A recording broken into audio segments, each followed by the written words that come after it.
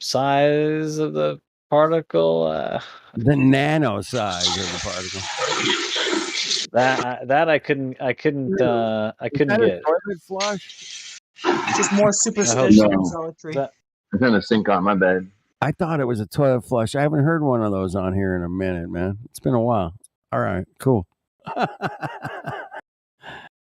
right, you're good. Yeah, the nanoparticles is absolutely incredible. It's incredible, man. Like so many people that call themselves intellectuals just wear it and believe it and buy it, and I'm like, how? You know the science behind this kind of stuff. These particles are too small. So simple. But here's the other thing. If there's anything real about it, you know. They believe that we can live in a gas. Jeez. They can believe we live in a gas pressured environment next to a vacuum space as well. All these people believe it. I don't know. That was one of the big things for me that really turned it around. So I don't know. I don't know if people are really thinking about it right, you know. That was huge, man. That was very massive. big. Massive. It's like I don't think we're still thinking about it right. Yeah. We are. I don't know about them, man. But Hank, we're definitely thinking about it right. I have no doubt. Well, they say that it has to be a sealed container. Couldn't all of the matter and existence be inside of four walls with a bottom floor? And wouldn't it eventually be nothing on? No, I guess no. Yeah, you're right. It has to be closed. I'm sorry. It's got to be closed. I'm sorry. I know. I appreciate. No, wait, no. That means that Mark Sargent's right about this whole dome shit. I don't like that at all. Well, sorry. Maybe it's just me. Jared. I don't know. It's funny. You say you don't like the dome idea? No, it's not that I don't like the dome idea. It's just I don't like Mark Sargent. He was like, that means Mark Sargent's right. What he was saying. I always heard he was a cuck. I never paid attention to him. I knew there's a reason I love that guy.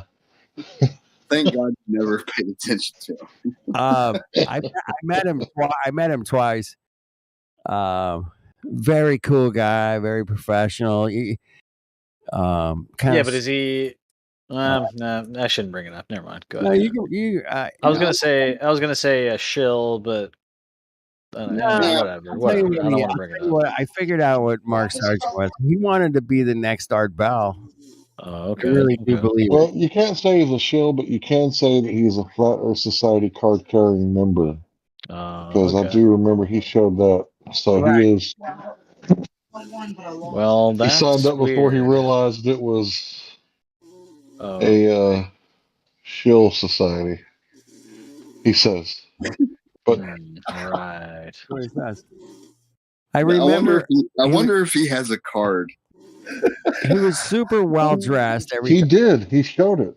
He had a real card. Yeah, dude. It's hard for me to disconnect these kinds of guys from the Q guys, and the Q guys have gone. I never followed anything about it, but I just know from my sources that they've gone full retard at this point. Everybody's gone. Yeah, we tried to save them, but the Q-tards went full Q-tard. I don't know. I don't think there's going to be an end to it. I don't know, maybe 20 years. I don't know how long it'll last. Well, see, in the witch hunt, it lasted till all the women in the village was gone. And oh, shit. Then they realized, whoops, maybe that was a bad idea. Oh, man. Oh, maybe. Well, what about that story? What do you guys think about that story? The roughly said LSD story. Timothy Leary, that whole thing? No. The where like the barley and the wheat were not infected. What's the word? The bacteria and the fermentation in the wheat was growing LSD in some way, and just eating the bread in town, like the town's bread. Yeah, would basically make you hallucinate because you're on LSD in some rough form.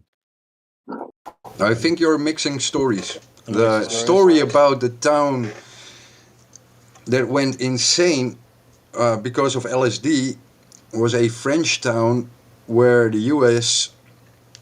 One of the U.S.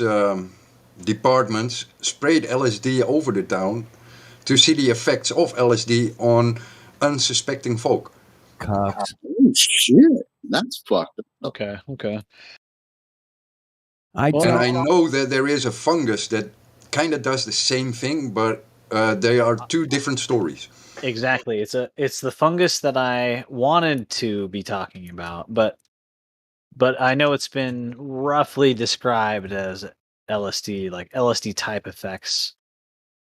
But yeah, you're right on. Crazy, man. I've never heard of that. You ever heard that? Oh, okay.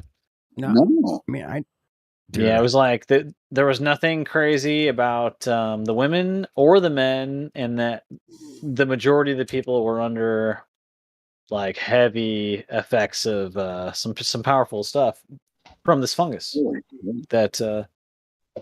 that monkey I just mentioned. Yeah, it's a fungus. I got a 69-page book that explains every single experiment that governments have done on their people Oh wow. for the last 100 years. And it's a brief description of the experiment that they did. And it's some of them have 2 paragraphs, some of them have 1, some have 3 or 4 paragraphs. But it's 69 fucking pages of this shit, man. And it goes into, it's probably in that book. They sprayed this town with LSD. You know, oh fuck it. They'll inject syphilis. They've done fucking, people's eyeballs, and they take them out. Yeah. And, I'm like, I mean, this book is just like one after another. Well, there. Atrocities that governments have done to their people, man. It's absolutely. You have 69 pages of something that tells you all that shit. Think Yep. about the shit that they don't tell you. Yeah, They don't exactly. put anything in books. But you know what I mean? Like all the shit that they do, that they're not going to put anything. in I love books. handing this to people and go, hey man, you think the government lies to you? And they're like, no. I'm like, here, take a little couple ganders at this book right here. You fucking have no idea. Yeah, To be honest, good. Go ahead, Jared. What are you saying? No, I said, imagine what they don't tell us. You know what I'm saying? Like, Yeah. they put that shit out in books, but what about the shit that they, behind the scenes that nobody ever fucking knows about? Graphene oxide. Anybody got anything on that? Yeah, exactly. BitChute is every 5 videos is about graphene, but no one knows shit about it. Graphene oxide, first used in military practice during Desert Storm to lay down the electrical grid as they, kind of laced bombs in with... the 90s. Yeah. They used that particle, or that, dust, basically, right, to spray over the transformers of the electrical power stations in around Baghdad. In enemy territory. Yeah. Or any territory. Okay. No, this was basically in Desert Storm. Right, okay. And it's a great conductor. And it created a lot of sparks. Look good on television. Can you think of any really sinister uses of this graphene? Yeah, I've heard of some bad uses for it potentially. Yeah, but in regards to let's say current events, it's not wise to talk about it. Yeah, exactly. I mean, we need to come up with some better code words. I mean, we can talk about it. We just have to be completely unintelligible to the AI. And you could say, it's the G stuff that they're putting out. The goop. The goop. The black goop. The goopity G stuff. We have to come how about pencil dust? Pencil dust. I love it. Nice. That's how they explained it to me the first time. You know, if you take the lead core from a pencil and you slice it very thinly, then that is that particle. That's pencil crazy. dust. It's pencil dust. I love it. Pencil dust. It's so funny. Yeah, man. So yeah, I mean, the last 2 years, man, I've become a virologist and a virologist? a virologist and a pencil dust expert. I'm telling you, that stuff's wicked, man. You've become such a virologist that you realize there wasn't any virology. Yeah, exactly. I got full PhD and realized, this is. Oh man, I gotta wipe my ass with this. But yeah, virology's been a hot topic in the last couple of years. I'm just saying.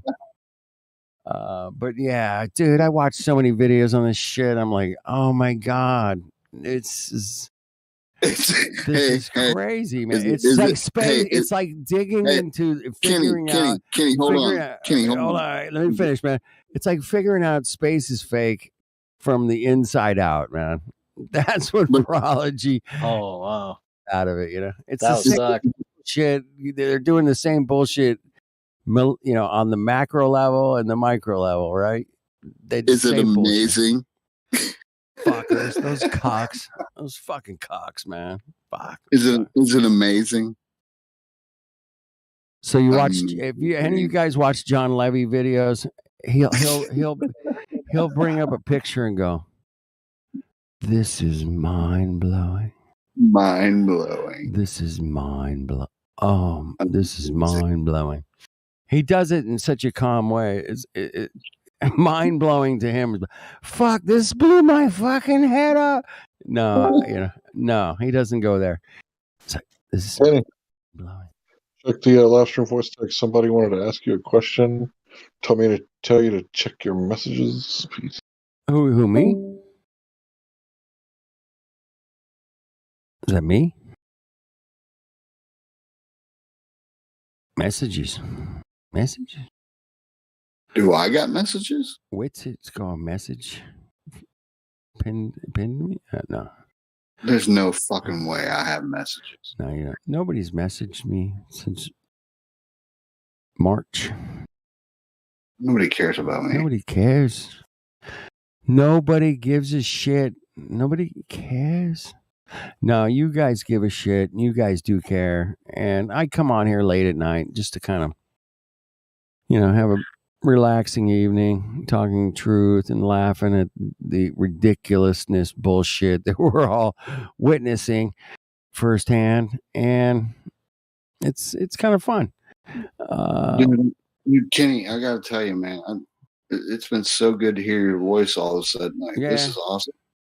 I love it. Good to hear yours too, man. It's the age of Aquarius, man. This Discord is nearly proof. It is, and it's close. It's just. Kenny is one of my favorite people in this whole wide world. You too, Jared, man. I don't want to get his ego too big, but he seems pretty cool. I don't know. I'm just a regular dude, you know. No, he's nobody, nothing, man. He's unbelievable, dude. He's unbelievable. And I'm from Kansas, for Christ's sakes. Like, I'm from Kansas. I'm from Kansas. You got it. Come on, Jared. Say it with the real Kansas accent. I want to hear it. Come on. I don't have a Kansas. There's no accent in Kansas. There's no accent in Kansas. Well, Dorothy was from fucking Kansas. She had an accent. Come on. I say y'all every once in a while, but that's it. What about the scarecrow? You sound. Yeah. I would say you sound a little Southern to me. It's not big or anything, but a little bit. Not big. No, I don't know. It is what it is, I guess. Wasn't Dorothy an actress? I like to say y'all. I really do. Y'all is pretty cool. I mean, it's easy to say, and I choose to say it too. And I like to say folks. How you doing, folks? Like, you know. Yeah. Folks is good. Folks has a good connection to stories, It's a rough fucking time. to Well, and you know what? music. People really do? People really like it. Like Show. if old ladies come in and I'll say, "How you girls doing?" They love that shit. They love to hear that they're girls. Girls? I usually say ladies if there's like I'm going plural. Yeah, if they're over. Maybe I'm off. Maybe I'm wrong. I should probably. Maybe I don't know. Yeah, if you say No. lady, it kind of insinuates that they're old. But if you say girls, they think that they're young all of a sudden, and they love that shit, dude. Old people love to hear girls. Girls. Huh. Okay, I'll keep that in mind. Yeah, keep that in mind. Next time you run into some old ladies, just call them girls, and they love it. I really like to do it in the Navy. I'd always say ladies to any group of girls, whether they liked it or not, because it was like the most formal thing I could do. You know what's so really weird is when girls come into a place and you say, "Hey, how you guys doing?" And they say, "Hey, yeah, we're good." Like I just called you guys. I just called you guys. Like you're not guys. Hey, I'm so offended you called somebody a guy. Oh my god. That is Hey, so politically improper these days. Don't you know this? You have to say they, them, I don't know if it's Indy. It was Indio was on here today. He goes, you pick your fucking, I don't know if it was India. It might have been crypto. I think it might have been crypto. It was crypto. He was talking about. He goes, go ahead. You got your fucking pronouns. I guess what? You have to call me by adjectives, and my adjectives are awesome and amazing. Yeah. You don't call me by that, I'm gonna be so offended. You're a bigot. You're a bigot. You're a bigot. Fucking. You're a total discriminant piece of shit. I'm driving down the road laughing, going, he's right on, man. I go, well, you have to call me amazing and fucking awesome all the time. And that's all. Like, and he laughed as much as I'm laughing right now. He kind of giggled too when he said it because it's so ridiculous. It's like, come on, really? You're gonna go there? All right, let's take it to the next level. Watch this, cucks. And he took it to the next level. It was great. Oh shit! Yeah, they, them, there. I don't. I need to smoke another bowl, but like my bowl's all stuffed up with resin and shit. I hate it when my bowl. I gotta, use a screen and then you gotta burn it off. You gotta resin scrape it off a little bit. It only takes 30 seconds. I got a birthday present today, man. A late birthday present. The guy handed me an eighth of weed. He goes, "Happy birthday!" Nice. Nice. That's awesome. And I'm like, oh fuck, right on, bro. He goes, "That is cool." Yeah, it was nice. It was nice. Yeah, that is cool. It was really cool, and he's a flat earther, by the way. Wow. Oh, of course. He's a weed dude. Anybody who smokes weed that isn't a flat earther, I have really big questions. Right. I got questions too, man. You smoke weed and you're not a flat earther? What the fuck? I think it was illegal for so long. Yeah, there's something wrong. Hilarious. What's wrong with you? You forgot to smoke the right weed. Maybe you're allergic to indica. Maybe I don't know. You try sativa. Try sativa, man. Since sativa might be your way to go. I've been smoking for a while, but since finding out about the Earth being flat, I definitely made sure to smoke more. Yeah, exactly, man. Yeah, that was me too, man. Isn't that what God told you to do? I don't know about that, Jared. Where are you going? In his own weird, fucked up way. Josh, you there, buddy? Yo, what's up? We're just hanging out. We got Storm, Jared, and I are just shooting shit, man. I'm planning on I'm somewhat young right now. I'm in my early 30s. I'm planning on doing a lot of sailing and sailing Did I talk business. you into that? No, this goes way back to my childhood somewhere. I'm trying to figure out where it's coming from. But the ocean keeps pulling me in. I don't know what it is about. I'm gonna explain to you, Storm. I'm a captain. Dude, doesn't the ocean push you out? No, it pulls you in. Like it pulls you into the ocean. But it pulls you in, but then at some point, doesn't it like... No, it pulls you in. Like, dude, it does not let you go. Once it grabs you, if the undertow grabs you, you're gone, bro. Well, let's talk about sailing, man. Yeah, no, if you can't swim strong enough to fight it, you're gone. Yeah, that's what scares me about the ocean. Dude, I'm a captain of a sailboat, okay? I've captained sailboats. I know how to sail. And wait, where's Sonny? I haven't seen Sonny on in like weeks. Where's he at? It's not been weeks, but it's been days. Okay, maybe 1 week. Anyway, sorry, continue. I was worried about him. Great question, man. And I think I have the answer. Is that everybody needs to step away and you're right. Recenter. I'm not. Sonny's one of our regular gold members around here. He's super. Would I like him? Oh, dude, he's a super musician. You'd love him. Like everybody. Oh, awesome. You would love Sonny, man.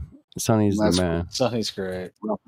I plan on. He's a flat earther. I mean, plan on it's going. Already going to be easy with Sonny this summer. Nice. I'm going sailing with Sonny this summer with guitars in hand, and we're having a great time. Nice. That's cool. That's awesome, bro. It is going to be awesome, man. I'm working that out, man.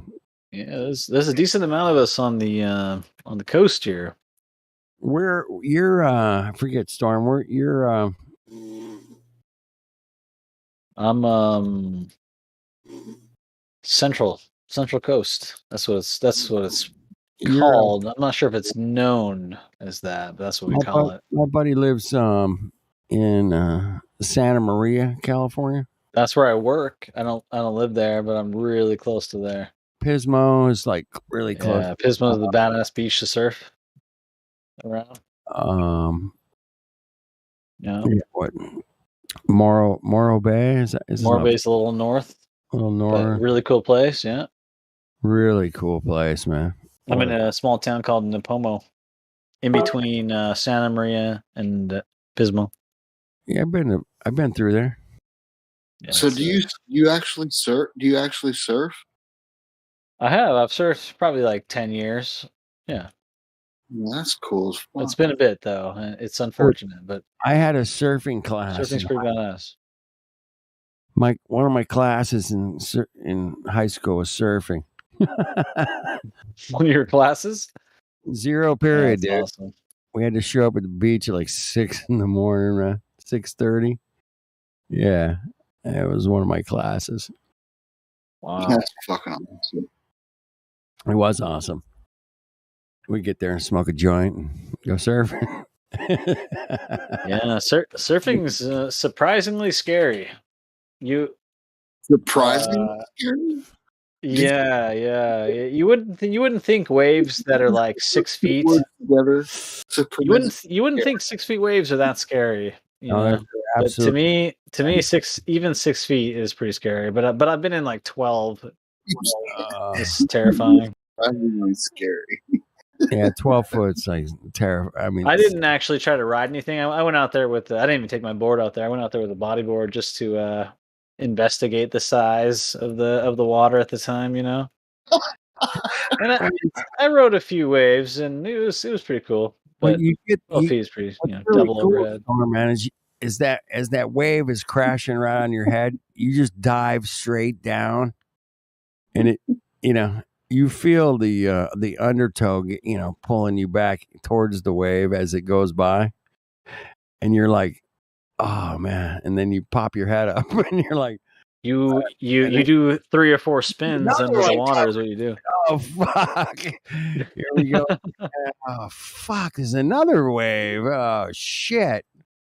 Yeah, it's so weird, man. I mean, you try to just get up as for much air as you possibly can. Yeah, and most of the time you're connected to your board, but some guys don't go out there with a leash.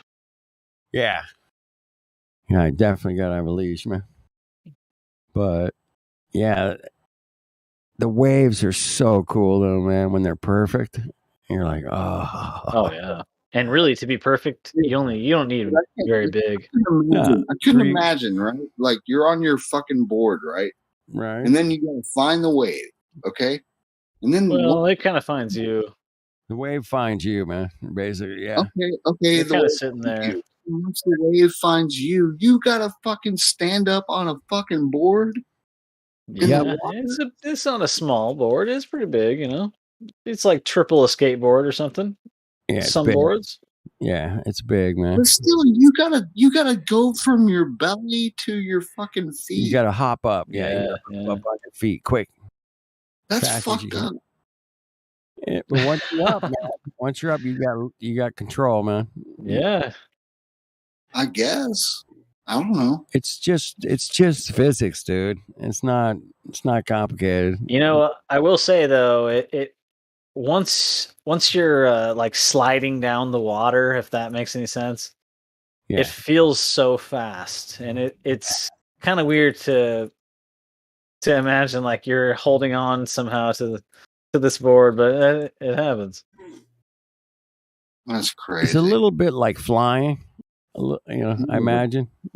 Yeah. You guys are nuts. But yeah, it's so fun, man. I never had any shark problems or anything like that. I know there's probably people out there that are worried about that. I've never had a shark or stingray or nothing, man. Yeah, nothing like that. I've had some friends that gotten stung, but I never got stung. I got good karma, man. Yeah, I wish the fish well, man. I'm not there to harm them. Yeah, for sure. We're just sharing the ocean. But if a shark comes up, you might as well do what you can. I heard you just punch them in the nose, man. Punch them in the face. That's what I heard. I don't ever want to experience that, but that's what I've heard. Like, I'm gonna punch this fucking shark in its nose. Okay, that's a good idea. It's like there's this guy. His name's Robert Schimmel. He's like talking about. He's like he heard about that's what you got to do. You got to punch sharks in the face. It's like, what if the shark wasn't even going to attack you? Right. Like you punch him in the face, and it's like now he's pissed. Well, it's kind of like a tiger or any other big cat. It's like, well, what if that? Right. Yeah. What'd you do that for? Well, I thought you were going to attack me. Well, I'm going to attack you now.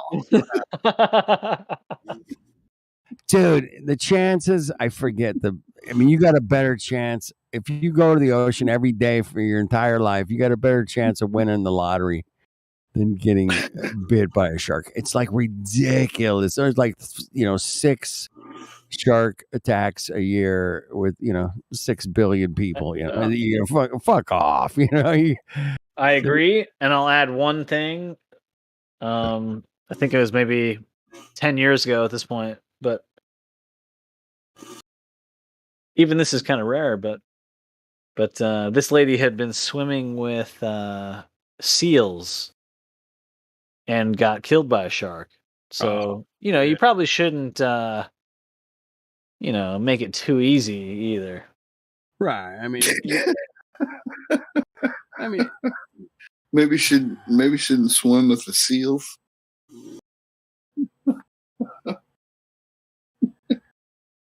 Okay. Might be a little harsh. No, man. It's not harsh. These Globers think there's harsh landscapes on these fake planets out there. Shit, the ocean's the mystery around here. Well, that's what's fucked up is that you got these people that are like believing that, okay, well, a pool is flat, a lake, okay, from what we've seen is flat. Yeah, even small lakes. Yeah, you could easily tell. So what would make you think that you just look out on the landscape and then all of a sudden things just curve like out of nowhere? Hey, it's a magical curve, Jared. It's just so magical. I got a magical curve here in my pants. And you can't it can magically curve your brain into a curve. But hey, Kenny, you can't see it. but you can't see my curvature in my pants. You can't see it. Well, you can see it, but you gotta have like, you're gonna have a refraction. I get to the point of it gets so ridiculous. It's like, come on, man. I mean, one of the first flat earther videos I ever saw is like the guy's like, "Where's the curvature? Where? Where the fuck is the where? I'm looking, man. There's no fucking curvature. 43 miles from the city. Where? I did the math. It's really what it comes down to. I mean, how do you get around that? So yeah, I jump on the curvature thing. I'm with yeah. Wasn't that guy like in Jersey or something? Or no, wait, he was like in between like Philadelphia. Yeah, he's out there on the Hudson River or something, man. He's like, where? And he like looked to his left and he's like, where the fuck? Where? But so good. I don't know if you guys seen that video, but it's hilarious. No, I mean, it's my favorite video. Like, it's kind of, you have talked about it many times. That's one of my favorites of all time. Where's the he's so like New Jersey, New York. Where's the curvature? He's like over emphasizing the. Wow. That was one of my moments of like, he's right. You're like, you know what? That guy's on to something. He's on to something. This guy, what was I gonna he's pissed off. That's another thing. He's pissed off. He's mad. Exactly. People are they're a little afraid of anger nowadays, but you need some. You need some, man, to take some action. You gotta have something. And the flat earth needs action. Yeah, and when somebody else is angry, this place is full of action, man. Yeah, you gotta wonder, why is this person angry? Like, that's a little weird. Sorry, I wonder why. What? No, I said it's kind of weird whenever you hear somebody else that's mad, like they're really angry about something. What they're mad about, for sure. Yeah, you're like, why is this guy so upset? I'll tell you why I'm upset. It's because they're not teaching the transgender in kindergarten.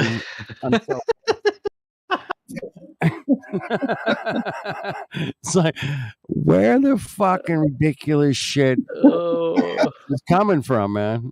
Oh fuck! I mean, what? Kindergarten? Oh shit! It's bad enough. I think it's a sign of the times on that one, man. I don't know what to say about that. There was some PM, some I don't know, executive in the Australian branch of government. And he stood up and like in the parliament there, and he's like, "This is the curriculum. They want the 10-year-olds to go home and talk to their dads about their erections and ejaculations." And the guy's like, "What the fuck?" He was this older guy, He's like, "What the hell?" You flipped, man. What is going on here, man? Whoa, time out, man. That's great. And I'm like, you're not letting kids be kids, and they're gonna figure it out a little bit on their own, and kind of grow. No. This was part of their actual fucking homework, was to go talk to their dad about their boners and their. Man, I think I dodged all this shit by like half a year. Fuck, who knows? I never saw anything crazy like that. But yeah, they're bringing this shit out now. And I'm like, whoa. Yeah. I don't know, man. I can see it in the TikTok trend. Tells me exactly what I need to know. I don't have TikTok, but just having the internet around will tell you what it is. You saying that you don't have TikTok makes me think that you do. I don't know. No, I don't. I actually, that's some sick Chinese evil. It's sick. It's sick evil. Yeah. I tell you what happened. I got TikTok. My buddy's like, dude, you gotta get this thing called TikTok. There's a bunch of flat earthers on there. I'm like, really? Oh yeah. Oh shit. That's pretty funny. At least there's flat earthers on there. There's a shitload of flat earthers on there now, but even back then, man, I was like, all right. And I get on there and I type in flat earth and I'm like, I'm like, all right, I've seen that video. There wasn't much, but then I was like, oh, how to fix your fucking radiator in 2 seconds, like, what? No, I clicked on that and I clicked on, I sat on a couch, right? I started clicking on all this shit. And it was like 5 hours later. I'm like, oh, fuck. I'm fucked. Oh, jeez. My wife's coming home in 15 minutes. I should have been cleaning the house. I'm doing it. I'm like, oh, fuck. I'm fuck. This fucking app is evil, man. I'm like, there's something wrong. It literally was 5 hours later.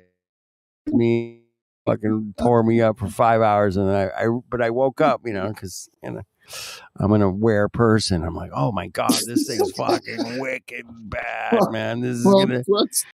Plus, your wife is coming home. My wife's gonna be home 15 minutes, and I didn't do shit. I didn't mop the floors and vacuum. The satanic AI algorithms are even worse than YouTube. It was 100 times worse than YouTube's, dude. I mean, I'll watch a 2-3 hour, a video on YouTube. I'll set some time away for it. What is it about TikTok? What's so fucking... The next? They're really quick videos, Jared.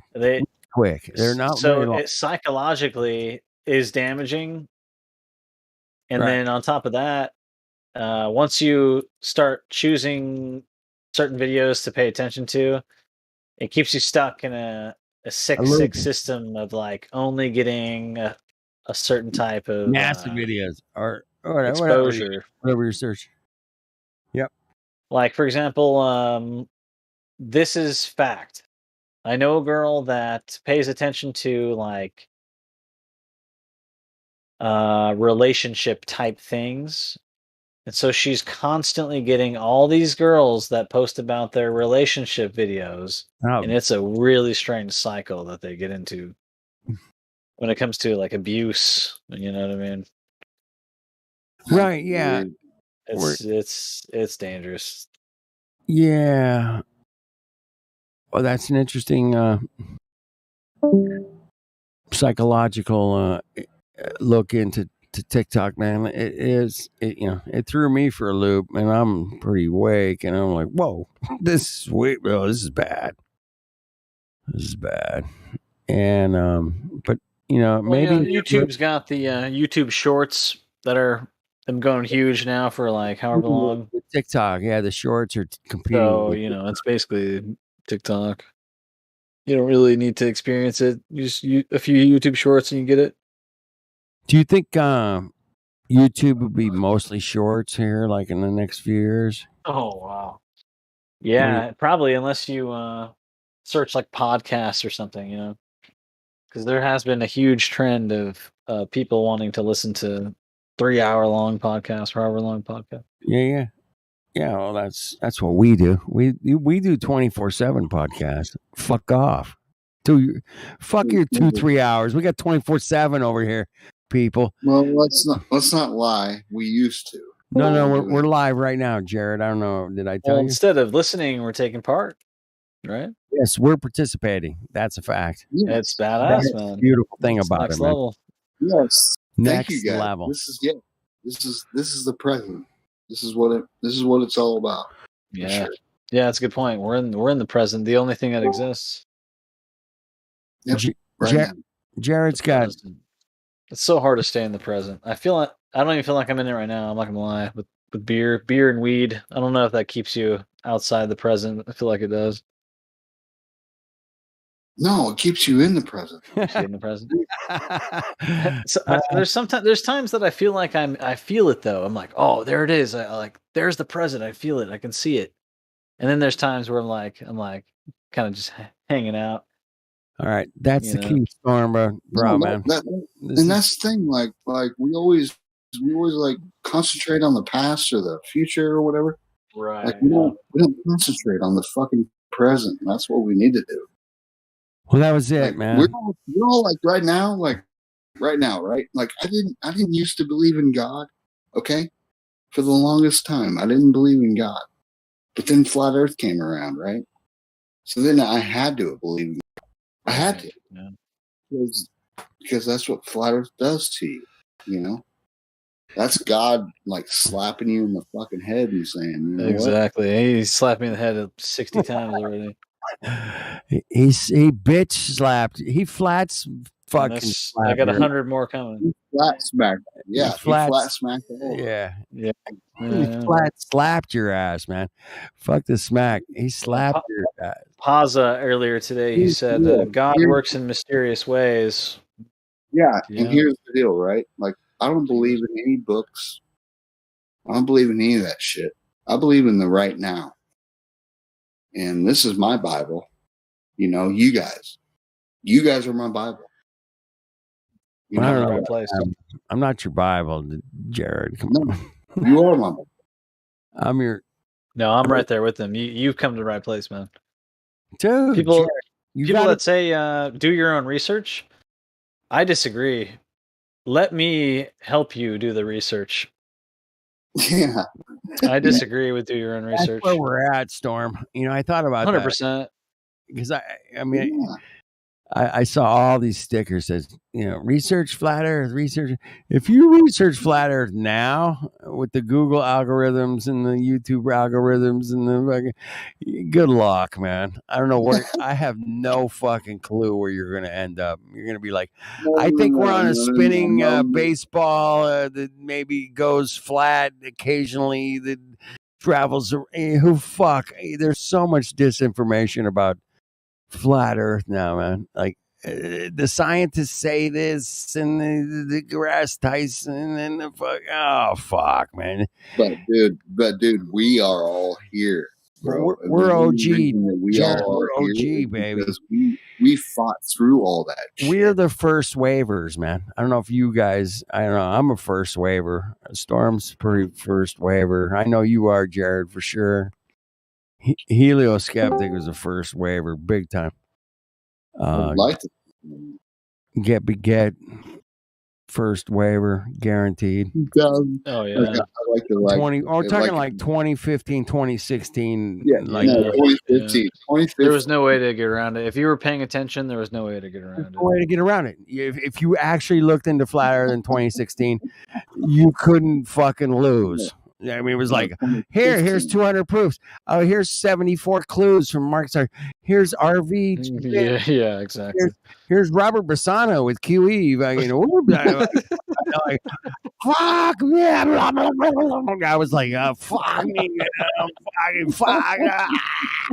You know, I was like, oh shit, these guys are bringing the house, motherfuckers, man. Yeah, man. We brought it 100% every day, all day, 24/7.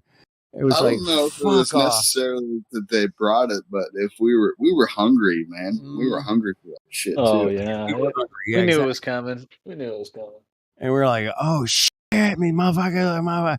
I mean, it was day after day after day. 2016 was a great year, man. I mean, I gotta say, man, all of it. I wanted every second of 2016 was crazy, man.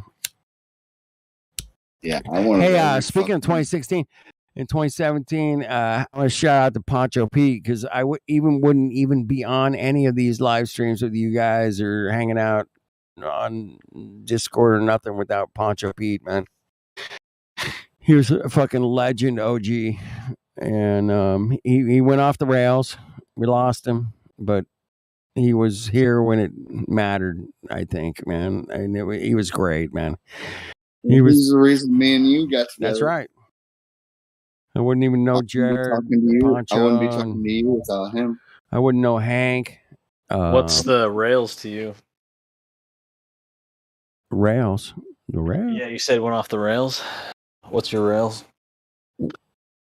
Oh, you're talking about Pancho Pete? Yeah, he went off the rails, man. He totally went total. He went nuts. He's only into the transgender thing now. That's it.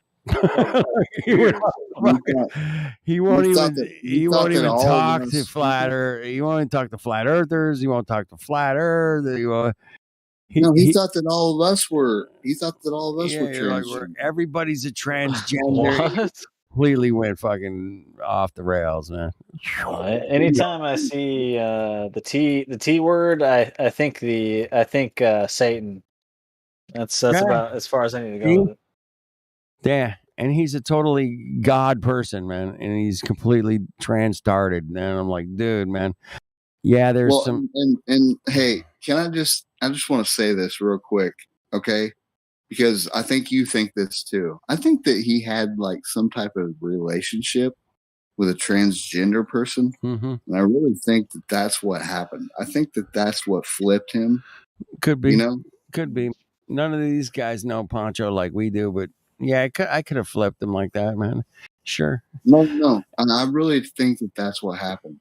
I think that he actually had a relationship with like a transgender. Love is love, but men and women are just that.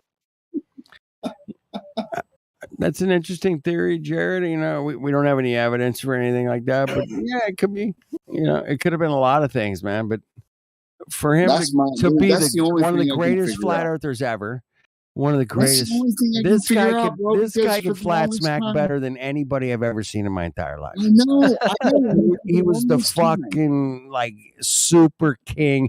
He knew, Mickelson Morley. He knew fucking curvature. He knew everything, and he could do it. I don't know any of that stuff. He did it. I don't know any of those tests.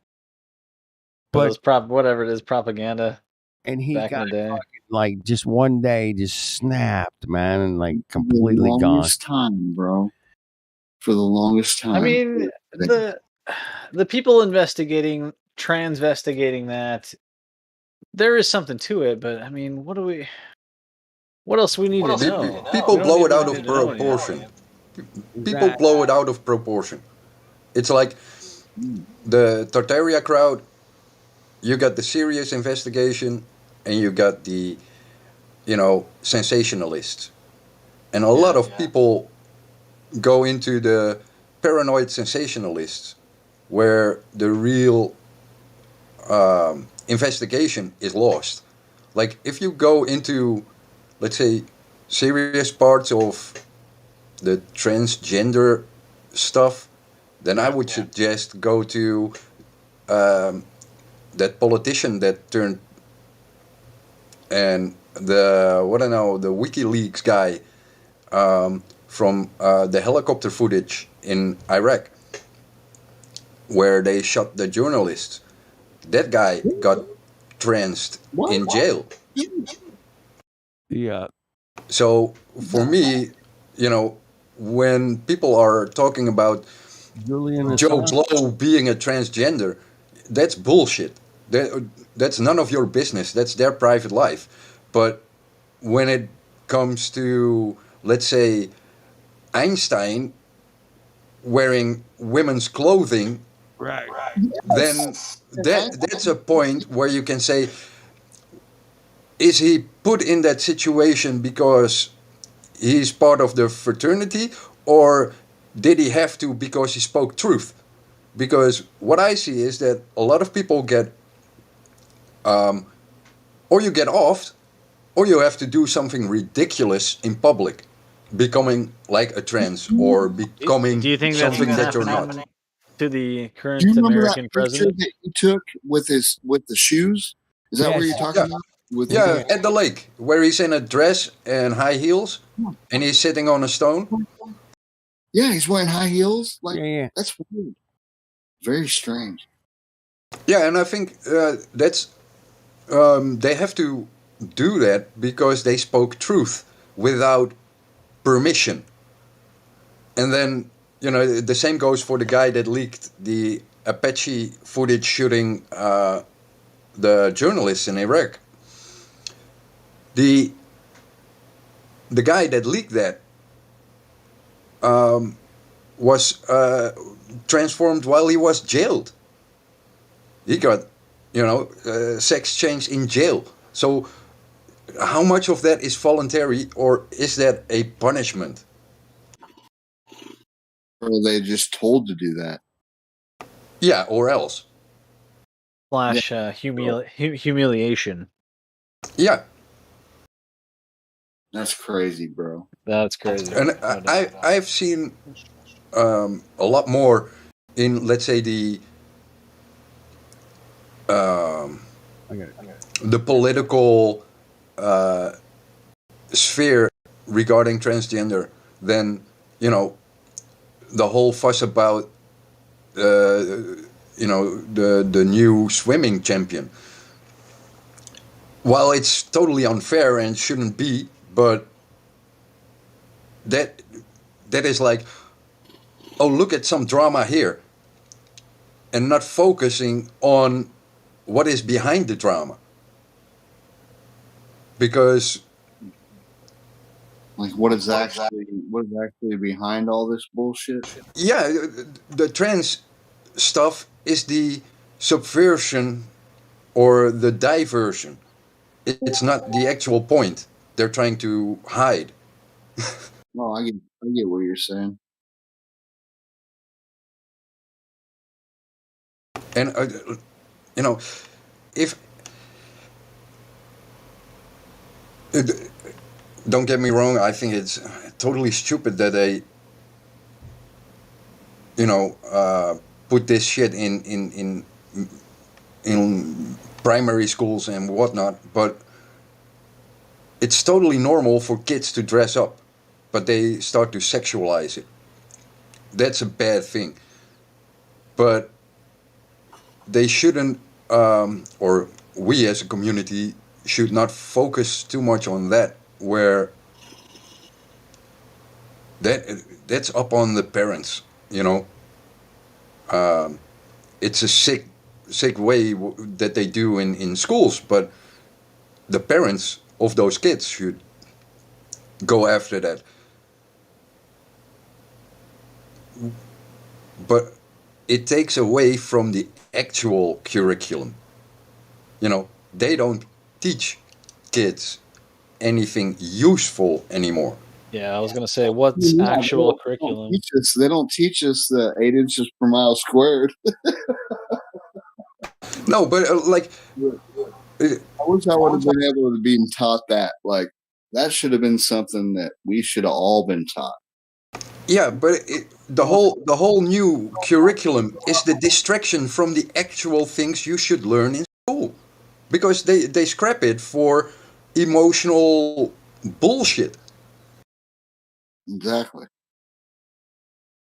And that's the issue. It shouldn't be the trans issue. It shouldn't be the, oh, I feel not right in my body issue. It should be the, what are you obfuscating issue. Right. Because isn't it interesting that all these people that feel like that, if they're a man, they feel like that they need to be a woman, or if they're a woman, they feel like they need to be a man. Like, these people came from heterosexuals. A woman and a man fucked to make you. You know what I mean? Like, yeah, but you're living in the TikTok society where everything is instant gratification and, oh, look at me, I need attention. Everything is geared to, the attention. Yeah, the attention and the likes, the instant gratification.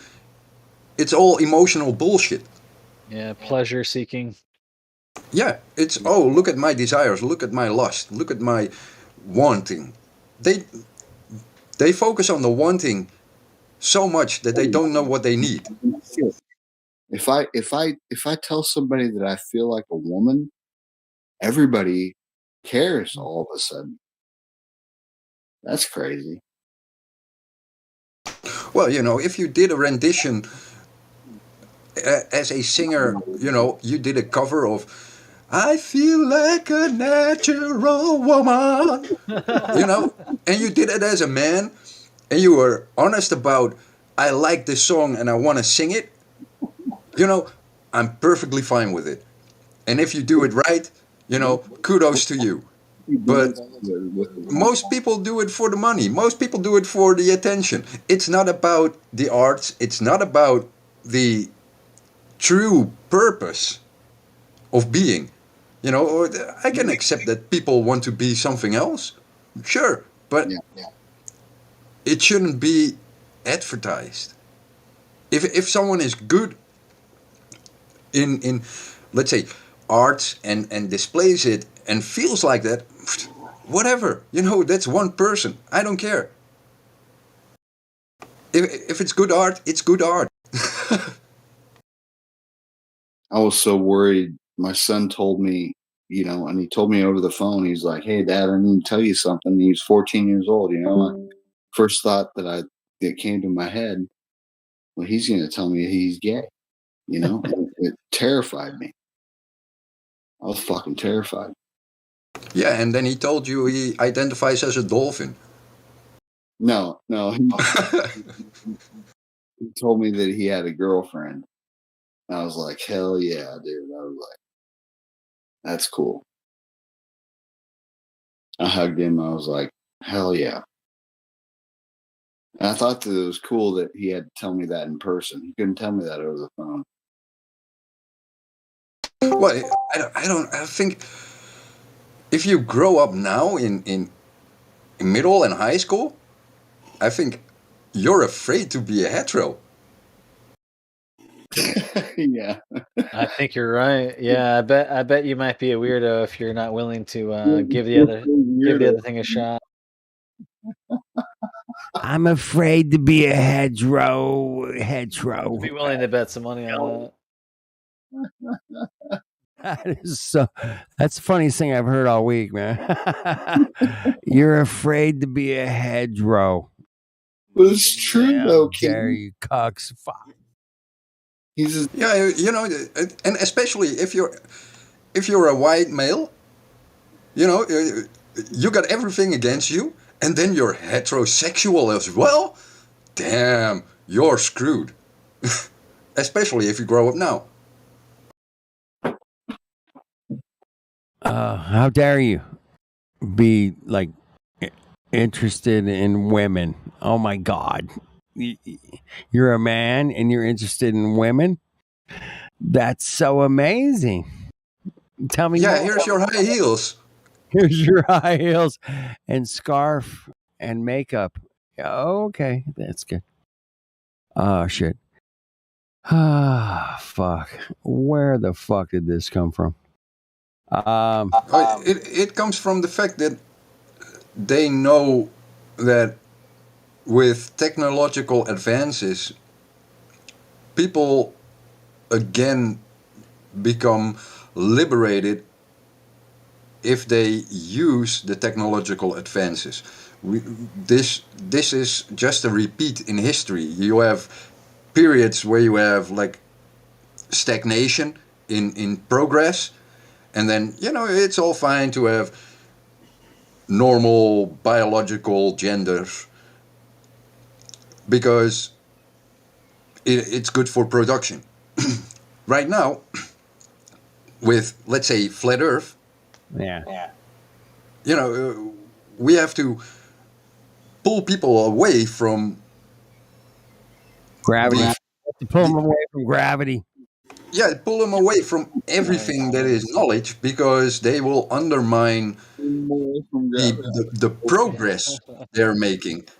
So they give them emotional bullshit to be distracted by, because everyone is now able to measure the world for themselves, because we got cell phones, we got the technology to do it.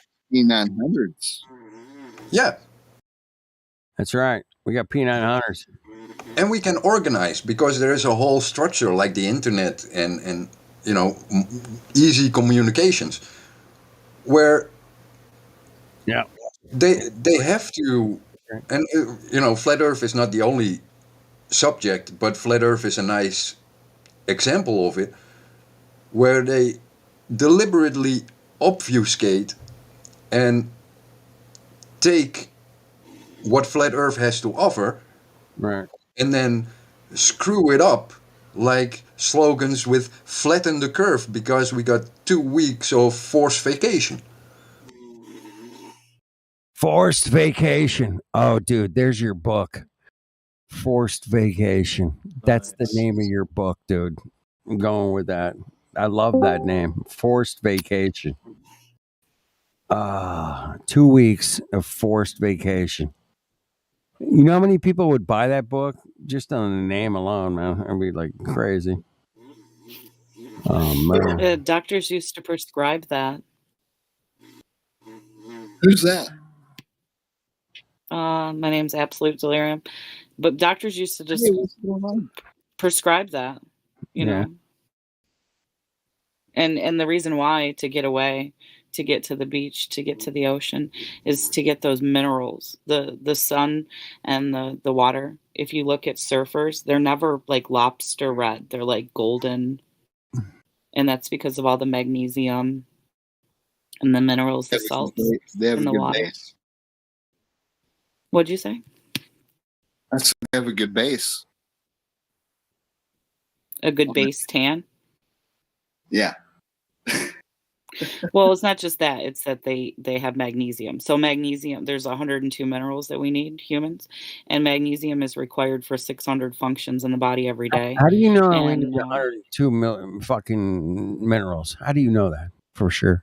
For fact. How do you know that? Because I learned. I'm not being a dick, man. I'm not trying to pull the carpet on you, but how do you know we need 102 fucking minerals? 102.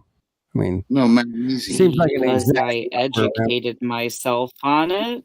Do we need all these minerals, really? I mean, what if I don't have a couple of those minerals? Sounds like you have a deficiency in your brain right now to be talking to me like that. I'll tell you that. I could totally. So magnesium for your starters.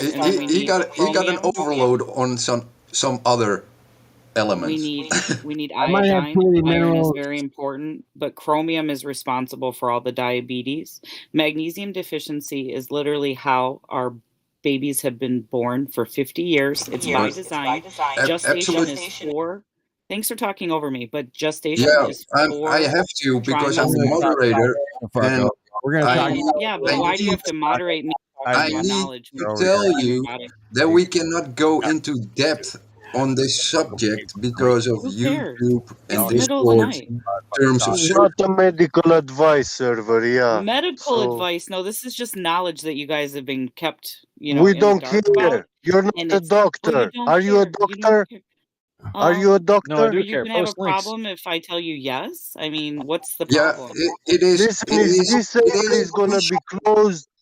It's going to be closed for Flutter, not for your bullshit about you have delirium, buddy. medical it's advice. Like attacking someone who's going to give you advice. No, we're not attacking you for giving advice. No, you we're are. You are pointing out honestly, that the survival of our server depends on us to keep to the terms of services. Hey, hold on a second. I mean, what is wrong with what she's saying? Like, well, the point is that at some point you cannot say that this is good for that, because in some jurisdictions, and especially Europe, those rules is medical advice are forbidden to say.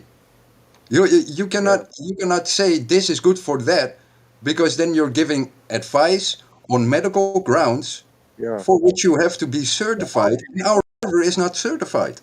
That's the issue. Certified for that kind of shit. So in nutrition, for nutrition, diets, and stuff like that, we need a license for that. Okay. Exactly.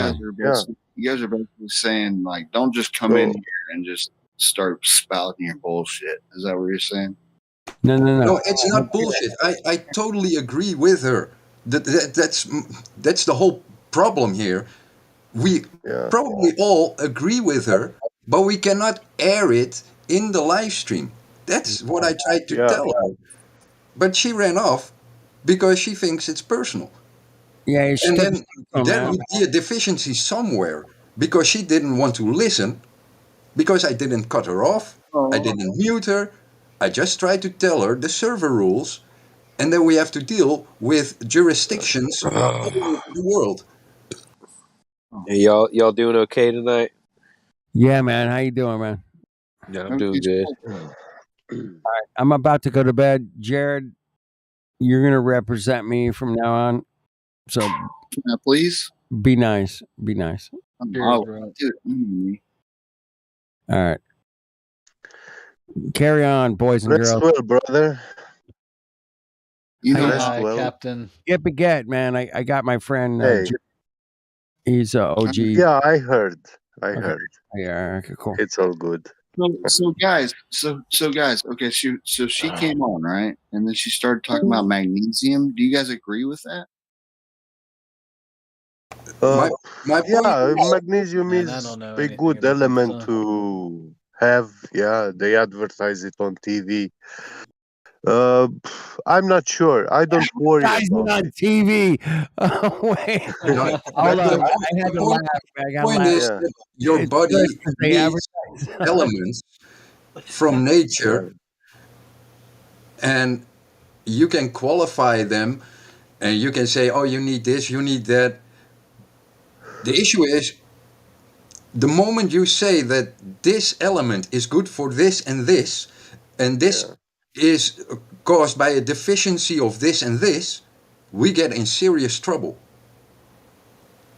Even though I agree with her, I cannot allow it to be on air.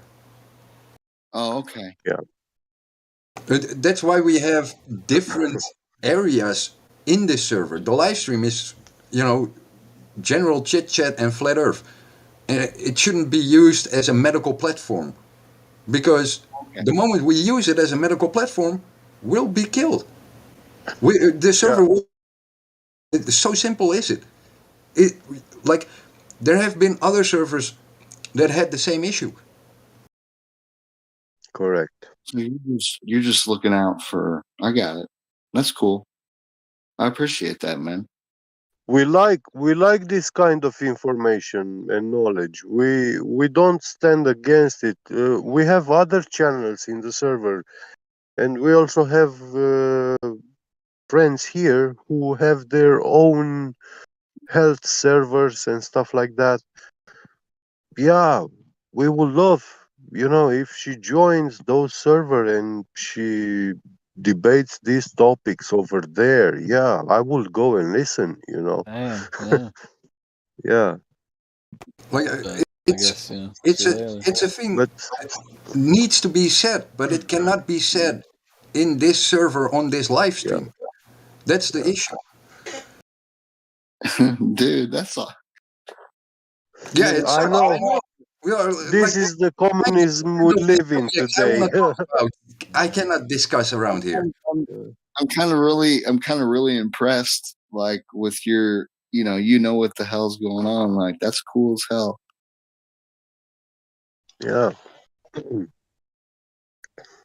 Like, you're looking out for us, We have dig very deep in the rabbit hole into every subject in this server back in the days.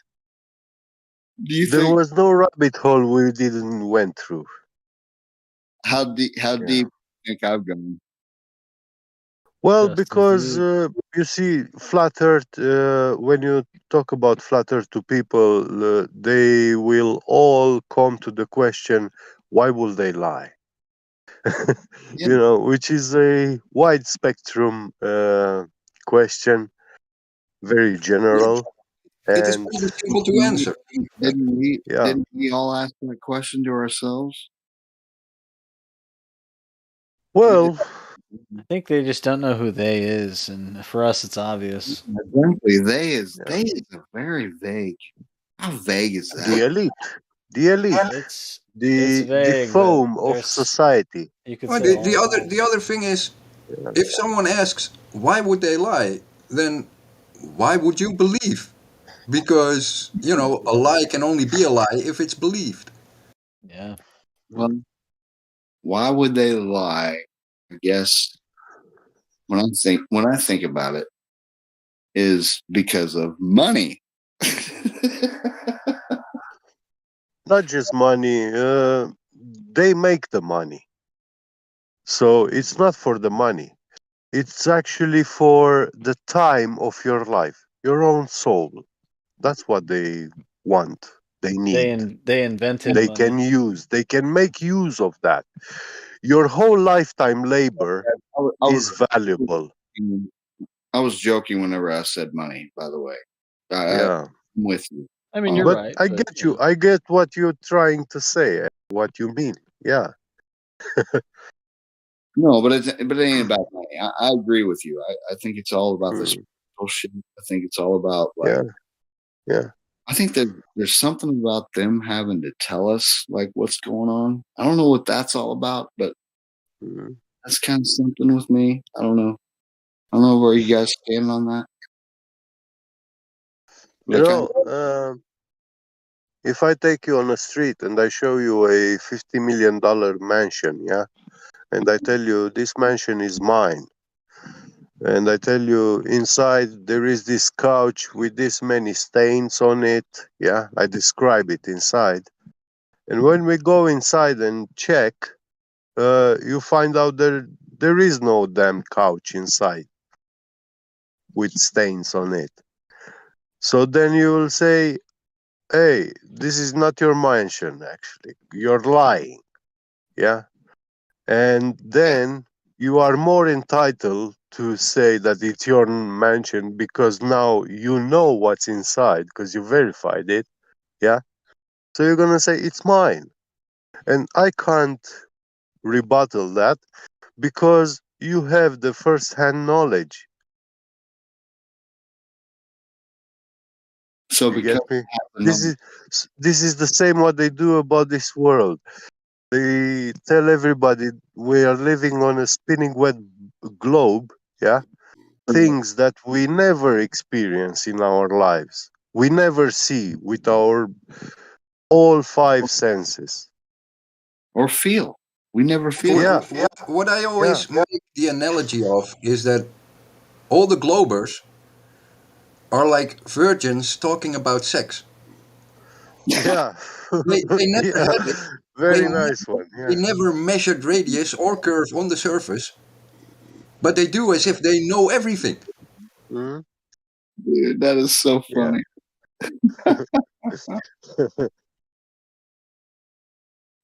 And everyone knows when a virgin talks about sex, it's ridiculous to listen to. So we know that whenever a Glober talks about the globe, it's ridiculous. Yeah, anybody who's a virgin will be like, yeah, her tits were great. And yeah, her vagina was awesome. And you're like, what? No, you didn't have sex, you liar. Yeah. They tell you, oh, it is wet, but it's actually dry like the desert, you know? That's good, man. Well, the most funny thing is that Globers are, the virgins talking about, having had sex with the alpha male from the football team, and the alpha male of the football team is laughing his ass off because the virgin is trying to protect something that he isn't even the alpha male because the coach is.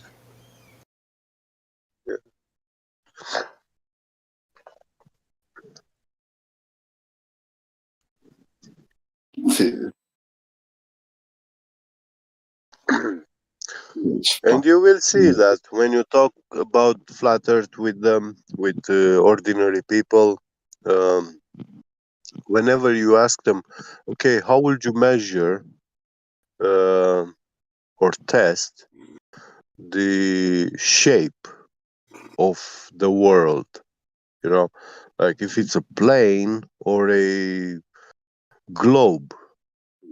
So these are geometrical questions, you know. So if it's a sphere and it has a radius, then it has to have curvature, arc curvature, which is geometrically very precisely. You can calculate it very precisely. Yeah, allegedly. Yeah, we can calculate it, and then we can go out and do the measurements and verify, compare your calculation with your measurements. And if they don't match, like you are off, you know, they say the Earth radius is 3,959 miles, the radius. So for this for this radius, you have a arc curvature drop of 8 inches per mile squared. Yeah, and when we go and see the horizon is like more than 10 miles away, we can see 10 miles further than that. Then it makes the Earth radius like 200,000 miles. So from almost 4,000 miles to 200,000 miles, it's a big way off, you know. You are off the charts. The staunch Globers, they'll just immediately claim that something about the math is off. Yeah. It's like it's flat Earth math. Yeah, it's off because we use radius to compare. And I would give them even 1,000 miles margin of error. Instead of 4,000 miles, let's say it has 5,000.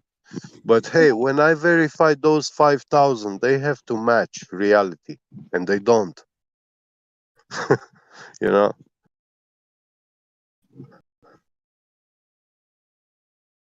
Well, like I said, refraction, dude. That's the worst word I've ever heard. I hate that word. They start invoking refraction, but they have no clue what refraction is. To me, it's just pure comedy when I hear those words now. Yeah. Bullshit. It's absolute bullshit. And there is so much pseudoscience literature about refraction. It's mind-blowing. Mind-blowing. Yeah. Another word. I don't even know if that's a word. I think that's 2 words. Yeah, mind-blowing. Yeah, fuck that shit. I don't know why would there be so many stories, non-scientific stories about refraction. You can't have refraction. It's effection. You don't have radius. Yeah, it's bullshit. It's total bullshit word. It's made up. Mick West. I fucking hate Mick West. Fuck that guy. I cannot stand him. The reason why there's so many stories about refraction is because light is probably the most mysterious thing, if it even is a thing. It is elusive. Yeah. Right. So, like, describing how light works is, like, imperative if you want to discover. And to think that you actually know how it works, like, how arrogant can you fucking be? Right. To think that you know what the speed of light is? Like, fuck off, bro. You're full of shit. Well, the speed of light, the measurement of the speed of light is founded on the existence of the ether. So, to accept their speed of light measurement, you have to accept that we either live in a ether vortex, a giant vortex of this invisible liquid that we live in, or the world is actually moving through this liquid or rotating inside it. That's bullshit, bro. Yeah. There's no road going on. I mean, come on. So, otherwise, you cannot measure the speed of light. And in the scientific community, the existence of ether is not accepted officially. Well, wasn't it accepted by Einstein? No, Didn't he Einstein? demolished, actually. He was all about disproving the theory Oh, of ether. Yeah. as he's wearing high heels. Mm. What a weirdo. Yeah, the problem with relativity is that they needed some constant in the universe. So like everything is changing. So they made light that one constant. They had to like they were forced into it, because without doing that, then they couldn't measure distances to anything. They couldn't put any positions on anything. It's so that they were just forced into it. To believe relativity is to believe that your feet are older than your head. That's how crazy this theory is. Yeah. Well, the other fun thing about relativity is that if you're moving, it means you're standing still and the earth moves below you. Yeah. And when you jump, it means the whole world and everything else goes down and you're staying in the same place in space.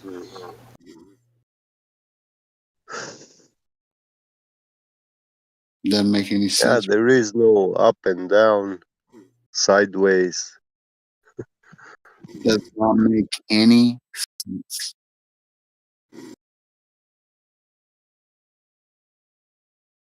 whatsoever. I don't care who you are, man. Like any normal person would look at that theory, and then like to know that we know, like, and then back off of it, and then look back at it. You look at that theory, and it's a theory. That's what it is. And that's what nobody understands. It's still a fucking theory, bro. Well, Like, a theory can be just a story or a scientific theory. But to be a scientific theory, it requires experiment. Yeah. Well, if you start with something simple. For a scientific theory, it means that all values used have to be measured in the location that you're applying them. Yeah. And they never did that. They never did any measurements of the Earth or distance to the sun or anything. They just calculated with fancy figures. How much is this world bending the space-time? The whole gravity equation is based on the fact that they have a conception that the Earth weighs a certain amount. Like, how can you actually put a number on what the Earth weighs? Well, that's how they don't tell you because it's secret, but they got this giant scale in space, and they put the globe Earth on it, then suspended weightlessness just to get the weight of Earth. Then they reintroduced weightlessness to space so the scales don't work anymore, and they lost that technology. It's just so crazy that you would actually have people back in the 1400s that will tell you what the Earth weighs. Really? You're going to put that number in the equation of gravity? Yeah. Then you're going to tell me that that's what my life is based on? Like, get the fuck out of here, bro. Get the fuck out of here. Exactly, right. You nailed it. That's funny, man.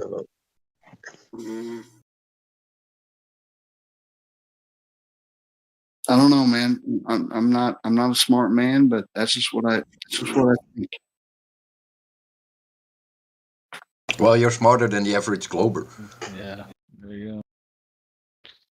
You know, not to know fallacious stories, lies, not to have a mind full of lies that you have been forced to believe in them, that doesn't make you stupid.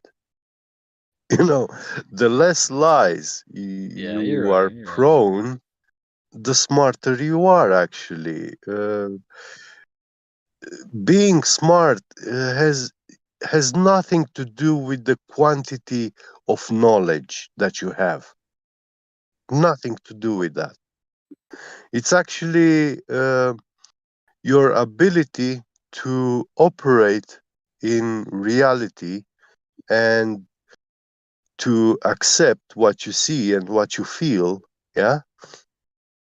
If those things are not distorted in your mind, then you are a smart person. You can always set an alarm, yeah, and you wake up at 9 o'clock a.m. That's being smart, you know. Every day, wake up at 9 a.m. That's being smart, on point, at the correct time. Hey, where are you from, by the way? Yeah, I'm Romanian and I work in Germany. You work I'm in Germany now. Yeah. Oh, okay. Man, you could be my neighbor. I'm only Yeah. Are you Netherlands or? Yeah. Yeah. You're in the Netherlands? With Roger. That's cool. So you smoke a lot of weed then, huh? No, I used to.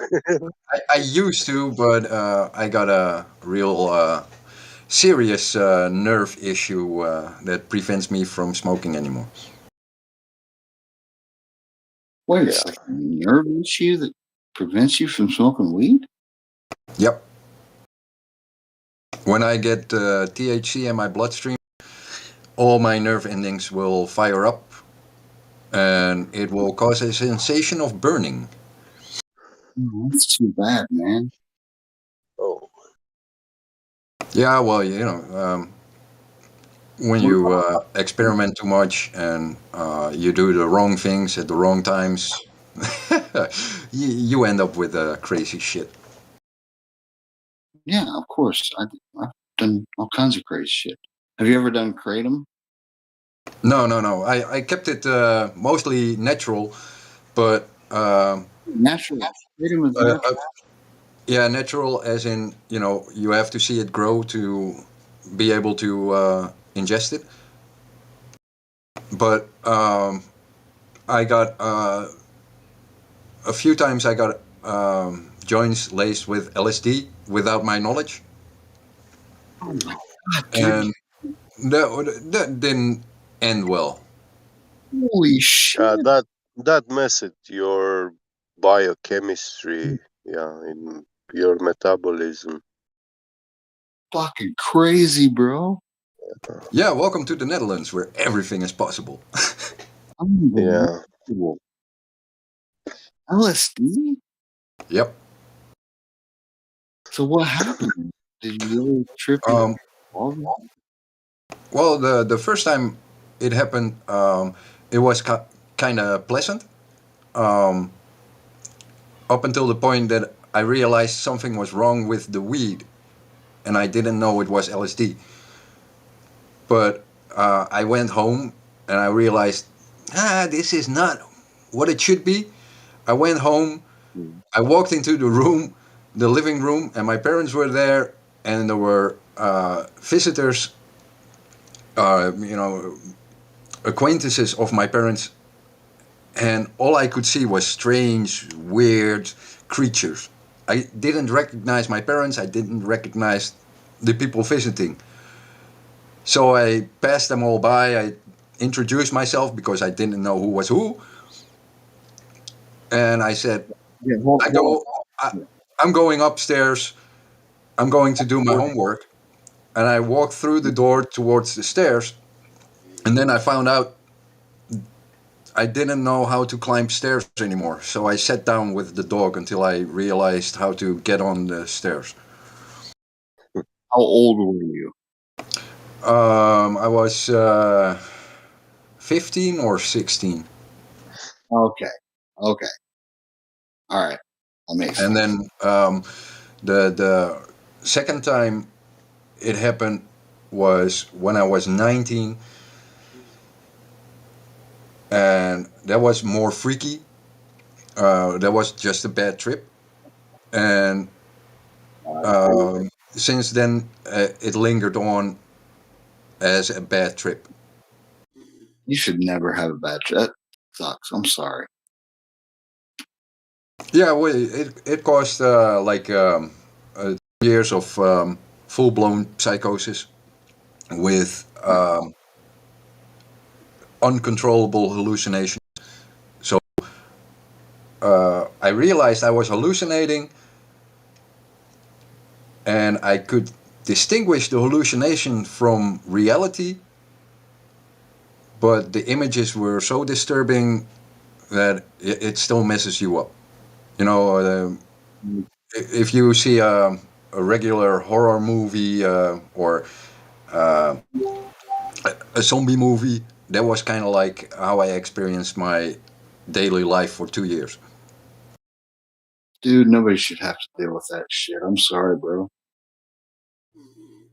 Yeah, well, it ended up with me trying to smoke a joint and firing off all my nerve endings, and then having the idea that I was on fire. And now, whenever I, have one draw, I can feel the sensation coming again. So, it's kind of like a psycho nervous system induced trip. Your body will always relate those sensations, those things to smoking weed. Like the effects of LSD. Whenever you have LSD now, you will feel like whenever you try to have weed, you're gonna feel like you're having LSD. Yep. And I will always end up in the fire. It's horrible. Psilocybin can rewrite the synapses. That is crazy, bro. Yeah, well, there are worse things in the world. You could be on a globe. Yeah. Good point. Yeah. You'd be still. Did I cause a funny?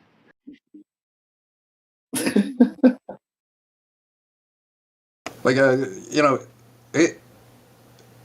it taught me how to live a sober life.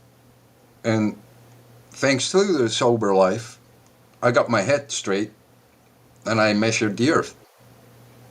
So, Amen. Yeah, I'm glad you got sober. That's cool, man. That's awesome. I'm not an advocate against or for. I'm just saying, realize what you're doing and always know what you're ingesting. Because when I didn't know what I was ingesting, it went horribly wrong. So you're an advocate for, hey, always know your dealer. Hello. Never take a joint from a stranger. Yeah, always know your dealer, man. You gotta know your dealer. You gotta know who you're getting your drugs from. Hello. I had something similar. I was in Frankfurt and buying cocaine. Oh I God! asked for clean, good stuff, and they actually gave me something else. It was some sort of meth with fentanyl. And yeah, you were not supposed to take that on your nose, you know. And it gave me some very bad feelings, you know, and caused an infection to my ear. Oh God! 2 days I was like bed, you know, you couldn't stand up because it affects your locomotive, you know, the vestibular system. Yeah. When you have infection to your ear, so you have no balance anymore, and also the perception of directions is messed up. You know, like I wanted to lift my hand up, and I was actually pushing it backwards, or you know, everything is the opposite. Yeah. That's crazy. I had opposite effect. I was You laughing when that happened. right? I was laughing when that happened. That hallucination. It happened to me like not many times, like 3-4 times, but I was laughing, and I saw also some bullshit, really like horror. I thought like half body in the sink, and I was like laughing. What the fuck is this? Well, for me, it wasn't a hallucination kind. It was infection to the ear. So your the vestibular system. So it's you're trying to move one way, but you are actually moving chaotically. You know, opposite to what you want to do. I saw the Bugs Because Bunny running on the street, but the animation one.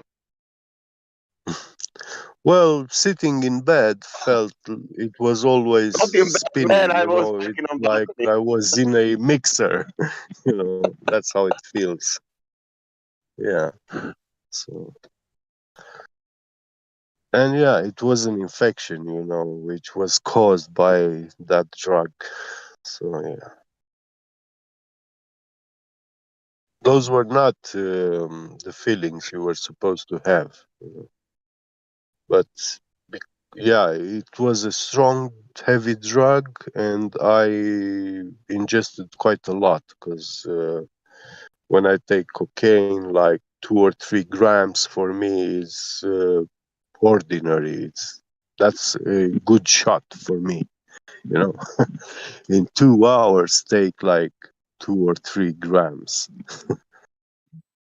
and that quantity of fentanyl and meth is it's a different kind of drug.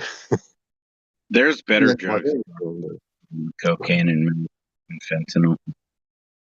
Yeah. Dude, meth will fuck you the fuck up. Yeah. That was evil. Yeah, I got this column chromatography extracted full spectrum oil I'm smoking, man. This stuff is fabulous. Tell you what. The brand is Potters. I would encourage anybody that can find this stuff, man. It's Potters Cannabis Company. It's in California. So, California? Who here is from California? Not me. Sorry. I'm Just saying saying. Okay, so what I'm trying to say is they're using column chromatography. I would try looking for that sometime if you can.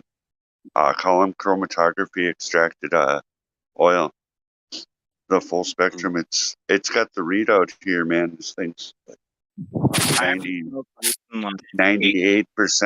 cannabinoids. It's pretty wild. Tastes fabulous. Great buzz. I haven't smoked weed in like 8 months. Has anybody heard of the band Primus?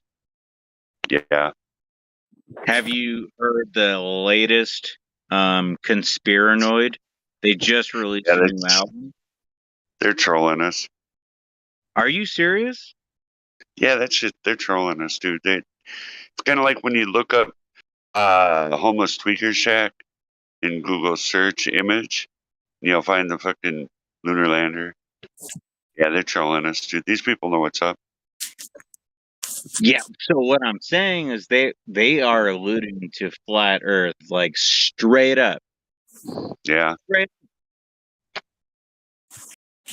Yeah. I don't know. Yeah. It was pretty ridiculous too. It's kind of like a flip of the narrative too, because like he was supposed to be anti-establishment or something, but now he's just like full frontal. Like it's like a gamma flip of troll or something. It's a weird thing they did. So they haven't released an album in how many years, and then they finally released this one, right?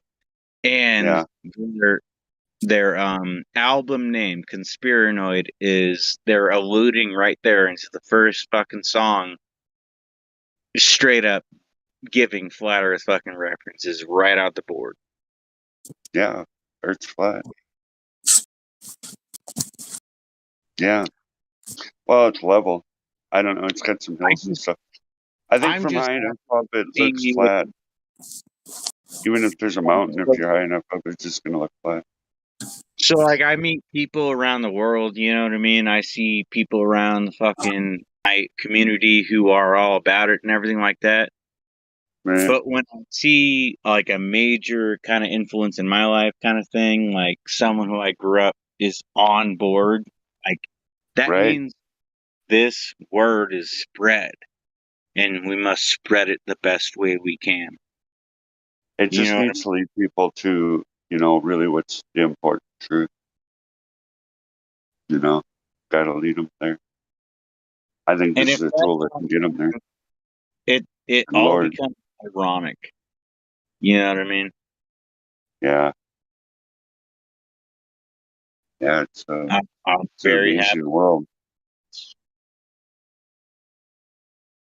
Yeah, man, it's a way better life too, realizing some truth. It's kind of a weird dynamic working with other humans, talking to them, because I do.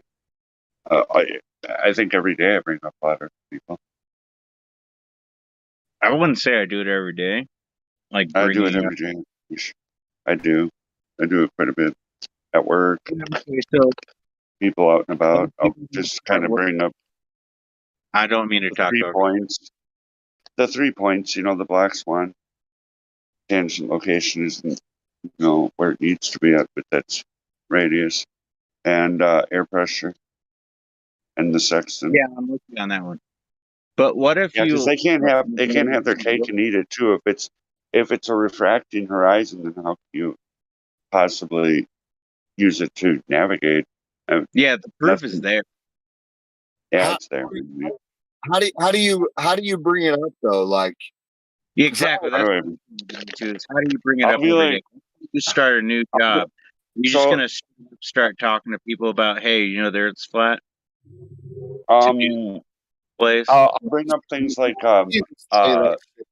air pressure, like because I'm a machinist, and so I'll open up the airline, and pretty good amount, and then I'll ask things like, does that need to tape? Well, obviously, keep the pressure separate, and the amount of force that the air comes out, it could be measured in exponents, but we've never even experienced one. They play them with space 10 to the negative 17, which is just ridiculous because they would tear everything apart. Yeah, I just deal with these like 18-year-old, 30-year-old dudes that don't know anything, about anything, and I just try to like, hey, do you think the moon landings were fake? And sometimes that works. When you first show up to a new job, is that the first thing that you guys like bring up to your coworkers? So this has been a 5-year thing for me. So yeah, I bring it up pretty quick. It's within the first couple weeks. It's been about same time, 4 or 5 year thing for me, but I kind of covered up. I'm not trying to like alienate myself. Yeah, it is. It kind of isolates you a little bit. That's my honest opinion. Have you ever had that experience? Like, hey, I'm I've been new. there. Yeah, I lived through it. Dude, I lived through it. They come back, bro. They come back. So like with one guy, God told him the errand, and I mean, you got bless his heart that but that's his best answer. And then when I told him the sexton, he drew a triangle on a circle. I'm like, bro, dude. I mean, try to put that triangle on a sphere the way. And by the way, where's it pointing? So like, what the hell is that supposed to mean? A triangle inside the circle? It's so dumb. It's unbelievable. That would have to be patched on the outside of a sphere, and then the 3 points are just within Earth. They're not going to the star or nothing. It was so dumb. I just looked at the guy, and then I said, "No, you're on top." Then put a little thing and then line out. See, need flat to get it or an elevation angle. I got a YouTube channel. It's got a video of it on SolidWorks saying, "Screw you, man! You can't measure that. That's straight." That's the deal. That's reality. That's Euclid. All right, go on, guys. Thanks for letting me share. Someone said he's a machinist. Yeah. Yeah, so do you know about linear encoders? No. Oh. What kind of machinist? I think I've mill and lathe. I see. Yeah. I make parts. The mills and the lathes, they do use linear encoders for the precise positioning. They use in fact, I worked at a place about 7 years ago. Actually, that was making zero backlash ball screws for a but they call it a zero servo here. backlash ball screw. That's America's the only ones that make that. Yeah, that's the mechanism for positioning. Yeah, it is. Yeah, so you can circular interpolate with zero. You can't do that. You have a If there's any motor. slop, can you imagine like ball bearings running on a thread and having zero slop when they get back to 360? That's really tough. Yeah. What I want to say is that the stepper motor, which is turning the ball screw bearing, inside it has a Hall sensor. So it counts the steps it has per rotation. A stepper motor usually has about 200 steps for one 360 rotation. Yeah, I'm not that familiar, but that's a circular encoder, but there are some linear encoders, which is like a ruler, a very precise I think I know what ruler. you're saying. Yeah, like so you get linear travel rather than angular. Yeah, and it is attached to the those ball bearing tracks, slides, and whenever the machine is moving, it has a digital reading how much it traveled, Yeah, Yeah. sure. Yep. Now, these are very precise instruments. Imagine they have a linear encoder which can position your printing head on a 200-meter long track with a margin of error of 65 nanometers. I don't know if it's manufacturable, but maybe. Yeah, it is. They have it at Airbus. This Oh, giant really? Wow. 3D printing, Oh, it's your which 3D printing. yeah, these printers they print large carbon fiber structures for Yeah. airplane industry. Yeah, so they're mind-blowing precision, you know. It's got to be. I mean, Yeah, the making of the item. yeah. So Hey, do you want to in hear the the first inside, thing Oh, go ahead. I'll inside go. this Okay, so building, I'll tell you about it. yeah, inside this The first building thing that. they have, Oh, go ahead. yeah, I inside keep this thinking you're building waiting they for. use like two plumb tools, yeah, Sure. because they take them as they are parallel. So they measure the distance between them at the bottom and at the top. So they make a perfect rectangle, yeah, and Yeah. they are they know if that machine when it's moving 200 meters distance, yeah, when it's Yeah. printing, if it's tilting or changing its position in space, you know, Well, it has to hey, be very straight, you super know, you know what aligned. I have to say to this is who would Yeah, prove them wrong?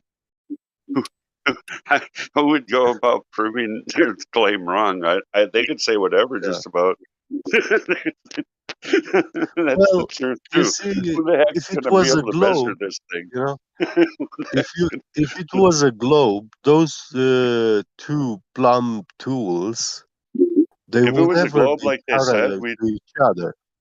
we would They cannot if be. it was a globe like they said, we'd instantly Yeah, expand and blow up because the vacuum would yeah, pull us apart yeah, immediately. We'd be done. If they pop a hole in the sky, it's a wrap. yeah.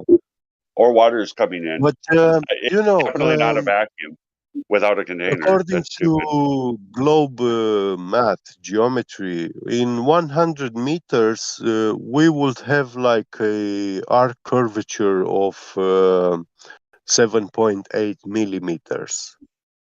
Okay, And I'll go when with I you. I want don't to know what you're measure talking that kind of, you know, for the naked eye, to observe a difference of 7.8 millimeters in 100-meter distance, it's impossible. about. Oh, I But totally when know. we are using these linear encoders, which have a margin of error, yeah, of 65 nanometers in 200 meters, that's Sure. a mind-blowing precision grade. It's ultra Dude, precise. like I say, Yeah, I think who they can say they do it. I mean, there's no way to invalidate the claim because there's yeah, no way to really check it. They can claim whatever. I'm not saying they're right or wrong. And in fact, yeah. that's the way the equipment's built to work. You know what I'm Hmm. saying? Yeah, yeah, Can they get the structure actually to be perpendicular to the earth and maintain, perpendicularity for that type of tolerance exactly. for that type Yeah, of length? yeah. Maybe, but who would be able to tell? Who? I mean, I you would. There's no. I don't even have a frame of reference. What would I do? Bring a ladder with an indicator? You know what I'm saying? Yeah, And yeah. use a dial test indicator to start checking stuff to see. Where do you So begin? You have to get from. imagine you You have to have get. imagine you have a 100-meter long lathe, yeah, Oh, I get it, man. Yeah, yeah, I and do. you have a part which is rotating 100-meter long, yeah. So your part Mhm. is rotating in the lathe, yeah, Sure. Yeah. on that axis of spin, and now um, this axis of spin is actually bent to the curvature of the earth, yeah. In 100 meters it's curved 7 millimeters, yeah. Could that work? Yeah, but that's not really the deal because it's not curving. Exactly. Yeah, the plumb, like you could do a plumb in an optic field where you're looking over water and just put a level, and you can Yeah. do the plumb with a 90 degree to what you're viewing as far as Yeah. the water, and it's just Yeah. like tells you right there. That's like geometry testifying to the fact that that horizon's perpendicular to plumb and level. Isn't it crazy that you have to actually tell people that, hey, water's level? Like they don't. We have to tell people that Earth isn't in the sky. Yeah. They think Earth is in the sky. They literally think Yeah. Earth's in the sky. It's crazy, dude. I'll tell They believe the stars are the same like the sand on the beach Yeah, they think the or Earth's the in the mud. sky, dude. Yeah. It can get between your toes like the mud, you know? Right? It's down there, dude. Yeah. You got this. You're totally going in just the wrong way.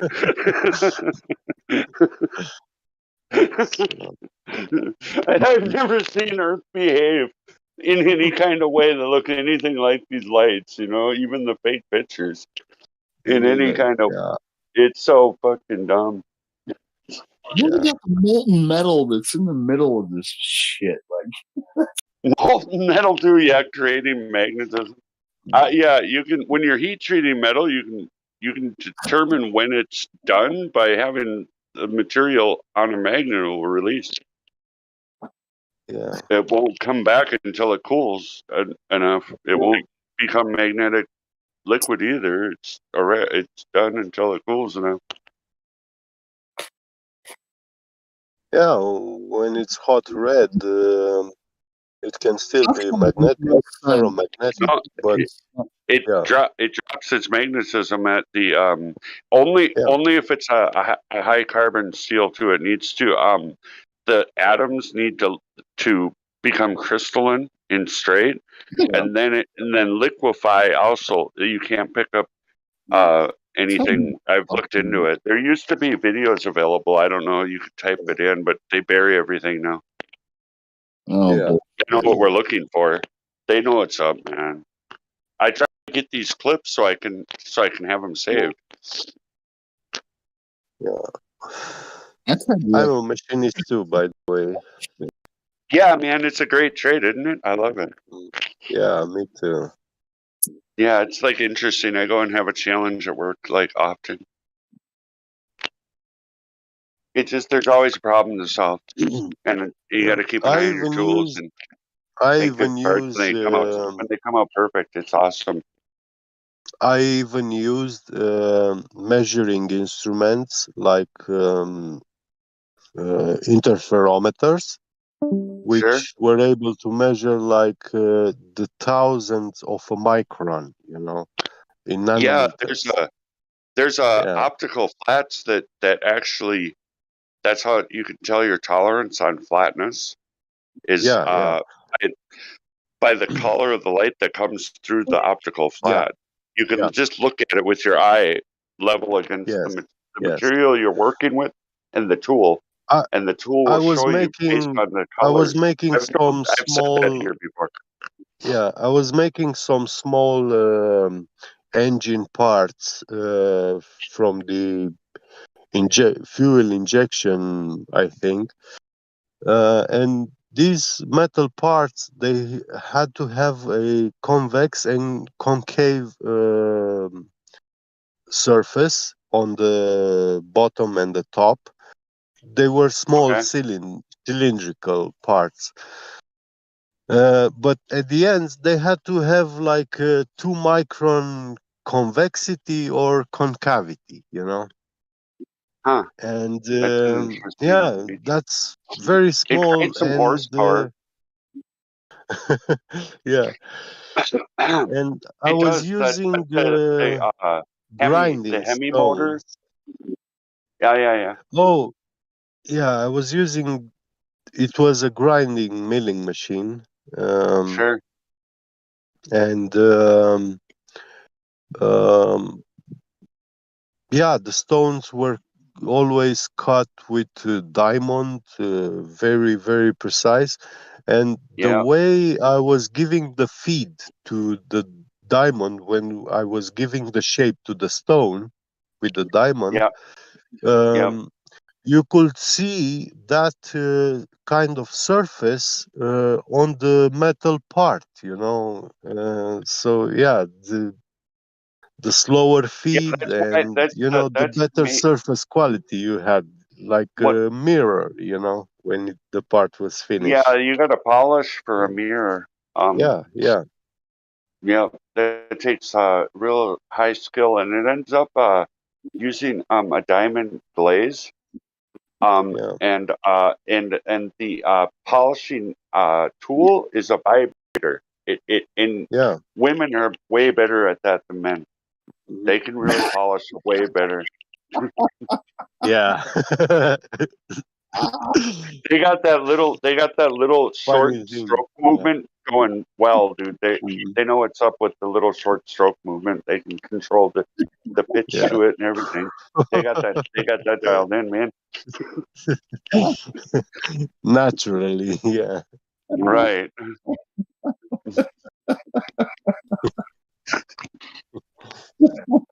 I mean, I'm just saying that's what I've seen, you know. Yeah. That's true. It Mhm. sounds true anyway.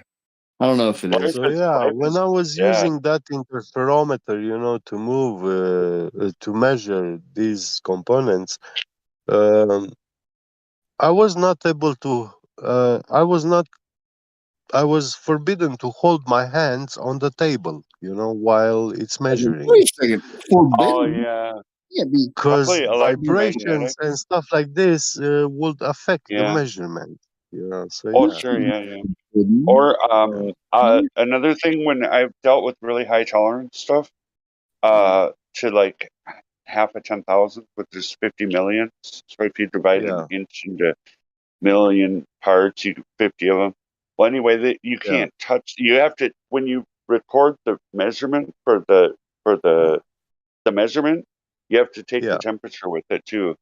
So the part yeah, gets yeah, yeah. documented. Each one Yes, was labeled with true. its own thing. Yeah, Yep. mm, And each one had a temperature reading and the certification of the number that, yeah. yeah, coming off the grinder. Yeah, in the quality control room, you always have a constant temperature, air conditioning, and yeah, you It, perform those measurements between 18 to 20 Celsius. Yeah, hey, this something is like the that. funny thing about that shop. We had two women there, and Yeah, one was in charge of inspection, but she didn't yeah. ever inspect anything, and the other one was in charge of shipping, but she didn't actually pack and ship anything because these parts are you had to handle them Mm, more. You know what I mean? They didn't yeah. let the woman. All she did was keep things organized in the inspection room. She never inspected anything. I didn't trust her. Yeah, I mean, they're not even going to let you know what I mean. Like when it's time to change the tool, when we get them back, we're fixing them. yeah, That sort of shit. yeah. Yeah, pressure mics are how we hold that type of tolerance. You have to have direct contact to the item you're trying to get. Mm. It's why like when they bring up say moon and all these it's man, I try to point out I've said it a bunch of times. I'm not going to be able to measure my part in my hand by looking at the moon. You know what I mean? Exactly. Can't make any direct measurements with an optic, How with could the that work? Yeah. angular size Can you tell me relationship. what? Can you tell Super me what dumb. the moon weighs? By the way. Right. I What just does the don't You moon? get know it, how man. you can measure these metal parts? You put them to your ear and you hit Yeah, them with your nail, and by the sound you I, can tell the shape right. and I measurements. swear, dude. That's what we're dealing with, man. Nancy. Yeah. Dude, I swear. It's literally that, dude. That guy earlier tonight, dude, like 5 Uh, hours ago, I had to leave. He yeah. was the guy that was saying, well, Yeah, the light will bend perfectly all the time whenever I want it to. Everything was like he made up Yeah. the reality. When do you remember this, dude? Oh my god. I mean, like that was his reply to everything. It is because I said so, and he was like bold about it too. He's like, "Just that's how it is." Fuck, man. Yeah. Oh, it was the weirdest conversation I'd ever heard. God, that was. You'll have you'll have weirder ones. I guarantee you that. Yeah, I'm waiting to hear Matt again. Learns. That guy's funny, man. He'll say something and then like not even realize he contradicts himself like 5 minutes later. Dude, it's so funny. Is it one of And those then he gets pointed out to him and then he tries to justify it. Shit, I've heard it like a dozen times from Go on. like he's trying to figure out, like, is this right or is it wrong? Like, I don't know. Is it or is it not? Like, I don't know. Well, maybe. Yeah. What a mess, dude. I'll tell you what, man, this debate has really been entertaining for sure. There's no doubt. It always will be. And It always will be. There's no way around it. Yeah, you're absolutely right. Well, we're here, blessed, Yeah. We're here for this. This is what we're here Yeah, for. we're here for it. God set us apart on this level for a reason. Hey, do you want to hear something that's interesting? It really piques my interest anyway. It's a little bit religious, but I want to just say it because babies that can barely talk are saying he's coming. They're on video. You He's can look them coming. up. Yeah. He's coming. He's coming. They can't even say stuff to people with dementia too. Um, and then some descriptions given by, say, like a 3-year-old with just the base truth of what's going to happen. You know what I mean?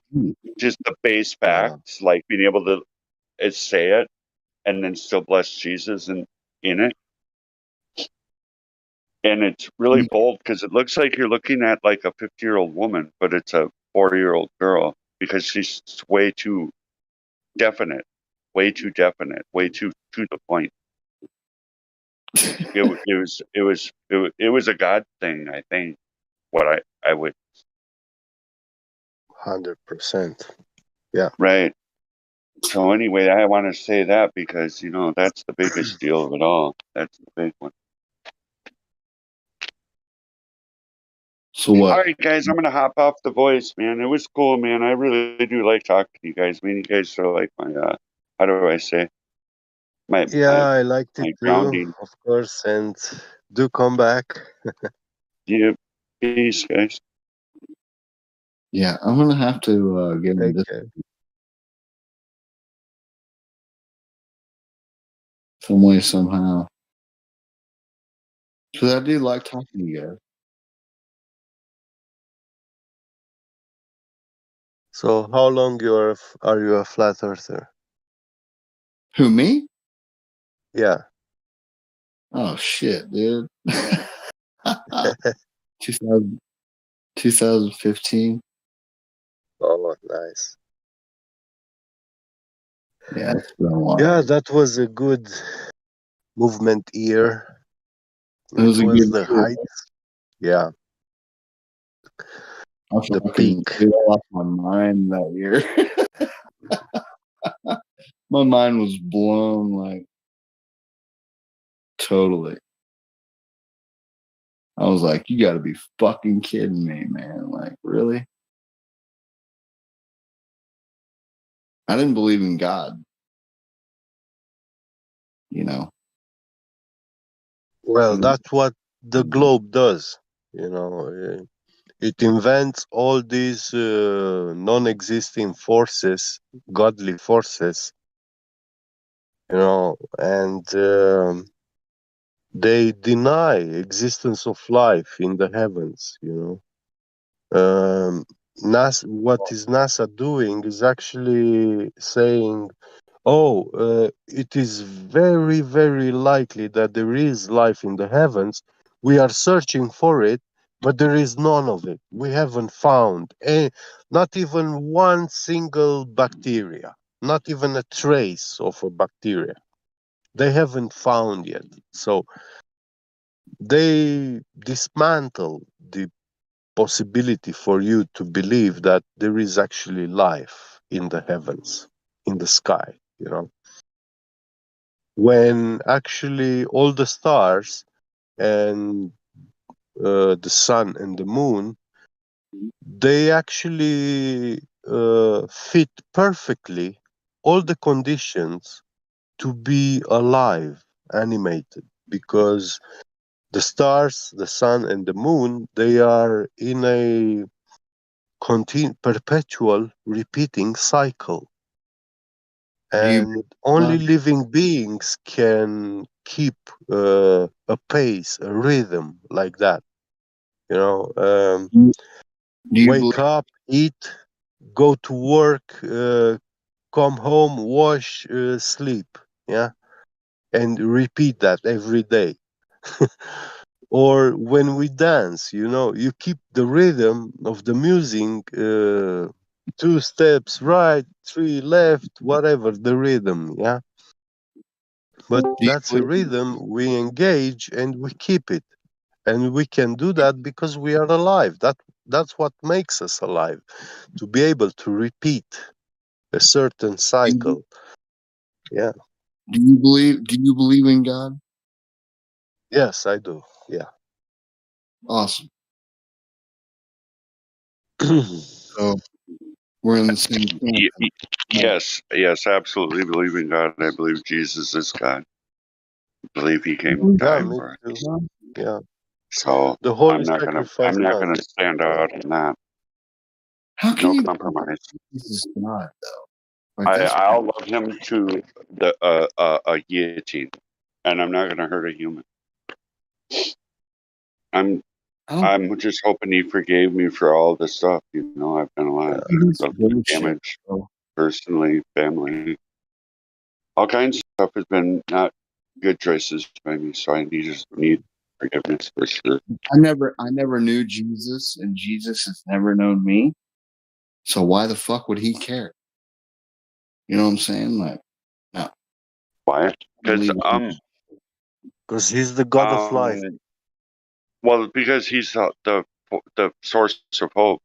If you were to lose Him and then torment and abuse without His salvation, that's what seems to be what's coming. It's from what I read, it's not going to be good for some of the creation.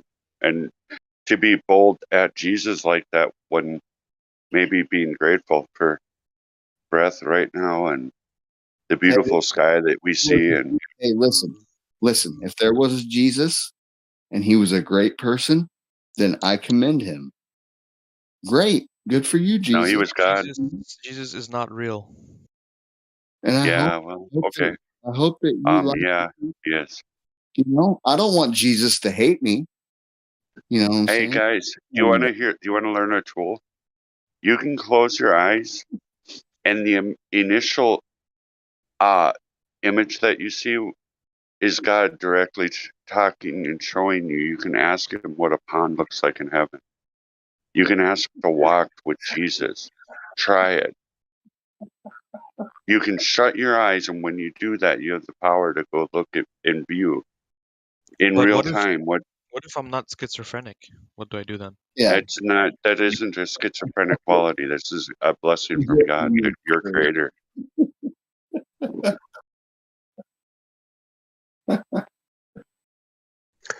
Well, You'll just never because forget my saying that. no, the most simple things which we take for granted or we think that we understand or believe, they are actually much more simple to explain, like things that you see when you close your eyes. Yeah, when you do it in daytime, it's not the same like at nighttime, you know. When you close your You eyes can in the ask daytime, God. if the sun shines in your eye through your eyelids, you still Yes. see something, some colors, some shades, and See Jesus. I don't know. I don't know what they really are. Yeah. Um, if those things are um, like a effect, a remnant of the photo electric nerves, yeah, in the eye, or it's actually something, a different spectrum that we are actually able to see, yeah, when we close our eyes.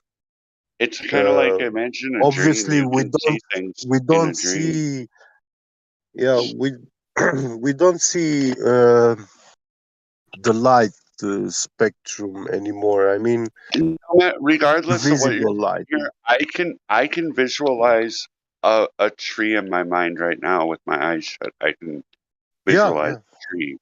yeah. That's exactly what I'm trying to say. Except for you Tree can ask is that? for God to show you parts of heaven. Yeah. He'll show you with the request, a humble request. What kind of tree is it though? A I pine mean, whatever. I'm from Minnesota, so in my backyard is a big birch. What? Why Well, is that you can be laughable? Why is that laughing. funny? That's not funny. It's a tree that I can visualize, and you can too. Yeah, and I would I'm telling you say what kind of was. some of these things can be It wasn't funny. very real Like, stuff. But yeah, the creation also implies the non-created stuff, you know. yeah, the material, the place to put it, the time to put it, and that's There are that's an things, awesome power that I would definitely not be giggling about yeah, there are as a things human. which have not been brought into existence, so they remain in the virtual realm, like mathematical, irrational mathematics, you know, and stuff like that. Well, Um, consider it the falling away that happens if you say smoke DMT. The yeah. reality can just drop. Well, that is the same with spiritual things. I've heard and seen a lot about that DMT stuff, but I never experienced it, so I I don't know. wouldn't know. I wouldn't suggest it. I think that's probably pharmakia and probably a sorcery. But hey, Yeah. You ever done I it? mean, I need a savior too. So I'm not saying I'm judging anybody. Have you ever done it? Yeah. It's crazy, right? Like I dropped like a rock. Yeah, you can't move. I didn't know what the fuck was going on. I was like, what the fuck just happened to me? That's what I mean. The complete reality shift. That's what I'm trying to get at. And also what the eyes can see. And trying to let you know that God bless us as humans. I believe this because I can do it. You what now? I'm sorry, I didn't hear what you said. I can image. I can close my eyes and image Jesus. I can see him. I know I can. I know I'm looking at Jesus.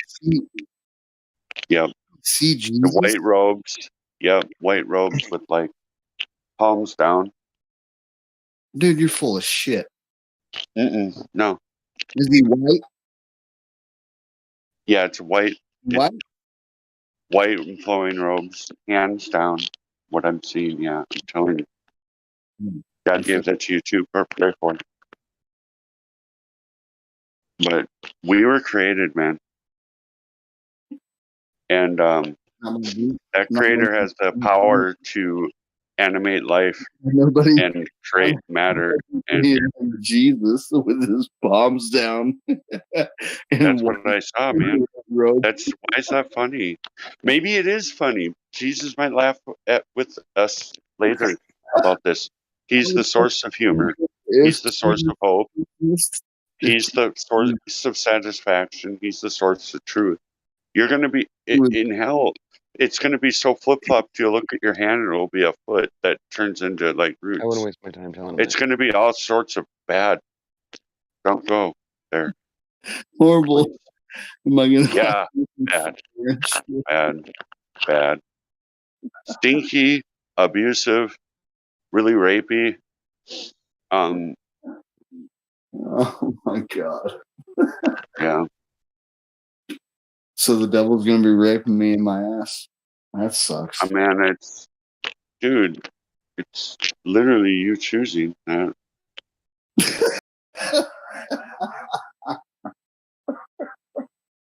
I am too. Anytime I reject Jesus, I'm human too, man. He told us that we're going to. He did. Well, what do you think? Do you think there are men in this world who could rape you? Don't you think? I'd fight awful hard, you know. I mean, why do you need the devil to rape you? Because because this world it's unlawful. shows. It's yeah, but unlawful. why is he laughing? Unholy. Exactly, because I can't understand. I mean, I know for 100% a person that is able and capable to rape you any way you can imagine.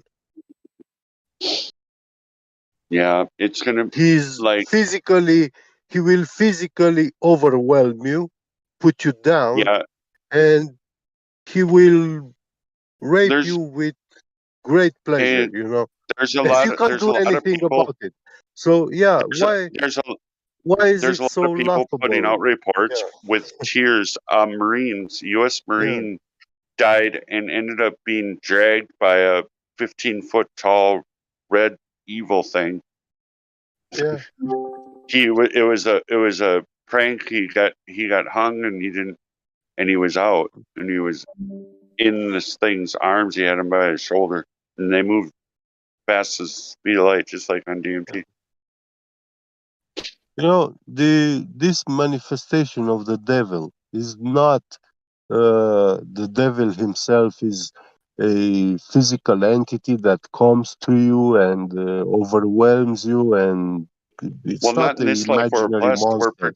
We're The protected from devil him right is now. in the people. The devil is in the people. Yeah, it's in the In people. the doings of the people, and you will always find and in this world a person which is more powerful than you are, no matter who you I don't are. mind. Like I say, I'm hoping to God I get put in guillotine. I want that. I want to live for that because that's what's supposed to be happening soon. I think. I don't think I'm gonna. And live I can tell you, I can tell you I for a want fact that the only way to defend yourself from those kind of people is to put your faith in God. It'll To be put your it'll faith be that He's the one who protects you. And because yourself. If you do that, then you will not have the people coming at you in that way. I wouldn't mind it. It's like a promise for people. There's a bunch of Christians that have been killed just this year in a number of countries. The communists hate Christians. So like an African country killed thousands of them this past year. Communist country in Africa. Are killing Christians. I mean, come on. Yep, they are. Bullshit. I was there was a pastor I met or fellow believers from Vietnam who had been beat. They had welts on their back. What? The communists Oh, you don't think people have ever strapped someone down? And I could see the welts on their backs. They had been caned and stuff like that, and mocked like the giggling you're doing. I'm sure. People are caned. Yeah. Oh God. I hope that's not the case. But at the same Yeah, I've seen the scars, bro. Communists always hate Christians. That's a fact.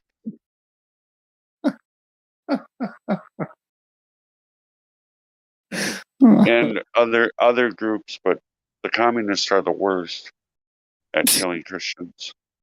Then there's the like the the group of people that seems to be, bonded with evil, the ones that fund wars and that sort of thing. like, there's always plenty of money for a war. Like what? Like the Koreans? No, the American establishment. We're living in it. We are the propaganda they warned us about. We're in that now. It just hasn't raised its teeth yet. It's coming. Yeah, I don't know if you're meant to do it or not. But I'm not even being a jerk. I'm telling you, man. This system is demonic. What's running the world system, the narratives and everything, and all the bullshit, all the lies, is bonded with the dark people, the dark entities, the destroyers. so you think there's actual Satan? I think there's powers that people that are in control of the world have aligned with.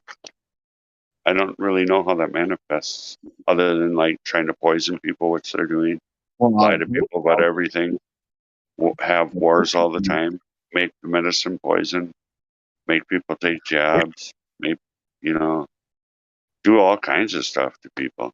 This world system does. Starts wars for lies.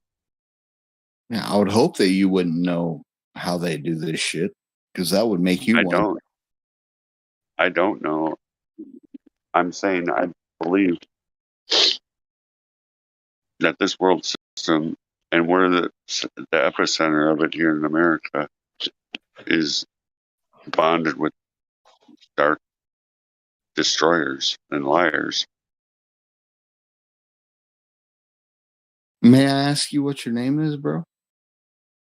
And lumpy gas in the vacuum, I'm Jim. You're Jim?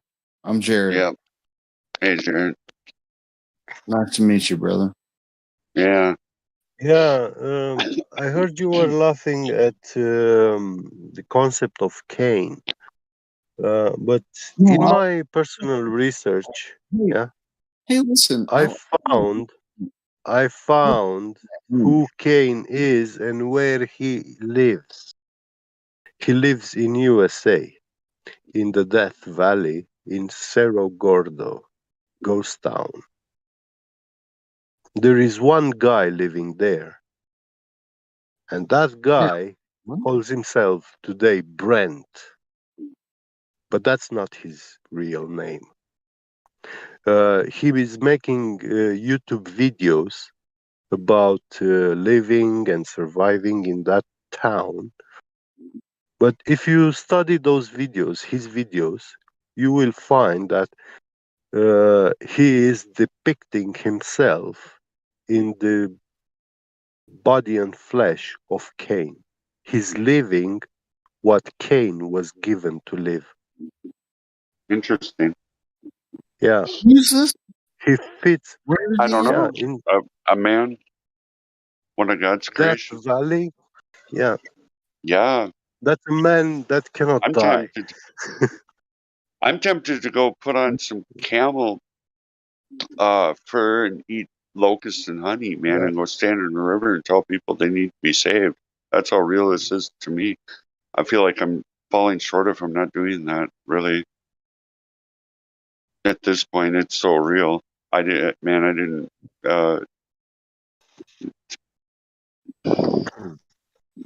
So Dude, this shit's we have rebellion to God, the creator of everything. That's why everything dies. And that death is like that we need Jesus. He said so. I believe that. I can testify into my heart that that's the one escape from the eternal destruction and hopelessness and stuff. I'm sorry, but I can't. Yeah, Jesus.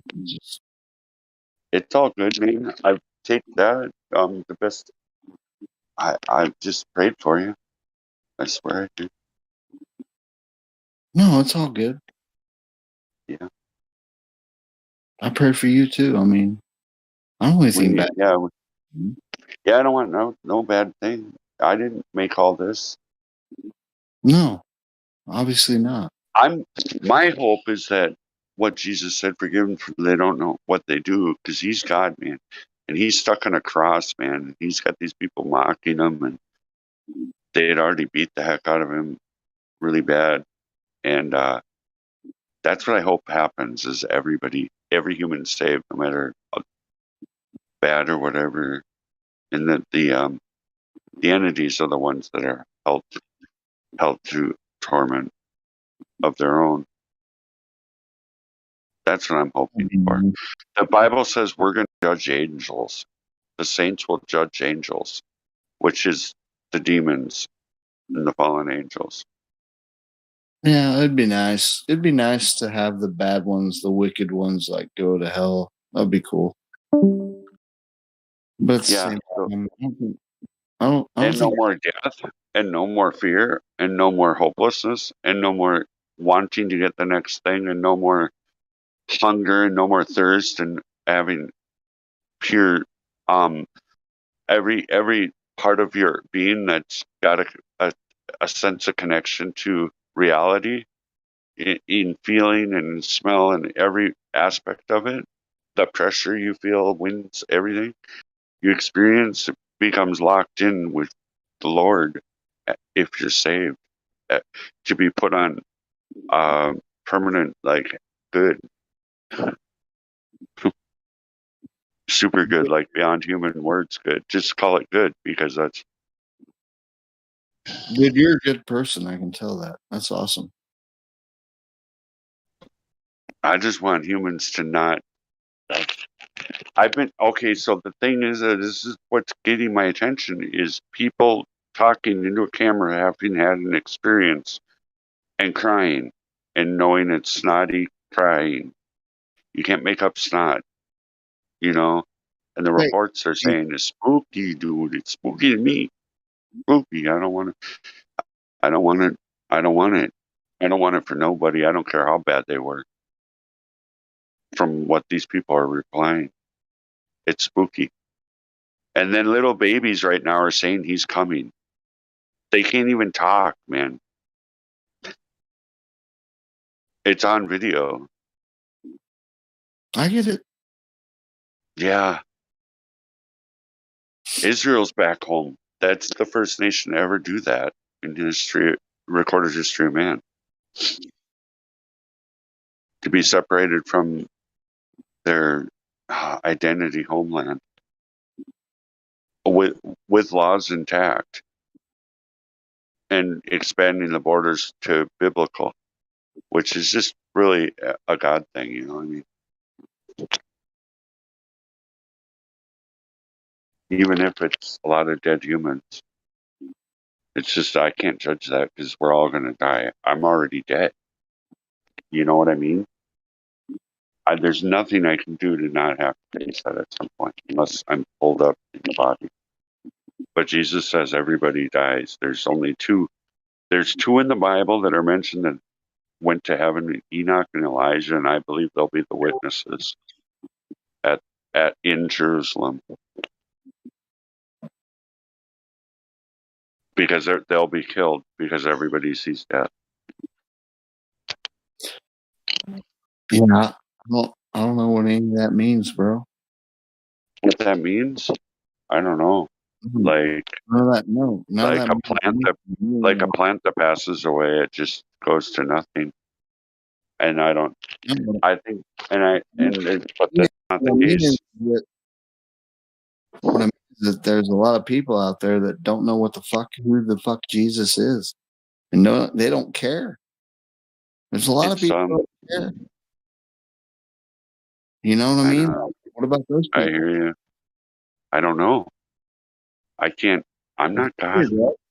I think they'll be saved and be that much happier that they were at. According to the Bible, he says that. He says the more they're forgiven, the more they'll be in joy. What if they don't give a shit? Well, they'll care. They care if they got food to eat. That's God. God made them to care, and God made them to have the potential to care, and to have it's a sense of justice. God innately puts that into humans. Innately? Yeah, it's in humans. If you can get an honest person you're talking to, the sense for like righteous justice for things like, say, wrongdoings to one human to another. Humans would instantaneously basically react unless they're Satanists and decided that up is down and bad is good. If they've decided that, then that's different. Gotta let them do that. You got Jews, you got Muslims, you got Buddhists, you got Hinduism. Yeah. Who's wrong and who's right, bro? Jesus came to earth and died and rose from the dead. And he said that he was, if you've seen him, you've seen the Father. And he said that he needed to do the whole Bible story is detailing how something had to be sacrificed. It's the first thing that happened when Adam and Eve were naked. A lamb was slain to clothe them. It was right there. It's right there in the beginning. Dude, you're full of shit. No, it's it's God's story. No, it's not God's story, bro. It's a fucking man's story. Come on. Don't be a fucking sap. What the heck are you talking? I gotta go. God bless you guys, man. For fuck's sakes, bro. It's a bullshit story. I don't give a fuck who you are.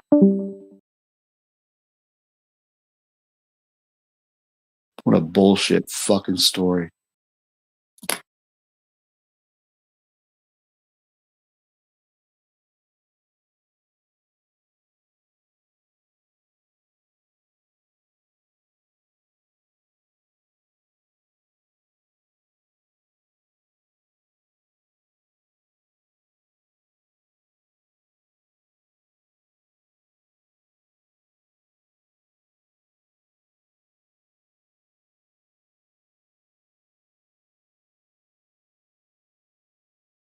Hello?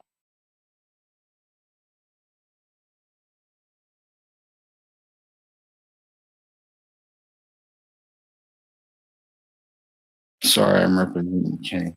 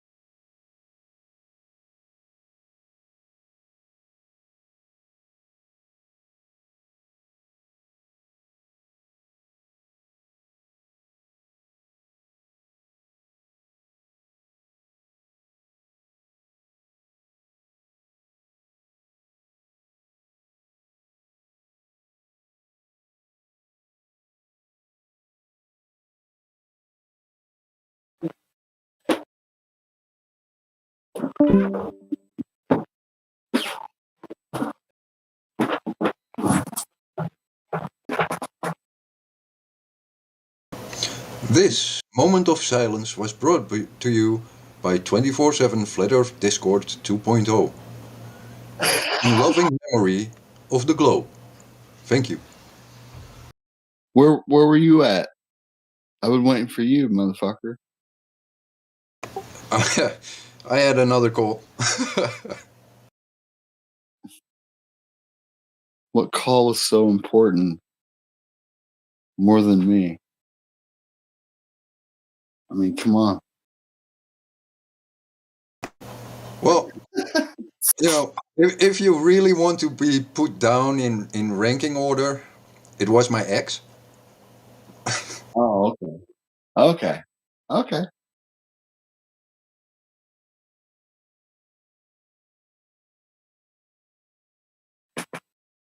So are you good with your ex or no? Yeah. We're just friends. Like, it's she was, or we had a 10-year or 9-year relationship, somewhat, and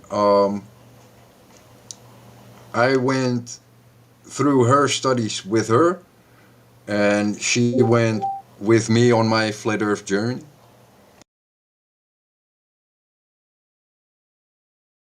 So when I discovered flat Earth, she came along, and when she was doing her studies, I tagged on with her.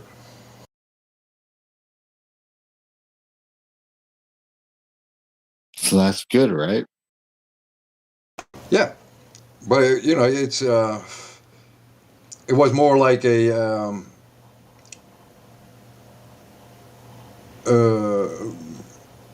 a friendship household than, let's say, a lover's household.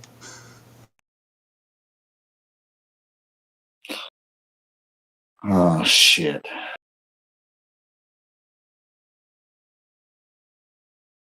So what? Was she wanting the love, or and you didn't want to put out, or what?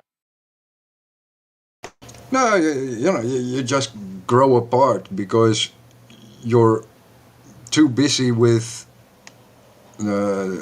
objects of study. You know, like I was preoccupied with my own thing. She was preoccupied with her own thing, and we, let's say, the energy you put into, let's say, your love relation was put in the study. So you know, You guys were both like too into flat Earth to like. yeah, she came along with me on the Flat Earth conference in Amsterdam, and you know, she met a lot of people there, and I met a lot of people, and you know, we're all in a friendly group app. But at that time, we were already like separated from the bed, so That's weird.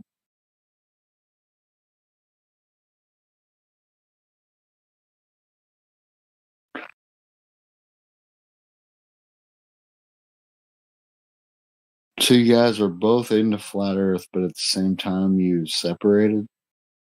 yeah. That's weird. You would think that flat Earth would bring you guys together. I would think that anyway. Yeah, but you know, you have like, You're into flat Earth, I'm into flat Earth. Like, why wouldn't that be something that you guys could like connect with? I don't get that.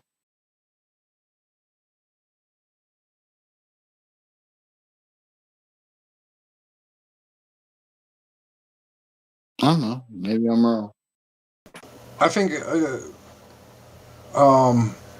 we're both too analytical. You know, like it, sexuality took a sidestep from, you know, research, and it just took away more of that energy. And you know, once you're done researching, you're just bummed out. And she did 2 studies while I was busy with flat Earth, and yeah, you know, it just drains you. Huh. Interesting.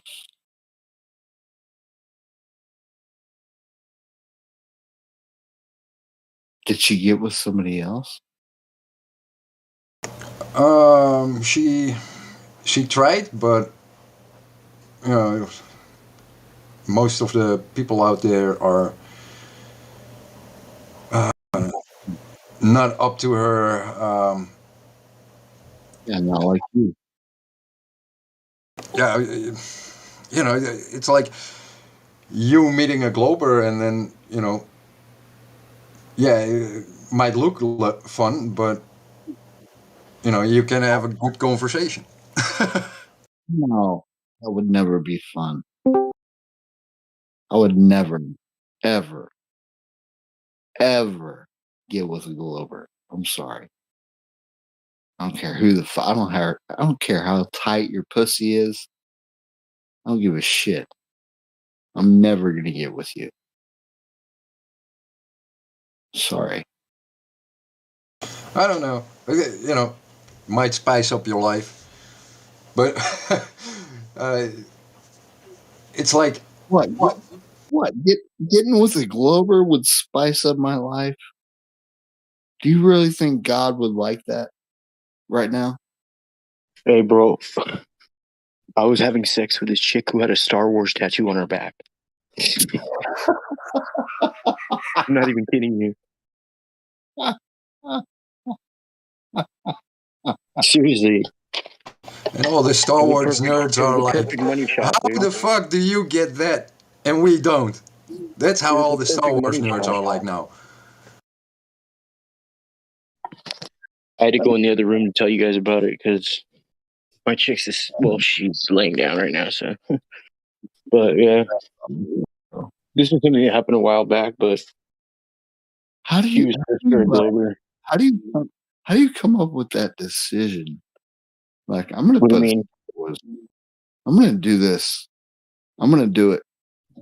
I'm putting it on my back. That's it. Oh, right. I know, retarded, huh? I'm doing it. Yeah. Ain't nobody gonna stop me. Nobody stopped her, obviously. Dude. She used to get me so mad, dude. Sometimes, like, oh my god, I almost got in a physical fight with her. I had to just leave the pad. It's so crazy. I spent hours and hours and weeks talking to her about Flat Earth, showing her videos, everything. And You cannot talk to someone who tattoos Star Wars on their back about Flat Earth. You gotta take them along on a romantic walk across the beach. I know. You wine and dine. You take your time, and you show them and let them experience Flat Earth. But you can never talk Flat Earth into them because they got a tattoo on their back. Yeah. Right. That's so dude, this chick ended up getting hella crazy about me. She was like, yeah, I used to go up and see her, and then she was crazy. She'd be like, you can move. Why don't you move into my house? There's an extra room. You could even bring your girlfriend. I was just like, dude, you're tripping. Like, she was legitimately crazy. But her one reason why she believed outer space was real, she kept saying, is because she said it's awfully what's the word it's egotistical of us to assume we're the only smart living life form in this galaxy. I was like, dude, that's your logic? She'd always say that shit. Yeah, but, don't make that an issue. It is totally not important. You can have Star Wars on a flat Earth. All you have to do is get over to the next pond if you believe in the next pond over. Yes, the next pond over, for sure. And it could be possible because no one limited us in Earth. Yeah. But, it's just not balls in space. So what? It makes more sense to be 156,000 miles away, across the plane, right? Rather than millions of light years away.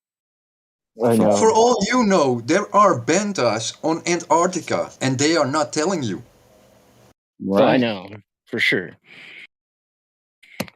That's what I'm about, bro. I'm the same way. Hey, do any of you guys know anything about the measurement of sea level over a 19-year period?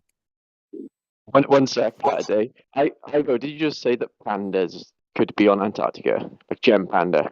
could be on Antarctica. No. Bentas. Jim Panda is not a benta. That's an insult to bentas. I thought you said pandas, and I thought, no wonder he's such an anti-flat earther. He's so in with the military and with the government that he actually lives in Antarctica. sorry, Flatty. Go on, dude. No. I totally get it. But if I were to guess, he would be on Ascension Island. But that's just my own idea of the world. Hey, wait, can I ask you guys what are you guys talking about? I was just Jim Panda. What? Jim There's Panda. a guy. It's a British dude. He's an anti-flat earther that's got his own Discord server, and he seems to be like a professional glober or anti-flat earther, and he's just a piece of shit, really. So we He just take probably the gets piss out of paid. him. He probably gets paid to do that. You know what I mean? Oh, Jim Panda. Oh, I know Jim Panda. Yeah, he is a piece of shit. But hey, whenever you talk to the guy, he actually is kind of a nice guy.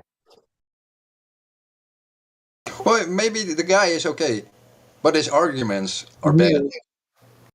Yeah, his arguments, dude, that's all he does, though. That's all he's doing.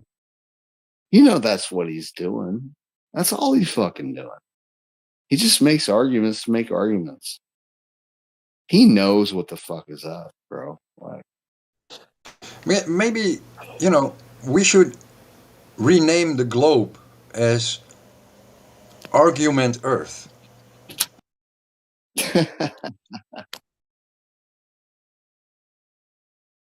Argument Earth. And, then at least when they call space, a vacuum, void, whatever, we can say, so it's empty Argument Earth.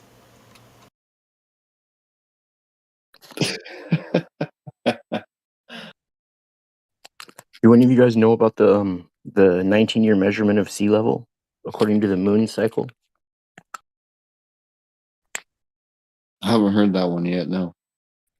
So when you look up how they measure sea level, every 19 years, according to the moon cycle, they make a measurement of what they call sea level, right?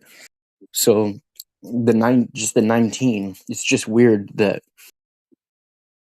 from 2001 till 2020 is the 19-year period, and then they named it 19. You know what I mean? I was just hoping maybe somebody knew about the 19-year cycle and its significance. Maybe if back in the day when the moon was responsible for the months, you have a little discrepancy and a shift in, let's say, what a year is. Maybe 19 is not really the actual number that they should use, because there are 13 moons in a year. Uh-huh.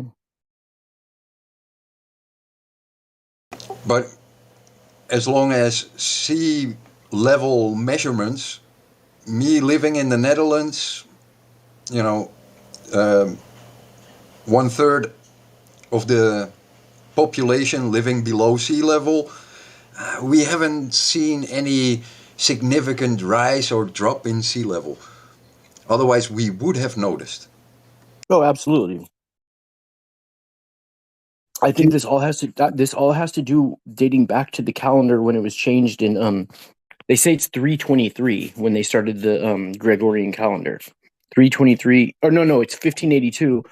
But in 323 they changed 323 AD they changed the calendar to a different cycle, which means they had it planned or they started it at the end of 322. It's a long fucking time ago. And I don't think at 322 that they were telling each other, hey, it's 322. No. So I started to think about this. the calendar before Jesus, where they say that split time in half, right? Well, nobody was using a calendar like going back in time in BC. You know what I mean? But every time we look at the history, if something's before Christ, it's measured in BC. But nobody back then would have. How could they have predicted that was going to happen? And then nobody was measuring time backwards. You know what I mean? Who the fucking BC was saying, "Hey, it's negative 22 today"? Exactly. Yeah. Exactly, bro. So nobody said that shit. The 322. You know, that is pure for Globers to make the argument that you can have negative something. Yeah. Yeah, fucking total Glober shit right there. Watch, I'm gonna post a picture right now in the hold on. But that's the whole issue with Christianity. They count from the moment of Christ. But if you go into Hindu timelines, Chinese timelines, or other timelines, the Muslim timeline, whatever, their 0 point is BC. So wouldn't their counting be more accurate because you can't have negative years? So this picture, okay, it just hold on. Okay, so the bottom picture with the skull and the skull and the crossbones. See the year 322 written in Roman numerals. See how the C and the X looks like a skull and bones? Yeah.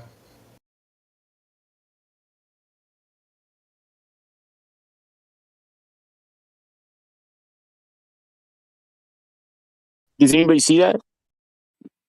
Yeah.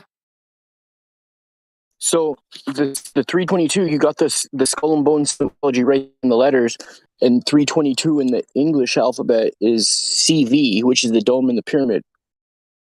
So all the letters. Yeah, but I think the whole skull and bones thing is a little bit taken out of proportions. What do you skull mean? and bones as, let's say, a trademark has to do with a fraternity at a university that isn't that old. I know, I understand that. 322 is a number sequence that has been around for a long time that is not property of skull and bones. Oh, I understand that. So skull and bones may incorporate it, but there are other societies that still use 322 and predate skull and bones. Oh, and absolutely, yeah. There were no pirates out there, as far as I know, that sported the Jolly Rogers with 322 tied to it. Those two things only came together in, let's say, the 1960s revival of the conspiracy theorist. So the coincidences, how much coincidence is there, but be careful to what you tie together, because there's a lot of, let's say, false speculation going out there about the secret societies just to muddy the water. Yeah, for sure. Yeah, so the 322 I think dates back. It obviously predates that, but the 322 is when the Aries starts on the zodiac calendar, and that would be the first day of the year. So I think the 322 is the first day of the year, and in order for the globe to give fruition, they'd have to change. They changed all these things, like our times, the dates when the actual year is. all this stuff.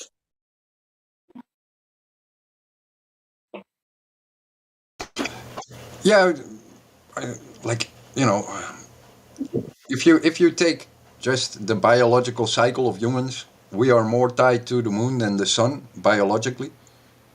You know, we depend on sunlight. Don't get me wrong, but the women menstrual cycle originally is tied to the moon, and they just disrupt that with anti-conception. But the the the whole growing and agricultural cycles were based on the moon in accordance, you know, with the sun and the seasons. But the moon was the calendar. Okay. Yeah, that makes sense. That was their exact calendar. Yeah. And now we change to sun worship, and we say, well, the sun is the central point. But biologically, they cannot, you know, move out from the human reaction to the moon cycles. And the moon cycles, you know, they give you a lot more human feedback, so to say. Like everyone knows the expression "people go crazy with full moon," but that's, you know, statistically you can show there is some form of evidence to it, and people are more emotional during a full moon. So, you know, that is probably a more logical thing to tie it to, because our dependency on time and calendars is a purely emotional one. Otherwise, you would be living from day to day.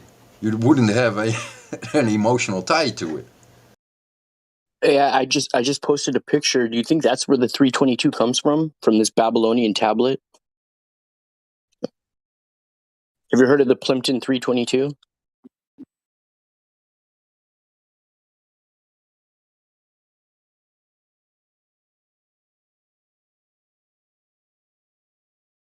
Less than Yeah, awkward. the only thing I know that of 322 is a Air Force squadron in the Netherlands, and that's how I started with, you know, the number 322. But Yeah. you know, those were also tied to, let's say, the House of Royals in the Netherlands and in Britain. So it goes way beyond, let's say, simple explanations. Oh, for sure. But it might be, you know, if that is where they got their 322 from, then yeah, it might be. I guess that's the name of this tablet, is the 322 AG or something like that. But this tablet is tied to Pythagorean theorem. I guess that's where they get it from. At least that's what it says.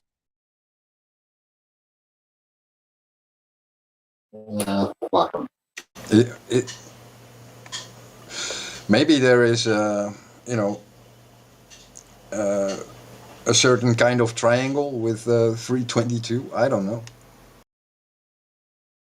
Okay.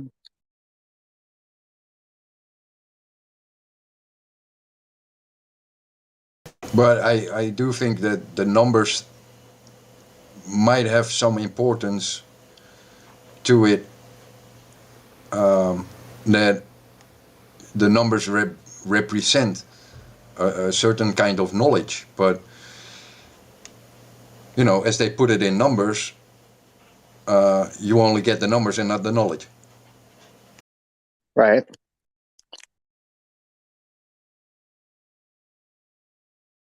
maybe this knowledge is to create math to try to disprove flat Earth and create the globe. Create the globe. Give me a fucking break. No, I think that globe stuff does originate from the Greek idealism of aesthetically pleasing shapes, where they wanted the globe because it was the most perfect shape they could conjure up at the time.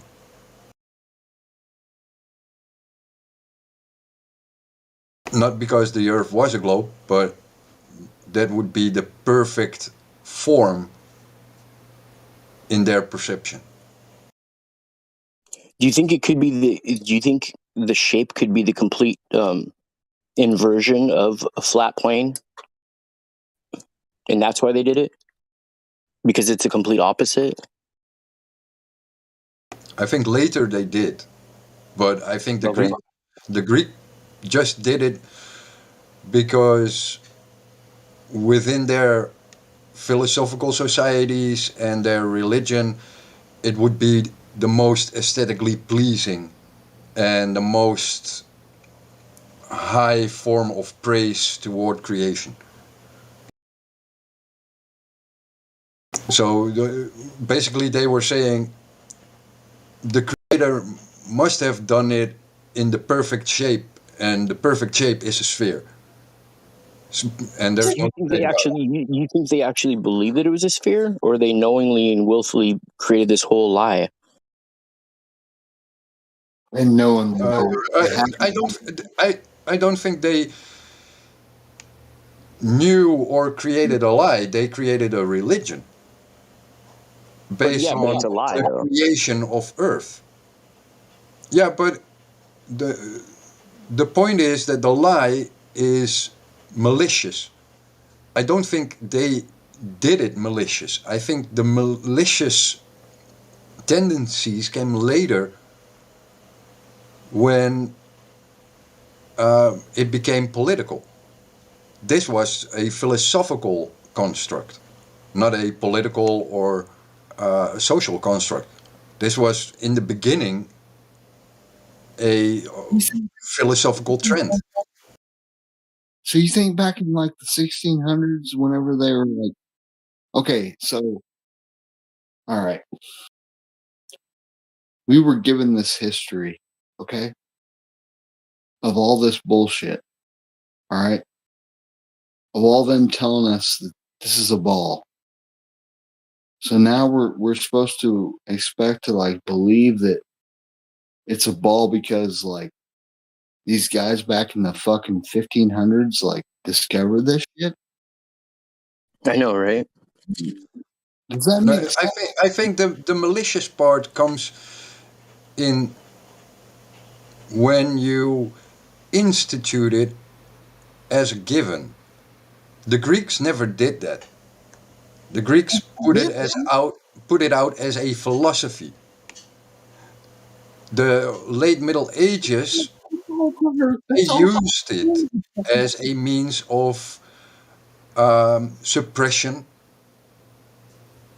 of people that had different thoughts. You know, the globe was pushed during the Inquisition because the Inquisition was taking out all old Earth cultures.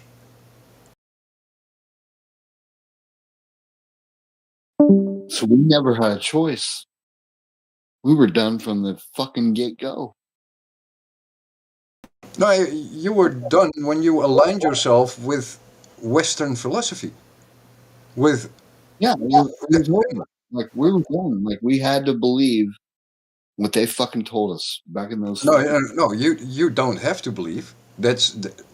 Belief is on your side. You are the one who's accepting the story. You never had to, unless you wanted good grades and sit on the lap of the teacher. Right. We don't, but they do. Those people. The ones that aren't like us.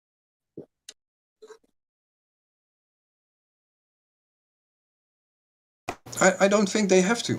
The point is, the globe as a construct didn't matter up until the point that they started the space race and ballistic missiles. That's the only point in history where the globe actually started to matter, whether it be a globe or flat. Because ballistic missiles would be the invention to confirm, but also to utilize the shape as a means of destruction. And that is what they did in the 50s and 60s. And that's the only point in history where the shape of the earth started to matter to ordinary people. Before that, the shape of the earth was not of any consequence. Fucking Sputnik, dude. I'll never forget Sputnik. They showed that fucking weak ass video or whatever the fuck that was. Oh, here's Sputnik. It's coming around. Here it comes. Oh, it's coming around the USA. Holy shit. They might bomb us with those nuclear bombs. Bullshit, bro. You can still deliver TNT with, the proposed ballistic missile. Bullshit. What a crock of shit that was. Yeah, but that is the point where they needed the sphere to have the means of delivery. Any other time in history, the sphere was not of consequence of the fear. Never was, ever. Then all of a sudden, here we go. Here we go. We got the fucking Russians who are going to come at us. Yeah, dude, such bullshit. It all comes together, bro. Like,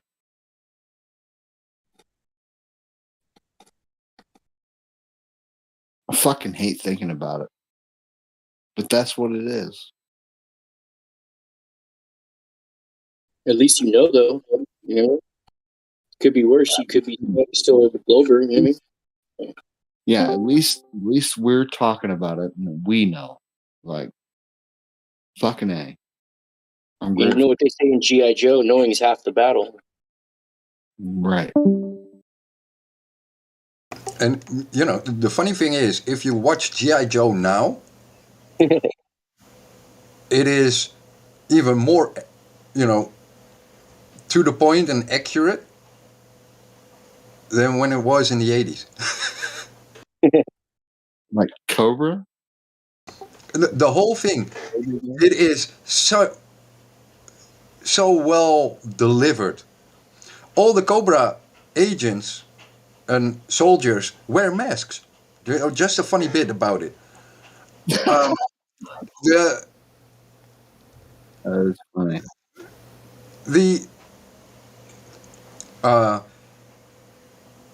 All the armies start to look the same. Everything looks like cut and dry, the same camo, the same shit, the same vehicles.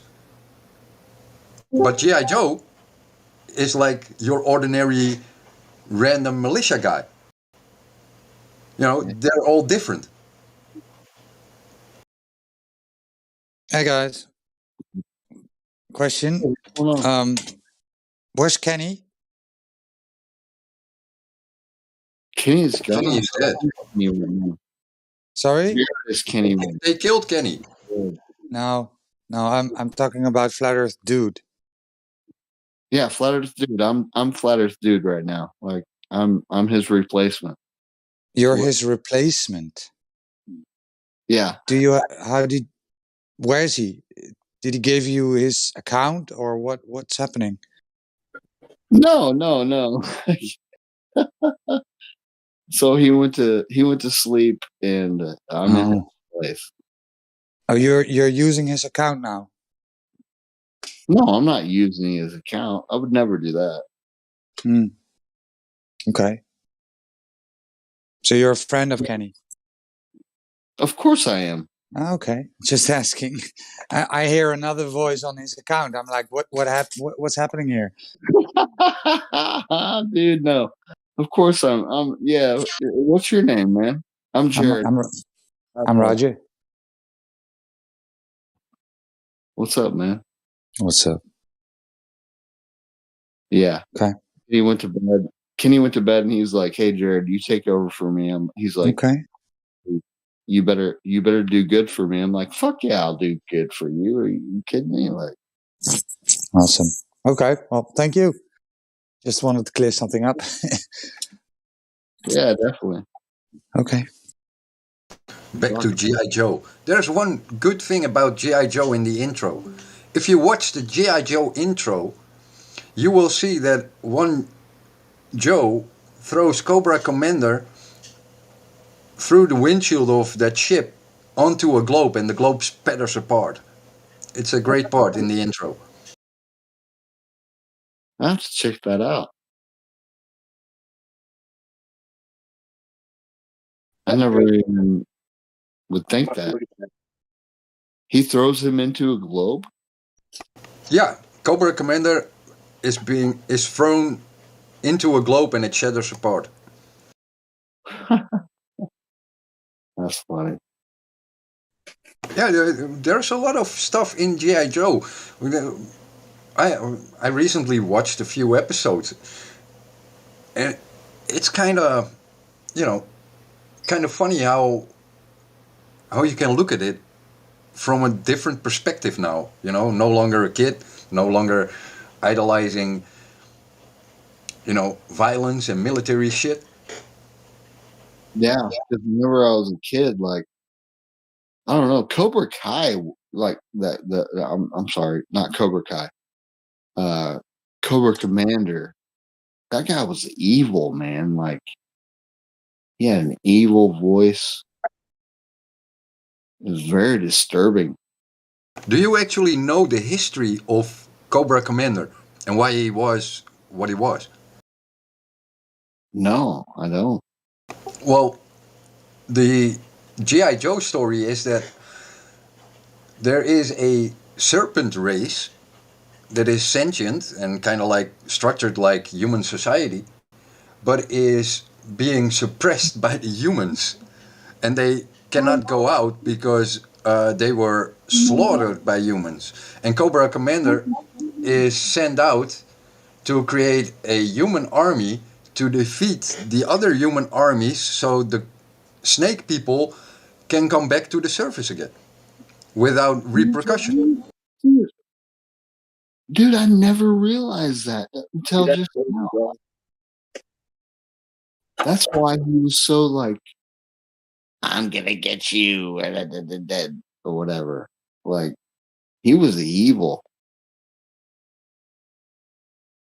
Yeah, but there's I think a full length feature on that story, but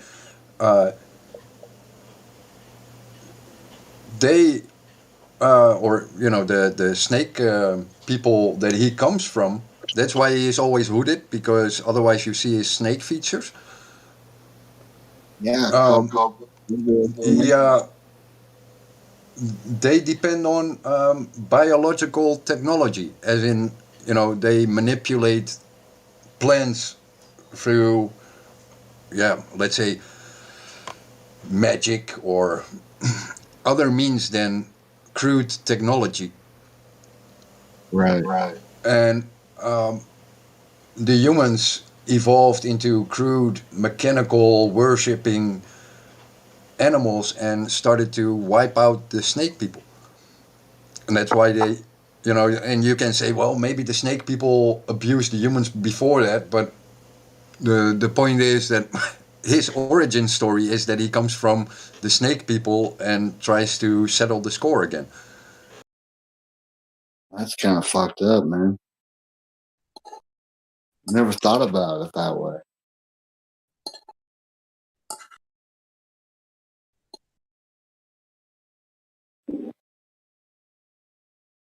Yeah, and I think, when I grew up, my parents always told me cartoons are drawn by adult people and written by adult people, so they are suited for adult people, because if you have a children's cartoon, it would be done by children.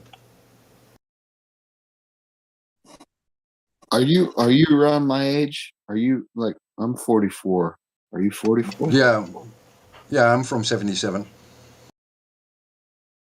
Yeah, 79, baby.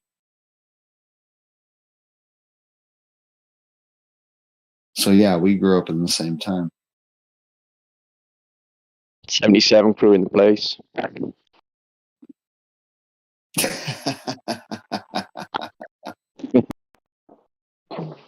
Back when education still had some value. Yeah. I think there's something to that, bro. Like us 70, like 77, 79, like us 70s people that grew up, like that's why we're flat earthers now.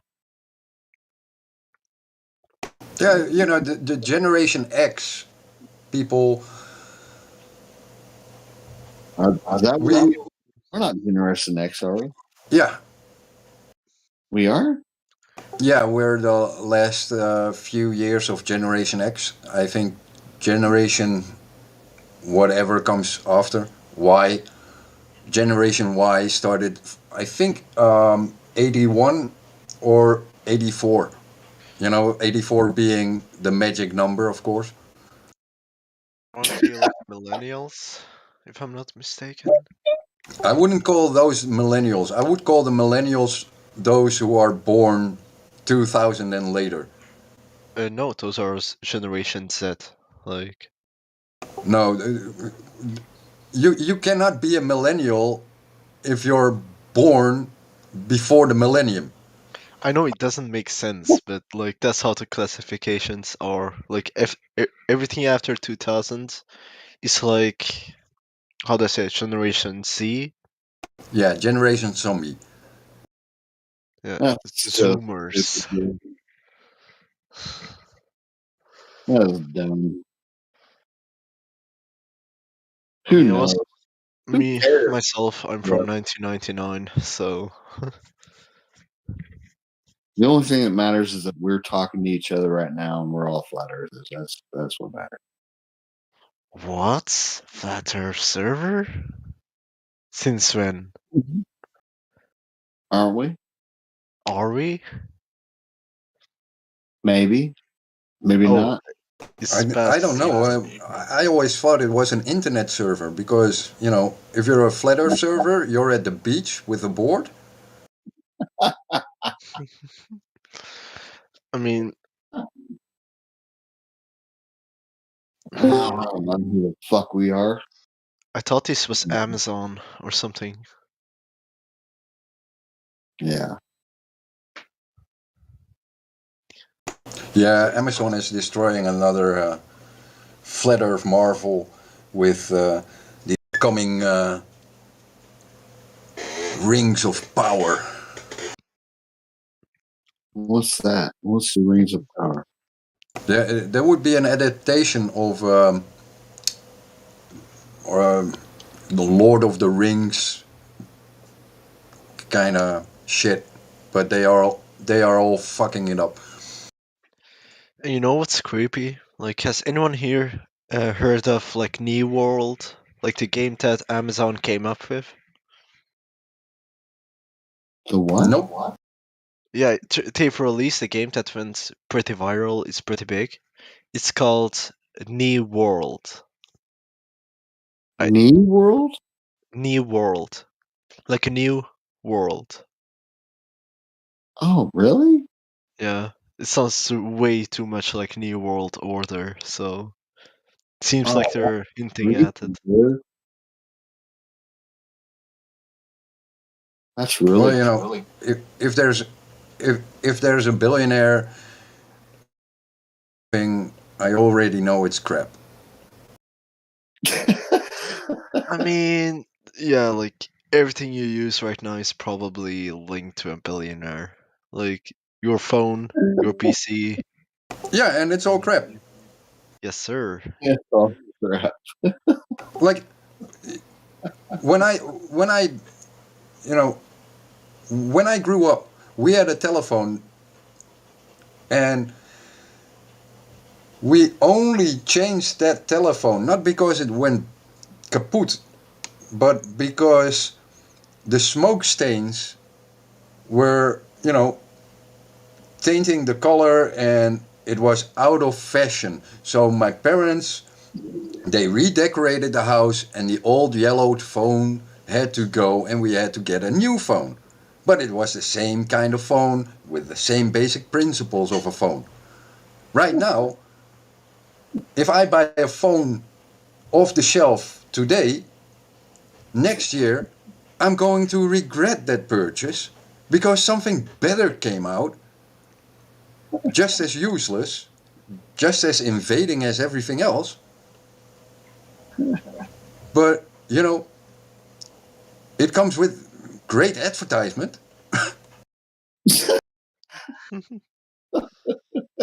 A sexy chick with white teeth and blonde hair showing off her titties. Hey, look at my phone. If you have this phone, you might call me. Wait, sorry to interrupt you, but are you Evo by any chance? Yep. I thought you were Roger so far. My bad. I thought he was on a Smurf, like his alt account. No. I'm the only monkey around. Yeah, he's the only monkey.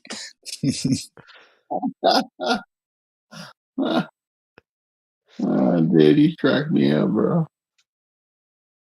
I mean, have you two met up with each other in IRL or not yet? Nope. I mean, has anyone in the server met up with anyone? Yeah, I met Heider. We were both on the conference in Amsterdam. Wait. What are you guys talking about? Meeting up with flat earthers from the Discord server.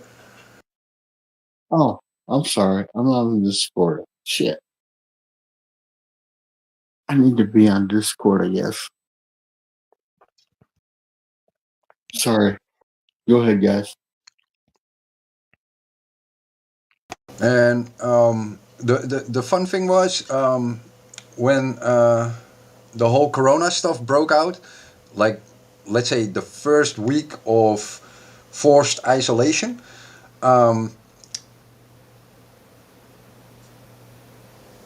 I was on Discord, and there was another Dutch guy, Erwin, and we said, well, you know, it's a great, beautiful day. We both got the day off, and we did a surface measurement, but we never saw each other. We just did it by phone because he was on the one side of the waterway, and I was on the other side of the waterway.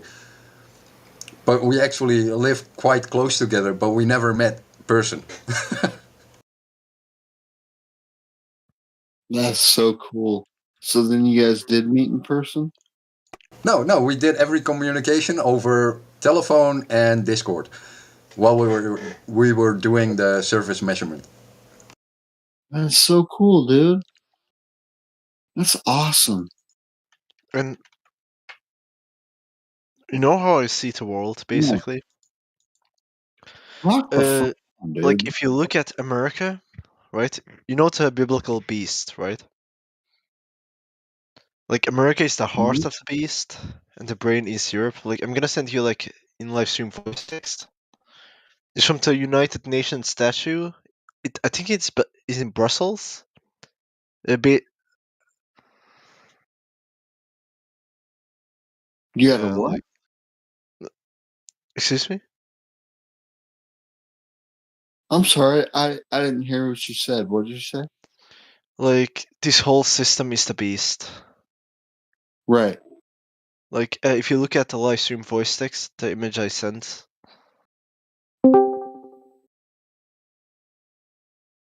Okay.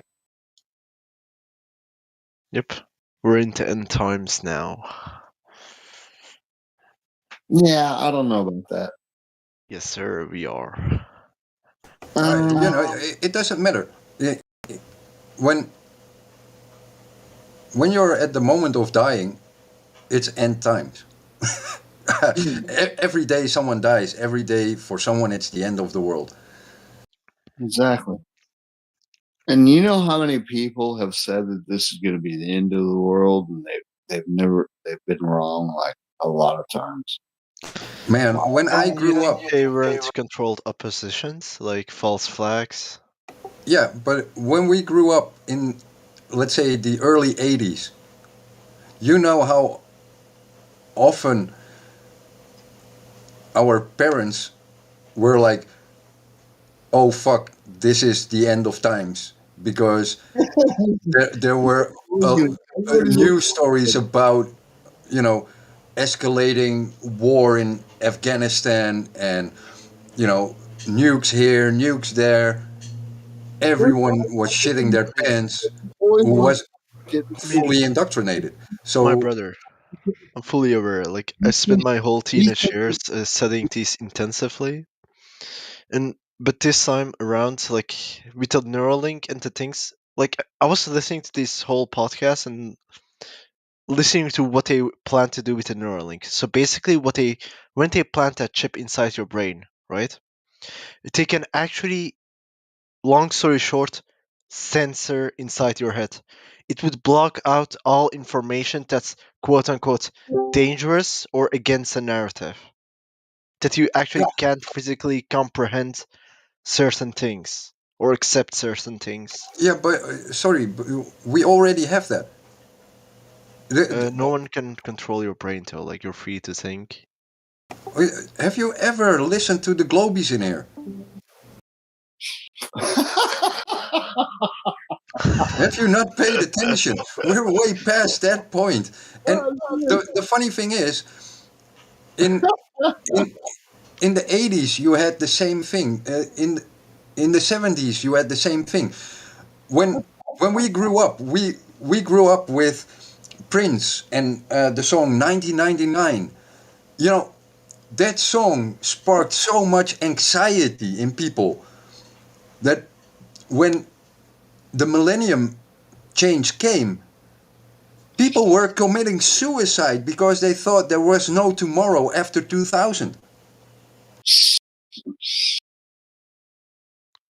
So this shit has been going on for every generation, in every generation, for as long as you can go back.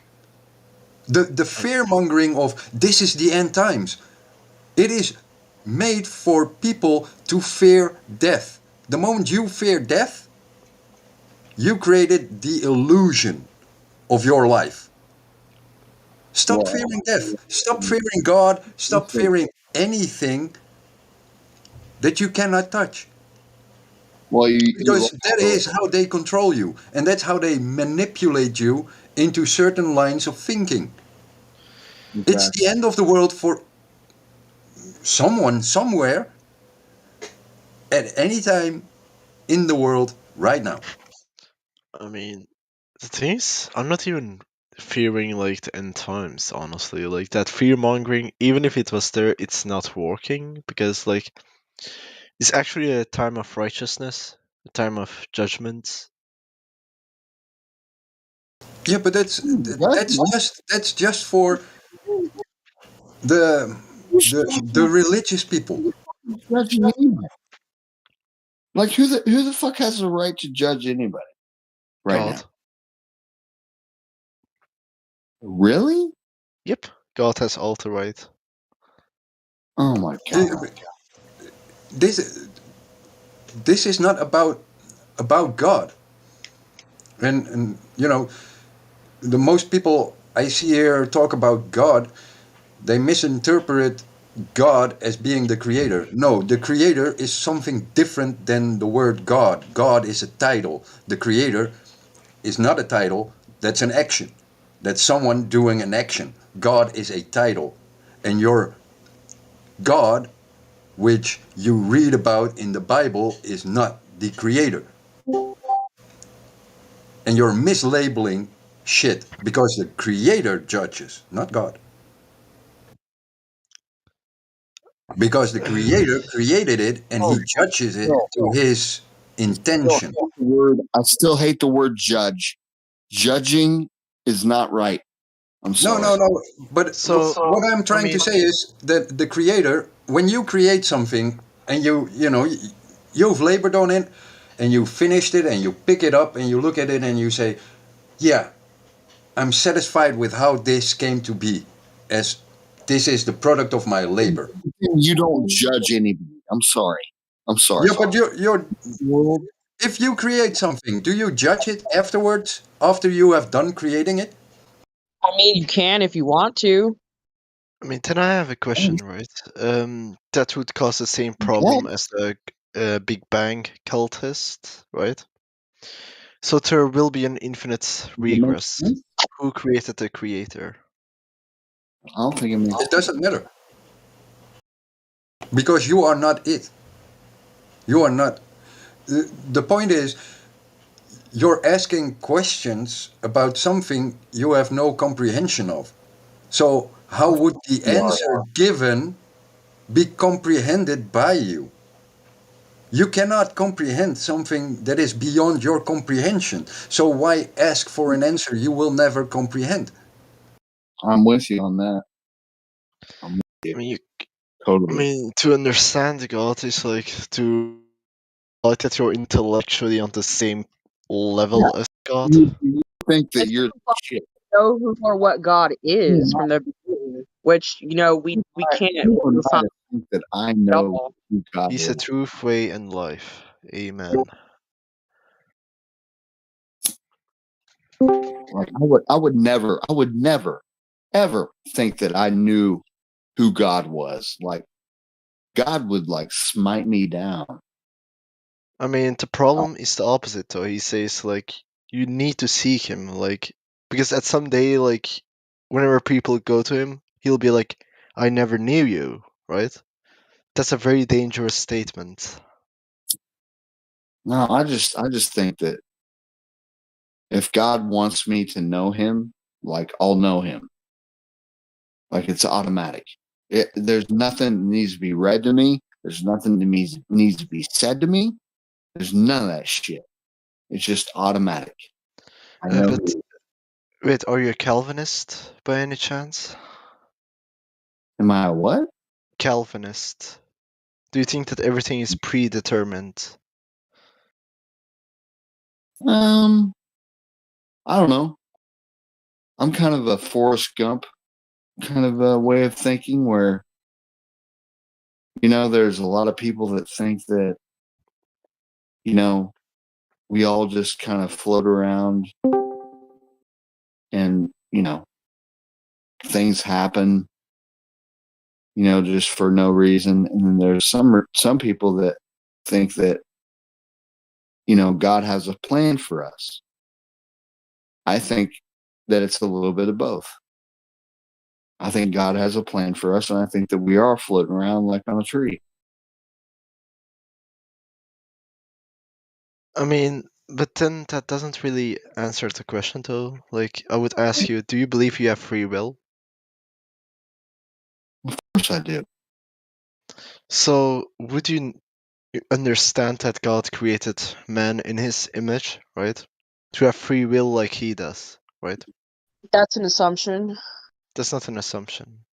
That it's going off a religious I mean, belief. Yes, it is. it's a true dichotomy, right? You No, either it's not. imply. You Hold can't on, prove hold on. that God created, or whoever God is, created us in his image. You have no proof for that. You have a You take Hold on. a quote from a book written by men designed to oppress mankind because the So Bible was constructed by the Romans and it wasn't there How before. was it?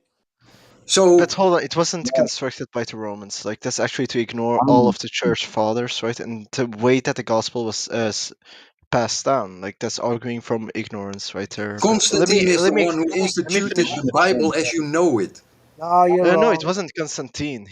Constantine was the one who allowed Christianity to be practiced. He wasn't the one who canonized it. Hang on, Like, hang on. let me who that caught me because I asked a simple question, right? Do you believe that we have free will, yes or no? Do you believe in Calvinism or do you reject it?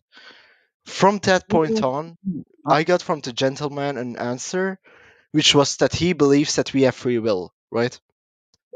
Yes, I believe we have free will, but does that mean that I believe in Jesus?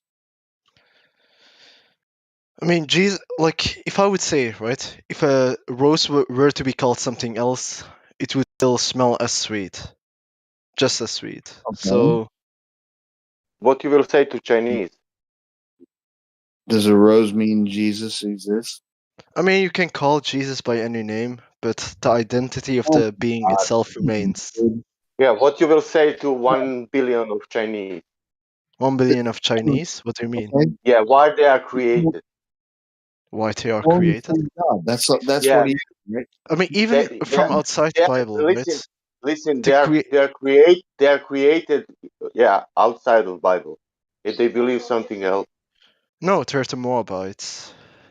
From Are you the telling me that Chinese believe in Bible? their descendants, yeah. And I believe I'm a henotheistic Christian, which means that I believe that all religions, How right? many Christians we have in China? How many Christians? I mean, Yeah, you're China not and letting me India together. explain here. Like, I would expect to give me the same hospitality I would give you. So let me finish my answer, right? No, I want to understand why that people miss the message. Just because it goes by a different term doesn't mean that it doesn't have the same root. Like, can't if you believe go all around the world, right? The Native Americans, right? The Aztecs, the Mayans, the Buddhists, the Shintos, the Hindus, all of these have some records of of a worldwide flood of dragons. Also, many of them were not in contact with each other, right? And many of these lores, why do you think they are there? Because they experience the same thing. At the core, they have the Wars same are there source. because religions are exploited to pit people against each other. That is That's why. the non sequitur. No, because no human being has a desire to kill another or to send their children off to be killed or kill another. No human being has that desire for emotional loss. he's right. Only the idiots who use books as base of premise for social rules use them to guide people in the wrong way and thus create wars. I mean, That is you say totally it's wrong, but on what moral category do you say it's wrong? That's totally true though. He's so right. I I mean, 100% agree. so on what moral category do you call it wrong? Also, like I disagree with the premise. You said I call I'll it I grant call that. it wrong on the basis that I am a full-fledged emissary of the Golden Monkey King, which is the creator of all monkeys. He tells me directly, in direct communication, how the monkey world was created, and tells me about the fall of the apes, which are later then became human. So Yeah, but I know from first hand. You need a no, but book. You need second-hand information. I it's not go directly secondhand to the though. source. Like you don't know what I've been through, so No, I don't know what you've been through, but you're basing it on a book that you oh don't have no, the full no, history hold on, of, which hold has on. been militarized through the centuries. You I don't mean, have an old book from back in the day because they were scripts. They were not compiled. The book was compiled later But I on was basis of military actions. not really. Like that's to Yes, oversimplify really. it. But either way, like you say that I base it off a second-hand source, right? But what if I told you I was a full-blown atheist, a hardcore atheist who hated God, who hated everything about Christianity, who hated even the idea of people I would say good for you. believing in a God? I Hold would on, say good for I you. had first-hand experience. It wasn't What's the second-hand. difference? What's the difference between your belief and the globe belief in terms of going off of what is said in a book? I experienced it with my five senses, right? Okay, you I had, experience, and then I was there. told things that I've never had a knowledge of, right? I was visited by the Holy Spirit. It told me I have always been, and I always will be, right? And this was before I even picked up the scriptures. And What when is I what picked up is the your personal scriptures, these experience? same sentences I found back in the Bible, bar per bar, word per word. Not ambiguous, not abstract, word per word. Why were you? Okay, then what about pagans who claim something that similar? Like they talk to X God or X Spirit, Oh, and they sure. told them I X. don't deny them.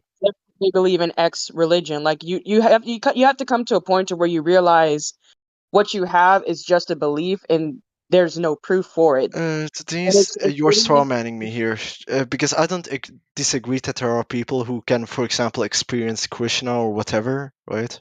I'm a henotheistic Christian. I believe that these other beings exist, like Krishna does exist, Buddha, and all of these figures do exist, but they're not worthy of the divine title of God. There's only one how supreme can you being. prove that they exist? And I don't understand how I'm straw manning you when I'm just coming at you with pure reasoning. You're already breaking down your own argument with the title of God. God, the creator, doesn't need a title. He is the creator. There is no other title The needed. creator is a title So as well. the one So that uses the title God is someone who wants to fool you into following. The creator does not.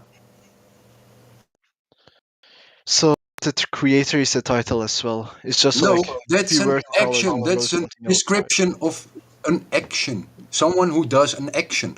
God is not an action. Creation is an action. Are we pieces of shit because we're against your God right now? Oh no, I just think that consistencies, but I don't believe you're So are we any saved? less Are we valid. going to be saved? As long as you breathe, right, you have grace. Can I be okay, like to not go to hell or whatever? I mean, everyone will go to hell. The modern idea of hell is wrong. It's not even the true biblical. Yeah, because many people confuse hell with the lakes of fire, right? You're in there right now. This is the I realm. was in hell 30 years ago. Depends what you are living. I was in hell 30 years ago. I don't need to go anymore in hell. You know? I mean, hell is a neutral place. Like the whole Man, you Dante's don't know what are you Inferno speaking. ruined. Do you know where is hell? Who proved the hell? Who proved hell? You know what I You can really. speak about something. What do you know? You don't know. You know, the thing is, yeah, The thing is it that will be a this lot of. server is particularly about that. Do I not mean, assume anything. I would assume that if people ask questions, they would wait until the Okay, can answer you is show me given. the Right? hell? Can you show me the video of the hell? Show me the video of hell. Can you show me a video of what's inside your head? You're literally using the same fallacious reasoning that. It's not fallacious. Hold on, I'm using the same Yeah, line of. you're being fallacious. Someone No, who it's the has same experienced epistemology, right? someone who has experienced war, someone who's Did I say experienced something? Sorry, Ivo. Did I suffering. say something about my head? Or you said something about hell? I mean, the thing is, if video is proof for you, wasn't the whole claim here that video isn't evidence? Even if Okay, someone what were to show you a video of hell, you would Can never dive in, right? you give me any evidence for hell? Whatever. Any evidence of hell? Yeah. People who experienced death, clinical death, for quite some time, and they got. I feel gravity. I feel gravity every day on my skin. You know. What's gravity? Oh, What do you mean? what does the Bible say about humans again? Don't trust humans. Men lie. I That's in I feel your mean, gravity you're every day using on my Romans skin. 3 out of context. It's a no. letter to the Oh, Romans, right? I'm taking it You can say fucking we're being literally. deceived. I'm No, taking because it literally as it is written. you know what literally means? Literally means, by definition, a message as it's meant to be conveyed, right? No, as it is That's not written. the As way it it was is written in written. context. Humans lie. I mean, are you changing definitions now? No, Words you have are. meaning. You are, because Changing definitions. We aren't changing No, definitions. let's We're, see. we're telling the truth. literal means the letters written. What the letters spell out. That is literal. Let's see. Therefore, humans lie. They write books, and those books are lies. So there you go. Can you blame us? I mean, for fuck's Like, I'm sake. really not trying to hurt anybody's feelings here. I mean, I grew up in a Christian household, but all I'm trying to say is, right, is if all these governments, right, that are all obviously lying to us about the shape of the world, if they're advocating for um religions, right, shouldn't that make you suspect that there No are one's lies advocating written for in heaven? Christianity. They're being persecuted and murdered left and right in many countries. Every original religion at the moment is being murdered and killed. And the Christians had done their fair share with that when they killed off all the old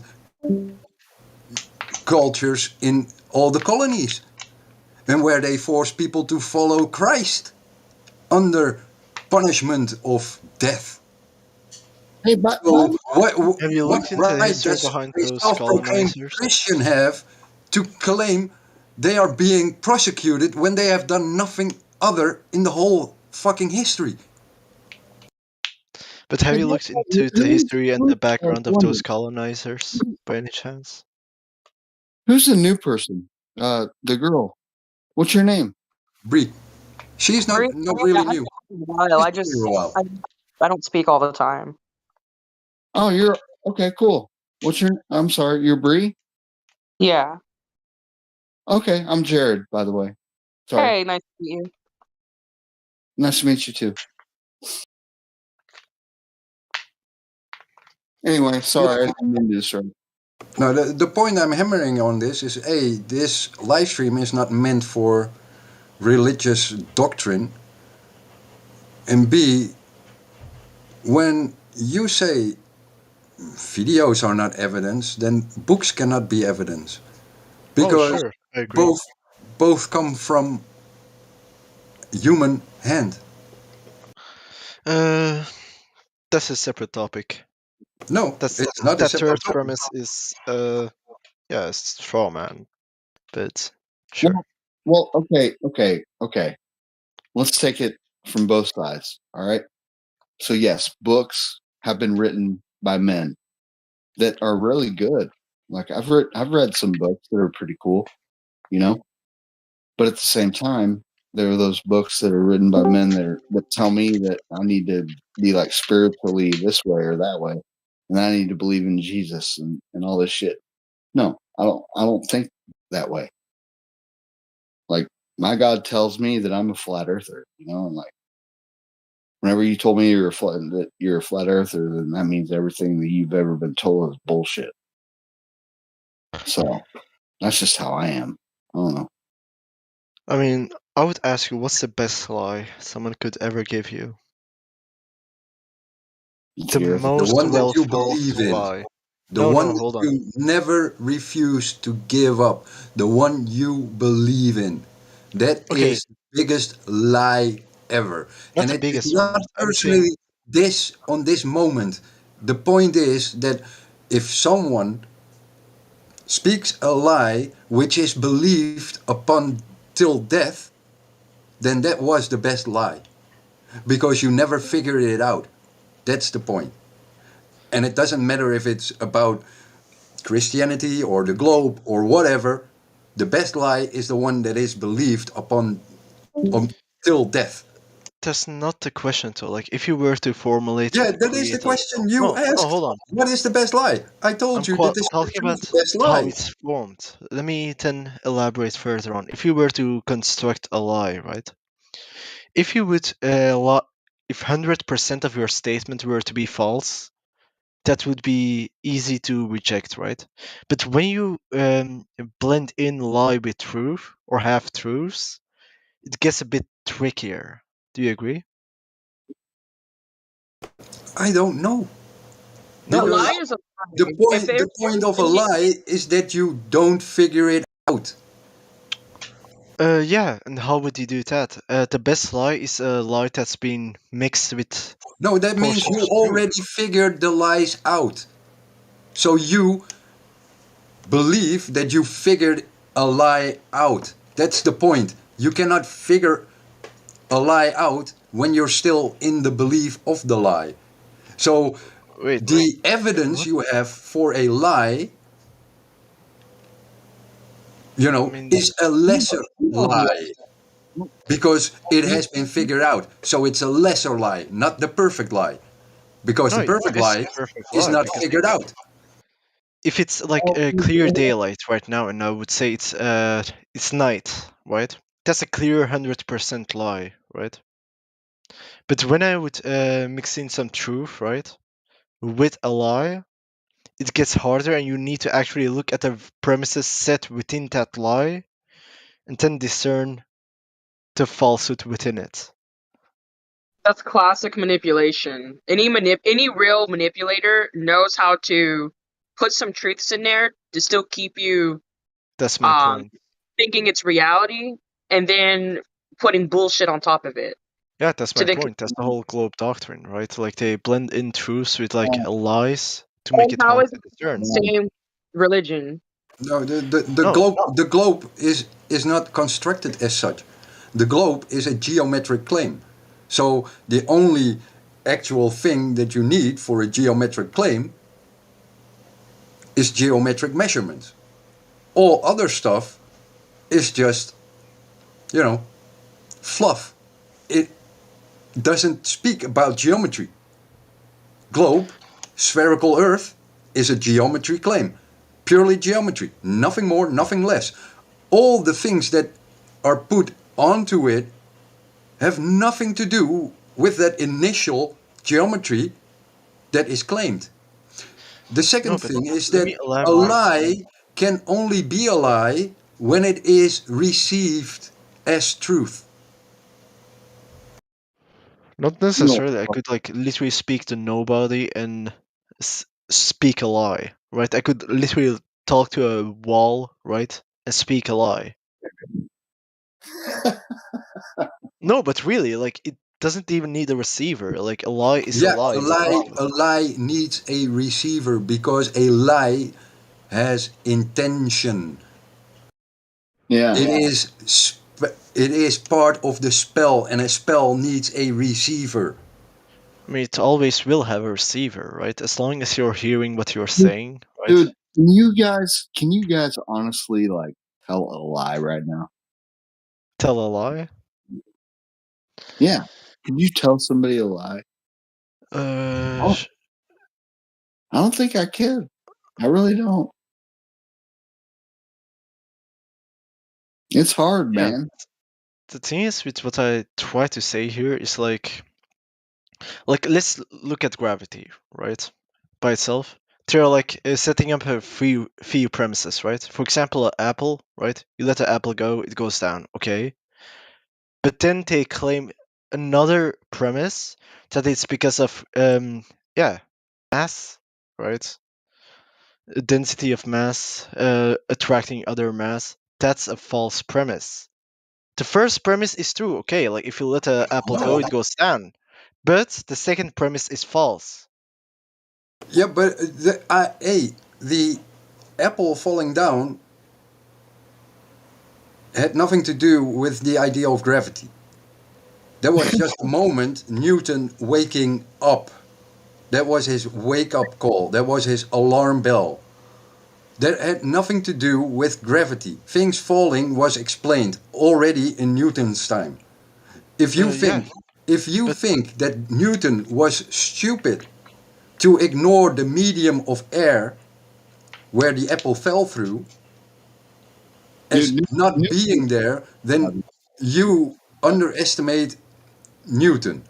That's not And true, that would be like stupid.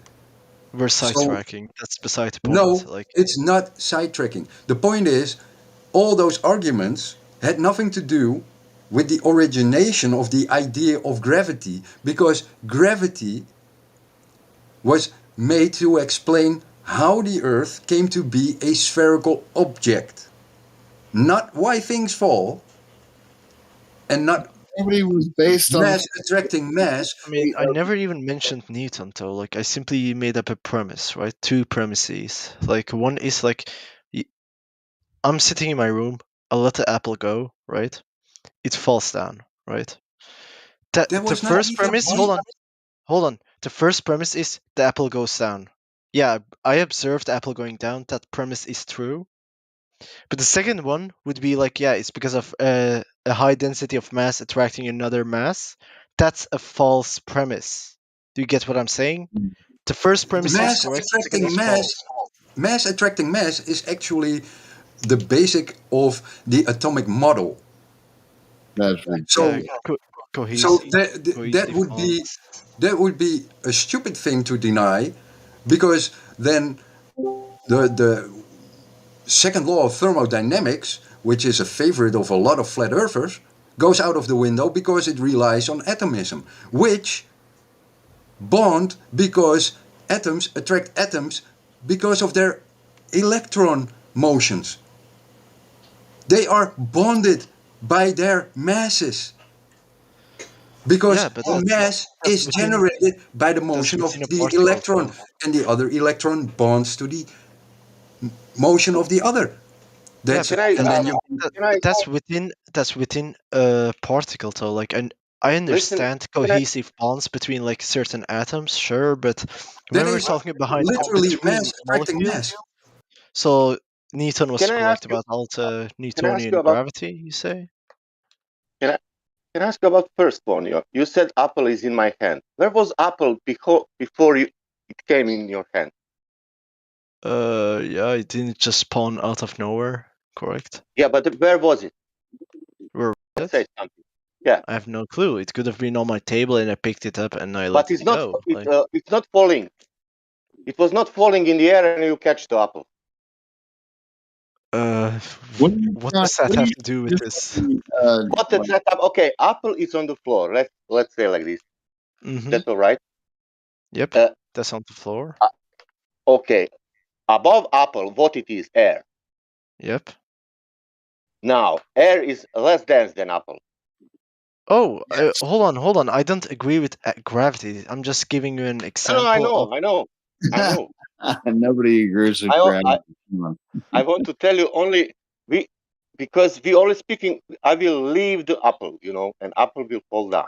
I think we're all trying to figure this shit out. Yeah, but apple was on the floor in equilibrium, and now you are taking apple with your energy, with your hand, and you are with your force, human force. You're taking the apple and moving from equilibrium through the medium, what is less dense than apple. Okay, so you're picking up the apple, and you're gonna be the one that drops it, right? So you're gonna be the one that has the actual momentum or whatever.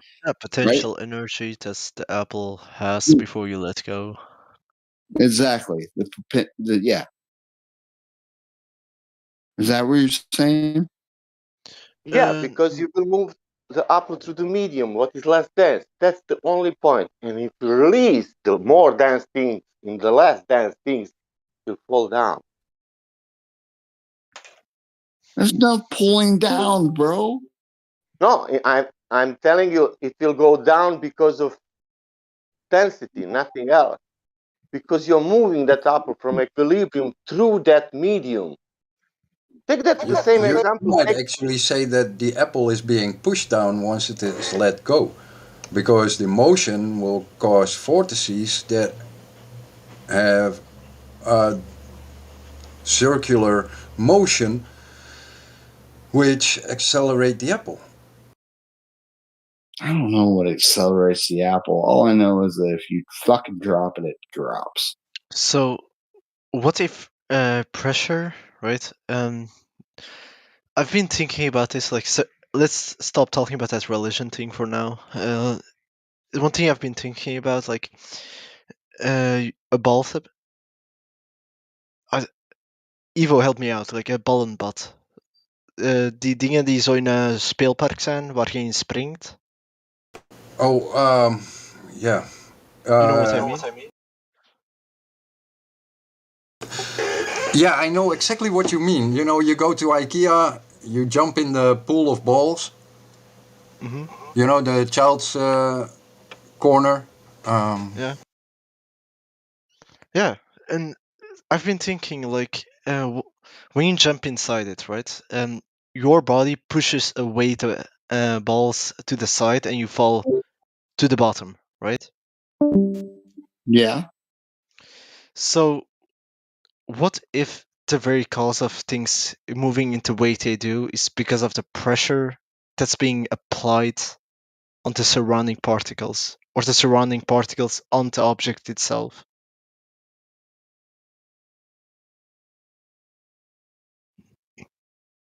Huh. Like, helium is less dense, right? And the medium is like denser, so it would act on the object and help it move up. The same way that airplanes, right, with the aerodynamics on the plane, right?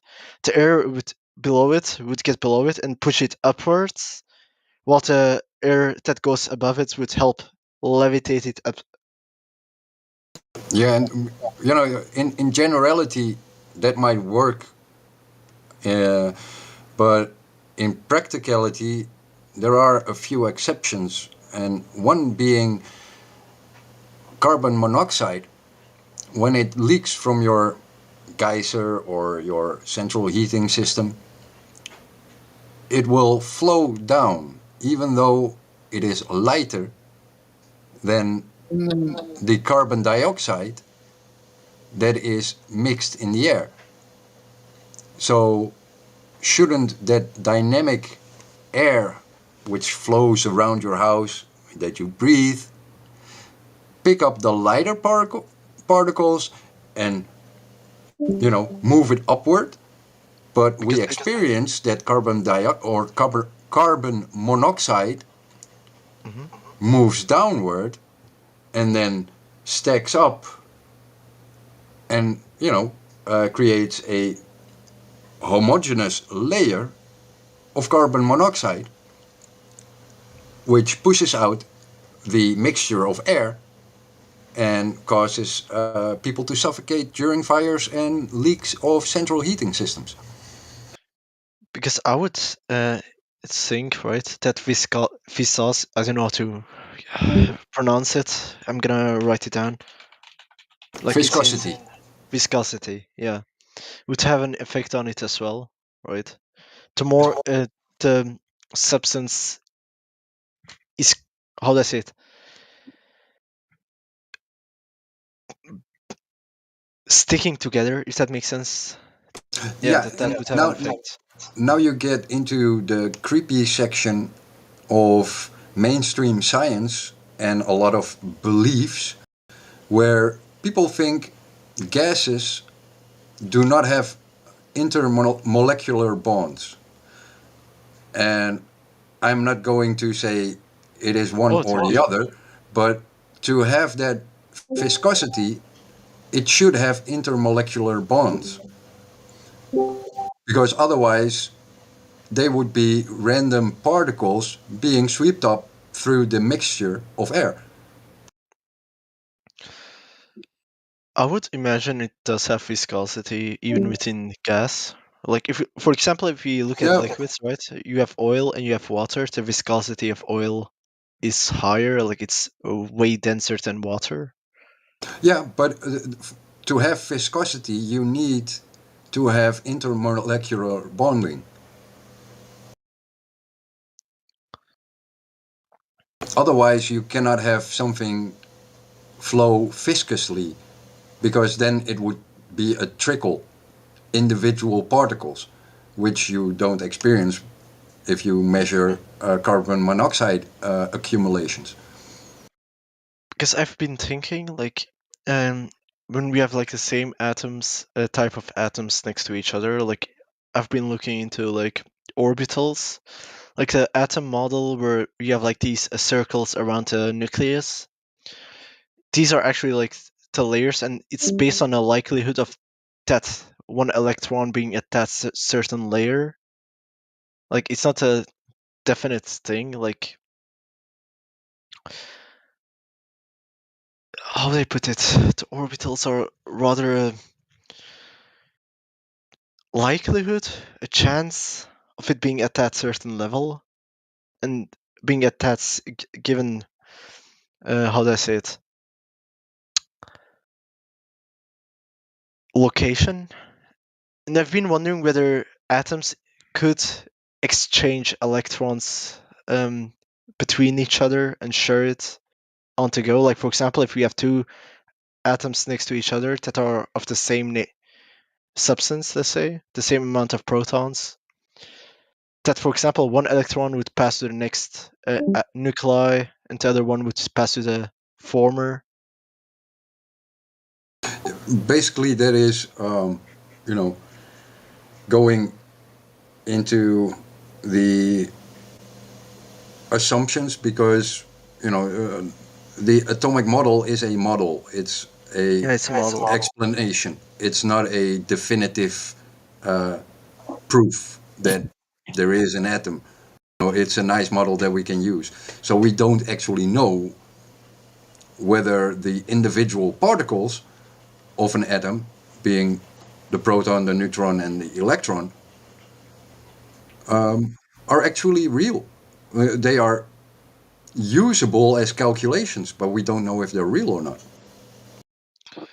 Yeah. For me, just to be clear, I'm speculating right now. Like, I'm not claiming this to be factual or anything like that. So yeah. Yeah, but it's a hard topic, because no one no one at home has got a microscope to view an atom. They didn't even manage it in laboratories, because they depend on electron microscopes and programming. So the programming means that you already have an interpretation of what it should display.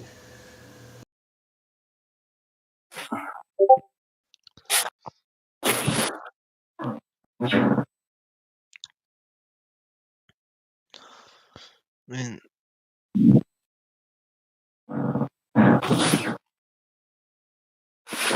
I'm going to run into the VC check-in, because someone is really anxious to get in the conversation. So be right back. All right.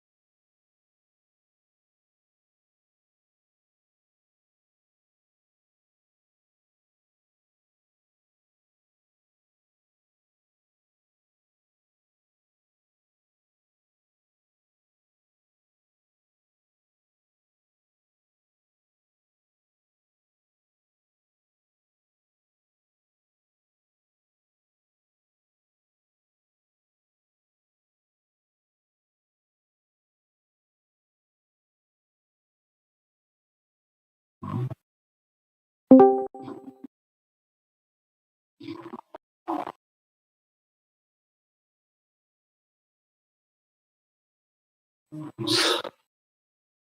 you on here with anybody?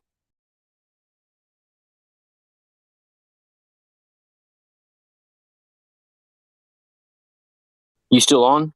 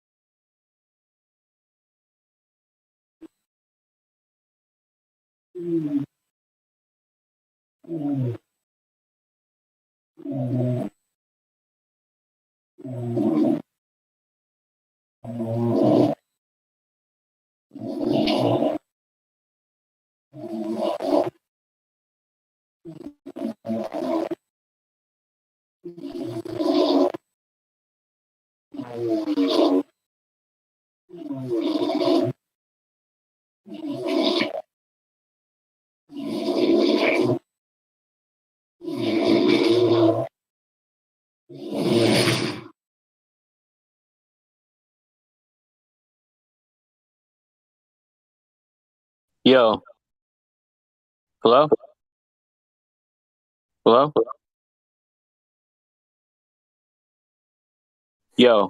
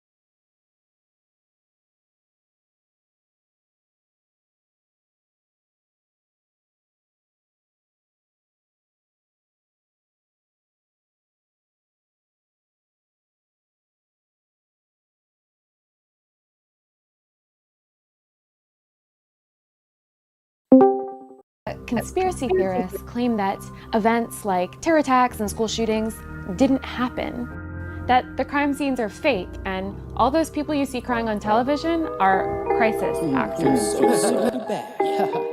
If you could influence kids through the lyrics you spit, would you lead them all astray or just steer them adrift? Wear a mask everywhere, you appear to be sick. Living in fear, 6 feet says, here's you'll get.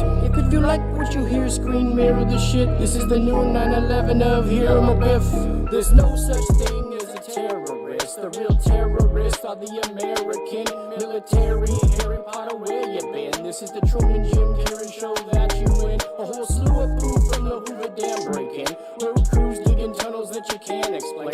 Faster than a speeding locomotive and a train. Watch out for words like inclusive and sustain. Ability is killing me, you don't comprehend. Straight out of Compton, yo, I'm off the hinges. Intended this shit's not meant for me. Ladies and gentlemen, may I have your attention, please? We're the endangered sevens of this century. Can I get a witness to witness these nitwits getting into wits? It's business, jeez. Every time he takes a shit, hiccups and sneezes. Yo, there's no such thing as a terrorist. They only show you such things just to scare your kids. Just know one thing, that where you live is not pear-shaped, but you swear it is. My rap's like the second law of thermodynamics, further advances to murder tactics. I smoke herb till it's gone, then I'm burning the ashes. You voted for Bernie, haha, you conservative bastards. I'm observing these actors, affirmative action. I deserve nothing but a few words in the caption. I'm the referee, coach, and the verbal captain. Even my girl knows, yo, my whole world is rapping. Take away from me that,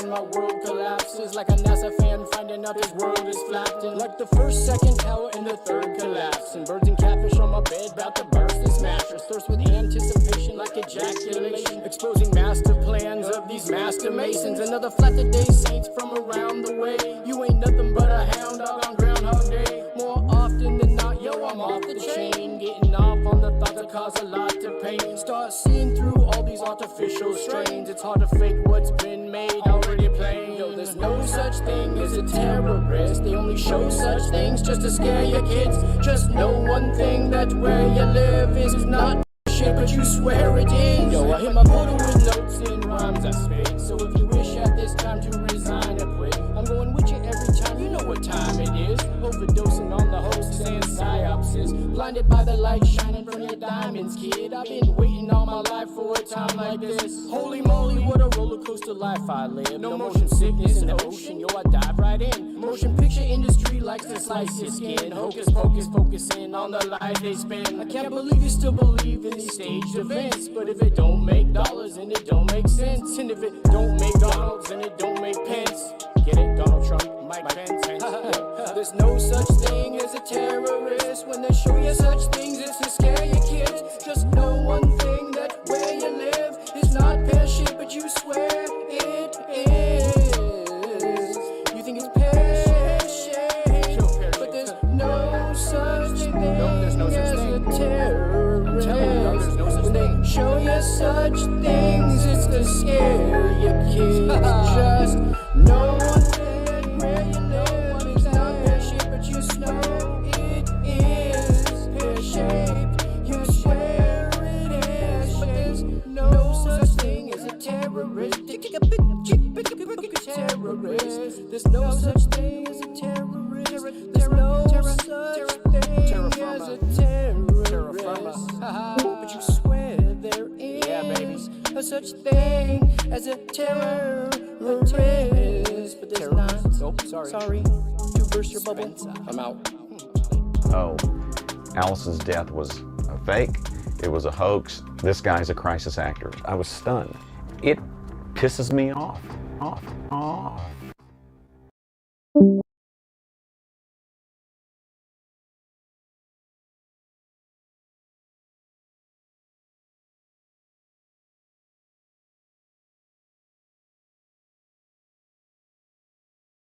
It's the mod monkey.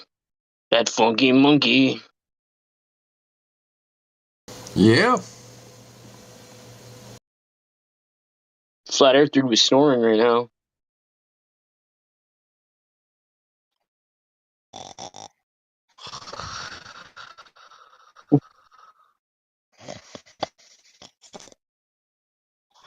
Wow. You know, he's been on for a while. Yep. Right. Good morning, gentlemen. Good morning. Good morning, good evening. And good afternoon. Have a merry flat day to all of you. Right. So, when was the last time that any of you measured, saw, compared the globe to the Earth that we see?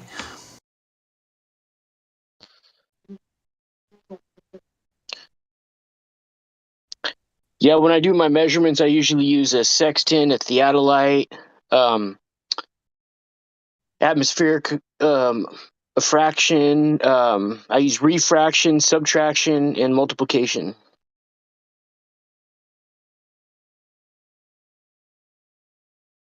I mean, honestly, I haven't personally done any measurements. I've only went down to, how do I say it, epistemological way of handling it. Like, for example, I look at all the premises, you see they don't add up. Like, it's a red flag. It's a big red flag.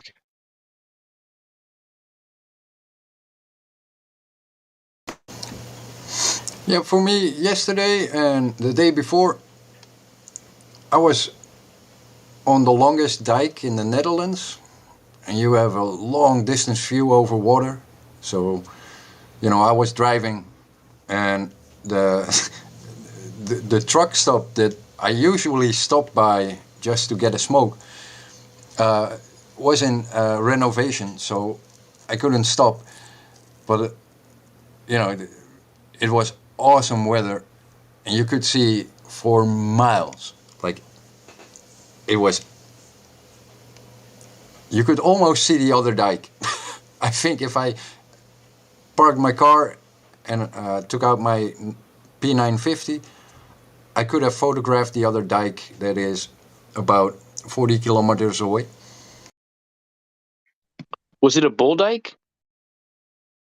It's a sea dike. Okay. It's the Afsluitdijk. It's in the IJsselmeer or IJssel Lake, and FE Core did laser tests there as well. All right. I mean, the thing about like measurements, right? I know if any of you have been to a location where it's not really plateaued, if that makes sense. Like, for example, if you go to South Belgium, like we have the Ardennes, it has hills, right? Like usually, even on the subway, not subway, but highway, right? You would have like these valley type things that it would go down to, like you'll see everything going down and then you go up. So if you live in those types areas, it's becoming exponentially harder for you to do any measurements. Yeah, you know, I'm pretty familiar with the Ardennes, but it is a hard area to do long distance observations. But you know, I think if you go on top of the hills in very clear weather,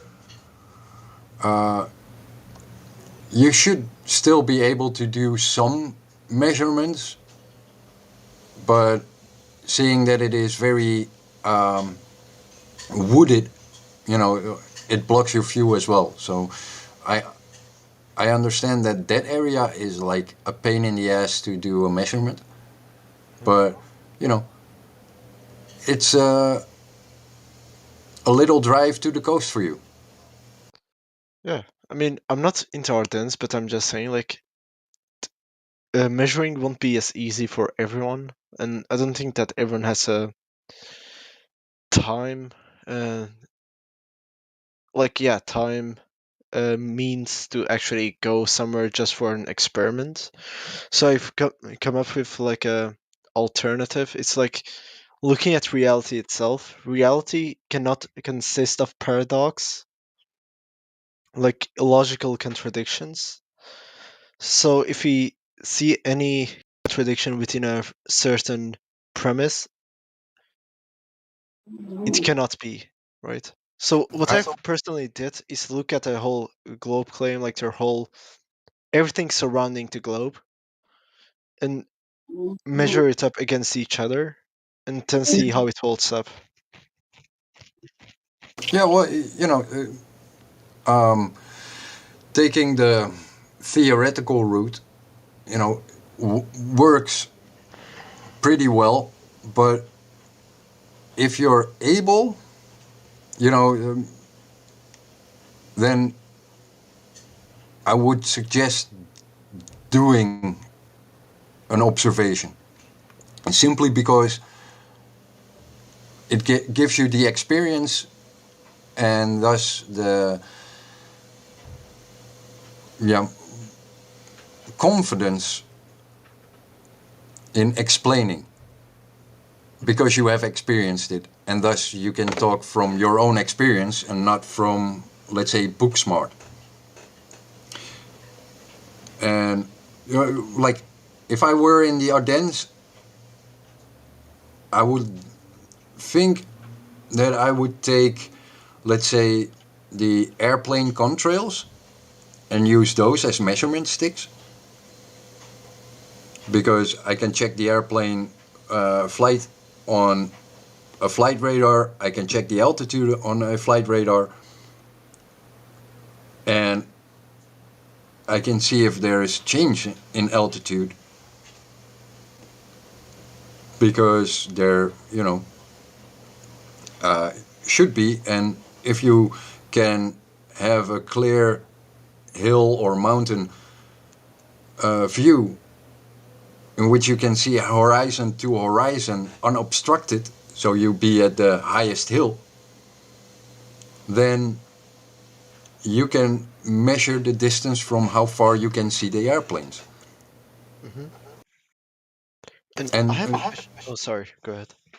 Well, measuring airplane and using the contrails is a very crude way, but in some cases it really defies the globe, because you can see the plane further than would be possible on the globe, because they are going beyond the curve. And I have a question here. Like, if you were on the, how do I say it, the more south you go, right? I would imagine the circumnavigation to take longer than if you were closer to the north, right? Like, for example, if you were like stuck on the North Pole, let's say on the seas surrounding the North Pole, right? Going around it would take way less time than going around, the Antarctics. You don't need to cross the Antarctics, but actually just keep it at your right side and just, circumnavigate it. Yeah, basically, if you're at the North Pole, like the dead center, and you put a stake in the ground, this is the North Pole, and you walk around the stick, you circumnavigated the Earth. Mm-hmm.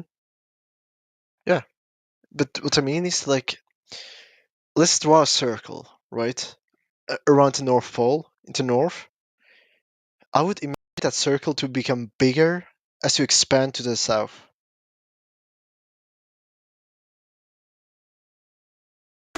Yeah, but the issue with circumnavigating the North Pole is that there is very little documentation, if any, because it's a very foreboding area, and there are land masses that are on your route, so you got to deviate from your perfect circle course.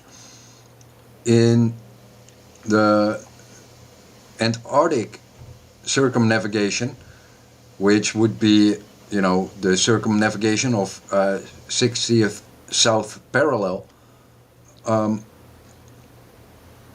that is a lot more straightforward because it's unobstructed. Mm-hmm.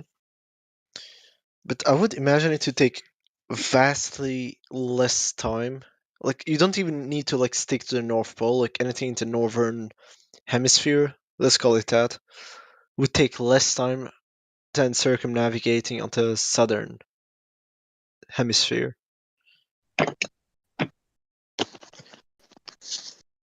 Yeah, that also has been demonstrated.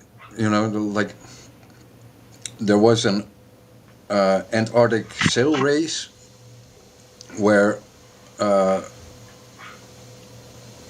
you know yachts went around the 60th south parallel.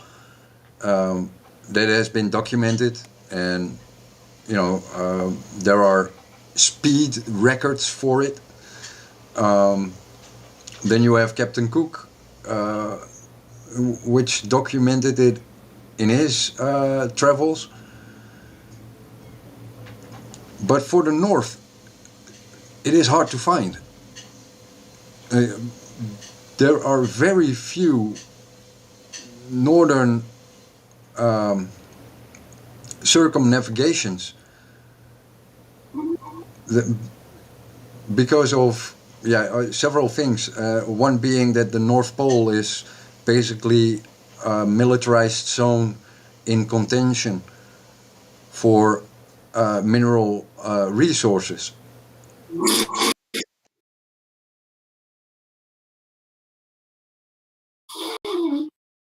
Alright. Like you said, Captain Cook, right? Yeah. Let's see. Captain Cook. Why can't I find anything? Is it James Cook, by any chance? Yeah, I think so. I mean, that's from the 18th century. I don't think it was held up with modern speed of boats, if that makes sense. It doesn't matter. It's the amount of nautical miles traveled. Mm-hmm. Knope.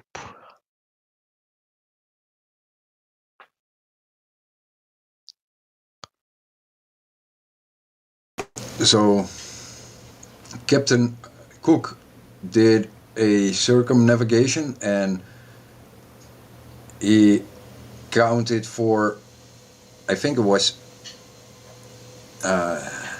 60,000 nautical miles. That's bigger than, isn't that bigger than the equator? Yeah. I mean, wouldn't this be like a definitive proof against the globe? Like, this by itself is already, I would say, enough to like disprove it altogether. Yeah, but then you still have to put yourself into the belief of Captain Cook. Like, okay, he was an honest Marine. you know, like he was still part of, you know, the establishment. So you gotta, you cannot take it on face value. You know, it's a nice piece of recording, but how much truth is there in that recording? And didn't he make any errors or something like that? I'm not saying he did, but it would be still be an appeal to authority when using it as evidence or proof.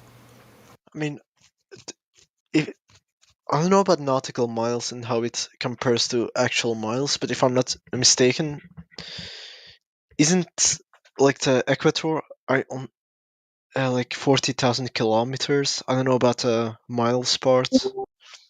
I would Yeah, think in yeah. miles that would be like 20,000, 30,000.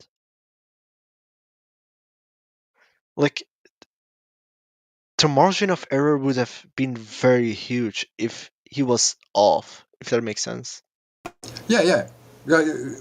And I'm not saying he's wrong, but what I am saying is, if you take on one hand, you say the government lies, and on the other hand, you say no, the government speaks truth because he did it out of a government funded exploration. Mm-hmm. So, you know, all you can say is you can put doubt on the numbers because the government is telling two different stories at the same time. And only one can be true, right? Yeah.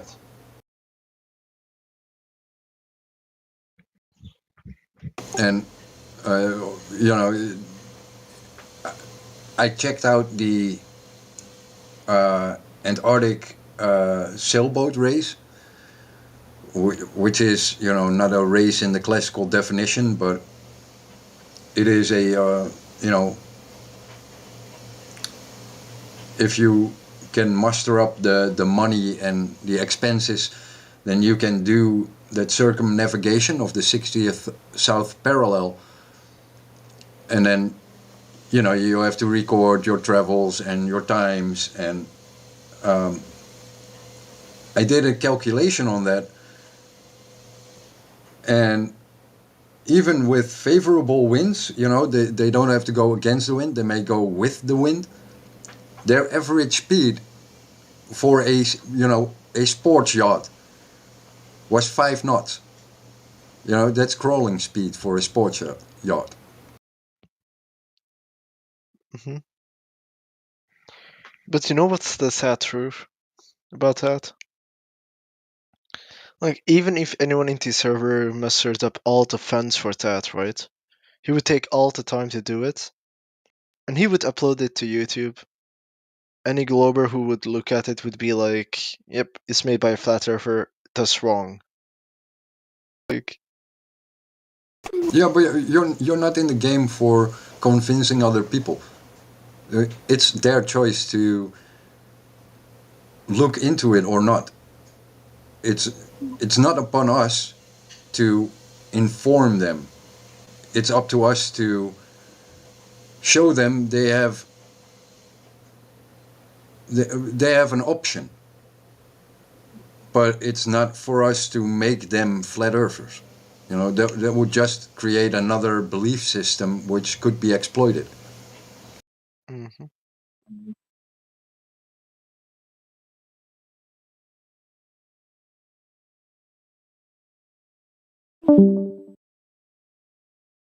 You don't want people to believe in flat Earth. You want people to understand that they can measure it for themselves and be responsible for their own knowledge, and that you do not have to rely on authority figures, and that you do not have to rely on rich people who can do more than you, because you can do a lot of things with very simple devices. You just have to know how. And that's why we are here. We can give them the option. All right.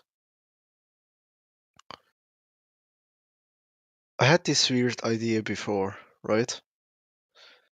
So, what's the longest rope that was ever made?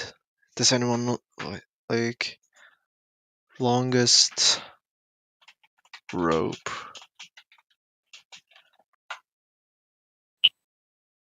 Do you mean, single strand rope or all ropes tied together? I mean, as long as it's a rope, right? Yeah, but could it be a sea cable? Like the internet cables?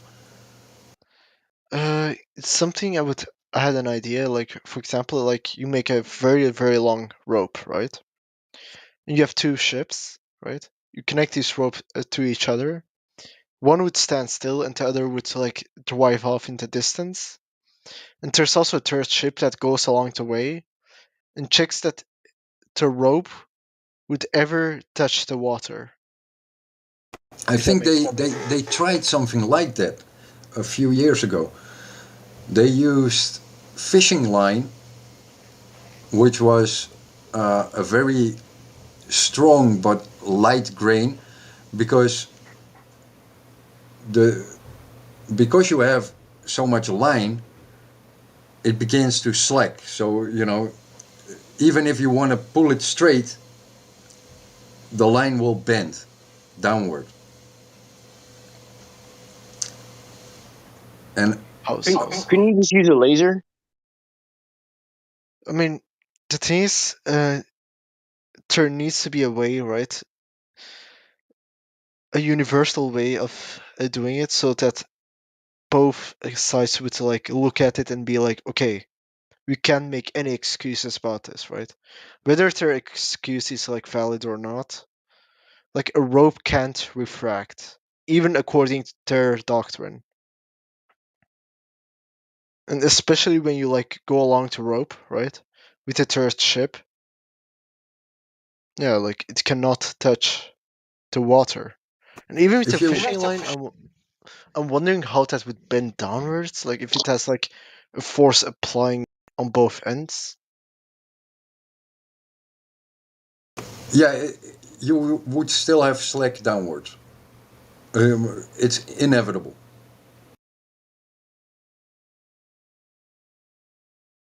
I mean, even if it's, like, pulled to the utmost limit, to the point that it's gonna snap or something.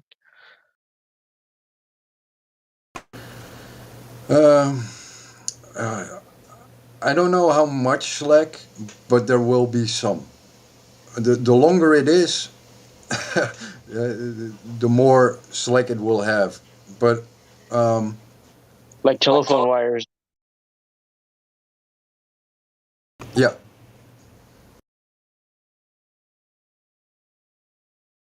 But there might be a different way, and that is if you have a rope and you lay it on the ground, then it should follow, or you let it float on the surface of water. It should follow that curve. But if you mount it between two pillars, which are, let's say, 5 meters above sea level, because of the claim of the curve, if you raise that cable up, it should be too short because you extended that curve, because those pillars are higher. Oh yeah, that makes sense. So that would be, if you want a physical test, that would be one of those. All right. Because me personally, I'm not really not for the same reason as the Glober, but personally, like, I don't feel right with a laser test. Like, it doesn't sit right with me for some reason.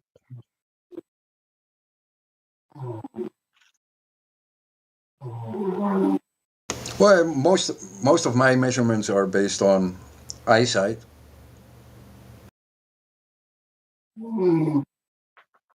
What I can see with my naked eye, and how far I can see with my naked eye. And then I can use optical devices like a camera to record what I see. Mm-hmm.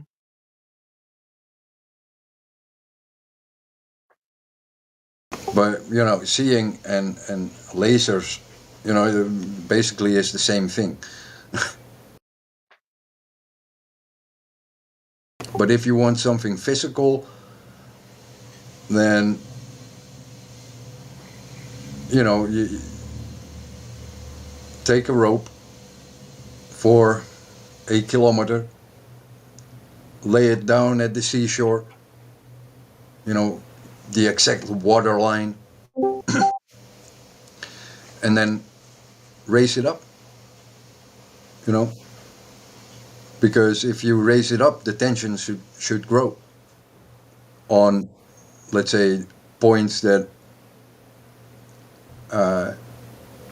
the cable is too short. So if you get slack and the tension is higher, then you know the more tension you have is due to the slack. Yeah, like, I can visualize that. That would be a good test.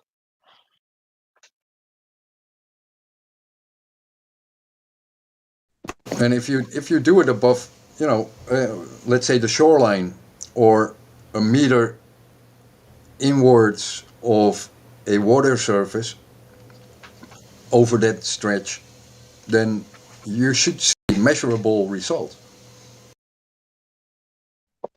Mm-hmm.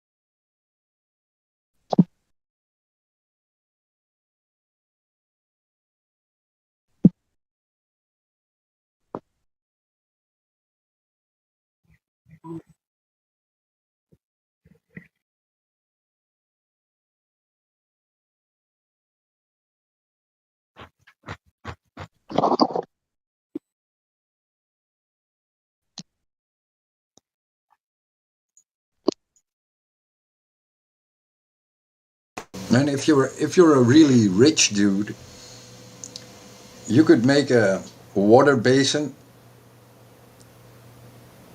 that is 1 square mile, and then you know you make it 3 feet deep. You fill it up with water to the brim, Mm-hmm. and then you should see a curved body of water. Yeah. So anyway, it was a good conversation. I think I'll be going off now, though. So y'all have a nice day. See you next time. See ya.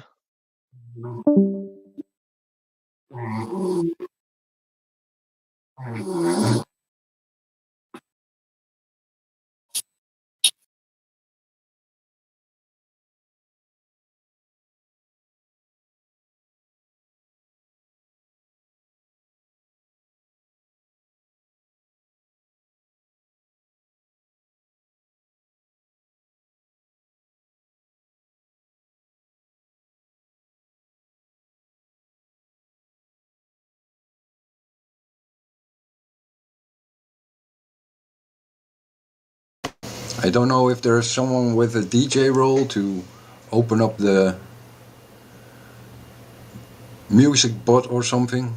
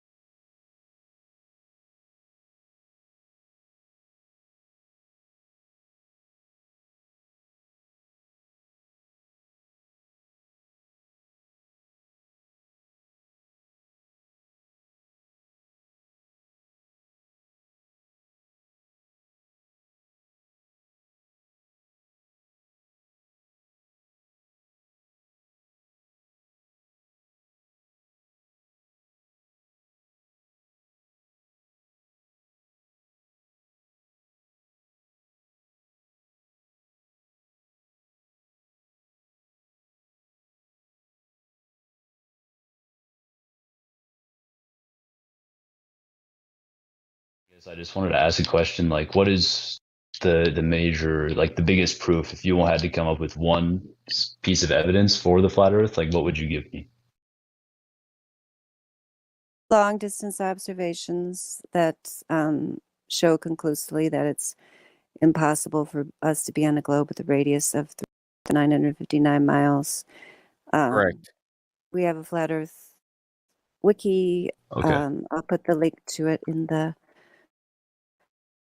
voice text. Basically, every single one of these observations is impossible on a globe of dimensions claim, because if we did live on a curved surface, then by definition, by the geometry of a sphere, that surface would have to curve away from us, because they give us these exact dimensions. Then we're able to and use the approximate rate that is given to us. If you Google what's the curvature of the Earth, they tell you the curvature of the Earth is roughly 8 inches per mile squared. That's the rate at which the curvature increases as you're looking off into the distance, which means that when you get up to, for example, at 25 miles, at which measurement we have many laser tests that have hit a target at 25 miles, when those targets should be obscured by over, around 300 feet of curvature, as well as long distance observations seeing the city of Chicago across Lake Michigan at a distance 52 miles, when that should be obscured behind thousands of feet of curvature.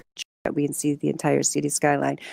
And just backing that up a little bit, those are what we can observe in reality that disproves the model. But on the other hand, if you have something like that where you're claiming we live on a spinning ball, you should have some kind of evidence for it. And they have no credible, no scientific evidence, no testable, repeatable, verifiable information whatsoever. It's a complete fantasy. So there's my best. So as far as that information, wouldn't like satellite imaging and stuff like that be conclusive scientific evidence? It's just like that's No, something it's that's not. physical and tangible. That's a good question. That's a good question. But it isn't, for many reasons. Those images, one, they cannot be, you cannot verify them. They're telling us that they're taking them from this fantasy medium of outer space, which in and of itself cannot exist, because you cannot have a vacuum or near vacuum right next to the atmosphere of Earth. So they're already suspicious, and we can't repeat them. Science has to be testable, repeatable, verifiable. We have to rely on the word of an agency that's proven to be unreliable. But even if you believe NASA, they'll tell you right on their own website they don't, that they cannot go up there and snap a picture of Earth, that they use CGI. Do you have a link to that? That's I'd right just be on the interested. website there. to check Yep, it out. yep, it's right there. I got memes, Okay, just Blue on. Marble, which is the quote from NASA.gov. Now I'll give you links, Blue Marble, so you can go right Okay. to the link. Can't believe they left that up there. The reason I made that screenshot back when I did 9/5/2020 is because I thought, no way are they going to keep this up there on their website. They can't possibly keep this up there on their website. Right. But there it is. It's still there. Says right there, Right there. on NASA.gov. Yep. Then we wrapped the flat map Okay. around Yeah, the I see ball. that. My part was integrating the surface, clouds, and ocean to match people's expectations of how Earth looks from space. That ball became the famous blue marble. I'll tell you right up there. They Wow. can't even go up there. When you see these images, they are, they're created images, which we know is possible with photography. Right. Nonetheless, even if you believe these images, they're widely contradictory with each other, as well as contradicting all the amateur weather balloons, which go up there at over 100,000 feet and show an completely horizon. So you have to either, when you take all of this evidence into account, think that all of these amateurs have gone up there faking a flat horizon to try to make you believe the Earth is flat, though they have absolutely zero reason to do that, no motivation, when flat earthers are clearly ridiculed, lose jobs, lose family members, have to deal with constant headache and hassle, and don't get any money from it. Or a government organization, when we already know that the media, government, military, education system is all in each other's pockets, all about profit, and that that they are profiting from the globe line, NASA raking in billions of years, that they are coming together and conspiring to try to present this globe image, and they can't even be consistent with their own globe images.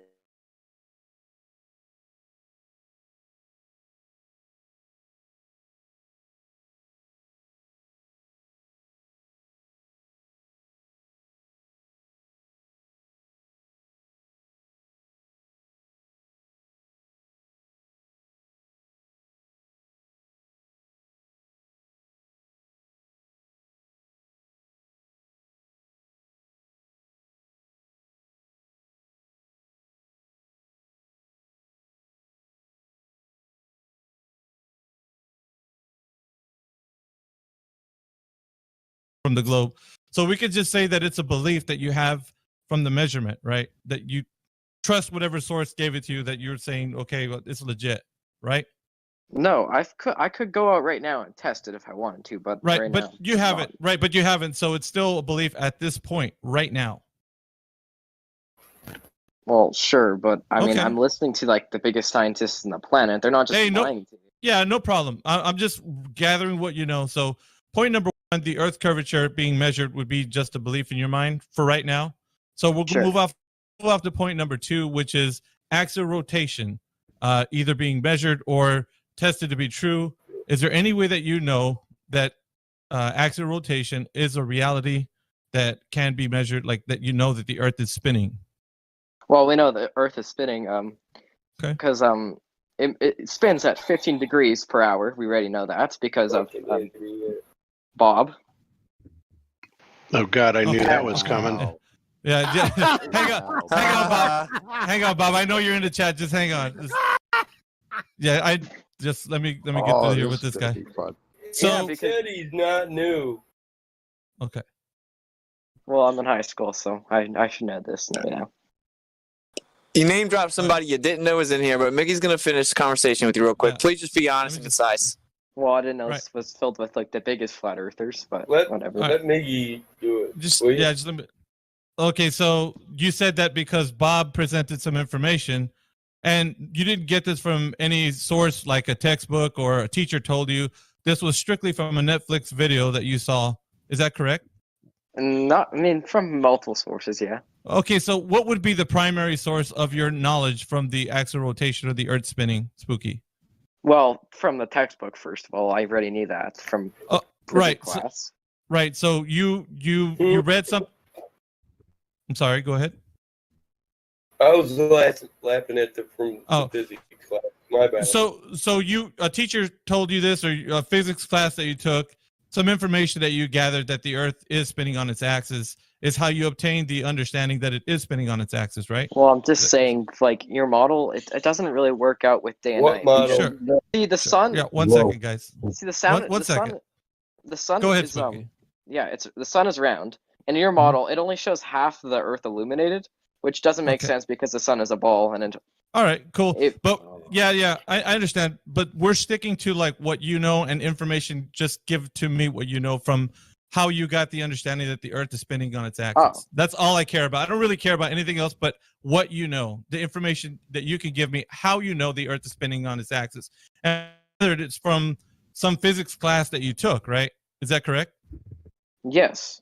Okay, so not any direct measurement that you have done, but somebody somewhere on that you got told from your physics class gave you the information that you know that the Earth is spinning on its axis.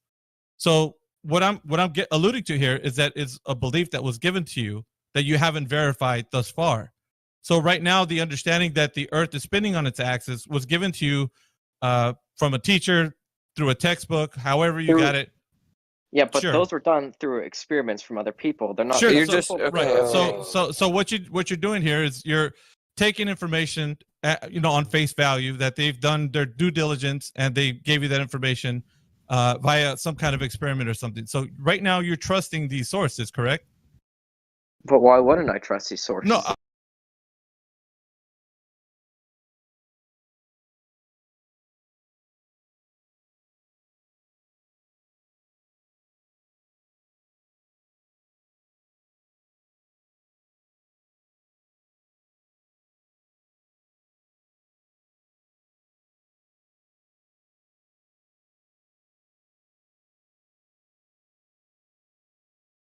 Hello?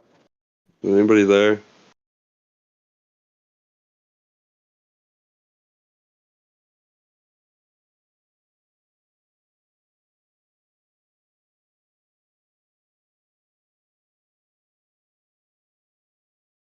I just wanted to remind everybody that you can't have gas pressure without a container.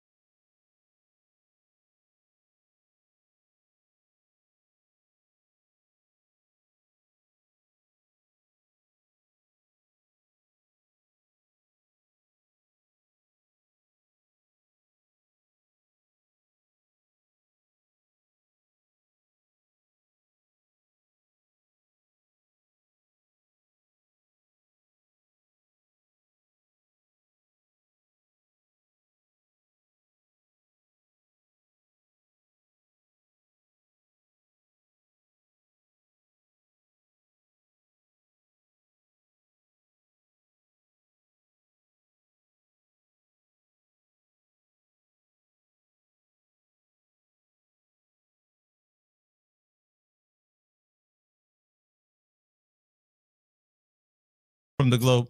So we could just say that it's a belief that you have from the measurement, right? That you trust whatever source gave it to you, that you're saying, okay, well, it's legit, right? No, I could go out right now and test it if I wanted to, but Right, but you haven't, right? But you haven't, so it's still a belief at this point, right now. Well, sure, but I mean, Okay. I'm listening to like the biggest scientists on the planet. They're not just Hey, lying to me. Yeah, no problem. I'm just gathering what you know. So, point number one: the Earth's curvature being measured would be just a belief in your mind for right now. So we'll move off to point number two, which is axial rotation, either being measured or tested to be true. Is there any way that you know that axial rotation is a reality that can be measured, like that you know that the Earth is spinning? Well, we know the Earth is spinning, because it spins at 15 degrees per hour. We already know that because of Bob. Oh God, I knew that was coming. Yeah, hang on, Bob. Hang on, Bob. I know you're in the chat. Just hang on. Let me get through here with this guy. So he said he's not new. Okay.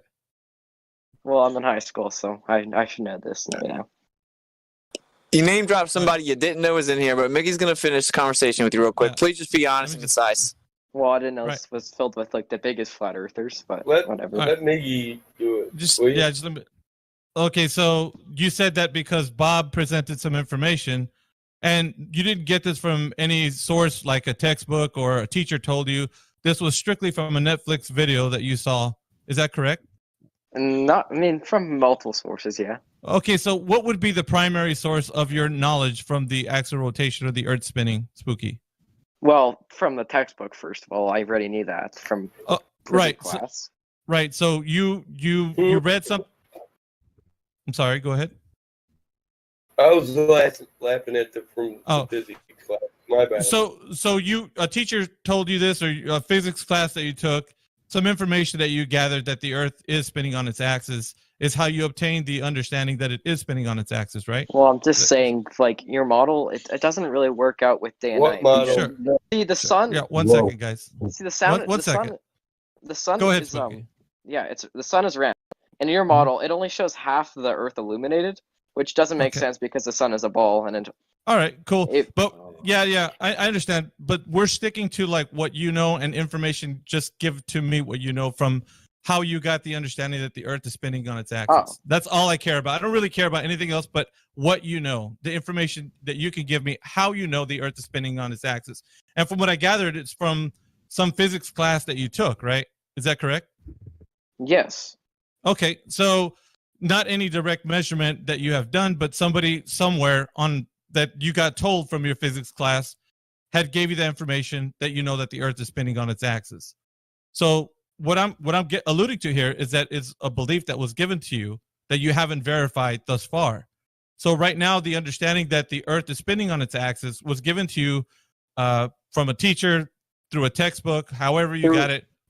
Yeah, but those were done through experiments from other people. They're not. Sure, You're right. So what you're doing here is you're taking information, on face value that they've done their due diligence and they gave you that information via some kind of experiment or something. So right now you're trusting these sources, correct?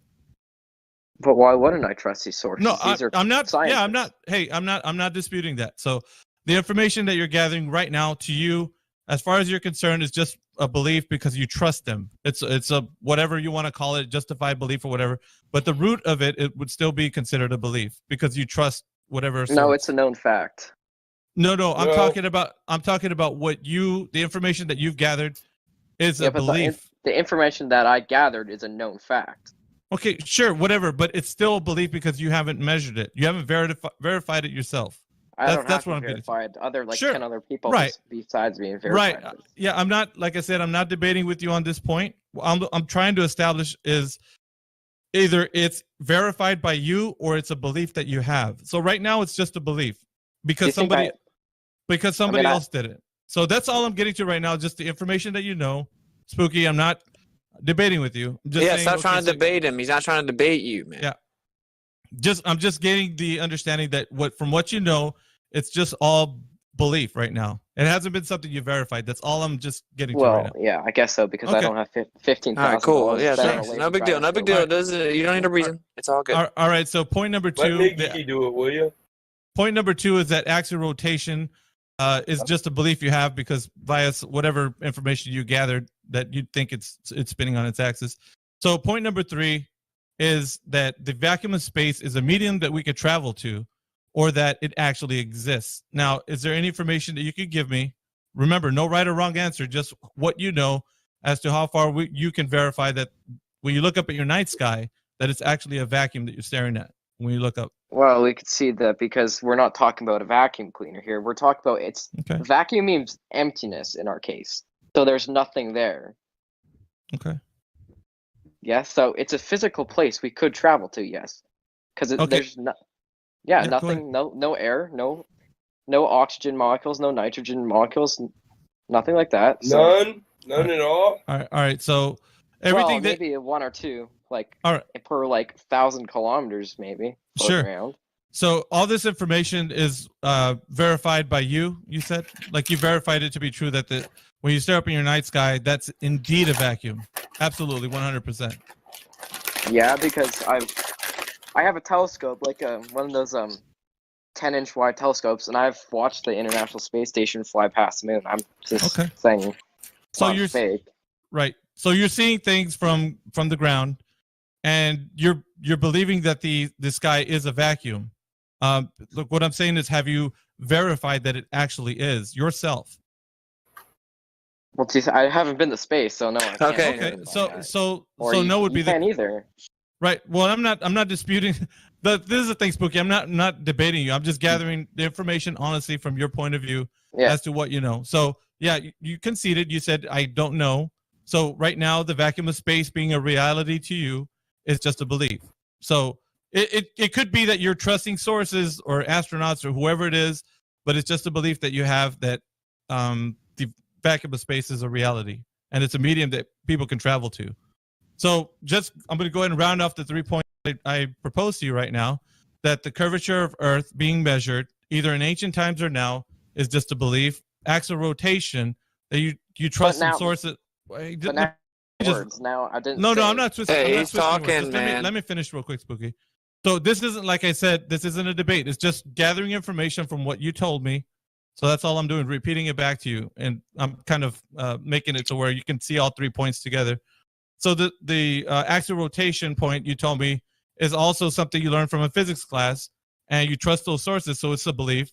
And the vacuum of space being a medium that we could travel to, or that it actually exists, is still just a belief. So the paradigm of the globe Earth as presented to you throughout your whole life has been a belief that you held strongly to, but it doesn't have any basis on known reality. As in, it hasn't been measured, you haven't detected it, and you haven't been there. So there's nothing that you could actually say right now that would justify a belief that you have in your mind. Well, so when you would move forward in the conversation, because we're going to open it up so you can ask any questions you'd like about flat Earth. But if when we open up the conversation and you revert back to trying to justify it, we're gonna let it known that what you're trying to do is assert your belief once again when it's already been known that you just believe it to be true. You follow me, Spooky? So it's not something that you could test and verify because you haven't done it yet. So you're just asserting a belief. So when we get into a conversation, which I'd like you to have with us, don't revert back to like, well, what about pictures from space or something? Because all these things are just rooted in your mind as just beliefs. So, well, I have a couple. Yeah. Go ahead. Yeah, no, I'm just going to open up the conversation now, but just to let it be known to everybody here that you did concede and said it was just a belief. But so if you cannot, try not to go back and try to justify these things as if they're actual known reality, because just right now you conceded to yourself that it's just a belief that you carry. That would be it. So I'm going to go ahead and open it up, and you can ask any questions to people here who would take any questions for Flat Earth. And if you want to know, you mentioned Bob, why don't you start with Bob? Yeah. Sorry. I have one question only. I didn't fast mean to question. Bob here. I only have one question fast. Fast about Bob. Yeah, Oh my no, goodness. I think he's right. We should let Bob cover that attack on him if he wants to. I'd be more than happy to cover it. Without interruption, please. That's exactly what I was going to suggest. This is going to be awesome. Okay, so Feel free. so obviously you don't know me, right? You only know me because of what you saw in Behind the Curve, correct? Yeah. Okay, and from what I said in Behind the Curve, you took that and interpreted as, you know, what I was saying is that the Earth was spinning, right? Yeah, you said 15 per 1 hour and 15-degree drift. That is correct. That's exactly what I said. And you know what? I wasn't lying. That's exactly what we registered. The problem is what the producer interpreted that and actually cut the editing to make it look like. So would it surprise you if I told you that, you know, I completely agree with everything you just said. I absolutely did say that, but unfortunately, because of the way the producer twisted that around, I was not saying 15 degrees per hour of Earth rotation. Now, do you want to know how I know that? Because your gyroscope, your like $40,000, what was? Like, how much was it? Well, first of all, it wasn't my gyroscope, and second of all, I didn't do the initial test, but I got credited with that, so I'm just gonna wear it, okay? But we took that gyroscope, and like I said, when we first plugged it in, we got a 15 degree per hour. It wasn't specifically 15 degrees per hour. It would be an interpolated value, taking the sine of the latitude times 15 degrees per hour, which would kind of equate out to that. Okay, so let's make that perfectly clear for one thing. But secondly, when I was in the movie, yeah, at that time when I stated that, I had no idea. You know, I was just as surprised as anybody else, and yeah, I was very reluctant to accept it because I was trying to interpret, you know, exactly what we were seeing. And I came to find out later on, and by the way, I did tell the movie producer this, exactly what we were seeing had actually been measured and discovered over 100 years before in what was called the Michelson-Gale experiment, right? The rotation of the luminiferous ether. So at that point, then what we were faced with is we had the challenge of, well, how do we prove that it is not Earth rotation and was in fact the luminiferous ether? Now, some people, and I'll even say even in this panel, don't believe necessarily that the luminiferous ether exists, but there's also a lot of Nobel laureate, you know, physicists that say that it does, and it's, you know, there's a big debate on it. Let's just put it that way. But by using that very same gyroscope, whether you believe in the ether or not, we actually devised a way to tell us whether or not it was in fact Earth rotating, okay? And it was really pretty simple, right? So first of all, do you understand at all how the fiber optic gyro works, how laser interferometry works? Well, not really, but I mean,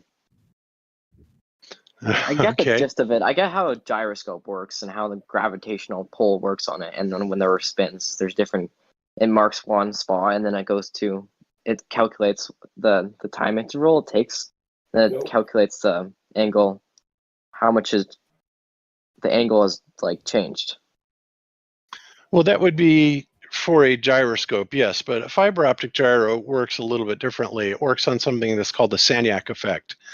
And the Sagnac effect is basically, it goes under the assumption that if light is traveling through a medium, right? In other words, they speak of light as a wave, right? So you have to ask yourself, well, what is a wave? What is it waving, right? What is it traveling through to cause that wave? What is the medium that light is actually waving, right? Well, scientists have been saying for centuries that it is in fact this luminiferous ether. And that is what I actually wound up claiming that it was that was actually rotating, the luminiferous ether. Now, here's how and why I came to that conclusion. So we went back and we looked at these experiments from over 100 years ago and the assertions about the Sagnac effect and laser interferometry. And it turns out that what they say about the luminiferous ether is that it rotates very much, or it behaves very much like a magnetic toroidal field. Are you familiar with a toroidal field in a magnet? Yes. Okay, so the ether very much behaves in the same way. It actually is moving. It's not a stationary thing. It is moving, and believe it or not, it movigates. It movigates. It propagates vortexually, right? And it just so happens that that vortex rate is about 15 degrees per hour. Now, again, how is it that we were able to figure that out and that it was not Earth rotation? And the answer is really quite simple. So if I'm taking, and this is, by the way, exactly what we did. So we took the fiber optic gyro and we went to a place in Colorado called Pikes Peak. And Pikes Peak is at 14,125 feet above sea level, okay? And we did our measurements there and we got our essentially our equivalent to the 15 degrees per hour rotation rate from Pikes Peak. Now, again, whatever you want to call it, you know, you can call it the ether or you can call it Earth rotation, you know, whatever you want to call it, that's fine. But what we're trying to prove here is that it was not Earth rotation that we were picking up. So we did that measurement at Pikes Peak and we got a value for it, okay? And then we went down to eastern Colorado following the exact same line of latitude, right? And why we followed the exact same line of latitude, I'm going to tell you here in just a second. But we went directly east in Colorado on the exact same line of latitude down to just over 4,000 feet. And then we did another measurement, okay? So would you agree that if I am measuring something that rotates or that measures spin, right, or a rotational rate, that it should not matter whether I take that rotation rate at the bottom of a device or at the top of a device, especially a spinning ball. It would be the same whether you took it right on the globe or an inch above the globe. Would you agree with that? Okay, and you would be absolutely correct. It would not vary at all because it doesn't matter where you would be, high or low, on that same latitude line. It is going to rotate at precisely the same speed. Well, here's the problem with that. What we found was that when we did the measurement with the fiber optic gyro at the 4,000 foot elevation, we had about a 1.3, 1.4 degree per hour variance from that done at the 14,125 foot elevation on Pikes Peak, okay? So we thought, well, that's pretty interesting because that actually equates to be 26, 27 degrees per day, right? That's a huge number. So we did it again at a different place, Guanella Pass, and again, and again, and again. And we did it in several different places in Colorado. And again, each time we then went to its corresponding latitude line at a lower altitude. And every single time we got a greater than 1 degree variance on the two measurements. Well, why would that be?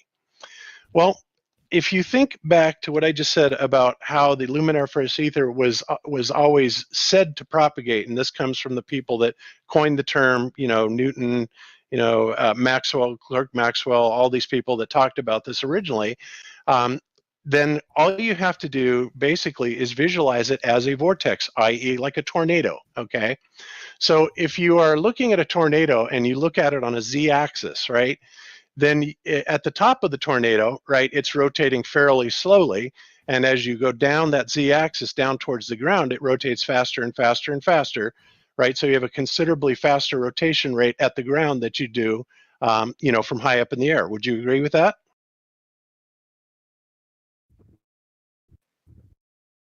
Yeah. Did I lose it? Okay, Yeah, good. no. All right.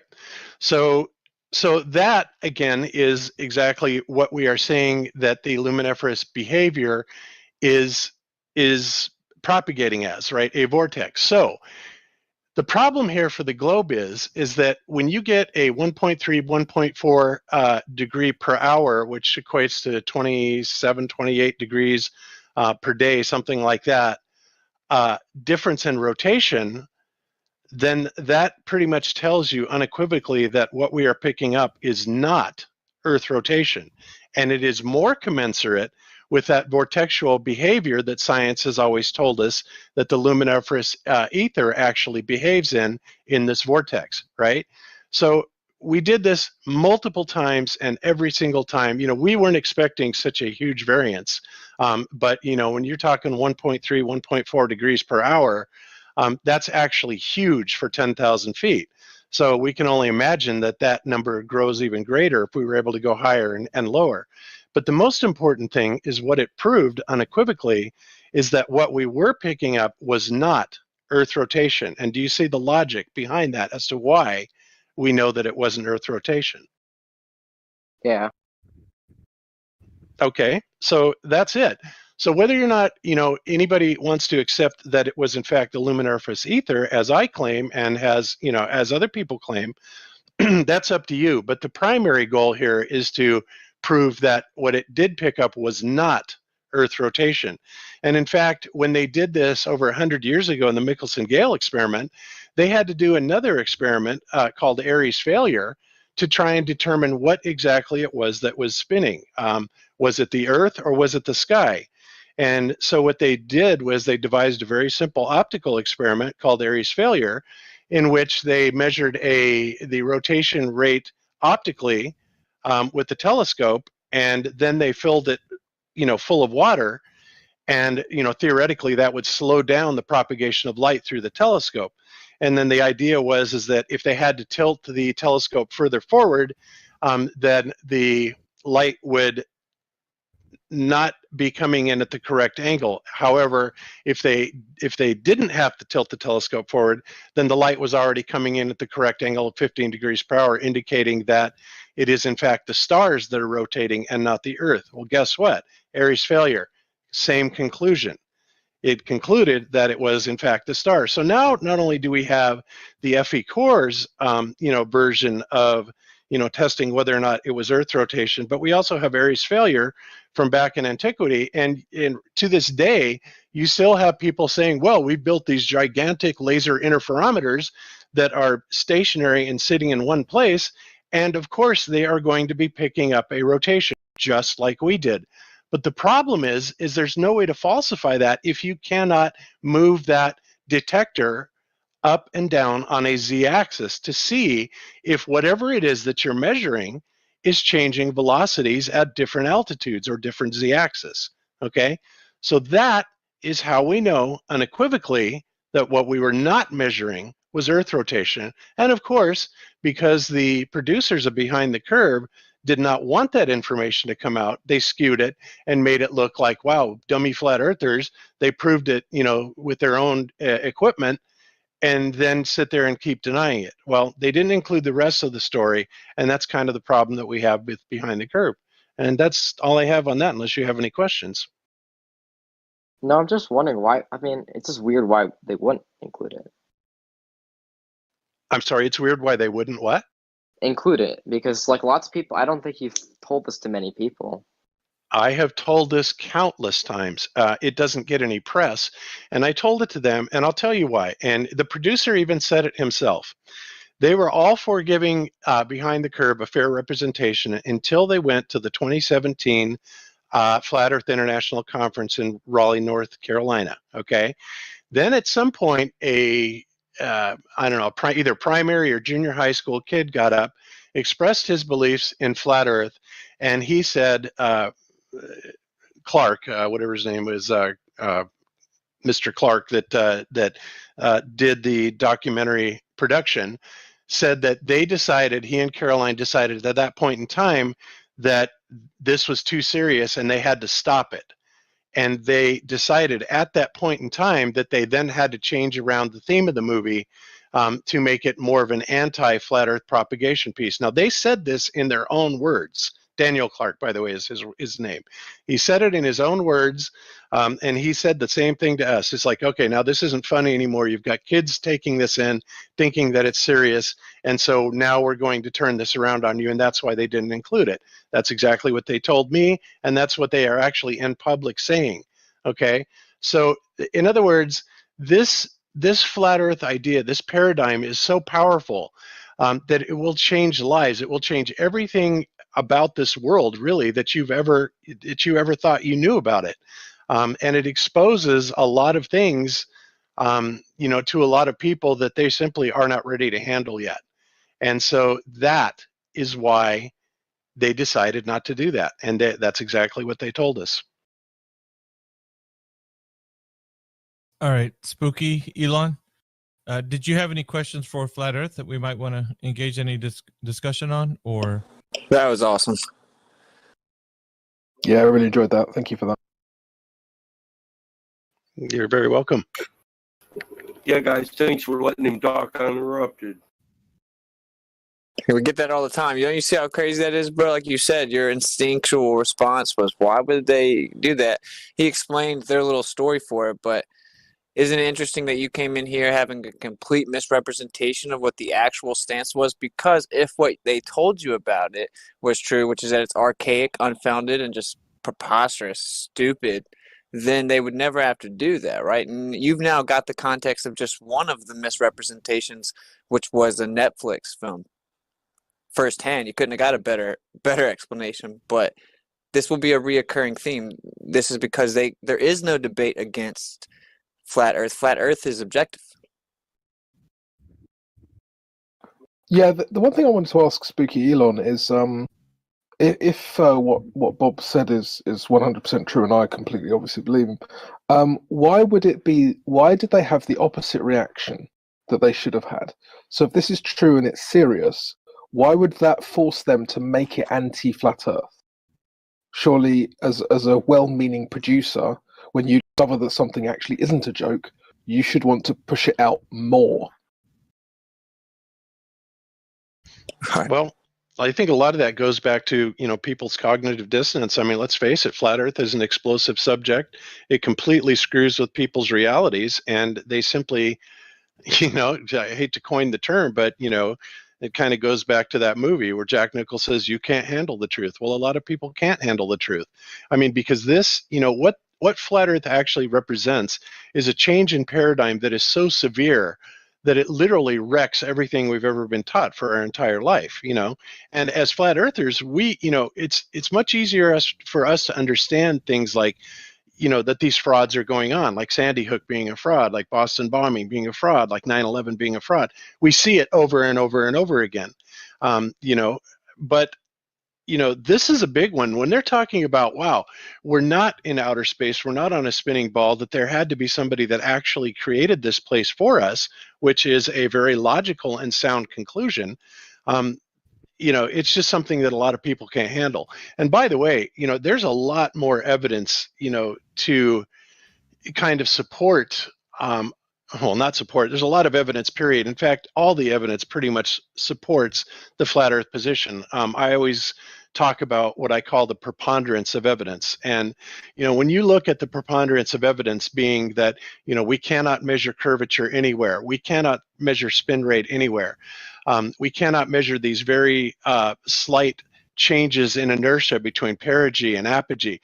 People will say, well, of course you can't feel that with your senses. And maybe you can and maybe you can't. But one thing that they neglect to say at that point is that we have instrumentation that is absolutely capable of measuring those very, very subtle changes, right? They're called accelerometers. You have one in your phone, and they are so sensitive. Look into them. They are incredibly sensitive. And so we have all the instrumentation. It's not just the fiber optic gyros that are giving us this information. We have several pieces of test equipment that are, giving us this information. And going on behind that, then when you look at NASA and all of the frauds that they do, all the CGI, the fake pictures of the globe, the fact that we didn't even get a picture of the globe until like Apollo 17, right?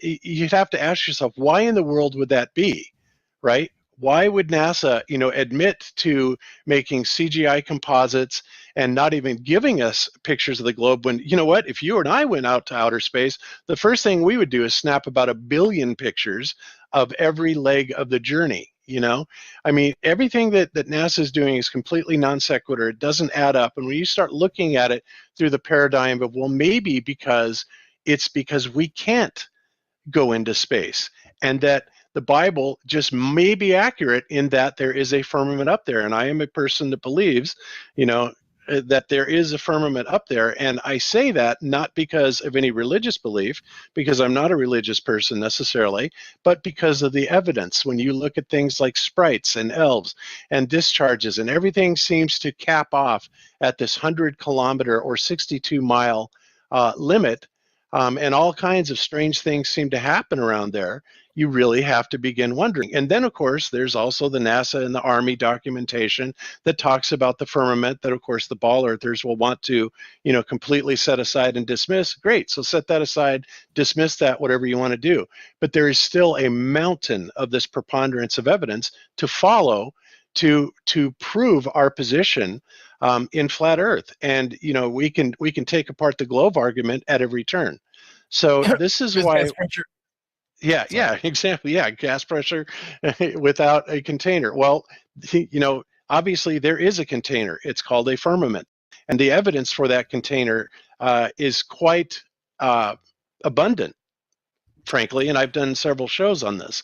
So there you have it. And that's just my take. I'm going to let some other people talk about this, but that's just my take on why I've gotten into this. Bob, can I ask one question? Sure, go ahead. Do you know that somebody in human history made some similar or the same measurement you do on that movie, and if you understand, my English is not good.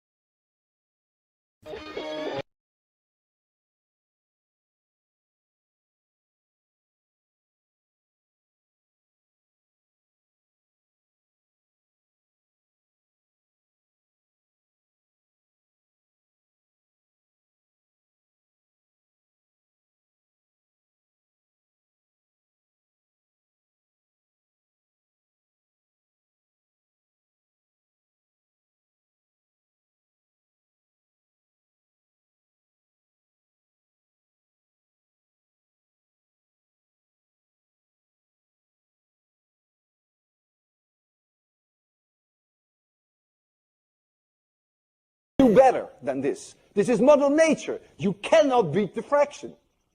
On your retina, when you look at a light source, the image on your retina will look like this. Will look exactly what you saw there. That is what your retina will see. And if those two lights are too close together, your brains will say, sorry, I don't see two lights.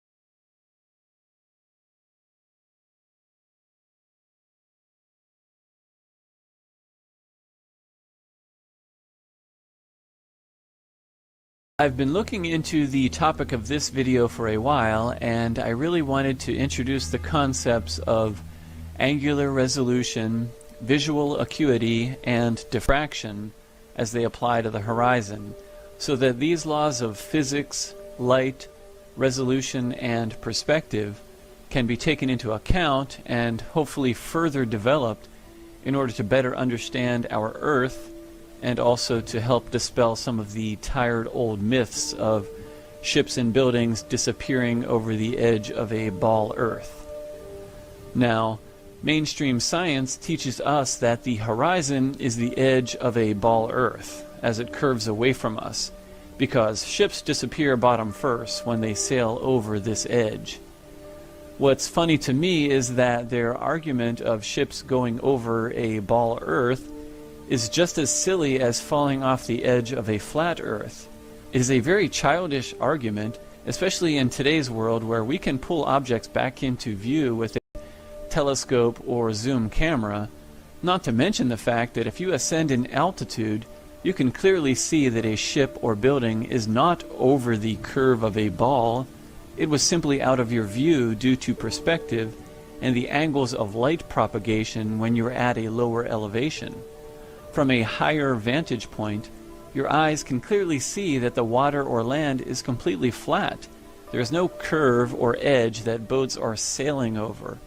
Again, it is a silly assertion, yet it is one of the main pillars of the ball Earth theory. In this video, I will introduce the concepts of angular resolution with a basic explanation, and then I will show another short clip of MIT professor Dr. Walter Lewin in his Physics 3 course, where he teaches these recognized laws of physics that we can test and observe. This is basically judo, where we are using their own scientific admissions to form a logical explanation of why we observe what we observe, and this in stark contrast to how groups such as NASA interpret the same observations. The survival of the ball Earth theory necessarily relies on NASA images and other space claims. Otherwise, their theory has only silly stories such as a spinning, orbiting ball Earth and non-existent curvature, or the direction of toilets flushing and boats going over the edge of a ball, none of which is observed by the average individual. So to begin, what is angular resolution? Angular resolution describes the ability of any image-forming device, such as a telescope, microscope, camera, or the human eye, to distinguish small details of an object. It is the minimum angle needed so that an instrument can discern resolvable detail, and it represents the resolving power and precision of optical instruments, which includes the eye. This angle is created at the eye or the lens, and it is based on the diameter of an object and that object's distance from the observer or the device. This angle determines the size of the image that is projected onto the retina. So once an angle is small enough that it reaches the angular resolution limit, no image can be resolved on the retina, and basically the object disappears. The formula to find the angular resolution of the human eye, or any image-forming device, is the constant of 1.22 times the wavelength of light divided by the diameter of the lens aperture or entrance pupil. Once you figure out the angular resolution of, say, the human eye, you can then determine how large or how far away an object must be for you to be able to resolve it. In other words, for you to be able to see it. This is the limit of eyesight, or the resolving power of a telescope, camera, or microscope. Anything beyond this limit cannot be seen.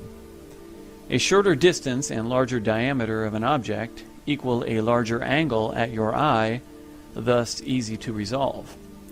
A longer distance and smaller diameter of an object equal a smaller angle, thus difficult for your eye to resolve. The size of the angle is also what gives us perspective. Objects do not physically shrink in size as they move away from us, but the angle in our eye gets smaller and smaller, which is what allows us to determine that it is moving further and further away. For objects coming toward us, the angle will get larger and the object will appear to be larger on the retina. This is an important part of perspective. This is how we distinguish objects moving away versus coming toward us. The angles also help us determine the size or distance of any given object. Visual acuity is another closely related term that means clarity of vision or the limit of one's eyesight, and it is a measurement of the angular resolution of the eye or the device. The generally accepted value for the angular resolution limit or visual acuity of the human eye is about 1 arc minute, which equals 0.02 degree. This means that at a distance of 1 kilometer, the human eye can resolve an object that is about 30 to 60 centimeters in diameter. Beyond this, the angle formed in the observer's eye gets smaller than 1 arc minute, and the object will blur and then finally disappear altogether. And here is another quick explanation of angular resolution by MIT professor Dr. Walter Lewin. So in the remaining 5 minutes, I want to address the issue of the angular resolution of your own eye. You can now calculate what the ultimate angular resolution is of your own eye, because you can estimate what the diameter is of the pupil, the opening of your eye. 3 millimeters, maybe 5 millimeters, a little bit larger at night when it is dark. Pupil opens up, but we can calculate what this is. If I take 4 millimeters, so I put in for A 4 millimeters, and if I take lambda 5,000 angstroms, it's not an unreasonable value, then I find that the best angular resolution of a human eye is half an arc minute. Cannot be any better. There's just no way around it. You're always stuck with the diffraction limitation. I think, though, that most of you will not be able to see with an angular resolution of 1/2 arc minute. Most of you are probably in the domain of 1 arc minute. It's a little larger than diffraction limited, but it's very close to that. That is 30 arc seconds. That is 600 times worse than Hubble Space Telescope. When you think of diffraction, it's really an incredibly fascinating thing.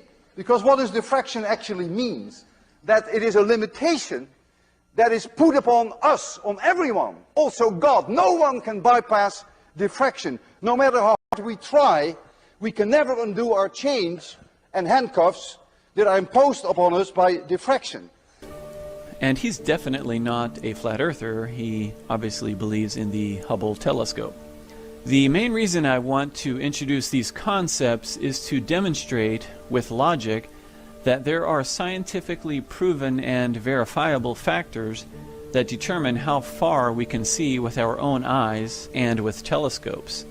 Angular resolution equations are used by NASA, astronomers, and scientists to determine the resolving power of the human eye, cameras, microscopes, and telescopes, including the Hubble Space Telescope. So when people say, if the Earth was flat, then we should be able to see Europe across the ocean, there are scientifically proven laws of light, diffraction, resolution, and perspective that render this statement foolish. Due to the resolving power of our eyes and even the most powerful telescopes, we could never possibly see across an ocean that is thousands of miles in distance. It is impossible due to the laws of physics, due to the physics of the angles, not to mention the additional limitations of diffraction. Again, it is a silly statement that we should be able to see across the ocean if the Earth were flat. However, the mistaken or disingenuous conclusion put forth by the so-called scientific community, in spite of these scientifically proven and accepted limitations on light propagation and resolution, is that the reason we can't see across the ocean is because we live on a spinning ball. Do you see the trick that they're playing? It is like telling little children that a guy on a sleigh in the North Pole brings them presents on Christmas. It sounds outlandish even to children, but they don't know any better, and they don't actually see the parents leaving the presents, and they are given this story by the authority, so they believe it. In our case, we have a knowledge gap, an unknown, because we can't see across the ocean, or we see ships and buildings disappear bottom first as they get further away, so we look to supposedly qualified authorities to study these issues for us and provide reliable explanations. For hundreds of years, the scientific authorities, now the space agencies, have both knowingly and unknowingly filled this gap with their own cleverly constructed explanations, and most people just accept their models without researching or using reason and logic. If people did think about the issues critically and logically, they would see that the authority is giving us beautifully wrapped presents and putting out cookies for their fictional Santa Claus, in this case, a spinning ball Earth.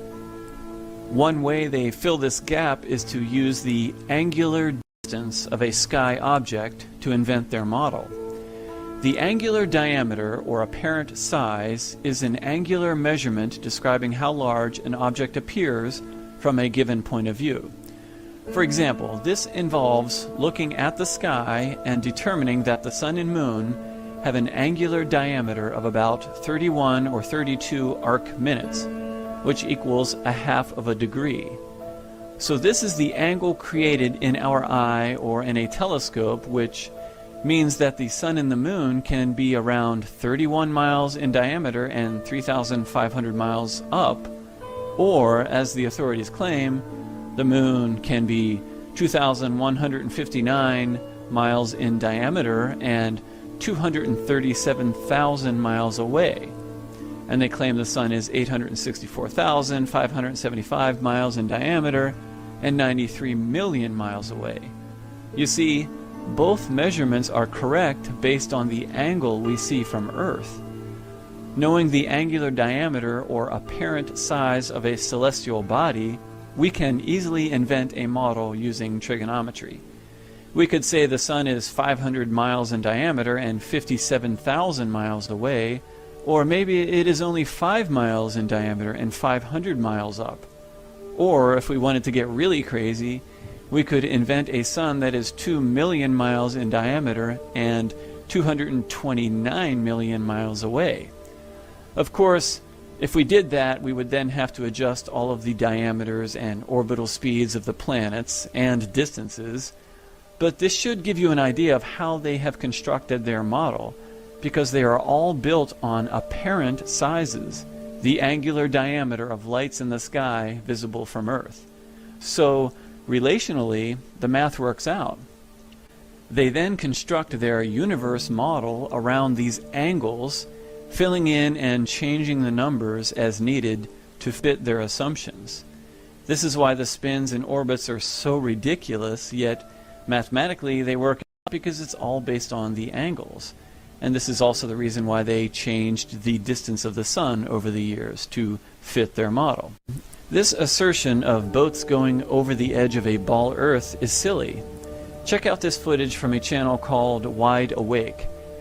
This guy filmed some great sky and horizon shots showing that objects can be brought back into view, and more importantly, his shots also demonstrate diffraction and the resolution limit of these objects at those distances and at those angles. As you can see in his footage, the boats, once they are close enough to resolve, appear like little smudges, and they also appear to be floating above the horizon. The boats are not mirages floating in the air, although there is an inferior mirage that appears inverted below the actual boats in his footage. To prove this, he actually tracks them all the way in, and the closer a boat gets, the more resolved it becomes, and the more detail you can see. This is a perfect illustration of visual acuity and the angular resolution of the camera, which is obviously better than our eyes, but the principle is the same. And again, if you increase your altitude, say to the top of a hotel or in an airplane or on a mountain, you create better angles and you can of course see further, but even there you will eventually reach a resolution limit. It is unavoidable, but it is not an edge that Santa Claus is falling over. Look at the water in his shots. Some would call the resolved water line the horizon, but you can clearly see boats fully in the water beyond the resolved water line. You can even barely make out the water being sprayed up from the motor. The surface of the water extends beyond the resolved water line, but it is too far and at too sharp of an angle for the camera or your eye to completely resolve. There's also a lot of diffraction going on due to this angle and the light or atmospheric conditions. Therefore, you get a blurred section that reflects the sky and the boat as an inferior mirage. Again, this happens beyond a point where the eye or camera can no longer clearly resolve the water due to the angle and diffraction. It is where your eye or camera can no longer distinguish points of light. The image blurs and turns into a mirror under certain conditions. Look at the shimmering and changing edges of the top of the waterline as the camera resolves it at its maximum distance. Beyond this distance, the water is at too small of an angle to resolve any detail. At this point, it does exactly what a road will do on a hot day. It reflects the light waves like a mirror because the eye or camera can more easily resolve these reflected light rays than they can the actual surface of the road or water. On the ground or on the water, you can see the inferior mirage or reflection of the boats and cars. Some people will claim that the boat itself is a superior mirage and that the actual boat is over the edge of a ball. This is silly for two reasons. Number one, a superior mirage is inverted, and number two, in this footage, he tracks these boats the entire way in, so you can verify with your own eyes how a boat will barely come into view as a small blur, and then as it gets closer and closer, the angles get larger and your eye can then resolve more and more detail. This is observable, repeatable, apparent, and can be verified by anyone, unlike NASA's theories, of course, that nobody can verify unless they can build a little rocket ship. Finally, I would like to discuss the issue of boats or buildings being cut off by the horizon line over water, which many people falsely attribute to the object being over the edge of a ball Earth. Again, I would start by saying that it is easy to debunk this simply by increasing your altitude. If there were a massive drop in curvature obscuring the boat or building, this would be apparent from higher up. Our eyes are not that bad. We can clearly distinguish slopes and hills in the distance, and when you increase your altitude, you can clearly see that the target object lies on the same flat plane as the original observation point. This is simply a function of perspective, angular resolution, and diffraction.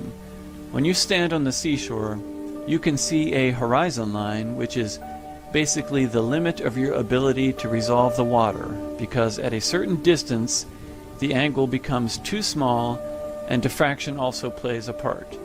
Above this waterline horizon will be everything that your eye can resolve above your eye level. For example, from the beach I can see about 3 to 4 miles of the water's surface, which in my field of view extends from my feet up to my eye level, and it represents my horizon and the limit of my sight up to my eye level. Now, there are hotels located about 18 miles away in this picture, and these hotels are above my horizon line, yet appear to be cut off by the horizon. not because they are over the edge of a ball. This is simply the point where they fit in due to perspective, where objects that are closer are in front of objects that are further away, which is also a function of diffraction and angular resolution. I cannot resolve the hotels any lower because the angle is too small. If I could resolve the hotels lower, then logically I would be able to resolve more of the surface of the water at a greater distance. But we know this is not possible due to the laws of physics. However, if I were to go up in an airplane, I would be able to see the entire distance from the beach to the hotel, and I could also see that it is flat as a pancake. The hotel is not obscured by the edge of a magic ball. It is simply perspective and angle of view. The limit of what I can see above and below my eye level converge at what we call the horizon line or vanishing point. So check out this little experiment I did. In order to simulate the size and distance of that hotel, I took a small glass bottle and put it on the road and then filmed from ground level. Now the hotel is about 18 stories, which equals about 180 to 200 feet. I used 250 feet just to be conservative and to give it some room above the actual water line, and the distance is 17.5 miles. The glass bottle is 3.5 inches, so that meant that I would have to put it at a distance of about 107 feet to get the same ratio. Now when I started filming, I was standing up and I could zoom in on the bottle, the entire bottle, top to bottom, and then I pan out, I take the camera and I place it on the ground, and even on the ground it's actually conservative because the lens of the camera is still about an inch to an inch. So this is a conservative experiment, and when I zoom in you can see now that the angle of resolution is just too small, and combined with the diffraction, you cannot make out the bottom of the bottle. It disappears. It is cut off. And that is exactly what you're seeing in those pictures and videos where buildings or boats are cut off at the bottom. Your eye cannot resolve the detail of the surface of the ground or the bottom of that bottle. It's just too sharp of an angle. And you can even actually see beyond the bottle where the road is again the same color, because your eye can resolve that a little bit better because it makes a curve and it's a little bit, the angle is a little bit better on the road beyond where the bottle is. So that's a pretty interesting little experiment and shows you the effect of diffraction and angular resolution. And again, even on the ground, the lens of the camera is about an inch or an inch and a half off the ground, which when you compare that to the bottle, that is almost half of the bottle. So that would probably equal an observer that is about 100 or 150 feet in the air filming the hotel in New Smyrna. So if I was actually on the ground with the camera, I'm sure that the diffraction would probably cover almost the entire bottle, if not half the bottle, and it would look exactly like the water line covering these hotels or these boats. But you can see the principle. It's verifiable and it's repeatable, so it's an explanation. We don't have to use the Santa Claus falling over the edge of a ball to explain what we see. If I'm standing on the beach at sea level, then obviously my field of view from my feet to the horizon will be much shorter due to the angle. Again, about 3 miles from the beach is approximately the limit for a 6-foot tall individual. Yet the distance of my field of view above the horizon will be much greater due to the angles. Therefore, I can see most of a hotel 18 miles away, but again, not the bottom of the hotel due to the angular resolution and the angle of perspective. The same principle applies to a sunset or a sunrise. The waterline horizon at the beach is about 3 to 4 miles out. Yet the sun is thousands of miles out when it disappears due to the limit of angular resolution and light propagation. We can see the sun at a much further distance because it is so large and high in the sky. But just like anything else, once it gets far enough away from the observer, the angle becomes so small that it will disappear. The furthest edge first, appearing to go down behind the water. This is what you would expect to see based on perspective. something closer will appear in front of something farther away. This does not mean it is due to a spinning ball Earth. It simply vanishes at the waterline horizon due to perspective. Even the sun is subject to the laws of perspective, angular resolution, and diffraction. With a sunrise, it is the opposite. We see the top of the sun first because it is approaching us. Therefore, the side that is coming toward us is the first section of the sun to come into our field of view due to angular resolution. And again, due to the laws of perspective, the sun will always appear to be behind the much closer waterline. Some will say that it is due to the spin of the ball that you live on, but I think perspective makes more sense, and the sun is simply coming into our field of view due to, again, angular resolution.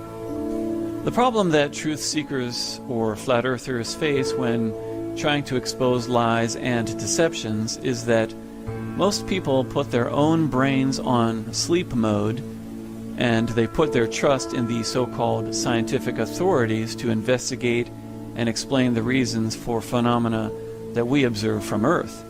This is not to say that the scientific community is purposely promoting an incorrect model.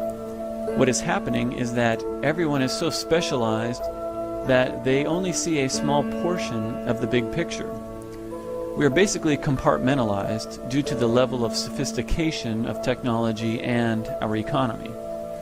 People are also conditioned from kindergarten and throughout school to conform, to obey, and repeat government-sanctioned science. People are conditioned to treat any questioning of the spinning ball Earth as idiotic and primitive. If you mention flat Earth, the reaction is guaranteed to be ridicule, laughter, or even anger at the stupidity of such a statement. No one likes to be wrong, and no one likes to be ridiculed, so there's not much straying from the herd in today's world.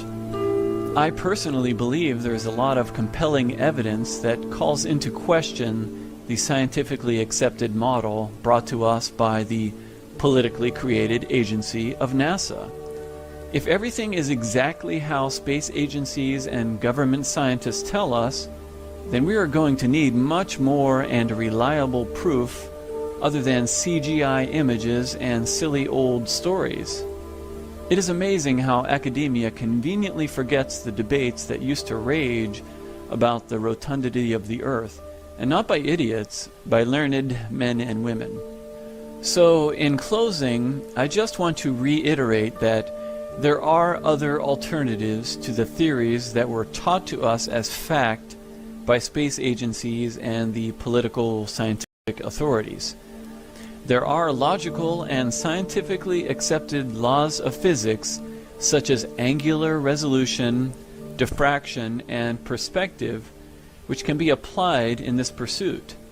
You don't need to be a math genius or have a PhD in physics to understand that there are physical limitations on our ability to see, even with telescopes and cameras. We need to have faith in our own ability to think and use logic and reason. Otherwise, there are many opportunistic groups of individuals who will step in and do the thinking for us. And these groups may not always have our best interests at heart. In fact, they will take advantage and control those who cannot or will not think for themselves. This, I believe, is the modern-day manifestation of slavery, where most people no longer think like humans, they simply repeat and react. Thanks so much for watching, guys.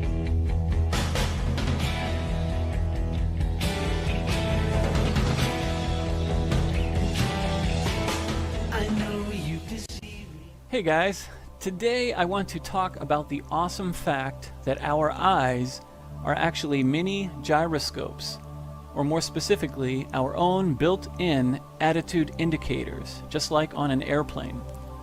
Our eyes work in conjunction with the horizon, which is rendered by each person's eyes depending on his or her height and altitude. The horizon rendered by our eyes acts just like the horizon reference arm of a plane's attitude indicator, also known as the artificial horizon.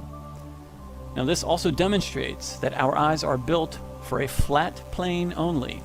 The functionality of our eyes and the fact that they always render the horizon at our eye level is what allows us to see using perspective, to distinguish up from down, a gradient that is sloping downward or sloping upward, near from far, and truly proves that we do not live on a ball.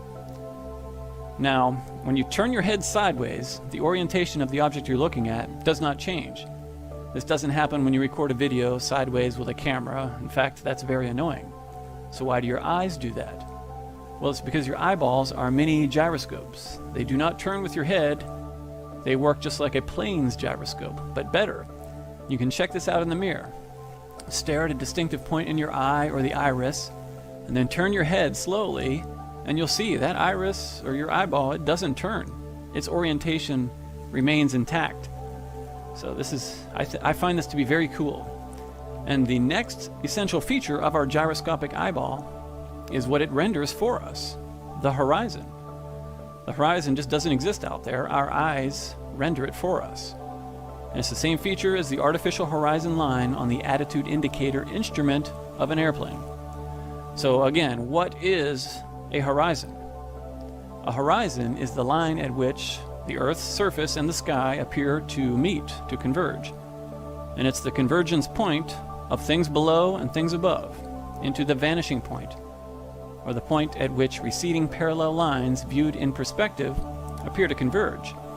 The point at which something that has been growing smaller as it gets further away, it disappears altogether. This is due to the limits of our eyesight. It's a creation of our eyes. If we could see forever, we wouldn't have the horizon line. But then again, without the horizon line, we would not be able to distinguish between items that are above us or below us, or taller than us or shorter than us in a distance. You've all seen the telephone poles in a distance. They will always, if it's taller than you where you're standing, they'll be above that horizon line, your eye level line, in a drawing or anything. And just a linguistic note, this is very interesting. The origin of the word horizon, which we never think about, but if you think about it, it means horizontal or level. And the concept of level or horizontal is very important in this discussion. For instance, in Arabic, horizon is وفق المرء العقلي. It has literally, word for word, the meaning of that is level, man, mental. You know, it's almost like our internal mental leveling instrument. It's pretty cool. In Hebrew, the word for horizon also means level. I can't pronounce it, but there it is. And again, you just realize that the ancients devised the word horizon because it is level, flat. In any language, horizon is going to mean horizontal or level. The horizon that our eyes render is our level. We have a built-in level. I find that fascinating. So to move on, the horizon, it gives us our relativity. Just like the airplane's attitude indicator, it contains the horizon reference arm. Our gyroscopic eye works using the horizon that it renders for us to act as our attitude indicator. And again, the horizon for us is the level marker, or artificial horizon on a plane's attitude indicator. Our eyes also create the horizon further out if we ascend in elevation, but necessarily still at eye level. If we go up in a lighthouse, our eyes will be able to see further, maybe 10 miles, 20 miles further, and they'll render that horizon at a greater distance, yet it's always going to be at our eye level. It's level. Our eyes create our horizon, which will be different for people depending on their height. If you're 4 foot tall, your horizon in your eye is going to be a different distance than someone who is 7 foot tall. But in all cases, the horizon is at each person's eye level, without fail, always. It's how we see using perspective. We need it. Like I said, our eyesight is based on perspective. So how do our eyes create perspective? Well, using our eyes as attitude indicators, our eyes render the stabilizing horizon line, and this allows us to determine whether something is above or below us, taller than us, or shorter than us. This is how we determine if a staircase is going down or if it's going up. It seems obvious and redundant, I know, but it is essential that we establish these facts when we ponder how ridiculous it is to claim that an ever-descending landscape would ever rise to our eye level. You know, just picture yourself standing on top of the ball Earth. It's impossible, you know, for our eyes to function that way. We would not be able to distinguish between a flat, level plane and one that is descending away from us, because we just wouldn't be able to distinguish. That's not how our eyes work. We work based on the concept of level, horizon. Now, depth perception, that's another part of perspective. Objects in a distance will be smaller in size. It's with the amazing design of our eyesight. If I'm 6 foot tall and standing on a flat plane looking toward the horizon, any other individual who's 6 foot tall will always be at my eye level. If he's right in front of me, he's at my eye level. 10 feet away, he's at my eye level. 50 feet, you know, a mile, 2 miles away, he's going to be at my eye level. That horizon level in a perspective drawing, that's that straight line across the page. No matter how close or how far away he is, if he's my height, he's going to be on, his eyeballs are going to be on that line. And now, say a man who's 4 foot tall, well, he's going to be slightly below that line. No matter how close or how far away he is, he's going to be below that line. And a 9 foot giant, well, he's going to always be above that line. If he's right next to me, he's going to be way above that line. If he's way off in the distance, his eyes are going to be above that line. This is the beauty of how our eyes work. And this is also impossible on a ball Earth. We're designed to live on a flat plane. So this is also how we're able to determine if we're walking toward a hill or a slope. You know, you don't want to fall down a hill. You know, our eyes are designed so we don't fall down too many hills or too many staircases. You know, descending grades will never rise to our eye level unless they make it to a flat plane, and then the flat plane extends off into the distance. And then that horizon will rise to your eye level because you're based on a flat plane. This is how perspective works. In these photos, our eyes can distinguish between the downward gradients and the level sections. And like I said, the only reason the horizon rises to our eye level is because, you know, we are on top of a level plane. Whether you're on, you know, a hill or a valley, everything is built on the same level plane. So it will rise to your eye level. If it was on a ball, it would be impossible. No matter where you are or what elevation you're at on a ball Earth, the underlying base structure is a ball or a spheroid or a pear, which would necessarily descend away from you in all directions. Therefore, the horizon could never come to your eye level. If it did, it would be a crazy, confusing world like M.C. Escher drawings. You would not be able to properly distinguish between downward gradients, level sections, or upward gradients. Thank goodness our eyes allow us to distinguish between gradients and perceive depths. Otherwise, our lives would be one giant slam session, just like in skateboarding. And I know what that pain feels like. So, perspective. It's awesome. It allows us to perceive distances. Objects get smaller as they move further away from us. And elevation. The horizon line being the leveling line. Anything below is lower than us. Anything above is above your eye level. This is the leveling feature of our eyeballs. On a ball Earth, the horizon would never be at eye level, because in reality, it's always sloping downward. Why would your eye render it up at eye level? Just think of it, eye level, level. A ball Earth is always descending away. It would be deceptive. It's just not going to work. We'd be so confused. We would think we live, like I said, we'd be living in M.C. Escher world. It'd be beyond belief. So I'm sorry. Our eyes just do not work on a ball Earth. And another thing I ponder as well, in true zero gravity, if such a thing even existed, how in the world would our eyes work? What would be the orientation to keep the eyeball, the iris, always coming back to the same orientation or remaining in a given orientation? And we can't replicate this because in zero-G planes, for instance, you're actually just falling. You know, the orientation of the eyeball is the same as on the ground. You know, the buoyancy and pressure, or if you want to call it gravity, well, I'll let you call it gravity for now, but whatever. It's still keeping the horizontal orientation of your eyeball in check, even on a zero-G plane and you're flipping around. But in magical deep space land, you know, what would give your eyeball orientation? It's kind of sickening to think about that, but You know, you'd be twirling around in circles. What would orient your eyeball? I don't know. It's pink unicorn land, but maybe somebody else can speak to that. But again, we all, I think, pretty much understand you can't trust NASA, so I don't think it's ever even, I don't think it exists. I don't think zero-G exists. So your eyeball wouldn't even function in zero-G, you know, and without buoyancy and pressure, or if you want to call it gravity, but I don't think there even is such a thing as no gravity. Your eye wouldn't function. You would have no way to orient yourself. Your eyeball would spin in all different directions, perhaps, or you would turn and you would look like the camera. When you take a video and you turn that camera, it's so annoying, the picture just spins around. Well, in zero-G, maybe your eyeball would just lock into the socket, and as you turned, everything would just always constantly spin. It would be sickening. And the ISS, they'd all just be puking the whole time. So, and we know they don't clean it. We never see them cleaning it. So, anyways, I know I got off on a tangent there, but I hope you find this as interesting as I do. Maybe it's old news to some of you, but I just kind of stumbled upon this. I just thought about it.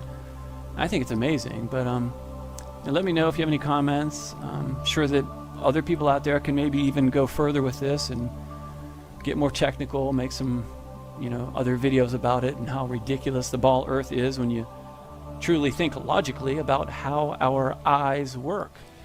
So.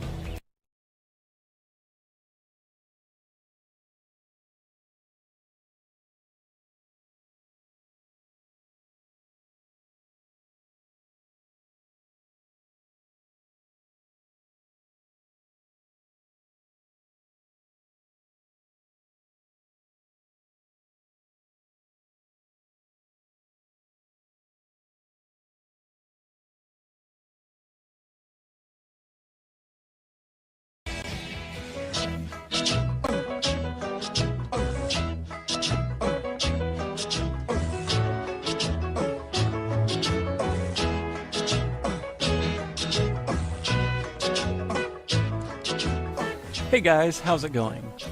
As a follow-up to my gyroscopic eye and angular resolution videos, I wanted to simplify and illustrate a few applications of perspective and angular resolution in order to better understand why and how we see the way that we do. Now, we know that our eyesight is based on perspective and that there is a limit to our vision. This is why we cannot see to infinity, and we definitely cannot see across the ocean.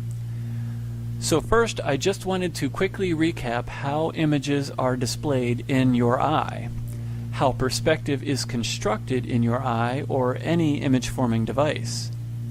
The light waves come into your eye and form an image on your retina. And remember, the image is created upside down because that's how the light enters your eye, and the size of the image is a function of the size of the angle. Larger and closer objects will form bigger angles, and therefore the image on your retina is bigger. Smaller or further objects will form smaller angles, and therefore the image on your retina is smaller. These angles allow us to use depth perception, judge sizes of objects, and also determine whether objects are coming toward us or moving away from us. Once an object is too small or too far away, the angle will become so small that it will go beyond our ability to see it, to resolve it in our eyes. And this is called going past the angular resolution limit of our eyesight. It's all about the angles. The angular resolution limit of human vision is about 0.02 of a degree. And that 0.02 of a degree represents an angle. Once light comes in at a smaller angle, we cannot see it. The cells on our retina cannot resolve anything smaller than 0.02 of an angle. That is the absolute best we can do. That is the limit. We can do worse due to diffraction and other conditions, but never better. That is the physical limit of our eyesight due to the size of the cells on our retina and the size of our pupil.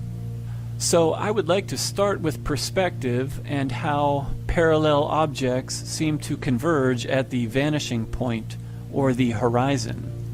We always throw around the word perspective, but we never seem to break down exactly how it is formed by our vision.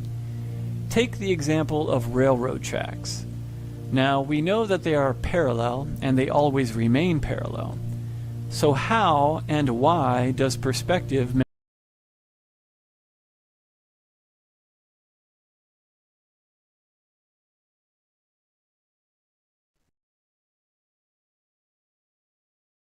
Right, I paused it.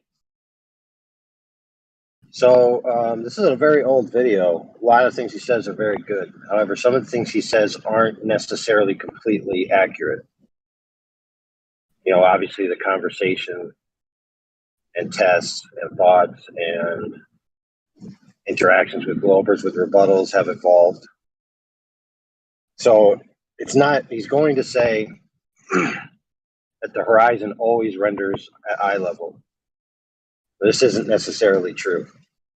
Now, it'll generally render at eye level, or quote unquote rise to eye level, as in appear to slope up in your field of view on the y-axis. But that it will render at the exact midpoint of your vision at all times isn't a true claim. You know, at a low altitude, at higher altitude, have a greater differential in the angles, and therefore you'll be able to differentiate, you know, the sky below you to the ground. So if you're 1,000 feet up, that's 1,000 feet of sky that has to be rendered above the ground, right? So obviously it's not going to render perfectly halfway in your vision. Excuse me. So Globers have used this alleged claim by flat earthers that the horizon will always be at eye level to show images where the horizon isn't at eye level at altitude, and that flat earthers are wrong. Therefore, their assertion that the flat earth is true is wrong, which, by the way, is fallacious logic anyway. But you can see the problem where just having a general statement, the horizon always rises to eye level, the horizon always is at eye level, can be easily debunked. You need to parse it out and explain it further. So keep that in mind when you're listening to the rest of this presentation.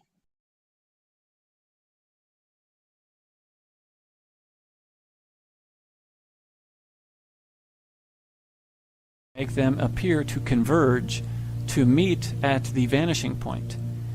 The why is easy. It allows us to perceive distances, depth, and sizes. And the how is easy to understand as well, but we never really think about it. I want to demonstrate how this occurs, and it is due to the angles. Again, it is truly all about the angles. So how do our eyes render the railroad tracks? And to understand this, we need to look at the railroad tracks from a different vantage point.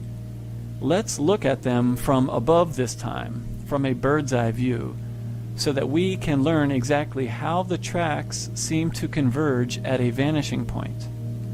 Here, we are looking at train tracks from above, and this object here is supposed to be an eyeball. Bear with me, this is just to illustrate the concept of the angles and how they render the convergence. And remember, we are looking down from above like a bird's eye view. From this view, we can see how the tracks are parallel, but in the eyes of the observer on the tracks, they would appear to converge at a vanishing point. So, as the observer gazes out over the tracks, they seem to converge in the distance. To illustrate how the angles are formed in the eye, let's draw lines from the trusses into the eye and examine the size of the angles. The close truss forms quite a large angle, which means that it will form a large image on the retina. Now, notice how the truss a little further away forms a smaller angle, and accordingly the image on our retina will be smaller. As we draw lines from the trusses that are even further, notice how the angles get smaller and smaller. The angle determines the size of the image on your retina. A very simple concept, yet we take it for granted. Look at the angles formed in your eye. The close trusses form larger angles, and therefore these trusses are rendered larger in your eye.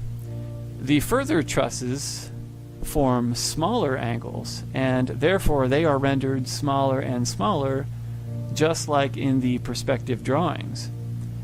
When the angle gets so small that it is smaller than the limits of our eyesight, the truss or any object will disappear, will vanish at the vanishing point. So the bird's eye view allows us to see how the angles determine the size of objects in your vision. Now let's look at a side view, and this will allow us to see how the items are displayed in relation to the horizon. In this sideways picture, the dotted line represents eye level or the horizon. So I'm going to draw a straight line from each truss, and as you see, due to the angles, the near truss is rendered at the bottom or foreground of the perspective drawing, and it appears at the top of the eye, but again the image is flipped, so the close truss is rendered at the bottom of the perspective drawing or the top of your eye. And as we draw lines from the further trusses, we see how the angles cause them to be displayed closer to the horizon or the eye level line. So the furthest trusses, as they are vanishing, are also approaching the horizon line in your eye. Simply put, the angle is based on the distance from the observer, and the angle determines where the object is displayed in relation to the horizon. Larger angle, further from the horizon. Smaller angle, closer to the horizon or vanishing point. So let's look at each truss as it appears in each view. This truss in the foreground is the same as this truss and is finally displayed like this in your vision. This is what you see. This truss in the middle is the same as this truss, and it is finally displayed like this in your vision. And the further truss is the same as this truss, and it is finally displayed like this. So you see, the angles determine the size of the object in your vision and the position of the object in your vision. And all of the angles together create the effect of perspective. So we see from the bird's eye view of the railroad tracks how angles determine how objects are displayed in our eye. Now let's look at the horizon, and this time let's look at it from a side view. This will allow us to visualize, although not to scale, how angular resolution works to form the horizon. Now, before I develop this further, I must illustrate what is happening in our eye with regard to the horizon. In our eye, let's consider where the horizon would be rendered, a midway area that is the exact eye level plane. Think of the receptor cells on our retina as pixels, and the imaginary eye level line is between a row of pixels. The slightest tick downward, which is necessary if we want to see the ground, would look something like this. And the slightest tick upward, if we want to see the sky, would look something like this. Now, when this happens, you are seeing a flat, straight line cut across your retina. This is your horizon, and it is simply where everything you can see above eye level meets with everything you can see below your eye level. To you is a straight line, a crisp line. After all, we are talking about tiny pixels or retina cells, but that is what represents your horizon. That is your horizon. These angles are minuscule in your retina, and you can see how in your eye they seem to converge or meet because they are just a few pixels or receptor cells apart. However, if you were to extend these lines or light waves out to the limits above and below, In reality, the sky and ground are thousands of miles apart. It's truly amazing. So to illustrate this further, let's look at this picture, and the dotted line represents this stick figure's eye level. To confirm this 3-mile horizon, we can actually take the eye level and then make the smallest angle of declination toward the ground that our eye can resolve. And remember, that's 0.02. Obviously, at eye level, we are never going to see the ground, so we have to use the smallest angle of declination that our eye can handle. If you make right triangles out of this, you can plug in the person's height and the angle of 0.02 to figure out the distance. Now, as a rectangle, this angle will be equal to this angle, and so let's take these values and put them into the right angle triangle calculator to see how far this base section is. We put in 6 for side A and then 0.02 for angle A, which is our angular resolution limit, and we come up with 17,200 for the base, and when we divide that by 5,280 feet per mile, we get 3.25 miles. There it is. We have the distance to the horizon, which is due to the angular resolution limit of our eyesight, not a magical ball cliff that ships are going over. And this angular resolution limit of approximately 0.02 is the resolving power of your eye, and it is also the limit beyond which the light waves will diffract because the angle is too small. The light wave will bounce off the water on its way to your eye, and basically it will blur and mirror. This is why you see the mirroring or inferior mirage effect on the water or on roads, as the light waves are approaching the limit of angular resolution.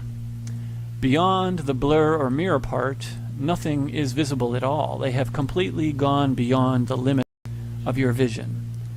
Now, the ground is easy.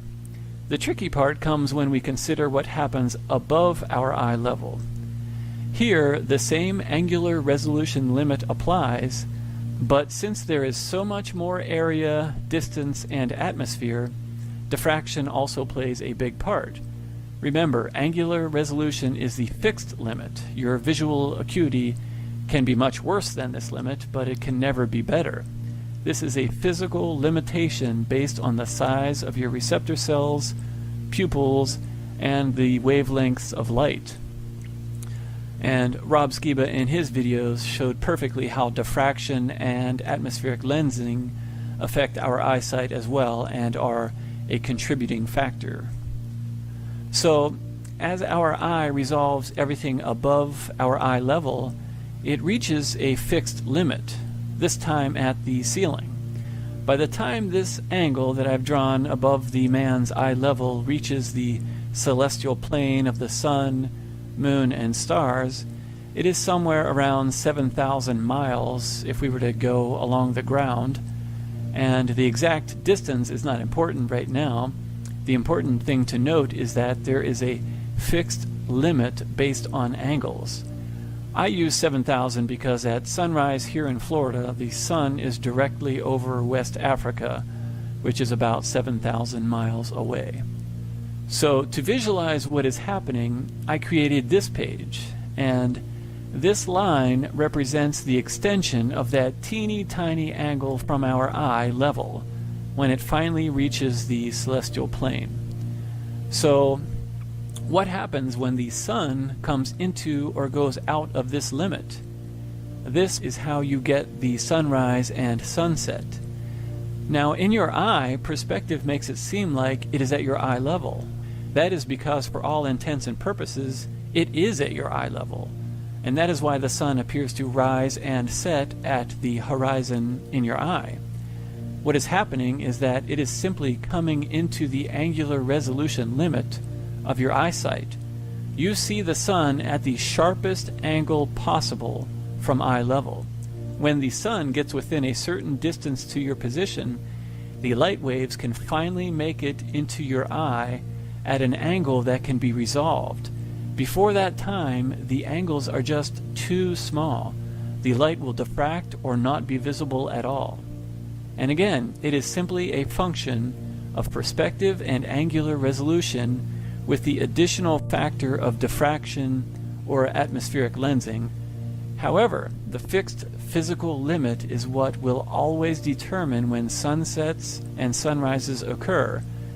And so check this out.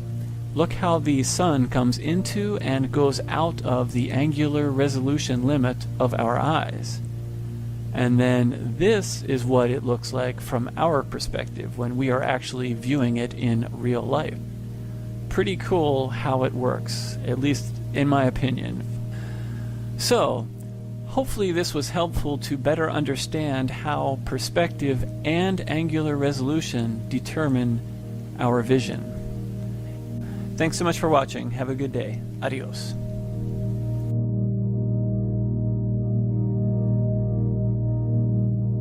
You see, there's a thin line between genius and insanity down on Earth. And they think what we're doing is madness. We would like to show you and show the world that there is a method.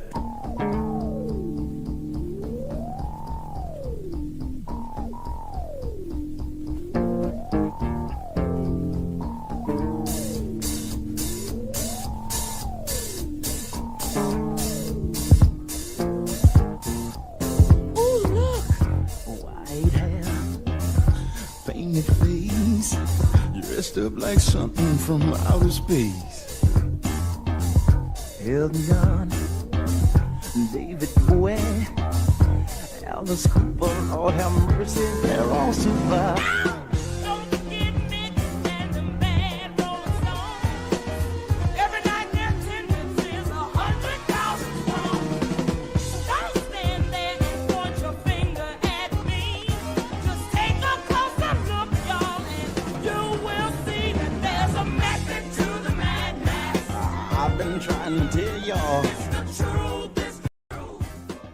Hey guys, how's it going?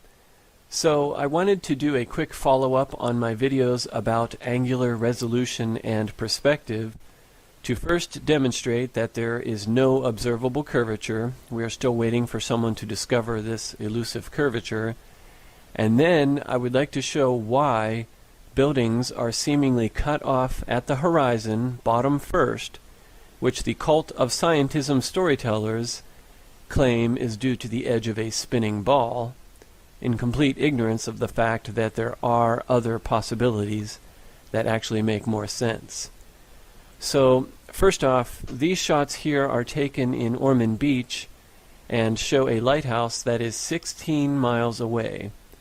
This lighthouse is 175 feet tall, and notice that the focal plane of the light is only 168 feet above sea level. Now, when we do the math, there should be 117 feet hidden behind the curve with a camera height of 5 feet. I was standing on the beach with the water hitting my feet, resting the camera on a 4-foot sign. The gross curvature is actually 170 feet. So when you look at the shot, you can see that practically the entire lighthouse is visible behind the pier. I'm sorry, but there's a problem with what the so-called scientists claim, yet most people continue to have faith in them, which is understandable because they either don't even look into the topic or they could never entertain the fact that they could be misled. So, next we have the hotel at 17.6 miles away, and 147 feet should be hidden behind the curve. The hotel itself has 18 floors and is about 180 feet tall. And just to be conservative, we could add 20 feet above sea level, and still it is obvious that 147 feet are not missing from this 200-foot structure. Anyone who's being intellectually honest must admit that there is a problem with the story we have been sold. The numbers just don't add up. The curvature is just not there. And this brings me to my next point, which I think is the most important to understand, and that is the reason why buildings appear to be cut off at the horizon bottom first. If we again consider that our vision is based on two very important and universally accepted concepts of angular resolution, which is the fixed limit of our eyesight, and perspective, which is the system of angles of light entering our eye to create the 3D image in our brain, then we can easily calculate that it is in fact necessary that the bottom of buildings be cut off first due to angular resolution and perspective. So I tried to show in my No Angles on the Flat Earth video how the angles of the light entering our eyes will create the perspective picture for us, that famous perspective drawing where everything gets smaller and disappears at the vanishing point. We know that the light enters the eye and creates the image upside down, which our brain then flips, but what is very important to notice about this process is the point of inflection, the midpoint in the eye where the slope of the light changes. I tried to show this with this crude illustration, and you will notice the horizontal midpoint in the eye where the light above reaches the inflection point. And this is in fact the horizon. This is what the horizon is. It is the vanishing point of things above meeting the vanishing point of things below. As you scan from top to bottom, the slope of the line will reach the inflection point and then change to render everything below this inflection point or horizon or vanishing point. I showed in my No Angles video how the angles get tinier and tinier as they approach this inflection point or horizon. Now, what we need to understand is how angular resolution dictates just how small of an angle we can have in order to resolve everything above and below this inflection point or horizon in our eye. This angular resolution limit dictates how far we can see below our eye level, which is basically how much water we can see standing on the seashore. And then here's the kicker. It also dictates how much of buildings will necessarily be cut off in the distance. This is the best case scenario with perfect vision and perfect atmospheric conditions without any diffraction. In reality, it is usually much worse, but we will use the basic numbers to show that under perfect conditions, buildings must appear to be cut off bottom first. This is simply how our eyesight works. So, if we use an angle of 0.02 of a degree as our angular resolution limit, the limit of our eyesight or the visual acuity of the human eye, we can not only calculate the distance to the horizon below eye level, which is often just referred to as the distance to the horizon, or simply how much water we can see standing on the seashore, we can also calculate how much of an object in the distance will appear to be cut off. I am using the camera height of 5 feet and a declination angle of 0.02 of a degree to figure out that we can see 2.7 miles of water in this shot. This is done by making a triangle with height of 5 feet and angle of 0.02 to figure out the distance as 2.7 miles. And this is also conveniently what the cult storytellers use as their distance to the edge of the magic spinning ball. They have simply chosen dimensions of a spinning ball that just happen to line up perfectly with the limit of our eyesight. It is very tricky, and it's understandable how not many people would look into it. Now, what is happening is that anything smaller than this angle of 0.02 of a degree is beyond the ability of our eye to render. It is physically impossible to see any further. We cannot see Europe across the ocean because it is physically impossible for our little eyeballs to see that far. It is a fixed limit. Or, if you do not like having a limit on your eyesight, you can believe the storytellers and Santa Claus and the spinning ball stories. However, and what is conveniently never discussed, is that the same mechanics apply above eye level, above the point of inflection. Anything smaller than the angle of 0.02 of a degree above the eye level, above the point of inflection of light entering your eye, is also impossible to see. Not often discussed or even understood, but it is out there. Anything entering your eye at an angle smaller than 0.02 of a degree will not render. So if we take the inclination angle of 0.02 degree and the distance to the hotel of 17.6 miles, we can solve for the height of this hidden portion, or this portion that is seemingly cut off. We make a triangle with the distance of 17.6 as the base, 0.02 of a degree as angle A, and we end up with a height of 32 feet.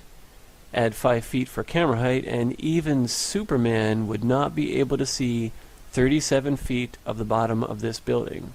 That is a best case scenario. In reality, we are probably losing 50 feet.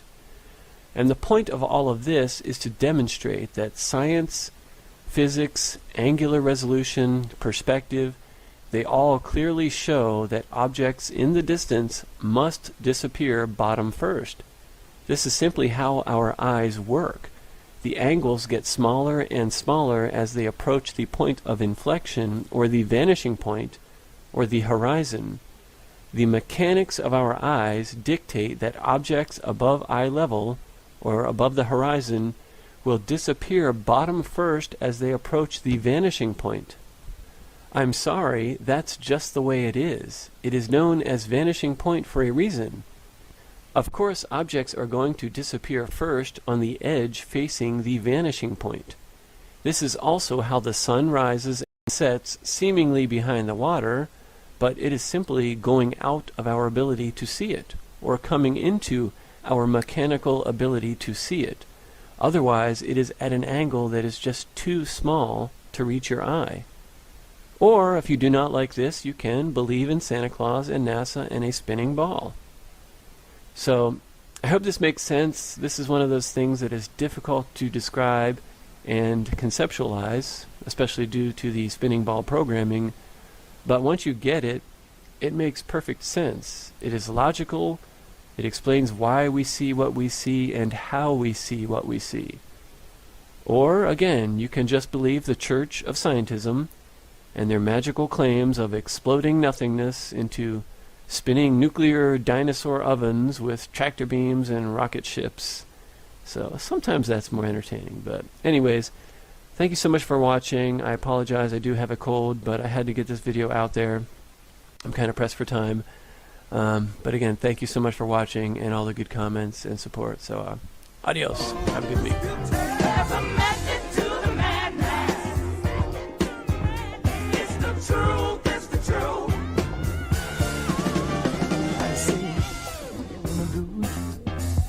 Freaky to you, take you to another place and time. Just sit back. See that I didn't really look too bad, but that was only because I'm a very good actor. I think I should be nominated for an Academy Award.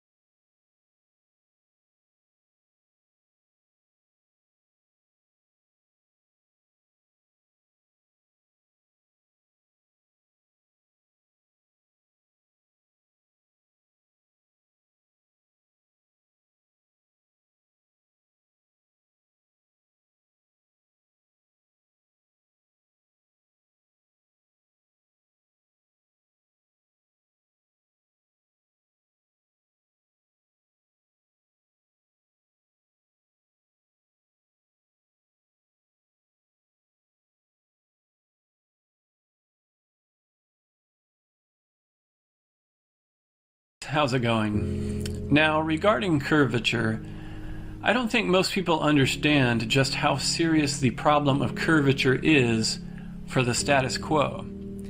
Instead of beating the dead horse of perspective to try to help people understand how and why we see what we see, I thought of a nice little way to visualize just how serious this lack of curvature is for the current spinning ball model.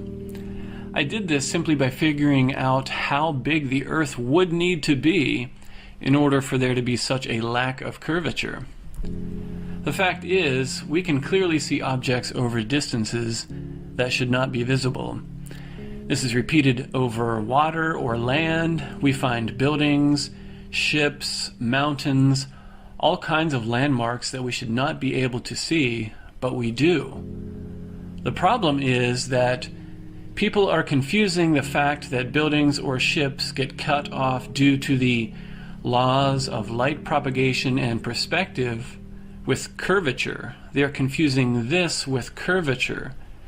People are confusing the vanishing point with curvature, and instead of arguing over exactly how many feet of the ship's hull are hidden or at what floor a building might be cut off, instead of looking at it from the same old vantage point, we need to put it into perspective, pardon the pun, to visualize just how much of a problem this lack of curvature is for the spinning ball.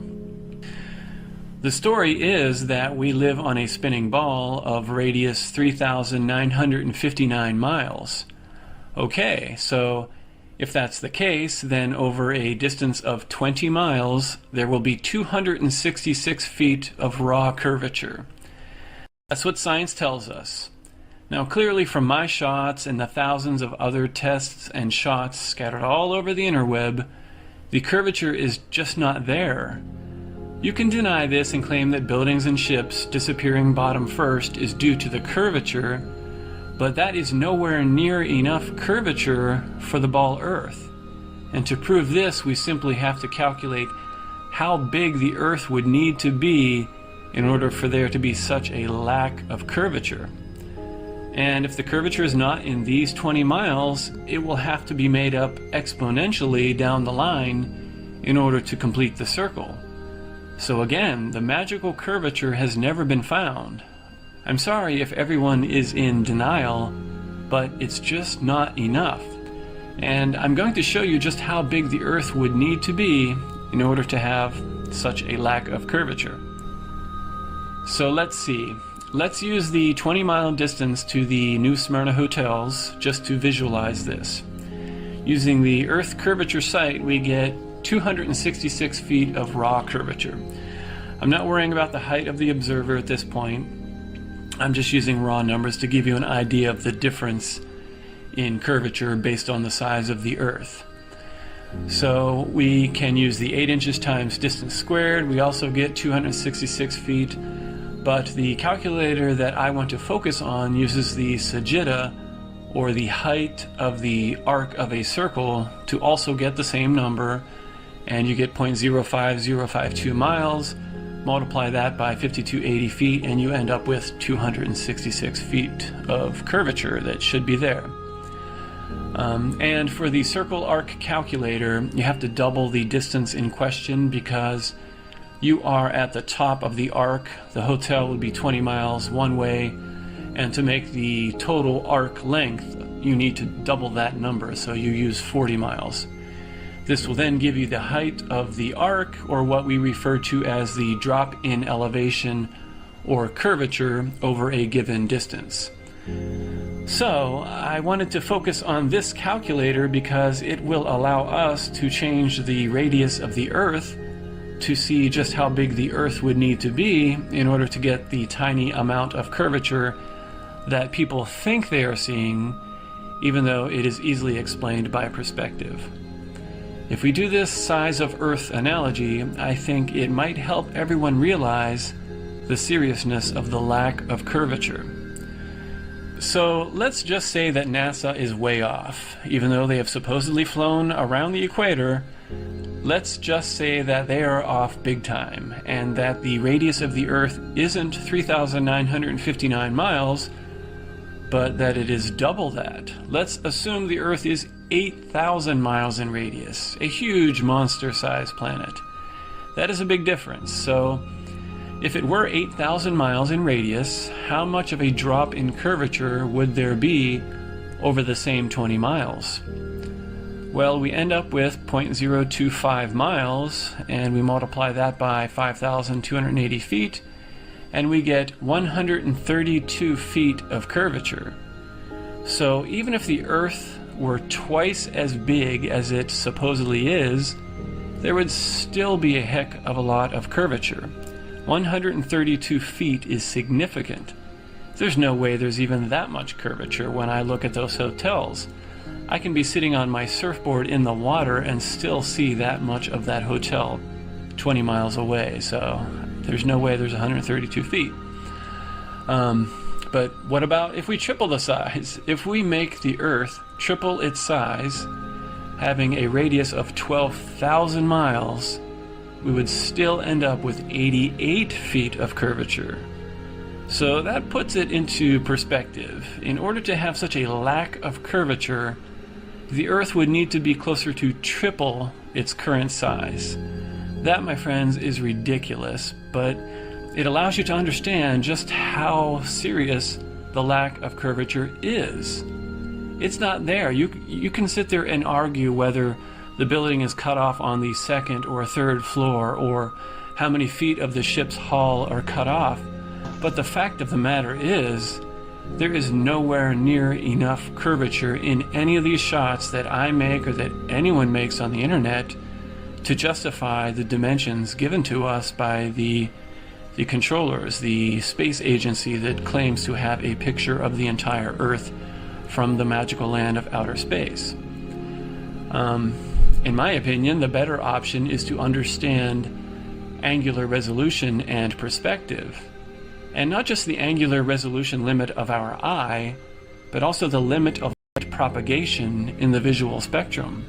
Light travels at a certain wavelength in the visual spectrum, and our eyes are designed to detect that.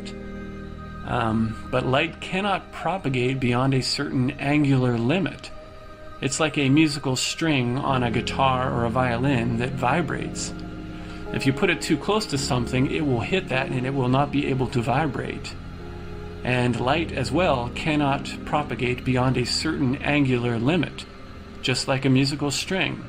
If the light is at too steep of an angle, it will not be able to vibrate as a wave, and it will simply diffract off the ground. So maybe I'll make another video on that topic, but again, I just wanted to quickly point out that the only way we could have such a lack of curvature would be if the Earth were triple its current size. I'm sorry folks, but there's a big problem when it comes to curvature. The Earth is big, but it's not that big. We should be able to see curvature, and not just the horizon. I mean, our eyes are sensitive enough to detect whether the Earth is curving away from us in all directions, which it must do in order to be part of, if we are standing on a ball. It's clearly not curving away from us. It's even more obvious from a plane window. But again, you can believe that you live on a spinning ball, but you have to somehow compensate for the lack of curvature, because no one has been able to find it, and if it is not in any of the shots that we are taking, that means that it must be made up, it must be compensated for exponentially down the line in order to complete the circle. So I hope that little analogy is helpful. Thank you so much for watching, and have a good day, everyone. Adios.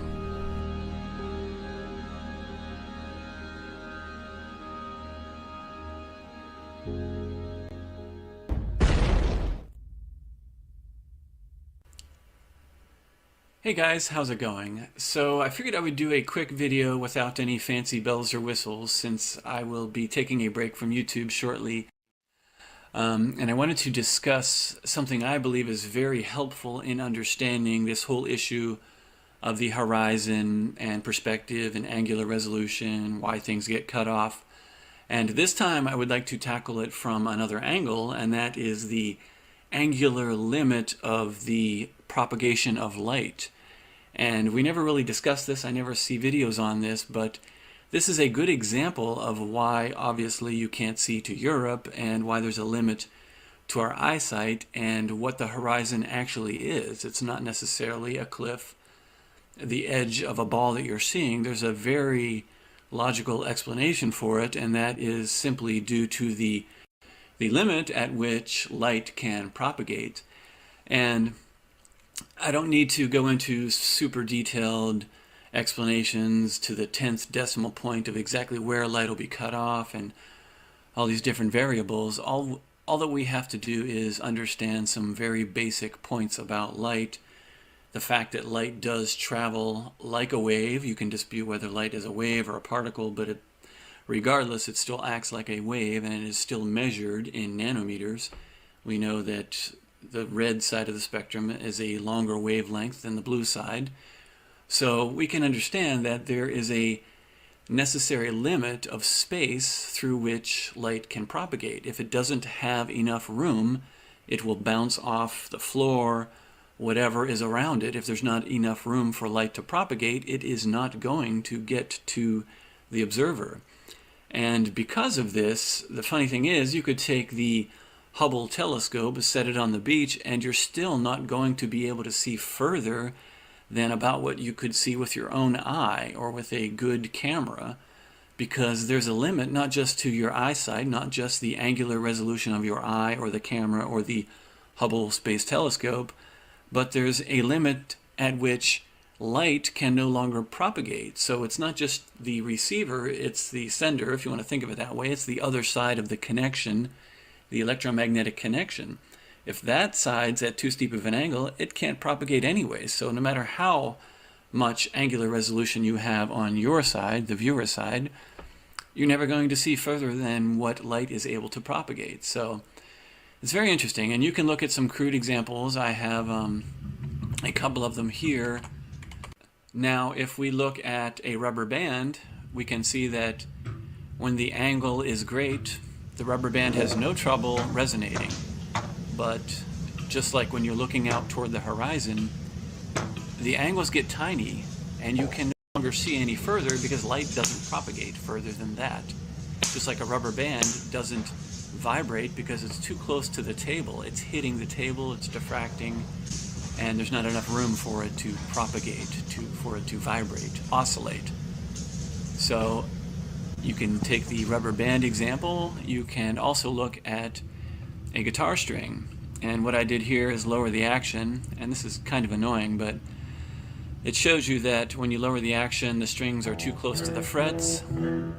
So you can maybe hear an open string, but when you start trying to play a note, it doesn't work until you get closer to the actual fretboard or the bridge, and then the angle's a little bit greater, so you can make some noise, but as you can see, when the angle is too tiny, it doesn't make any noise. The note will not play. It's not oscillating properly.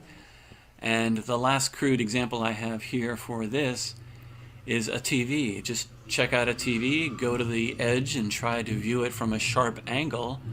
It doesn't work. Obviously, the angle plays a big part in how light propagates, how much you can see, whether it's diffracting off itself, it's blurring if it's at too steep of an angle. So it's pretty easily understood that this is an important part of whether light will actually propagate. Now the cool thing is we can view this to scale on a graph. And I love this site because it allows us to put in huge numbers. I've put in Earth diameter and circumference numbers and worked out a bunch of different things. But for this example, and these are in feet. The unit here is feet. So we have 6 feet up here for the observer, the height of the observer. And I put 2 lines. I put a red line, which is the line of sight from the observer to the horizon, which is 15,840 feet, which is 3 miles.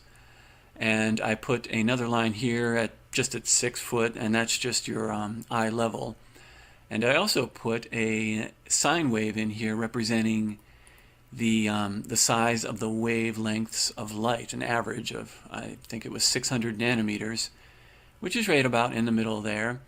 and that equals, you know, 0.00002, which is, it's 2 times 10 to the negative 6th is what you'll see on here. So it's pretty cool. And if you zoom out to check this out to scale when you're actually seeing the horizon, I mean, it's ridiculous. Obviously, it just blurs into one line, because when you put it to scale, you can see that, you know, it's tiny. Let's look at 1580, which is right about there. We got to get back to 0. So it is tiny. So what we can do is we can zoom in, and then we can check out how this relates to the wavelength of light. And I think that provides you with a good visual understanding of the fact that at too steep of an angle, light can no longer propagate. And that is why you can't see to Europe. You can only see so much of the ocean, because at too steep of an angle, there's just not enough room. So let me get to 1580 here. So as we zoom in to 15840, which is where you are seeing the horizon, this is where the line of sight from your eye meets the ocean if you're standing on the shore. So we're zooming way in here, and now you can see we're getting subatomic here. There is the size of a wavelength of light. As you can see, it's 1, 2 up, 1, 2 over. There's the wavelength of light, 2 nanometers. So this is the angle. That's where you're seeing the ocean. Now check out the angle. You can't even see the angle, and we are at a tiny level here. We're zooming into the wavelength of light here. This is 2 nanometers right here. 1, 2. I mean, that's crazy. It's so small. And this just allows you to see that light could never propagate from beyond this point. There is not enough room. It's just ridiculous. So once you understand that, you understand, wow, there is a solid limit beyond which light cannot propagate. And it doesn't matter if it's your eye, the Hubble Space Telescope, the Nikon Coolpix 900, you're never going to see further of the ocean than what light can travel. So you can zoom out a little bit, and then you can see once you get down the line, you know, it will start to fit in there. So, you know, still be refracting off the bottom and the waves are moving, but, you know, at a certain point you will be able to make out the ocean. You might not be able to make out detail. And just compare this. If you're looking, say, directly in front of you at, say, 10 feet in front of you, you could make out a lot of detail at 10 feet. So if you check out the angle at 10 feet from your eye level, and then look at the, you know, the wavelength of light, it's quite obvious that you can see a lot more detail, because the angle at which the light would be propagating is quite suitable for the size of the wavelengths of light. So look at that detail, no problem. You know, you tilt this up to your eye, you can see quite a bit of detail at the nanometer level. From here, it's going to have no trouble going up to your eye. But then, you know, when you're looking at miles and miles, I mean, the angle is so tiny that it stays, there's not enough room forever. You're never going to see that far. It's just impossible. Number one, it's impossible for the light waves to travel to your eye or to make the connection between your eye. Number two, your eye can only resolve about 0.02 of a degree of an angle, which is about the size of a wavelength of light. Funny how they're, you know, interrelated. So like I said, I just wanted to show that, and you can make this number here, you know, gigantic. I don't know, make it 30,000 feet, just to show you that, you know, when you get down to that level, you're never going to be able to see that far. That the light just stays tiny forever. The space that would be under that wavelength would be so tiny, you're never going to be able to. Obviously, light will not be able to travel to your eye, will not be able to make the connection. So yeah, like I said, I just wanted to really explain that there are limits to what, not only what you can see, but limits at which light can propagate. I mean, it just doesn't propagate beyond a certain limit. So another way to visualize this is that when you understand there is a vanishing point and how your eye perceives light, you know, it flips the image, there's an inflection point, which is your eye level. This eye level is an inflection point. So everything that you can see below your eye level hits an inflection point, and guess what? That inflection point is the horizon. That's where everything that you can see above your eye level, when this angle here gets so tiny, that's where the vanishing point is. And this is what it's displaying in your eye. It's displaying the sky until the angles get so tiny, and all this stuff is going to blur. You're not going to see as much, obviously, toward the horizon because the distances are so great. And then below your eye level is the same thing. It renders everything below your eye level, and then it will eventually hit this inflection point, and that is the point at which the slope, or this light here, you see this line as you're scanning everything below. You're not really scanning, but these connections are being made to your eye of whatever light is, whatever you think the nature of light is. It's pretty obvious that this is how it comes into your eye, just the way it comes into a camera. Hits the horizontal inflection point, which is the horizon, and then starts to render everything above your eye at your angular resolution limit in your eye, obviously, which is why you have that 0.02 degree of a tick downward, which just so happens to equal about the area that light can get to your eye anyways. So this, I don't know how you can really argue with this information. Even if you think you live on a ball, the fact is this is how light comes into your eye. These angles play a part on how much you can see, what you can see, how much detail you can see, and also how far light can travel. And amplitude of light, I didn't even discuss that, but that also plays a part on how far light can travel, whether it can vibrate all the way to the source or from the source to the viewer. So we just need to know that there are fixed limits on these principles of light, these properties of light. So it's very interesting, I think. And like I said, it doesn't necessarily mean that you live on a ball just because there is a horizon. I mean, you have to admit, even if you live on a ball, you know the horizon is a product of your eyes. It has to be. And the other fact is that it's always level. It's always horizontal. You can argue, oh, we live on a ball and there's curves somewhere. We go high and we see a curve.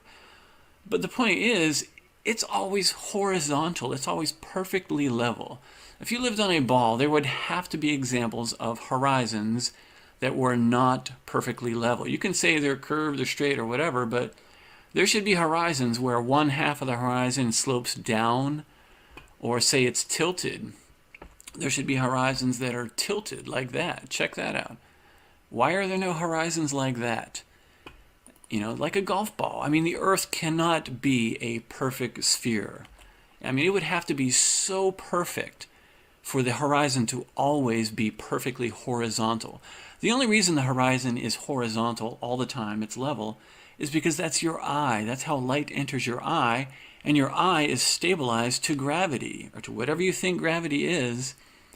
It's a vertical force, and your eye stabilizes to that to make the perfectly horizontal horizon in your eye. That's why it never changes. You can tilt your head, the horizon doesn't change. And like I said, funny enough, you never find a horizon. If it's a physical horizon, if it's a cliff or a ball, whatever you think it is, there would have to be examples of horizons that are not perfectly level. There's no way the Earth, this gigantic Earth, is so perfectly level. Even a golf ball has dimples. You would have to have examples of horizons that are not perfectly level. They would be, you know, curved or tilted, and there would be half level and half tilted horizons. So it just doesn't even make sense. I don't even how you can believe you live on a ball I can understand the programming, but once you are presented with the information, you have to think about it and understand there's no way we're living on a perfect sphere that would never have any curved horizons or tilted horizons. And again, once you understand how eyesight works and how there is I call it the inflection point. There's a point at which the light waves travel into the eye, and then there will be a horizontal point, an inflection point. That slope of these light waves goes from negative to positive or positive to negative. And that inflection point is the horizon. And the vestibular ocular reflex in your eye maintains that perfectly horizontal in relation to gravity, that straight up and down force that we have, whether it's electromagnetic, electrostatic, whether it's some magical tractor beam.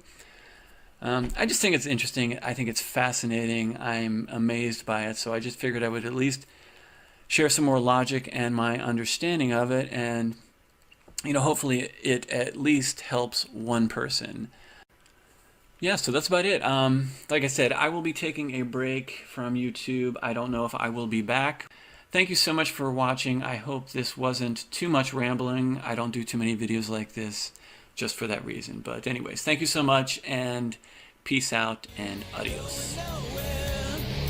Going nowhere, going nowhere, going nowhere. I get up just to go to bed. Check to see that I'm not dead. I stay up until the dawn.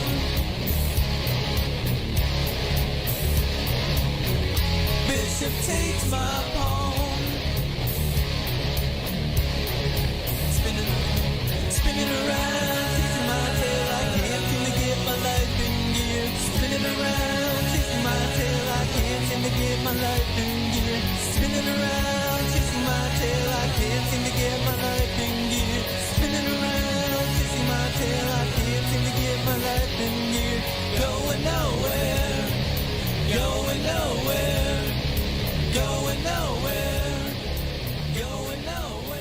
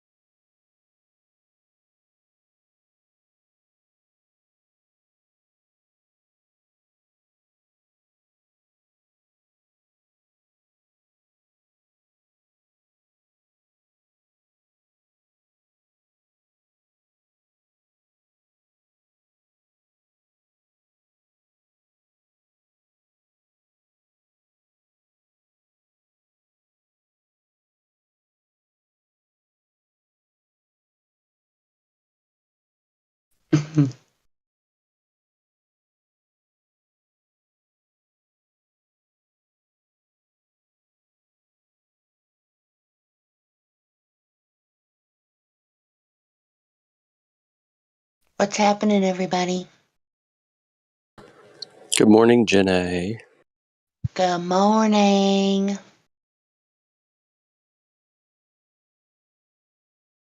We were learning about angular resolution, diffraction limits. I was listening a little bit. I kind of was kind of doing like notes and stuff, but did you happen to see what I posted about what I mean, it could be a different name just for the, you know, the idea.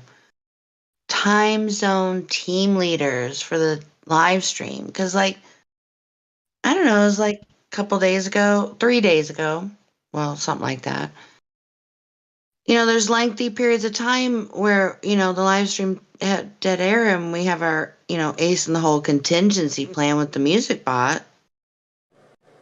You know, but if Yeah, you we ask don't me, always have somebody there to turn it on, right? yeah, well, that too. Yeah. So to me, the solution would be identify who is available when to pump up participation in whatever fashion. So, you know, we could reevaluate music bot, who gets that, maybe silver, maybe. You know, so like the time zone team leader would help keep up the pace for when the live stream is slow right now. You know, like maybe tagging other people, say, hey, let's talk about this. Or like facilitate live stream too when busy. And that could be like a road to gold or something. Yeah, I think that's a really good idea. And then the supporting role, you know, you have we need live stream 2 starters. So that's like a whole bunch of stuff. So I hope everybody likes it because I just, you know, I went into the voice chat and there was nobody there. I'm like, jeez. You know, what do we need more people from the UK at this time? Or, you know, who is prime time for, you know, what time zone? And I think there's a calendar bot for Discord, which I have been wanting to find forever. And I've got it written down somewhere. And I wasn't really prepared to speak on it. Thanks, Flatty. I'm glad you like it. So there's a little bit more to it than that, but I probably shouldn't have said what I did over the live stream, but it's not like it's secret Oh, classified information or anything, but right. No, I think that's a fantastic idea, Jenny. And certainly people, you know, meddled roles within the server have some sort of back chat where if somebody's realizing, hey, they can't talk, but they might have insight into the chat and can see or hear that the live stream is dying down or they're the last person keeping it alive, but they got to take off, you know, a back chat channel where they can kind of. well, that's what live stream locker room is for. Yeah, that's true. And I think we should probably put descriptions on some stuff, you know, to avoid confusion. So the person who created the text channel, whatever, it makes sense to them, but does it make sense to someone who's, you know, maybe a new member of the server type of thing, like a valued, or, well, no, it wouldn't show up for value, but for a silver or something, they may be like, Yeah. not really sure what this is. As far as the channel, I mean, it's something that would be role specific or something like that. But yeah, a way to, or at least people being more mindful as to Right. who And may us, be in the room and like, I might yeah. be. I was Oh, just gonna what I was say, going to you say. know, go ahead. Go ahead. No, I was just gonna say, you know, if I've been part of keeping a conversation going, because I know, like, more recently throughout the day, lots of times it might just be Gospel Bear, AI, myself, and maybe one or two other people that are in there, you know, trying to talk, trying to keep the live stream going. Right. But yeah, maybe we just need to And better communicate when one of us is oh, getting ready to yeah. take off and looks And, you like know, there's not. Yeah. yeah, us as a community, we can come up with a protocol to follow. So there's no misunderstandings and we're all on the same page. You know, like, so if this situation happens, we do this. If this situation happens, we do that. Whatever the case may be. Yeah. I just think that Yeah. makes sense. You know, Because you because know, there's. if what happens if you get a leak? But you just put your finger in it. Well, then you have a leak. Well, yeah, I forgot that is the correct response. Man, that just makes me want to go postal. I don't know about you. Like, thanks, Captain Obvious. How does he get paid so much? I mean, maybe he doesn't. Who knows? I mean, I could make up all kinds of stuff as a little story, but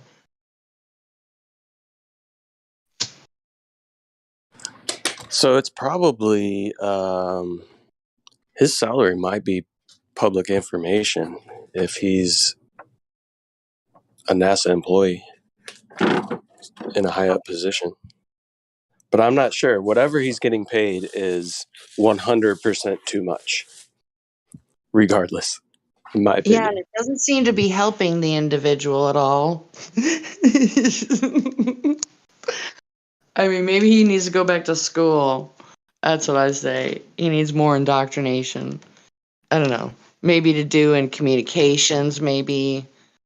I mean, I'm not the most articulate person in the server, but I could do better than that. And that's saying something because, you know, I don't have a piece Yeah. of paper that say I was told what to do and repeat what you were told.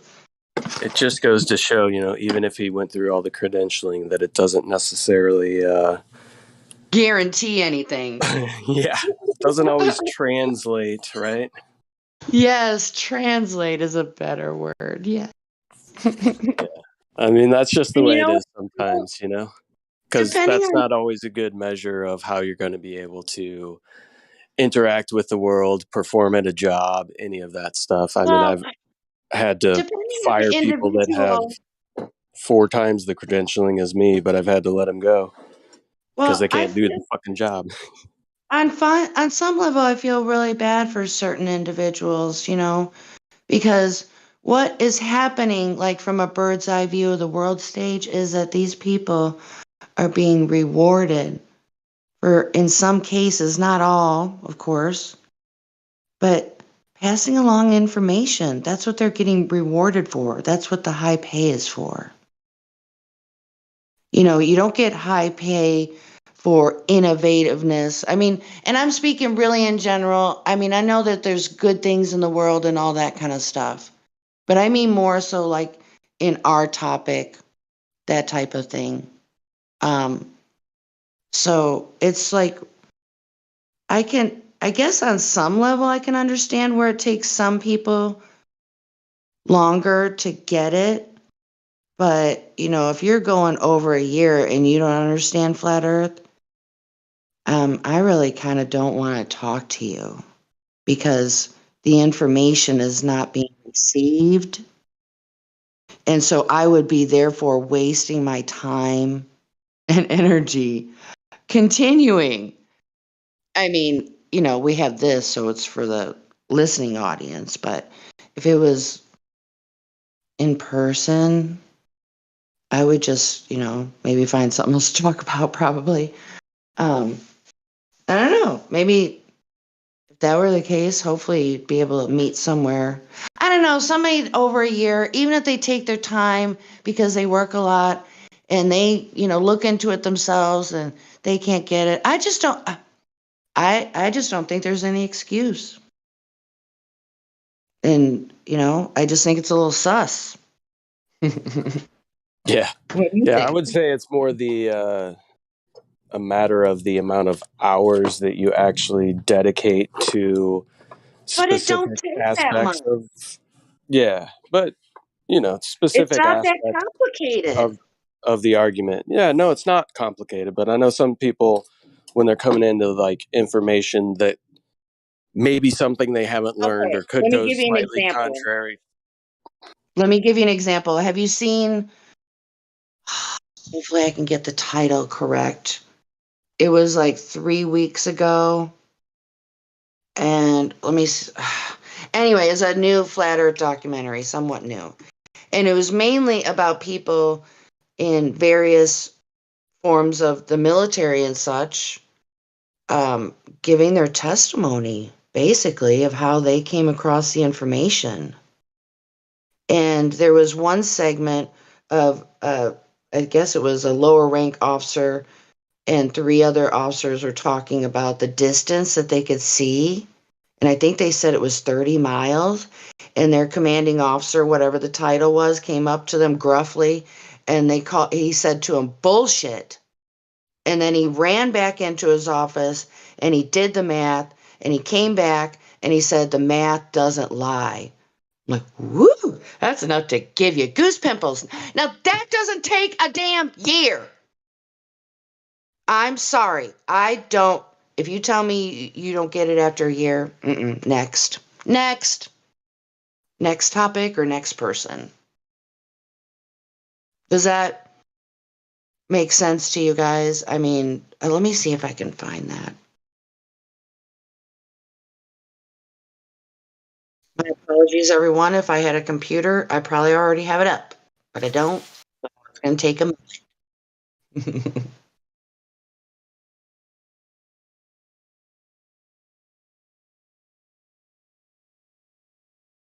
Oh, by the way, I'm not going to get into it, I promise, but has anybody seen Raised by Wolves yet?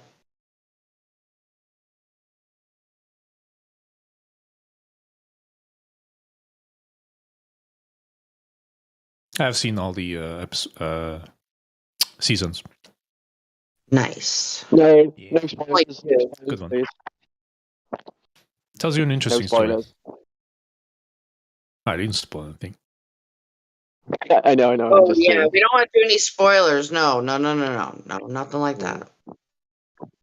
I know it's good. It's on the list and get into it, but yeah, please no spoilers if you can. Oh, well, get into it, man. Get out of here. Go watch it. What are we talking about here? The show Raised by Wolves. We're not really talking about it. I just mentioned it. That's all.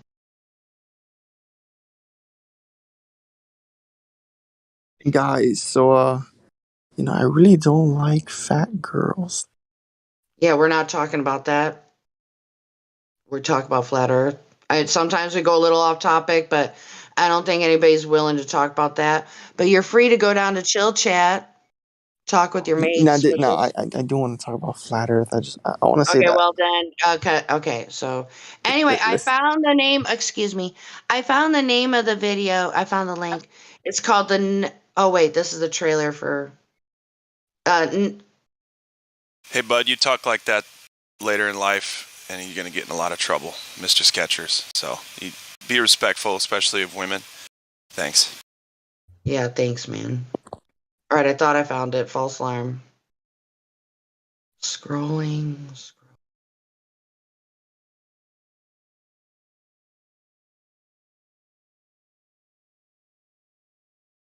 Yeah, I wouldn't mind hearing that as part of our music bot contingency plan. Oh, okay. Flatten the curve. I'll post it, everyone. Hold on. How are y'all doing? We're good. We were just talking about how it shouldn't take anywhere even close to a year being a full-time or overtime working crazy person and in your own time investigating the topic. It should not take that long. So in the live stream voice text, I just posted, I think it came out a month ago. It's called Flatten the Curve. It's a documentary and it's pretty interesting. It's something you don't have to watch. You could just listen to it while you're doing something else.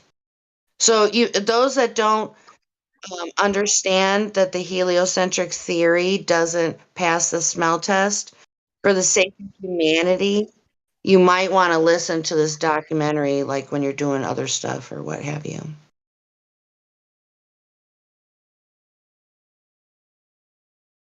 That's all. You guys can jump in, but behave or I will mute you and not say anything.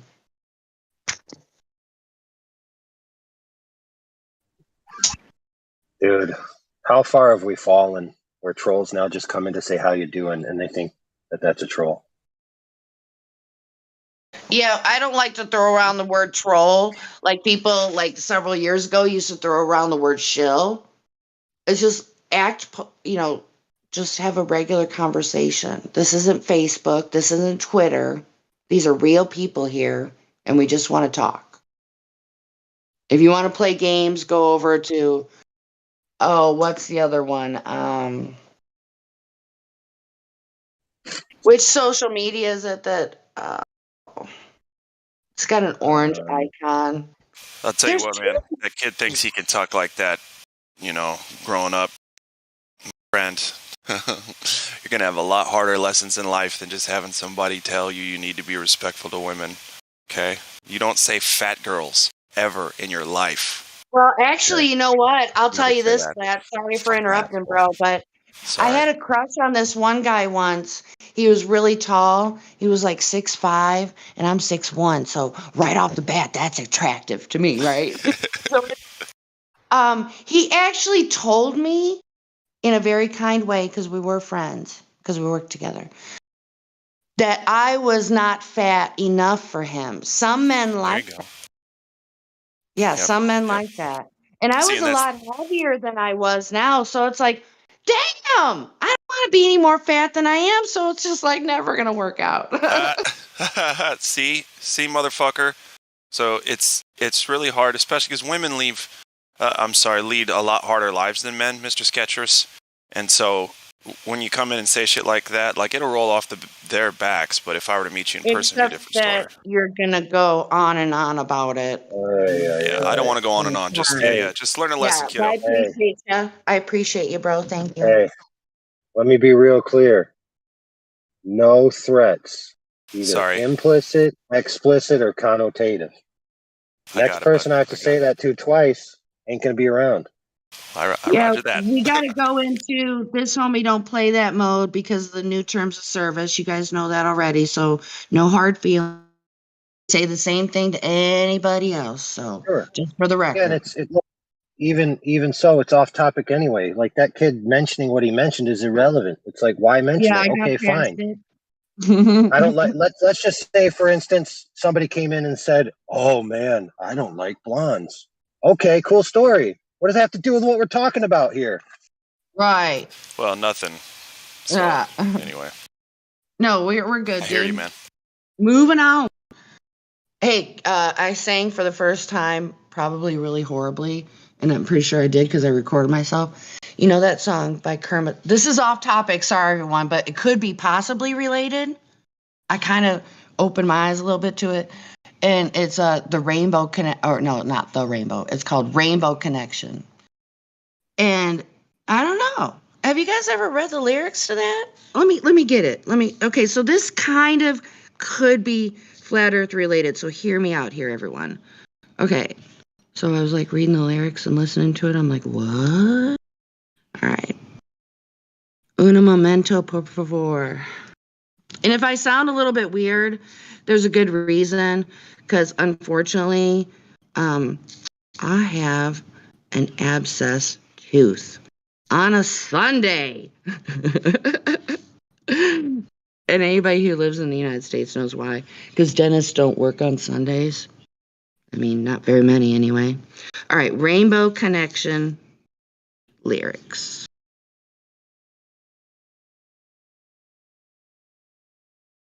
All right, so it's talking about rainbows for one. All right, so I'm just gonna read it, not like sing it, read it, or anything. Why are there so many rainbows? Or why are there so many songs about rainbows? And what's on the other side? Rainbows are visions, but only illusions. And rainbows have nothing to hide. So we've been told, and some choose to believe it, but I know they're wrong. Wait and see. Now, this is supposed to be a child song, everyone. Okay, so I'm going to go on.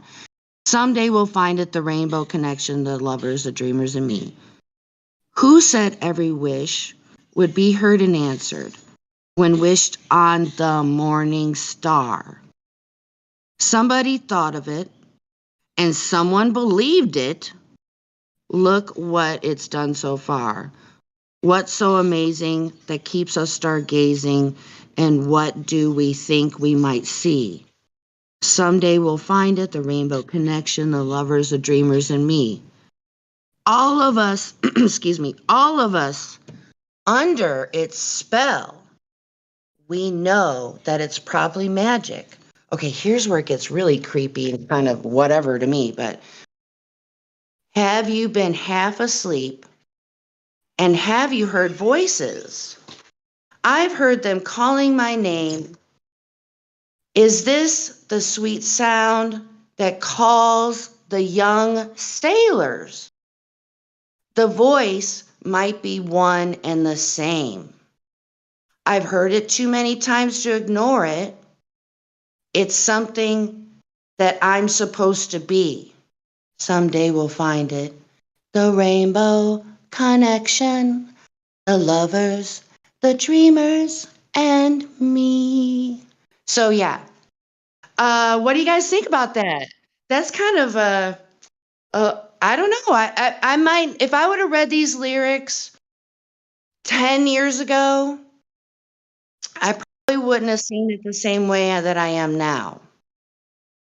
I could probably point out 3 different things out of those lyrics that are worthy of probably an hour conversation each. It just seems a little esoteric, shall we say. And I don't know much about Jim Henson, but if he has any kind of interesting past, shall we say, or whatever. But I thought rainbows are visions, but only illusions. I mean, what do you guys think about that? What came to your mind? And by the way, thank you everyone for letting me read this. And if anybody else has anything directly flat earth related, I would not be offended if you interrupted. So.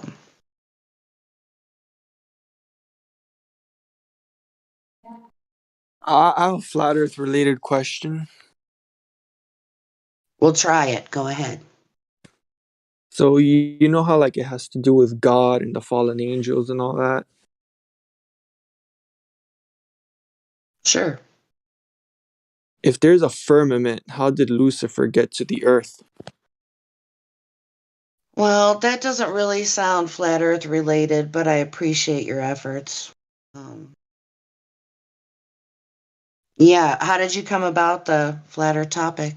Because according to the Bible, the earth is flat and there's a firmament. Well, So, if the most how do you interesting passage to me, just really quickly, because we can't really dwell on this, but that would be the very first chapter of the Bible, where in the creation story, he created light, and there's night and day, and then on the 3rd day, he created the sun. Like, wait, the daylight is supposed to be from the sun. So right off the bat, you have a problem right there. I mean, how much have you been looking into this topic? I'm not trying to be unkind, but it doesn't sound a awful lot. I've been looking a lot. I've been doing research on the conspiracies. Well, everybody here likes to talk about conspiracy, but we try to keep it flat earth in this voice chat.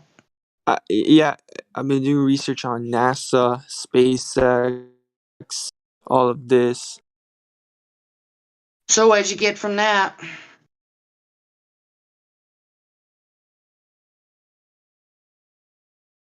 I agree with the whole flat Earth thing.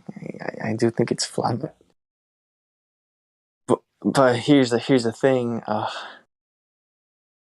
It's just so complicated. No, it's not not an easy really. thing to understand. I don't think it's complicated at all.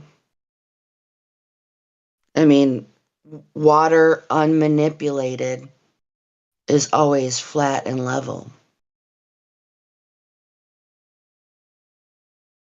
Where have you seen otherwise?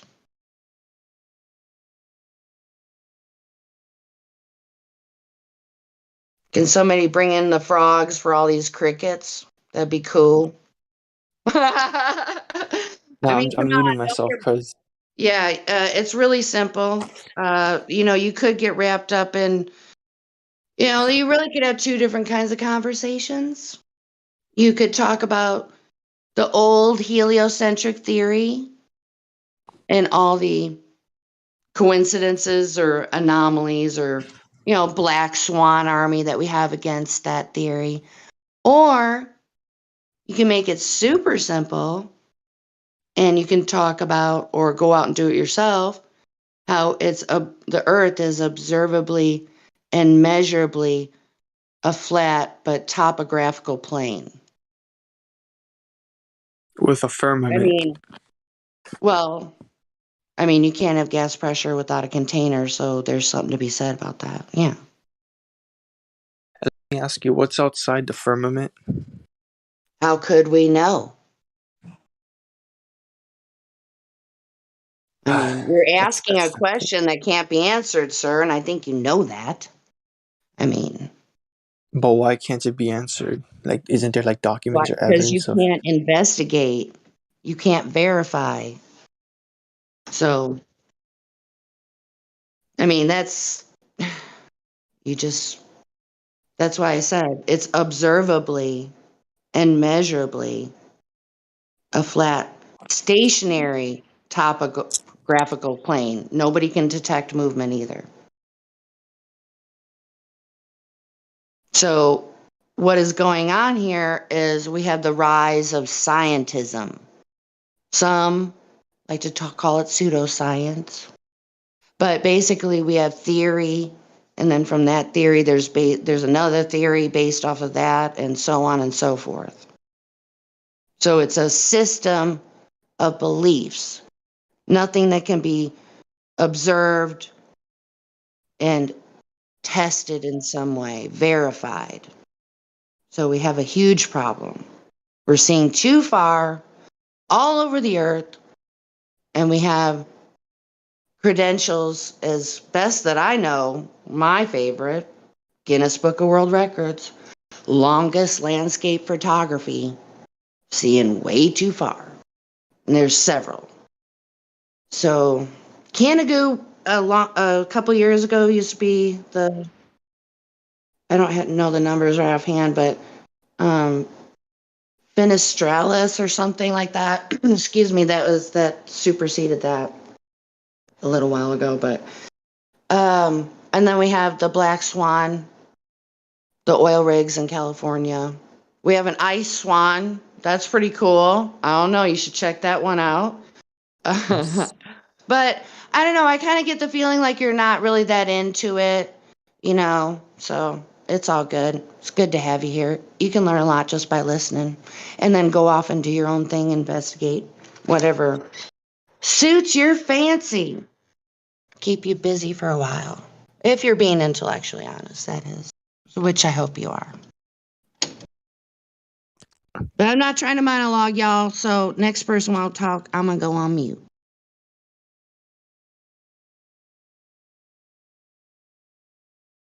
And somebody bring in some frogs. You want me to do my cricket imitation, Jim? Yes.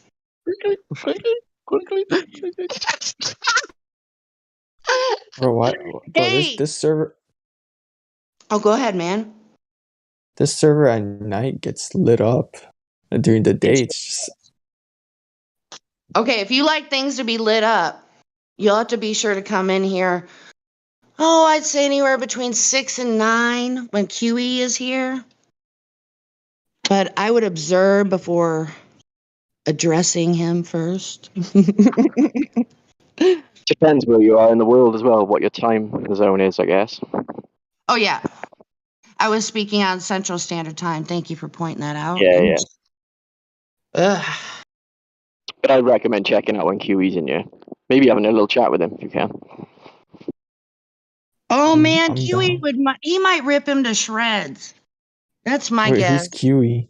Who's QE? Quantum Eraser. Quantum Eraser. Yes, he's a much lighter version of me. What? I thought it was the other way around. No. If you'd like to see some of his work, you can go to, globeterminator.com. That's his website. Yep, that's real simple. Thanks, Dave. Hey, did you hear me say read off the lyrics to Rainbow Connection? Were you listening? No, I was not. Well, shoot. I'll go back and listen. Yeah, it just you don't have to. I'll probably bring it up again, but it just felt to me a little flat earthy a little bit. That's all. Okay. So who's our new person here? He really doesn't care about this subject. Why are you here, Sketchers? State your purpose. I do care about this subject. I'm researching it, but if I'm going to be honest, this isn't my main conspiracy that I'm focused on. You know, I'm not so focused on the whole space we're not thing. gonna You know, get into an off-topic conspiracy, but you can say what it is. Just say Just what it is. for- We're not going to get into it, right? I'm interested a lot in World War II, Operation Paperclip, MK Ultra, Nice. Operation Mockingbird. That's a lot. All right, cool. Well, good luck researching all that. Yeah. Hey, so question. You know, flight ties into that. I got a Sorry. question. No, real quick, and then I'll let you go. Do you believe we went to the moon? The new person? That's like saying my friend. Well, no, he didn't go to the moon. It's impossible. Nice. Okay, go ahead, Elijah. Yeah, I was saying, like, as you mentioned MK Ultra, and I'm just like, if the Earth is indeed flat, that would be proof of the mind control. The fact that it would be literally the opposite of curved is straight. And the fact that we've had that in our face, but have thought the opposite all this time, even with all of the documented evidence of otherwise, that's like the direct proof that they've definitely controlled us and our thinking. And then it makes you wonder, well, if I can't understand something as simple as wow, okay, their literature is basically saying what the flat earthers are saying. Whew, that's deep. Then what else do you think you know that you don't know?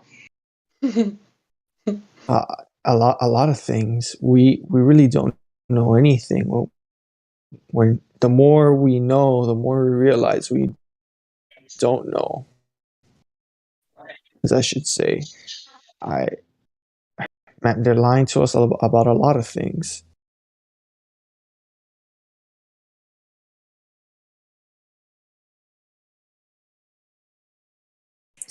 Hello? Right, but there's a lot of things we can know and we can test and we can prove with scientific experimentation. So, Like the firmament. But there's things we can here's my kicker to it all.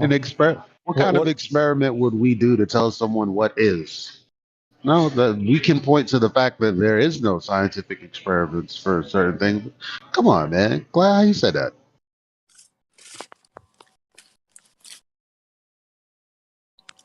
What? Why? That's the thing. When people, there's a certain, like in language, when people make statements that has information that, in order to move forward, you have to accept the proposition or the what's the word?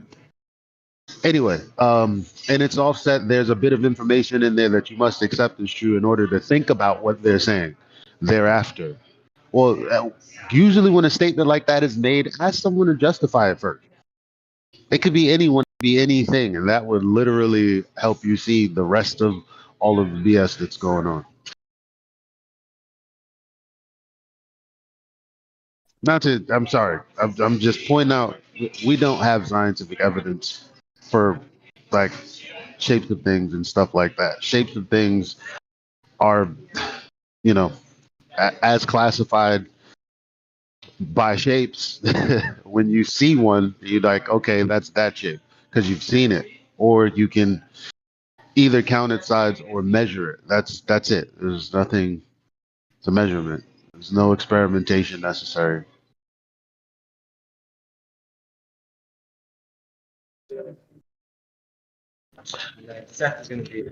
Thank you. And that's how crazy it is because that's the thing. Like when it comes to this topic, like a lot of people start talking about science and this, that, and the third, and it's like, bruh, actually, they're talking about a measurement and a whole bunch of um, what do you call them? Calculations based on the presupposition that the measurement is legitimate. So the only question that matters to me is like, okay, where's the measurement? You know that there is none? That's crazy to find out, right? Because of course there must be one. How could I say there's not one? Well, because there isn't. Go look.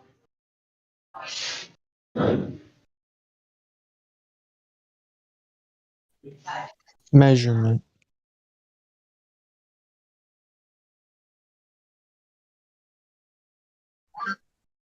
Yeah, brother. What he's telling you is you need to have the premise for your logic proved in the first instance in order for a logical formation to follow. So, for example, if the Earth was a globe, this would happen. This happens, therefore the Earth is a globe.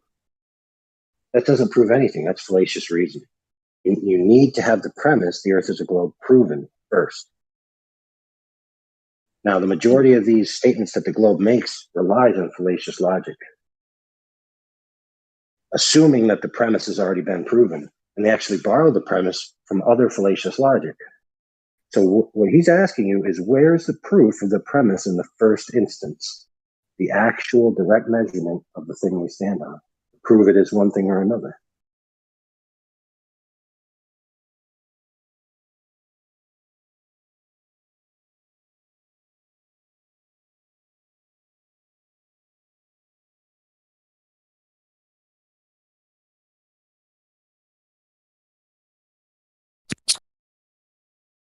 But the same thing could apply to the flat Earth. Incorrect. No. How so? How so? Oh, wait. Another thing I do when people say things definitively, like they know what they're talking about, I just ask them, how so? Because I haven't seen the Earth from a distance. Okay, did anyone make a claim about the Earth at a distance? So, you know, I'm Well, can you coming to just the say yes or no conclusion that before you this whole could you say yes or no to my this question? Could you this is what I'll say. listen, it's very, don't make this a hard conversation. It should be a very easygoing Saturday morning conversation. I asked you a question that was basically a yes or no question. Couldn't you just say yes or no and then move on with the rest of what you wanted to say?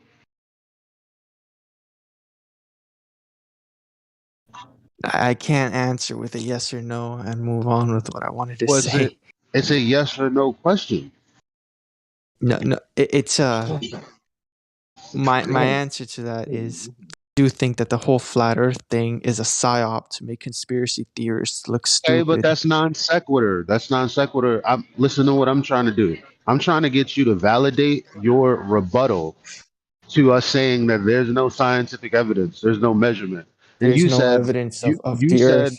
You don't I know how it know, looks I like. know, I know. I'm just characterizing the whole conversation, right? Up until this point. So you then said, well, there's no evidence for what you guys are saying. But in order for you to say that, we would have to make a claim that you're rebuttaling. What claim is it that we made? Yeah, so far on the table, my friend, is you have a claim that in order to verify whether the Earth is flat, you would have to see the Earth in totality. So he asked you, have you ever seen the whole Earth? Yes or no? And you said, I cannot answer that.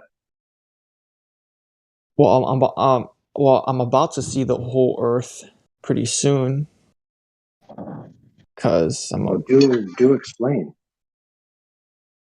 I'm getting in a profession that has to do with getting on airplanes soon. So What? Hopefully, I'll So come to that you're under conclusion. the delusion. You're under the delusion mathematically that anywhere an airplane could go would be sufficient height to see the Earth in totality.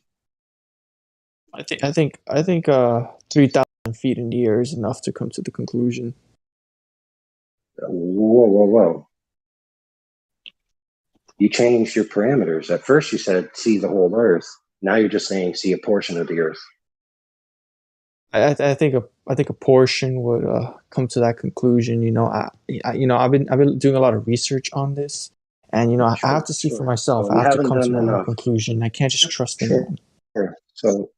Sure. So you haven't done enough. That's why I use the word mathematically in there, because mathematically there's not enough information on the surface Well, of what's the the Earth to give you radius of anything the Earth? discernible. What's the radius? Yes. The radius of the Earth is one. One radius. Trick question. There is no radius. Exactly. Now, see the thing. The only person that has a claim to radius of a geometric shape is whoever is carrying the globe argument. And in that case, like what you just said about all I need to do is see a segment. Well, all we've had to do is measure a segment to know that mathematically, it's not geometrically what they claim. Like, Exactly. only So way you let's can get back to rebuttal the this is math.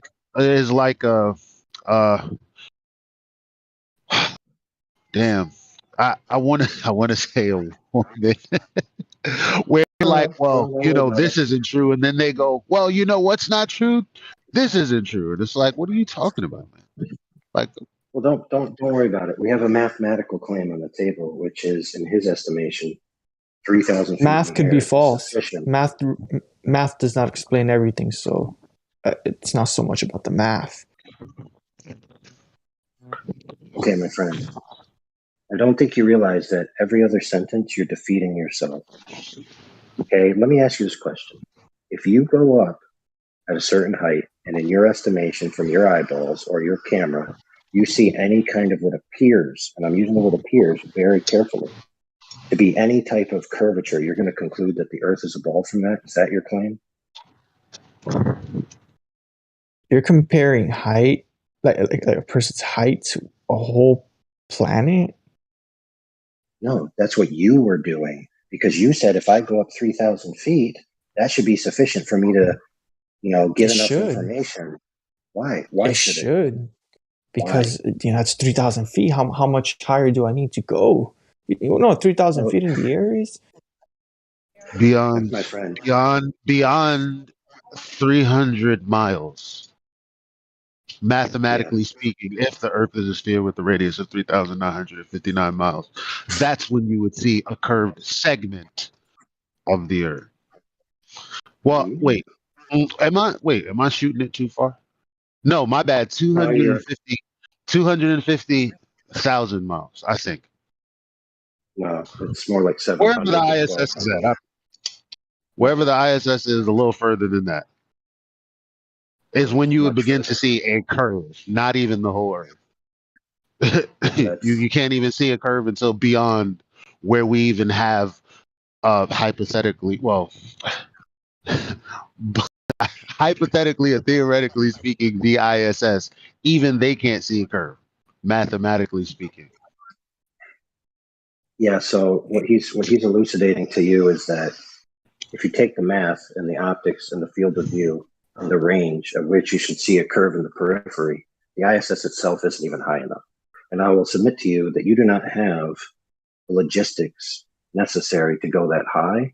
And so by you going any height into the sky is not going to prove anything one way or the other.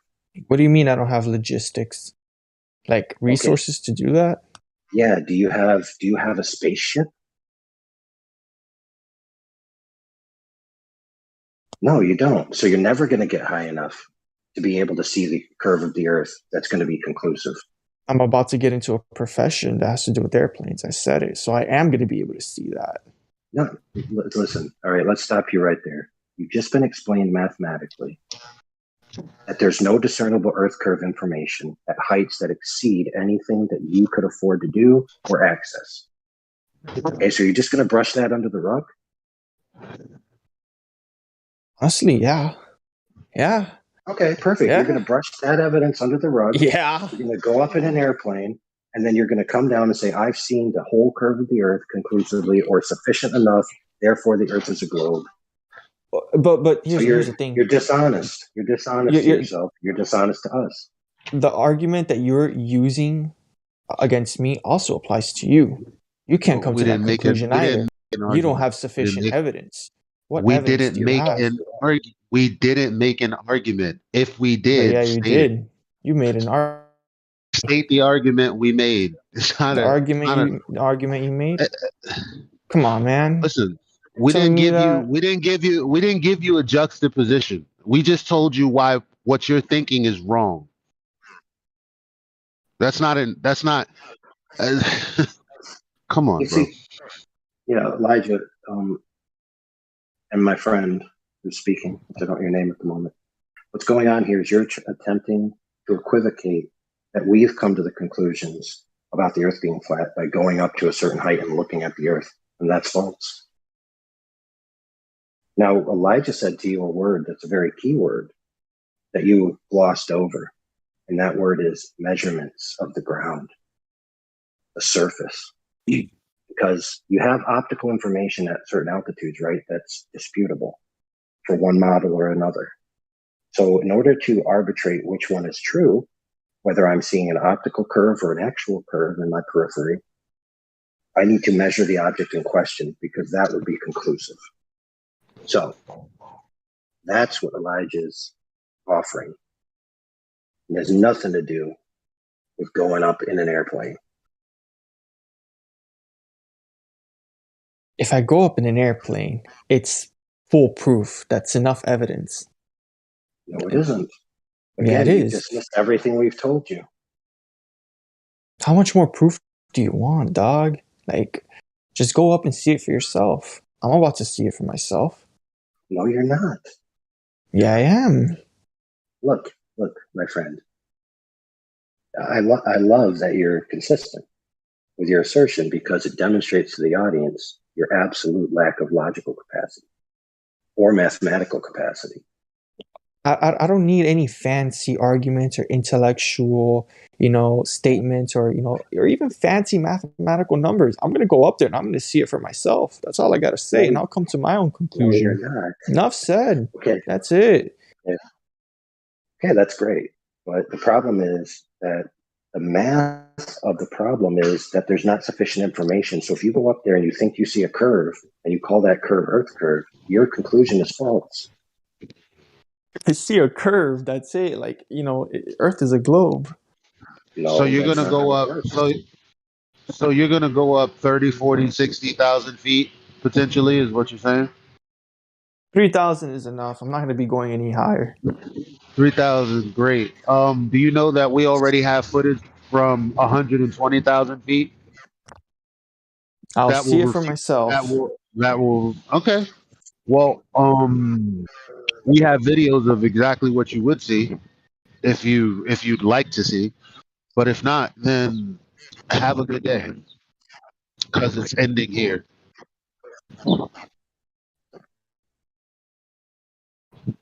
Yeah, but if you'd like to know how actual ground measurements disprove your proposition, we'd be happy to talk about that. But other than that, we're not going to entertain your lack of logic and lack of math and lack of anything conclusive and just waste everybody's time. Because going up 3,000 feet is not high enough. Okay. Guess I'll get my own airplane and go about 20,000 feet. Dude, you need to go higher than the ISS.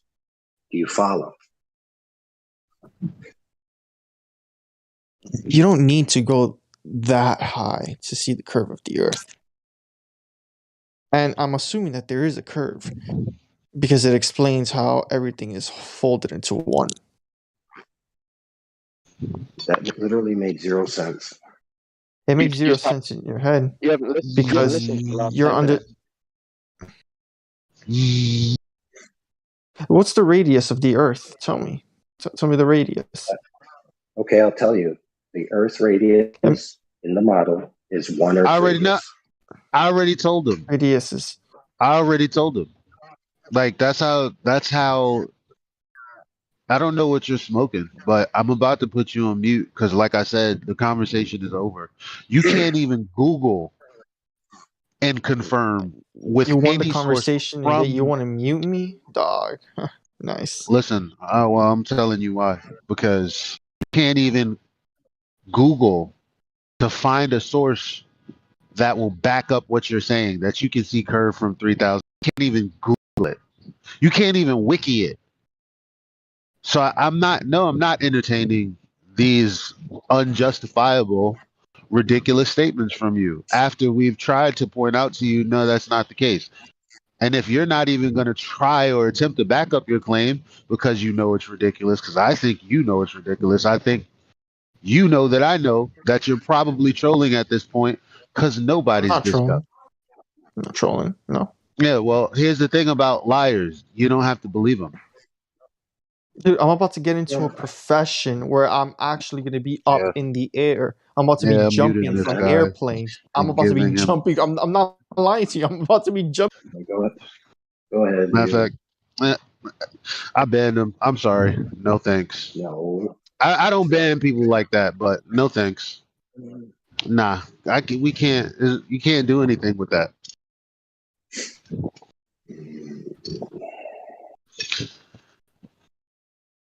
Yeah, you could put him in cognizance indefinitely until he provides a material source for any of his claims that would validate that his assertion could even possibly be true. Look at me being a hypocrite just the morning after I told God Rockin' that you can't just ban people. My bad. Well, things like that are always fixable. Yeah.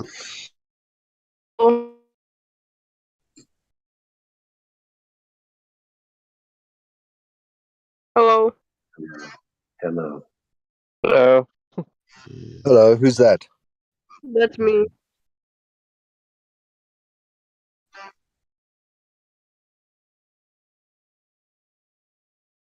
Do you also think you live on a spinning sphere?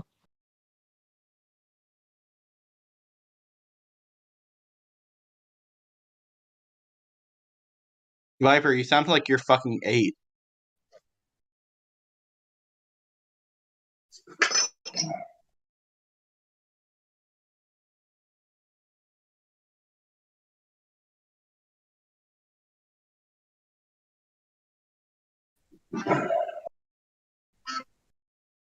Oh my goodness. All right, make this clear. Hey, hold on. Viper, shut the fuck up. Oh my god, I'm sorry. Yeah, you better be. Yo, What did I do? hold on. Time out. It just muted me. Time out. Who said that to that boy? That was me. No, not you. Who said that to you? Because that's not allowed. Yeah, shut the fuck That up. was Elijah F. No, I'm allowed. Oh, somebody by you because like by your name, and it wasn't Dennis, but I think it was like I don't know. It was something like I heard him talking by your name though. I'm not sure, sir. Though I'm not sure. All right. Yeah. Well, I mean, um, I'm not here to, speak rudely to people. We're all somebody's child, and we're here trying to give people what they come here for, which is information. We typically don't really want to get into arguments, or at least me, because the argument means that two people have um, different stances on something. Not to be mean, sir, but I'm not really dumb. No, I don't think you are. You haven't. Okay, thank you, sir. That's very nice. We haven't spoken yet, so I have no idea how well your cognitive skills are. But I'll give you the benefit of the doubt. So how'd you hear about this place, and what have you heard? My friend Dex over here, he was being really nice to me, and he told me about So we have like the same thoughts, and we think about a lot of the same stuff, and we both think that the world is flat. If Dex, if you can unmute, that'd be amazing. So I really think the Earth is flat, and I would like some more information about it, but I don't really have that information. Yeah, I agree with Viper too. Yeah.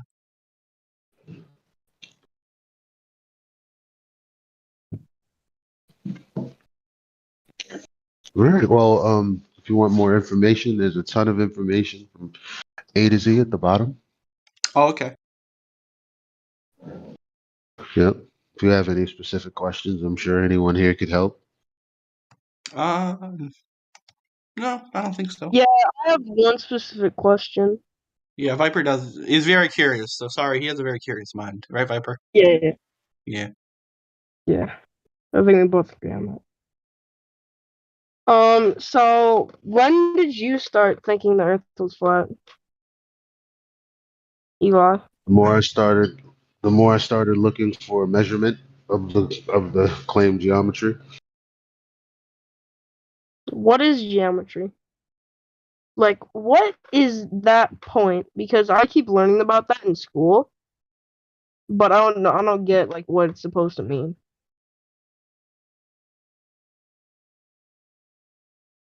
Can you tell me about that? It's basically the study of shapes and angles. Okay, all right. Basically, yep. Thank you. All right. That's all my questions. I don't know if Death has any more, but I just want to say real quick, I checked in Viper and Diaz. They said they were friends. You already tell them that? Yeah, that's a cool story. Deaths is done. Because he wanted to do some trolly backhanded insults against his supposed friend, then pass it off like it wasn't them. But you see, the problem is, friends, that we're recorded here, and I can just scroll back and see who else said anything.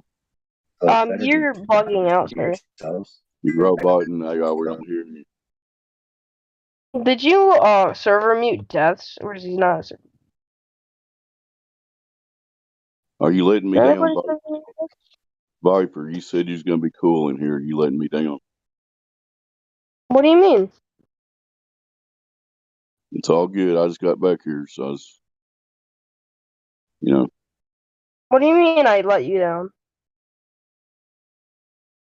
Don't worry about what's going on with this, whatever's going on with this. You're here to talk about the subject, right? You got any other questions? Did you server mute him? I don't know what he did. What did I just ask you to do? Not worry about what's going on with somebody else. You have a question about the subject? Yeah, but I don't get why Deaths is muted, though. I don't know I'll what give he you one did more to... chance. Quit complaining about Because he was screaming at you on the live stream. We Do you just want a argued. moment? Do you want a moment on mute to go back to the YouTube live stream and play it back?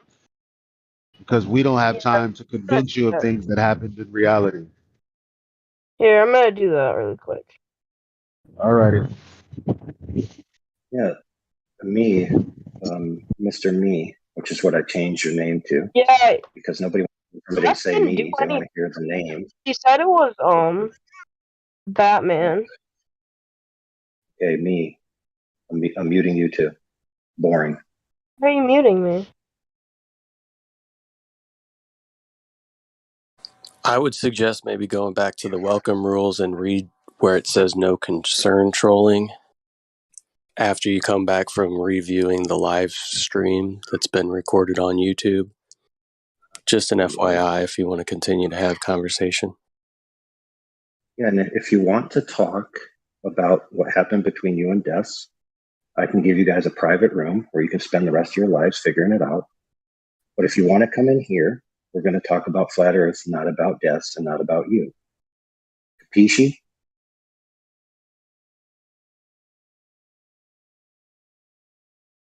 My bad, guys. I won't check in guys anymore. Oh, that's irrelevant, Dave. It's impossible for you to divine their intentions. Yeah, they played it pretty straight in the check-in, but anyway, y'all go ahead.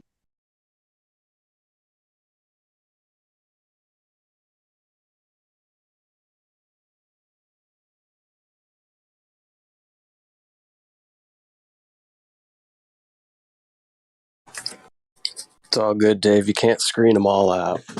But to be honest with you, there's people that are now valued members of the server that initially came in here to troll.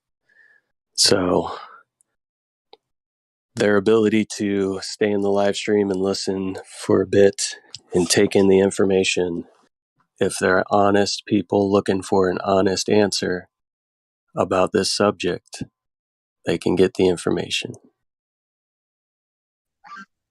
Well said, Napalm. Absolutely. Yeah, cognitive dissonance is a process, and we are very friendly and helpful, and we'll walk you through that process. Sometimes that involves being muted so you can reflect. There's a couple more people in VC check-in, but I got to get to work, so can somebody else go down?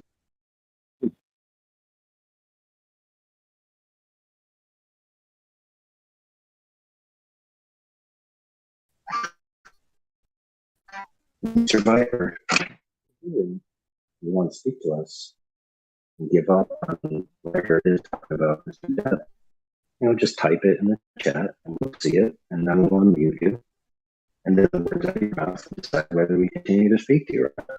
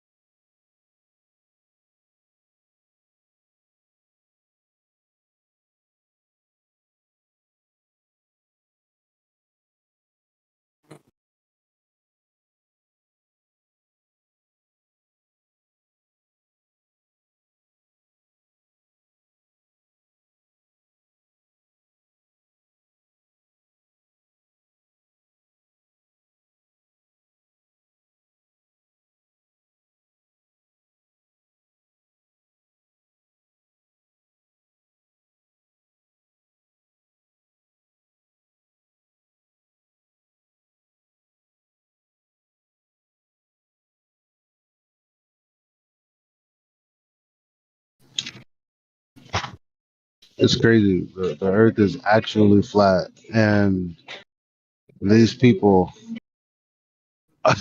aren't genuinely interested in that. I don't. That's insane.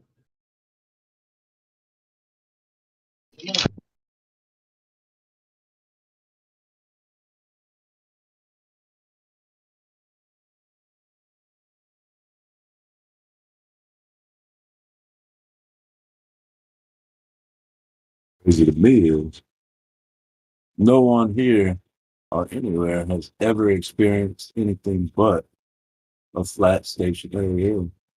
Yet some people believe the opposite.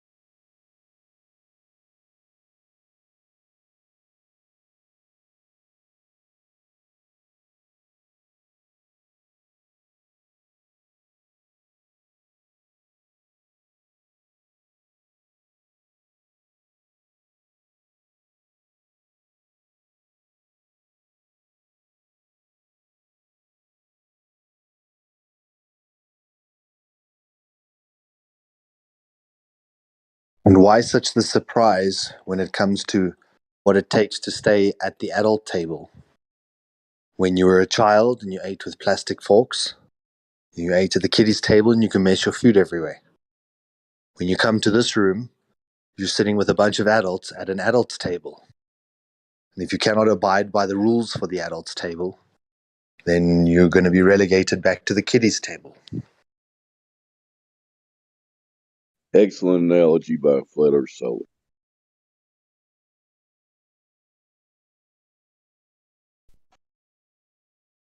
It's even worse than the kiddies table. You can put your food on the floor and you can eat like an animal. You mean like a monkey on a spinning ball, Indio? Yeah. That's why monkeys have high grip strength, so they don't, they can grab onto a tree and not fly off the spinning ball.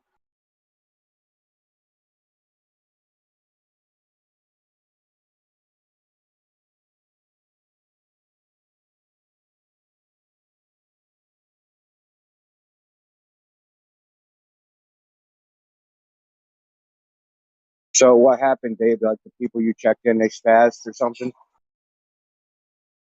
It was kind of weird. They both played it pretty straight up. I've been looking at this for like 3 months. I really want to learn about the subject, blah, blah, blah. And then as soon as they hit the live stream, they start concerned trolling and shit, yelling over each other. Very disappointing.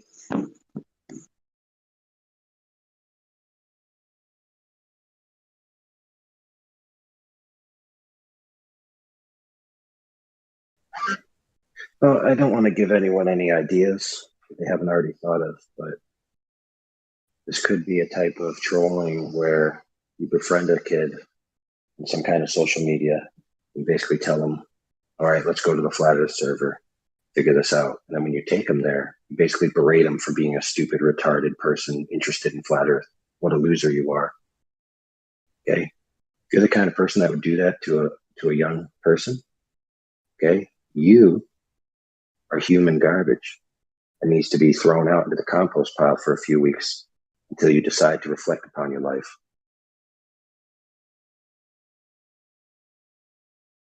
This is the kind of nonsense, okay, that happens to people who believe unorthodox stuff from the mainstream. It's like, oh, we can treat them less than human. We can mock them. We can distort and pervert their emotions for our amusement. Kind of like professing wannabe Professor Dave did in his little wannabe debate that he had recently. It's like, I know what I'll do. I'll just make fun of flat earthers. I'll just repeat the globe earth talking points without any empirical validation that they're true. And I'll just make fun of flat earthers generally, that they are the ones that are human garbage. How dare they think other thoughts? Well, the argument from quote unquote science that people keep on invoking, science has proved this or science has proved that, they're basically saying there's an authority that is approved to think about this stuff and you're not it.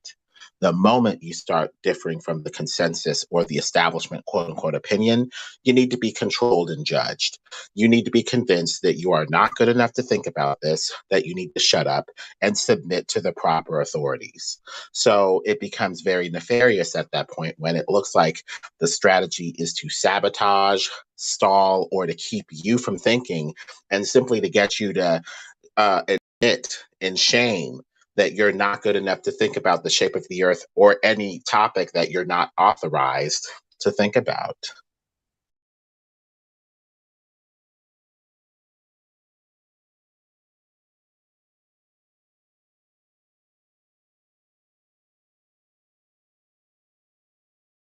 So making fun is just a tactic to just get you to shut up and go away and stop thinking about it so that we can all just get along and submit to the appropriate authorities and whatever they say about the subject.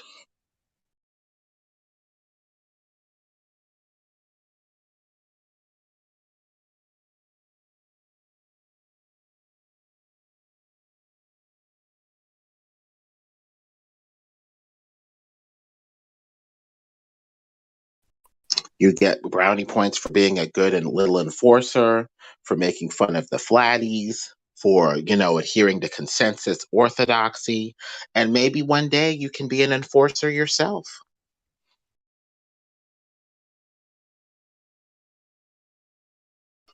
Maybe one day you can ascend to the halls of academic consensus or power, or you could be the authority who now gets to hand down your somber pronouncements of orthodoxy about what science so-called says about this, that, or the third, about global warming, about whether a man is a woman or a woman is a man, about climate change, about whatever.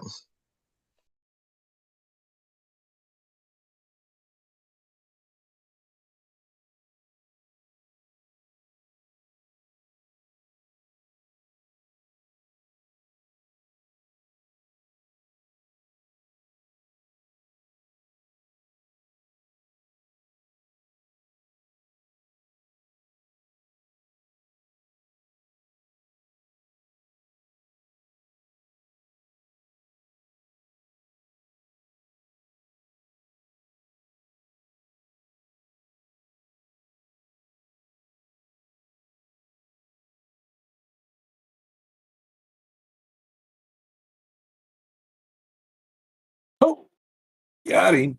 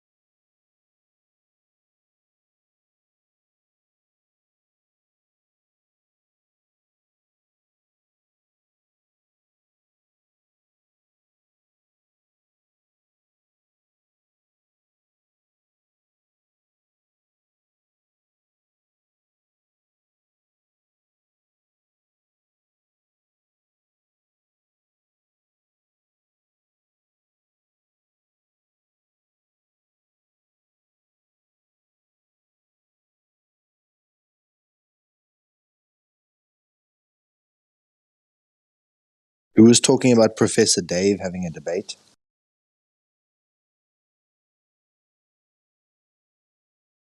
Do you know who he debated? Eli. Eli. You ever seen that Solar is against David Weiss, but it's not really a debate. It's Professor Dave trying to clown and ridicule and hitting all the main glove talking points that have been debunked 100,000 times. I'll shut up. To David Weiss. They didn't give. It was poorly moderated. Weiss didn't get a chance to make a case. He tried. I'm not criticizing him. Whatever. He didn't get an opportunity to actually have a discussion with the man. In my opinion. Wow.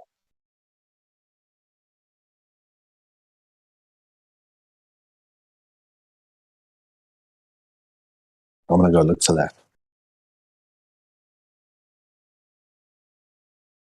I couldn't get through. I got through most of it, but it's pretty cringy. Hard to listen to. Yeah. He's just sitting there hitting all the globe rhetoric that we've debunked 6 years ago. But anyway, somebody else give him a appraisal. Elijah was just saying like how you can go up to people and tell them the earth is flat and they don't even care. It's like they don't even, it's a grand conspiracy they don't care about. Well, they've already abrogated their ability to think about this independently. They've given up on that and said, okay, I'm just going to give up on thinking. These authorities need to sanction this. These authorities need to say this before I'll believe it. You can show me flat water, and all this stuff, but I need an establishment endorsement of this before I can jump onto it. You can lead a person to flat water, but you can't make them think. And so you can keep on showing them this and this and this. But if they've already committed to saying, the establishment consensus needs to tell me this first before I'll jump onto it, well, then at that point, it's somewhat of a losing battle. Yeah, and also it's a product of trauma or any kind of mind-based trauma or assault that we've been dealt with over our lives. Is that when you're so traumatized, people can mention new information and it actually doesn't even register because you're so busy dealing with your other trauma. So Yeah, when you have the trauma of being an independent thinker and being isolated, that's all they're thinking about. What does this mean for my job, for my career? What are my friends going to think? Trauma, trauma, trauma. The truth is a very distant afterthought with that sort of conditioning. Yeah, and the trauma of having to earn a living and pay taxes and just the trauma of this existence that we call life. That when someone comes to you and says, do you want to know if your president's lying? They're like, damn, I need to do this for the kids. I need to drop this off. I need to go to do this for my boss. I've got all these other things that are more important than figuring out whether your president lied or whether the governments are lying to you. Or you sort of see they're so traumatized that they don't even realize that the information you're trying to share is actually for their benefit. It's like people who say that they understand the power of the mind, but then they always want to discredit the power of the mind. It's like you either believe that the mind is powerful or you don't. You can't be straddling that fence. And it's the same with these type of truths. You can't straddle the fence on this.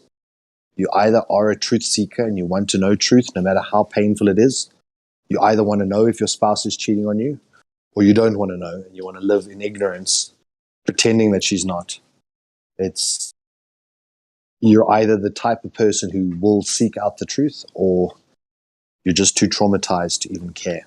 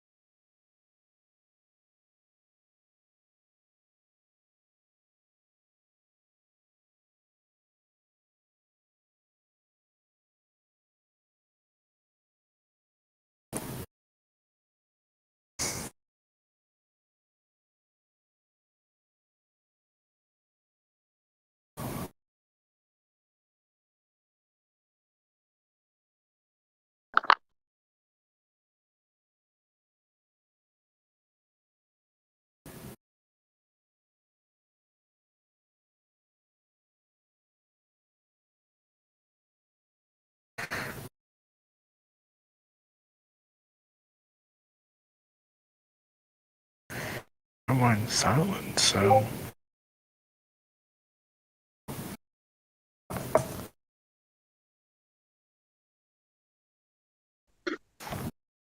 You never hear facts, man.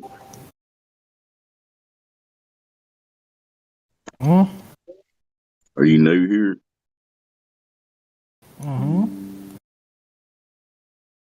Got any questions? Nope. What do you think the shape of the Earth is?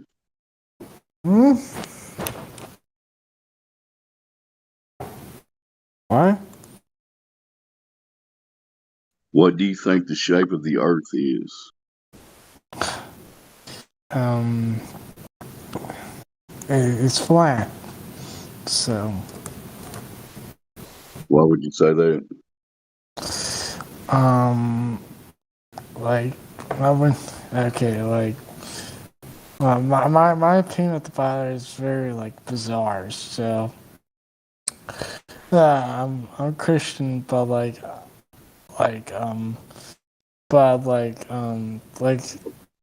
for Christian for 2 years, but, like, I used to be a Mason, and Masonry says since books the Earth is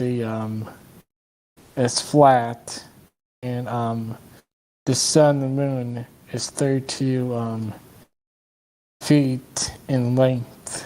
Yeah, What are me you feet. talking about, man? The the flat Earth. So You're going off on weird tangents. I asked you no, about. it's not. No, it's not. I just Yes, it say is. I'm a Christian right now. So Yeah, I we're not all Christians. This has nothing to do with the topic here. yeah, I know that. I know So why that. talk about it? Okay. Let's talk about the flat Earth. Yes. I want to know why Civil you think fixes. it's flat. Okay. Let's I want to know why you let's think it's flat. Tell me facts, man, please. simple physics. What kind of physics? Like any type of physics. So Your mic just went real low for me. Somebody else like talking. when I think Newton's law explains it all. Right? The Earth is flat. The apple, the tree. If the Earth was like round, the apple or yeah, wait. Sorry about my throat. Yeah, and You're not Newton's law making any says, sense, facts, man. and Newton's law says, You're not making any sense, facts, man. and the apple. Remember the apple thing? Like, didn't like if the Earth was Yeah, round, you the need to Earth was. stop. You need to stop. You're Sorry, not making any I'm sense. using. You're not. We are not what you think we are. We are not like you. Okay, sorry for that. Facts, man. I explained this to you in the VC check-in. You seem to be saying some very different stuff than what we talked about. Oh no! I'm using science here. I'm using science to prove my point. You did seem very sincere when we had a chat in the VC check-in, and you kind of didn't go off on these kind of crazy tangents. So read it back in and to what we were talking about. Keep it simple. Okay, I would like definitely unmute myself. So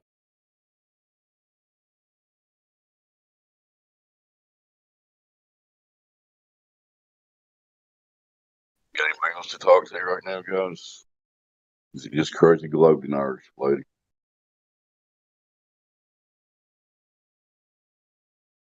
Yeah, we got damaged property. It's just been checked in. Very nice guy.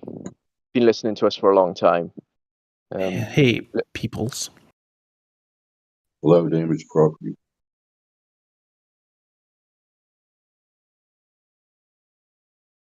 Do you have any questions for the panelists? Bunch of knowledgeable people here right now. Yeah, I don't know if I have any specific questions. I know that there was someone in here earlier talking about going up 3,000 feet. 3,000 feet is not enough to see anything. But I think that's part of the reason why I wanted to, because I want to be a part of the conversations, but mostly I'm looking to have a serious conversation about this topic.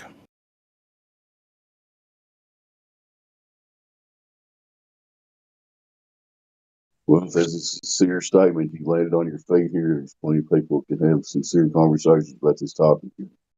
So welcome to the circle. Thanks.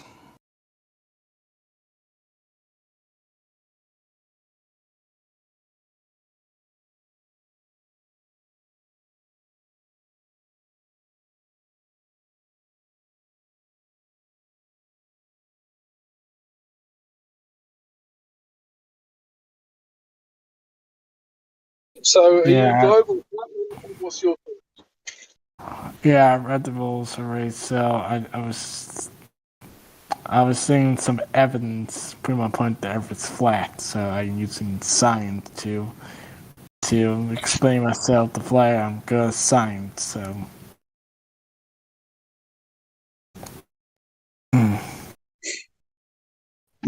Just know. Well, I mean, just know, man.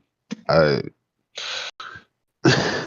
I'm sure we can manage and come together to pull somebody out of the lobby that wants to have a for real conversation that has real questions because the answer of the Google or do any other kind of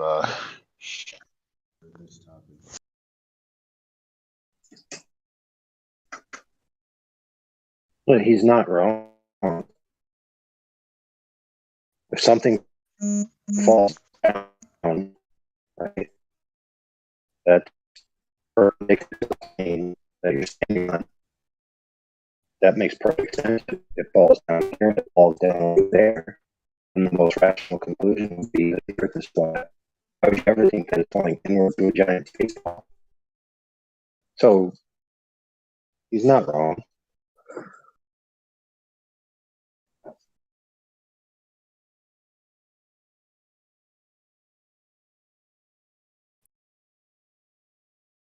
Yes. So for the flat earthers in here, why do the globers think that gravity somehow proves a globe? Think about it. They have to make a leap of logic.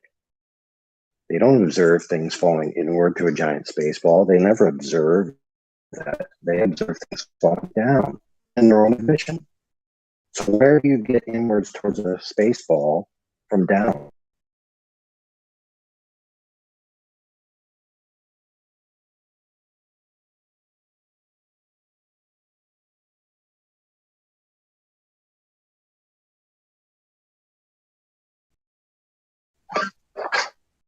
Yep. So you in California drop something, it goes down. I on the East Coast drop something, it goes down. And boy, across the pond in England drop something, it goes down. So we have a bunch of perpendicular downs to the plane, and you draw those out and you end up with a flat plane. So yeah, hooray. Things falling down proves the earth is flat. Good job.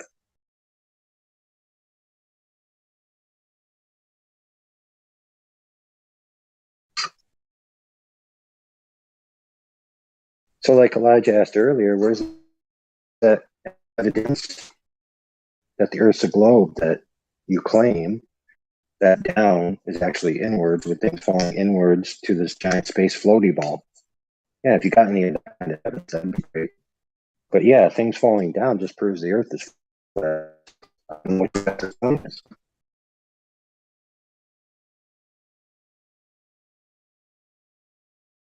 You roboted through most of that.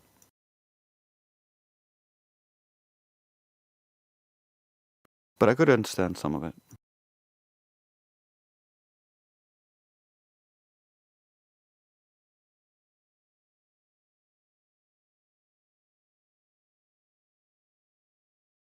Yeah, my problem. Why Newtonian was works. Newtonian works for either a globe or a flat, whatever you want it to work for, based on like what you imagine. You can just imagine up the parameters to make it work. Same with Einstein, you can make that work, but it's not. It still doesn't prove the flat Earth. Newton doesn't prove the flat Earth, even if it does work on both. If you imagine all sorts of things. what I never understood was why did they, prior to Newton, we understood density and buoyancy.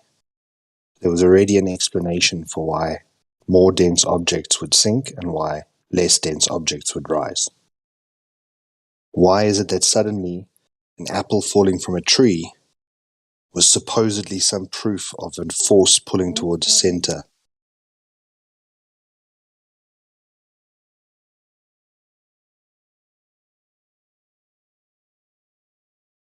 Like, how did they even make that leap of logic in the first place?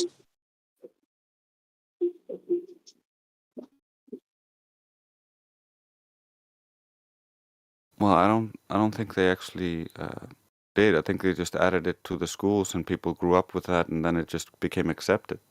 Mm.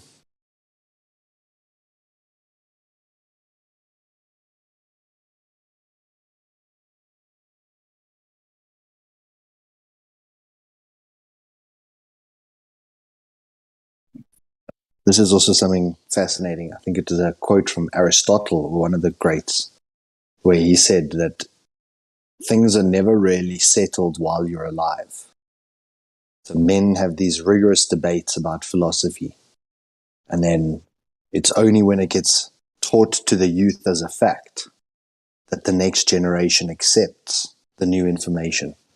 But while there's still two opposing viewpoints as adults, neither party ever accepts the other party's info. It's only necessarily accepted in the next generation as a provable fact because they were not witness to the debate.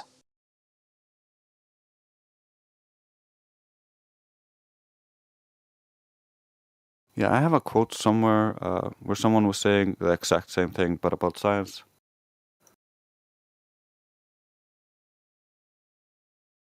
Yeah, I think debate is really important. Part of the problem I have is when people try to shut down debate. They try to by appealing to, for example, stuff that is written previously, rather like because if I have a question, like address my question. Oh, you're gonna love it here. Yeah. And what you do is if you start to look at fallacies, so if you even just Wikipedia fallacies, and you start to read through the different types of flawed logic or illogical fallacies, then you'll see that when someone can't address the point that you just raised, they'll generally try and attack your character. Yeah. By saying, who are you? What are your qualifications? So that's called poisoning the well fallacy. So they're poisoning where the information came from rather than addressing the information itself. Yep. Then you'll see they also create false equivalence fallacies. They create straw men. So once you start to become aware of all these illogical, fallacious ways that people try and argue, they have no point to stand on. They can't take on the merit of your argument. But they'll try 10 or 15 other ways to try and discredit the argument through using what they call fallacious reasoning or illogical reasoning. And when you realize that, like you just said, you're looking for a place where debate can happen, where people rigorously address the actual idea at hand, not the person who brought up the info, but just the information. And then you'll see that when you start spending time on the other servers or the people who generally consider this topic to be a psyop or whatever, you'll see that they never address the actual information. They only ever address where the information came from or create straw men or try and make the person out to be crazy so that you don't have to think about what they actually said or what evidence they presented. And then when it comes to something of this nature, it's not about what was said or who said it. I'm sure you'll come to see that many people in this room, they'll always say, go do this research yourself. Don't believe us. Don't believe any man, because men lie. Right.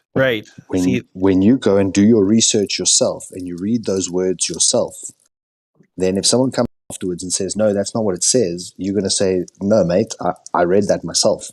I know exactly what it fucking said. Don't come here and lie and say what they really meant was not X, Y, Z, they meant ABC, but you read it with your own eyes and you knew it said X, Y, Z. Then no one can ever mislead you because you went and looked at the evidence yourself. Right. I was explaining to Flatty in the VC check-in.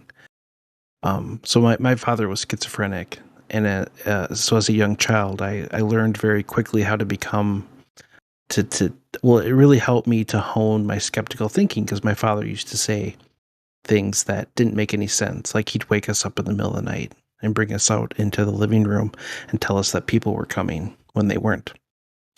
And so I really developed this sense of internal consistency as a survival technique. And I feel like it's served me really well. And I really like what you're saying, because to me, that's an honest way of approaching the topic. If I can come to someone and say, you don't have to believe me. Like here's the proof. You can check it out yourself. Correct.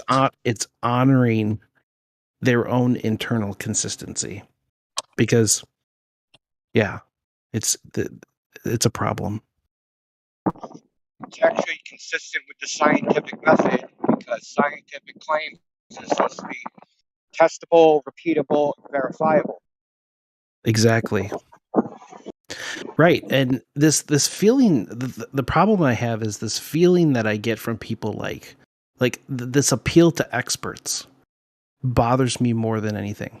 When people say, well, trust the experts. Well, the experts say we should or shouldn't do this. It's like, what would the purpose of a second opinion be if you're meant to trust the expert?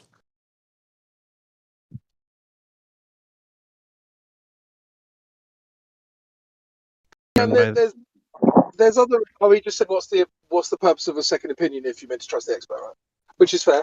Right.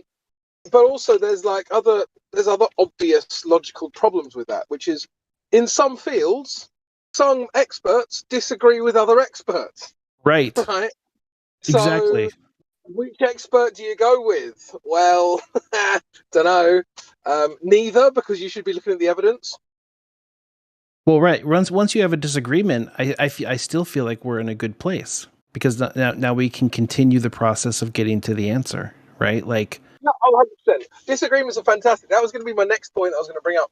There are some fields in which the experts don't disagree, which never actually happens. All that happens then is that the people who were disagreeing were silenced, because humans don't agree on stuff. It's not what we do.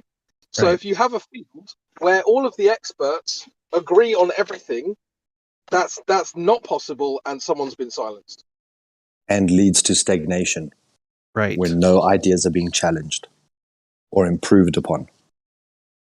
Yeah. And to me, that's a danger, when ideas aren't being challenged or improved upon, because once we say this is true and no one question it, well, first of all, right there, we have a problem of authority. What I mean is, we have a problem of people saying, you are going to believe this. And to me, that's an error. Because, see, to me, I feel like everyone has a piece of the puzzle. Everyone's human experience, everyone experiences different things. They have different ideas and different ways of looking at things that we can benefit from. And I feel like we have this whole system of shutting everyone down. And that's a problem. But that subjectivity in every person is opinion based. So if I ask you, do you think this painting is good to look at? You might get 1,000 different answers from 1,000 different people. That's opinion. But if I say to you, does a square have 4 sides and 4 right angles? You can ask 1,000 people, they're all going to give you the same answer, that is yes. Because a square does have 4 equal sides with 4 right angles inside. Or a triangle has 3 angles with 3 straight sides. So there's certain things that are truth, that don't require opinion or subjectivity. And then there are things that lie in philosophy that require that subjectivity. And what's really interesting is that when it comes to this topic, it's like the first one, like the square or the triangle. It can be known. The answers to this topic can be known. But yet people always assume, well, it's your opinion. Tell us what you believe. Tell us what you think. Do you believe aliens have pink skin or green skin or purple skin? Do they have 3 eyes or 2 eyes? Or that's your belief. You're going to tell us what your subjective opinion would be then. But if we ask you something like, is water level? And water is level, so much so that we use water as a leveling tool, that we have self-leveling screeds which use water to ensure that the surface is perfectly level. And then as that water body increases in size, it continues to remain level even to the point where we call it sea level, that the seas are level and the seas all connect.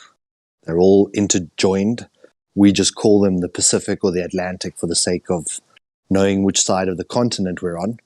But those waters are all connected and level. And therefore level, when you go and look up the meaning of level, it means no side higher than another. And it also means horizontal and flat. That when you start to really understand what that word level means in water, and the water covers 70% of the surface. More than 70% of the surface of the earth is level. Then it stands to reason that the majority of that surface is level. Yeah, and it's verifiable. And I think that's the point. Like, people can have opinions, and it's important for people to have new ideas and opinions. But again, they should be verifiable, right? Like, I can go out and I can verify exactly everything you just said.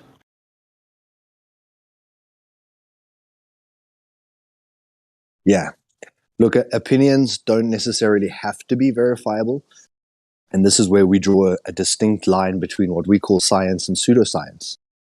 When you look up the definition of the scientific method, as when we say that they've conducted science, it means they've conducted the scientific method. And that scientific method is a process of rigorous experimentation. So if we start to claim that our opinion is a scientific opinion, right, then it needs to be verified and rigorously supported with experimental evidence. Then when you go deeper into experimental evidence, you see an experiment or a scientific experiment is only true when you manipulate the cause of the effect, called isolating the variable. So if you want to know why water boils, and you add salt and you add acid and you add all these different things, and then eventually you add heat, and then the water boils.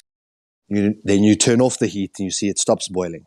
You put the heat back on, it continues boiling. And with all the other variables you tried adding and stopping and adding and stopping, none of them caused water to boil except the heat. You've now proven the cause of the effect, and scientifically we now know that heat causes water to boil. Later on, you discover that pressure also causes water to boil. So you can decrease pressure on the water and the water can start to boil even though it's at a low temperature. You've isolated another variable and you can experiment with that variable. Once you've done an experiment of that nature, it's not about if 10 people come and tell you, nah, you're wrong. Like, here's the evidence.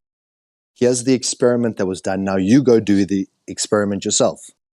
And other people go and repeat the experiment, like India was saying, repeatable, testifiable, that other people can then do what you did and get to the same outcome. Then you know, yes, that's now scientific. Now, what we've stumbled into over the last, I think it's only the last, say, 100 years or so, is that people are starting to use mathematics as their evidence, as their experiment. And through their mathematics, they then state it must be this way because the mathematics. So when we start to work out the mass of a black hole and how much gravitational attraction a black hole should have, it's all done with pen and paper, or maybe calculator, depending on how you're doing it.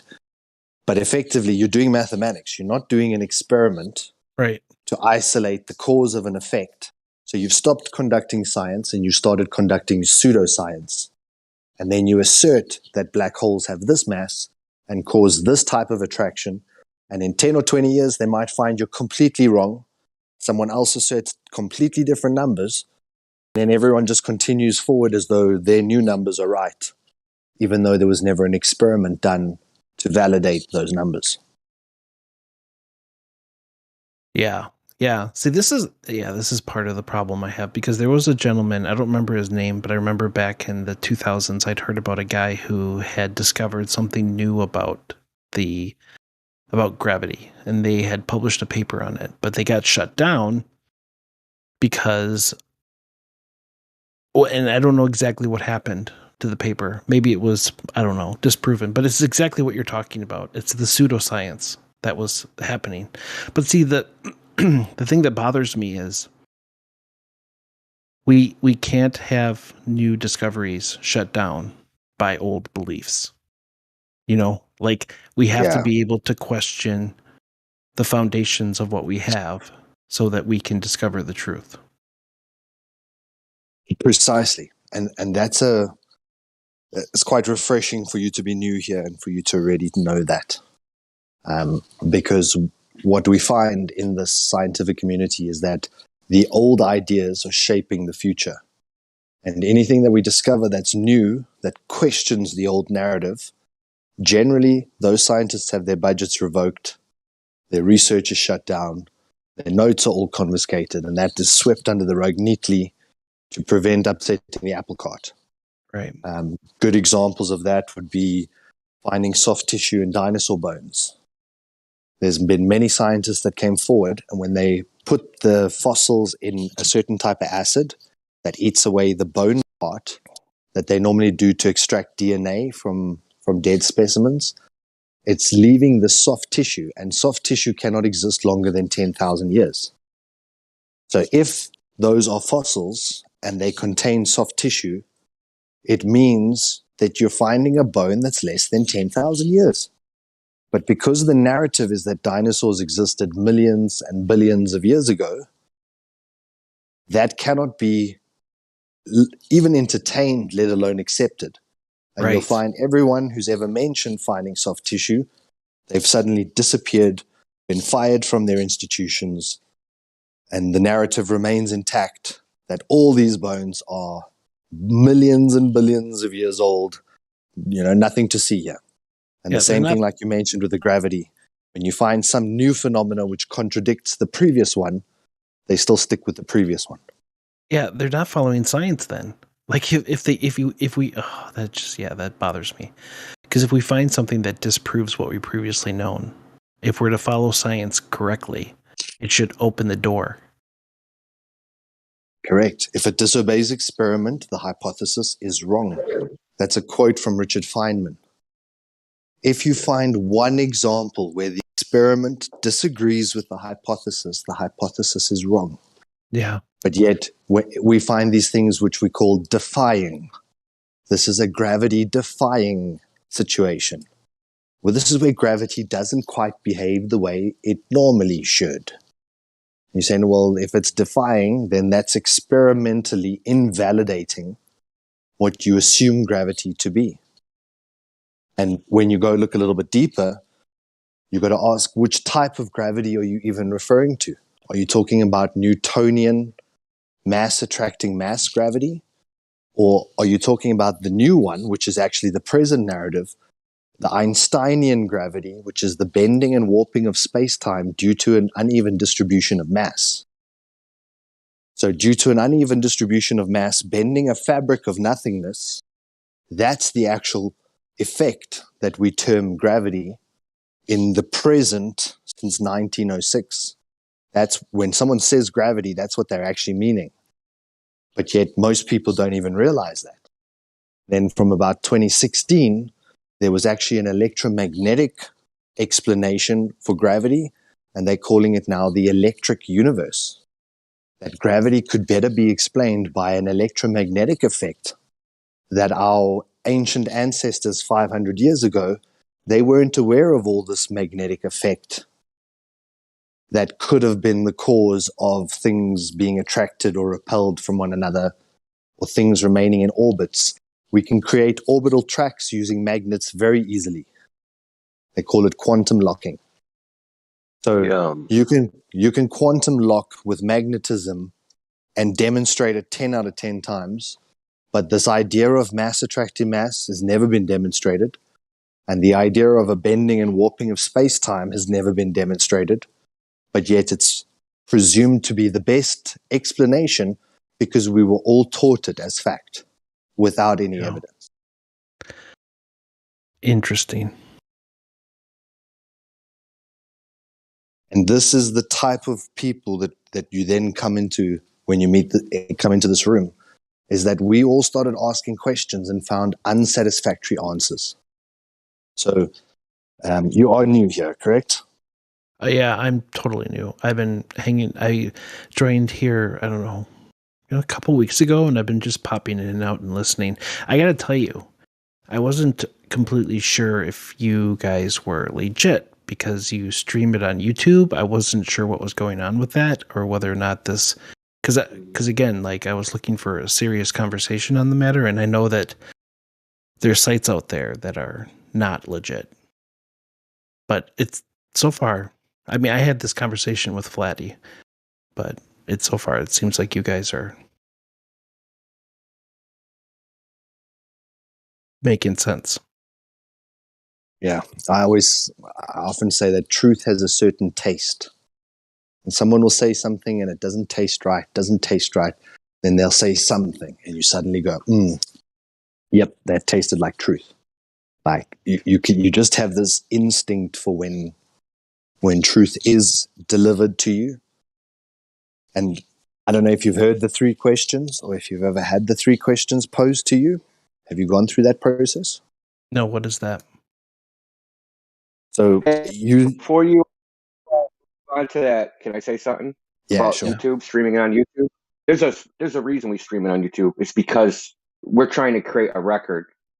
Because in this topic, we have found that Globers and anti-flat earthers, they change their story. So I'll give you an example. For 3 years of this topic, they used to say ships go over the horizon and that the horizon is the geometric edge of a ball. It's gotten to a point because of something called the black swan, where the horizon is 10 times too far. They started saying, we've never said that. They literally said, we've never said that the horizon is geometric. So, but because we have a record of them making all these arguments for 3 years, they can't backpedal. So okay. That's part of the reason. Because it's whack-a-mole. I'll give you another example. Google. 5 years ago when I started on this topic, if you Googled what height can you see the curvature of the Earth, it said 80,000 feet. A couple years later, it said 60,000 feet. Now it says all of those are wrong, right? But you'll have Goldberg coming in and Google said was, which is kind of hilarious. So it's like we're trying to create a record of what's said so that people can't change their story. Yeah. People that aren't familiar with the topic, so that they can listen. I feel flat earthers because of the answers, Globers, which is because the answers are so bad. You can just ask a Glober, is gravity the cause of the effect, and just normal. And that in and of itself, a lot of these ideas that come from the Goldberg model are scientific claims with no evidence. You got to start that last one That's again, all I and wanted to say. at the end of that You're example, roboting. you broke up where it was like you were basically saying if you ask Glovers, is gravity a cause or an effect? Because it's 2 different geometries, and they'll try to mesh them together to try to defeat us asking for validation. Because we'll point out, okay, well, actually, Newton was superseded, and this this is explained by many accredited sources exactly how and why it was superseded mathematically, of course, because it was mathematical to begin with. And so that turned into the effect, with the cause being the curvature of space-time, an entirely different geometry altogether. So we asked, okay, which one do you think it is? And it's like, mum's the word, or they're both the same, or it wasn't superseded, it's just another way of it, it's just an add-on. Another ridiculous thing is we'll show them an image and there'll be something in the distance that you can use like Google Maps to validate how far it is from point A to point B, and you're like, okay, well, for example, in the Black Swan, the oil rigs are at 6 and 9 miles, and the horizon appears to be beyond that. So we just say 10 miles to keep it simple, but I mean, people have pointed out like 30 plus miles. But anyway, so the point is, we'll say, what's going on here? Why doesn't the math match up with reality? And they'll say, well, there's multiple horizons.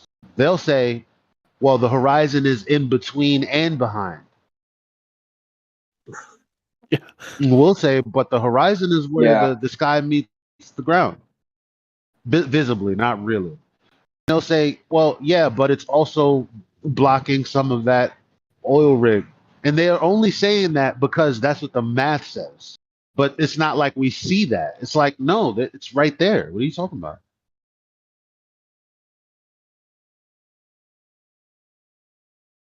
Yeah, so yeah, that's kind of the purpose of the live stream, is to kind of like pin them down and like, take every argument, and even if they change it, to just deal with that too. Because like if we don't create a record, they'll just say we didn't say that, and we can't have that. Otherwise, we're just wasting our time if we're just chasing all the time. That makes sense. I Like India, appreciate that description. like India was saying earlier, like they claimed the geometric horizon, and we told them no. There's something called refraction, and the horizon is apparent. And we told them this for like 3 years before they flipped that. Now they claim that's their argument. Right. You can literally find videos, right, Trace, of them saying, look at these dumb flat earthers and perspective. Yeah. And now they're saying, well, it's your perspective. It has to do with how the light reaches your eye and all this other stuff. Like, oh, really? Yeah, that's good to point out that it isn't just like they disputed the claim. They abused us behind this dispute, called us stupid, called us retarded, said we were delusional, said all these things. And now they have to take our position, right? So what are they all, delusional, stupid, and like all these things, right? Yeah. I literally, on my YouTube channel, I literally have a Glober saying, we never said the horizon was physical.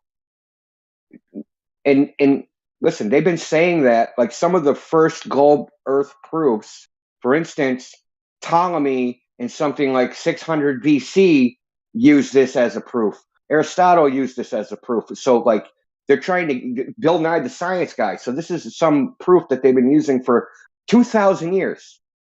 And now because of the black swan, they can't use that because the black swan, put it this way, maybe someone will show it to you. The black swan is an observation where the globe prediction is that the horizon is 1.25 miles away. The horizon observed to be 10 miles away. And that only fits a ball whose radius is something like 315,000 miles in radius. Okay? So I don't think anyone thinks the Earth has a radius of 315,000 miles.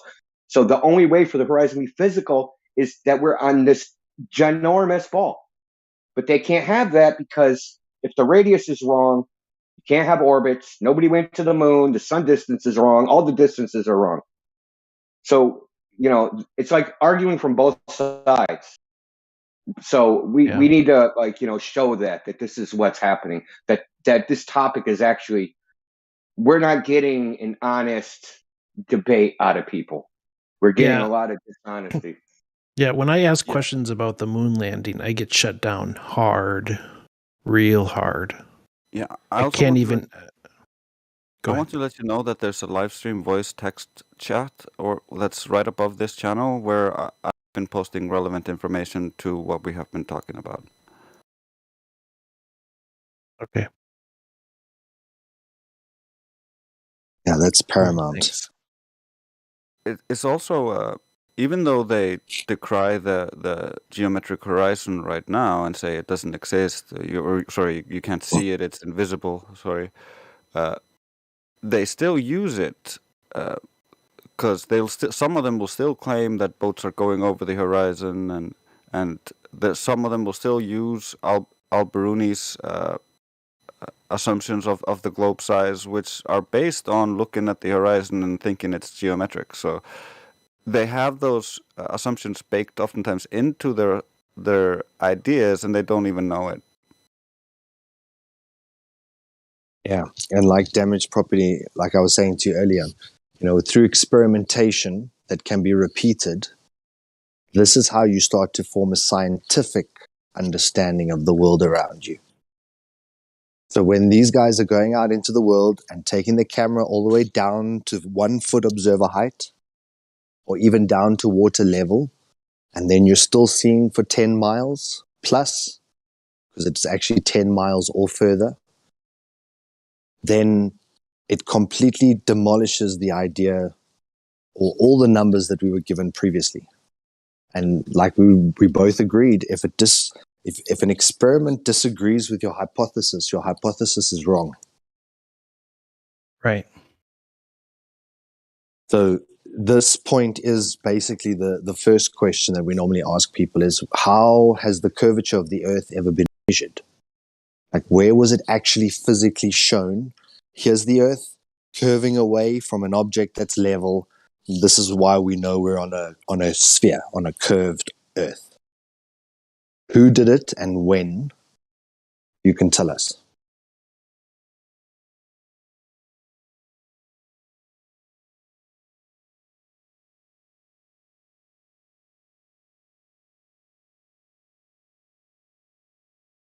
Damaged? Yeah, sorry. I apologize. I'm looking at some of this stuff that's in the live stream voice text. Okay, no. We'll look at that stuff. That's important. Yeah, see, I gotta admit that the technicality of a lot of stuff I don't like dive into. Again, like I said previously, understanding, like being able to verify my experience to what's going on is important.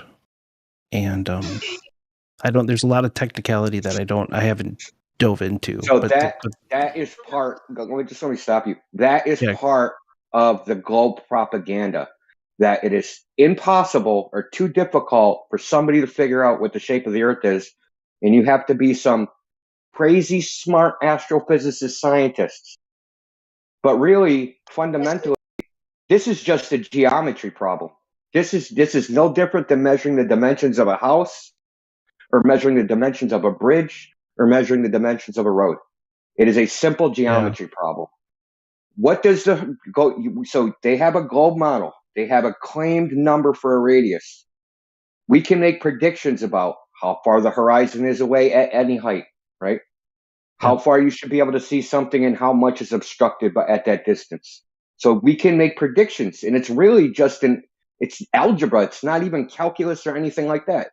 And you don't even have to do the math, because there's a plethora of curve calculators out there that will do the math for you, that you don't even have to do it. So all you have to do is like, how high am I above sea level? You type in your altitude. How far away is the object? You type in that distance. And it'll spit out how far the horizon is supposed to be away, how much is obstructed, how much dip angle is there. Like, you can get a bunch of numbers from this simple, basically almost like a 9th grade geometry problem. It's not really a complicated issue. They try to make it seem like it is, right? Yeah. Because Indio, where are you inputting this? Where are you searching?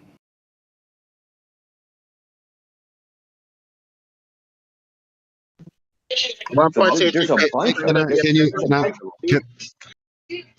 Can I answer that? Oh yeah, go for it. So I'll make it even more simple. There's literally only one claim that all other calculations and things about the cosmos is derived from. One claim alone, and that's that the Earth is a sphere with a radius of 3,969 miles. Now, if you look on Google, you type in distance to horizon formula, what I just said will be in there. Okay. So the horizon is a geometric consequence of that supposed fact. So basically what we're saying is, we all understand what line of sight means. It means that if you're looking at something and you can see it, you have a line of sight. Yep. The problem is, if you have a hill in between you then you don't have a line of sight. So there's a calculation that tells you how much measured obstruction is in between you and point B. Okay. The problem is that measured obstruction doesn't exist because whenever we look to things that should be obstructed, mathematically, what tells us, okay, this should be obstructed, when we look, we see it every single You time. can see the equations on Wikipedia as well under the heading for horizon. Under the horizon entry, they give you the calculations for the distance of the horizon of 1.22 times the square root of the observer's height in feet and all that other stuff. Okay, thanks. Damn. And then what's peculiar about that 1.22 is that when you go look at the optics of the human eye, the limitation of your vision is set at 1.22 times by the diameter of the aperture or the lens of the eye. And when you go to the horizon and you seem to watch the ship travel away from you for 10 miles or 12 miles and suddenly become so small that you can't see it with your own eyes, you take out a camera with a larger aperture and you zoom in and you can bring that ship back into view. Now, if that ship had gone over something, there would be no way to bring it back. And then once that camera's focal length is reached, once the aperture size times by 1.22 to give you the distance in miles, that object will then become unresolvable. Then you take out a larger camera or a telescope with a larger aperture, and you'll be able to bring that object back into view to a certain extent, because air eventually starts to block objects in the distance. But that simple demonstration, which I hope someone can put some in the live stream, of guys at ocean level zooming into an object that's completely vanished.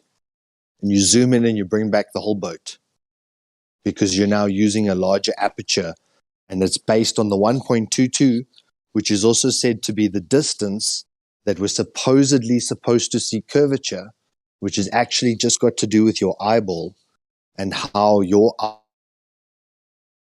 Yeah, that's interesting. Yeah, I see some of the examples in the text chat of that phenomena occurring.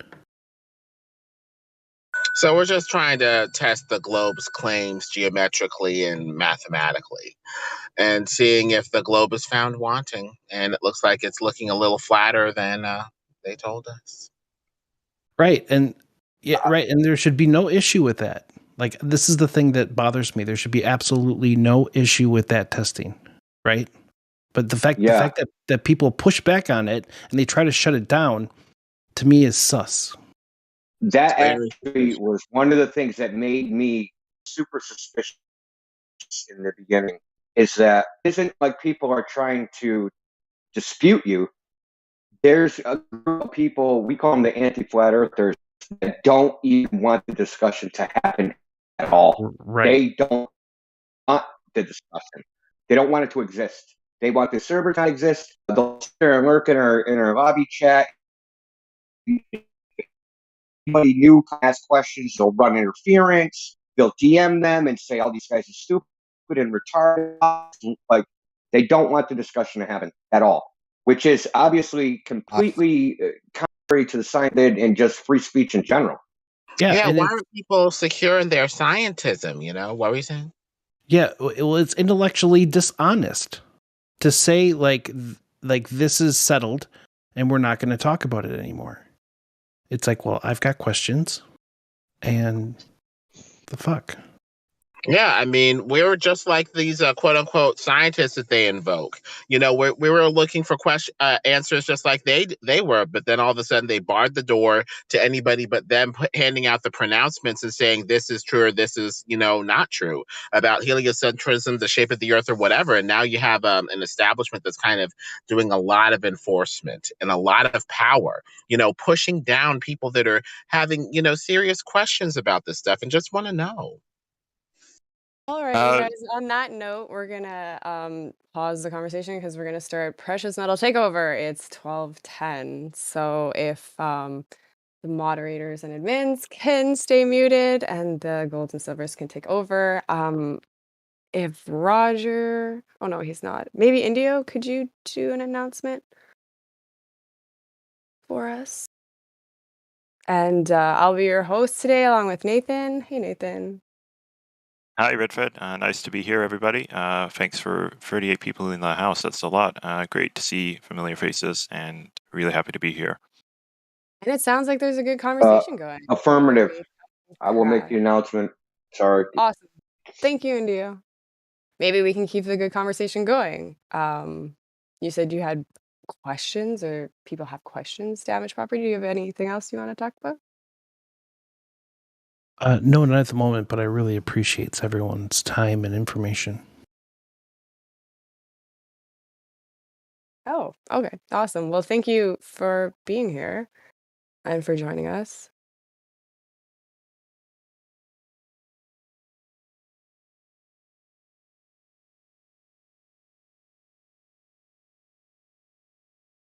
Do you want to start with the question for today, Redford?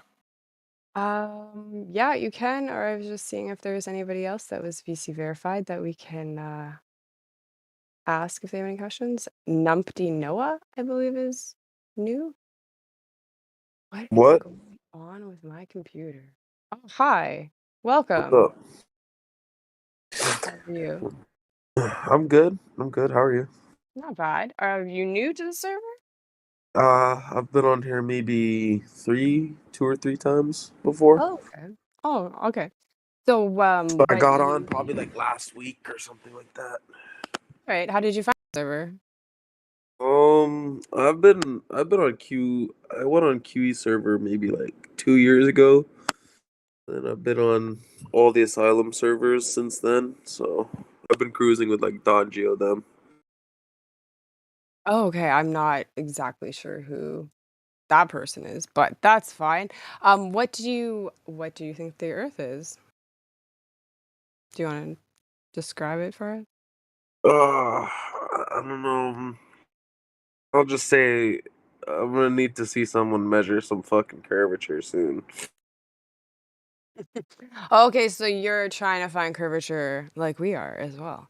Yeah, I'm waiting for someone to actually like physically measure it instead of pointing at the stars and saying like, "Look, like a star moves over the sky and therefore the Earth is a ball."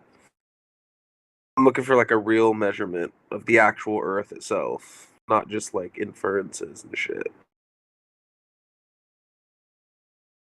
Fair enough. Have you seen the real measurements of like the laser transit tests that we've done and all the long distance observations? Have you seen those before? Well, I've seen laser tests that have basically far surpassed the geometric limits of a ball with a radius of 3959. I've seen quite a few. How do I say? I don't know. There was one we were discussing the other week where you go to this lookout somewhere and you can see 7 states from one lookout, and then you're looking at some hill that's like a whole state over from the lookout. It's supposed to be like 1,600 feet below the fucking curve, and it's just like, how the fuck are you getting something to refract 1,600 feet? It's like, really? Yeah, I have seen that image posted around before. I don't remember where it is, somewhere in the US, but it is pretty incredible, absolutely. If you've got time and you want to look into stuff in depth, there's a library at the bottom of the server, so you can go to those A to Z channels and try to find long distance observation laser tests. What's that? And just, What's that? we have a library at the bottom of the server, so if you just scroll all the way to the bottom, it's Is an it A to Z under? list. Where is it under? It's underneath what is fun and games or additional. Yeah, it's under additional information. Sunday. Feed tools? That's what it's under? No. I don't see it. It's a little bit below additional information A to L, and then under that you have the L to Z. Oh, M to Z. Oh, okay.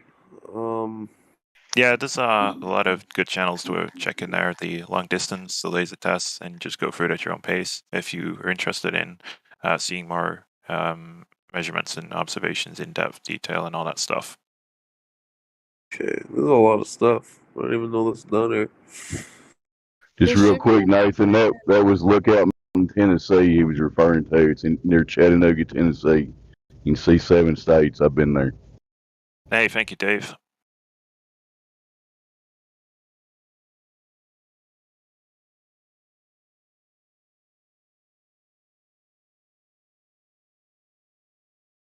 But yeah, Noah, if you take your measurements and it's all returning flat and you falsified the radius, you can't live on a ball with that radius of 3959 miles, right?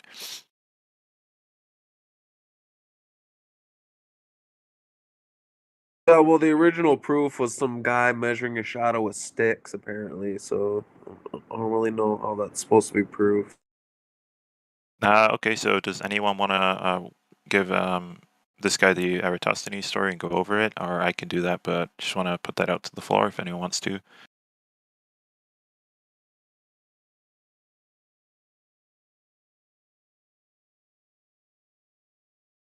All right, I guess I'll take you through it. But my mic wouldn't hold up probably, so go ahead, Nathan.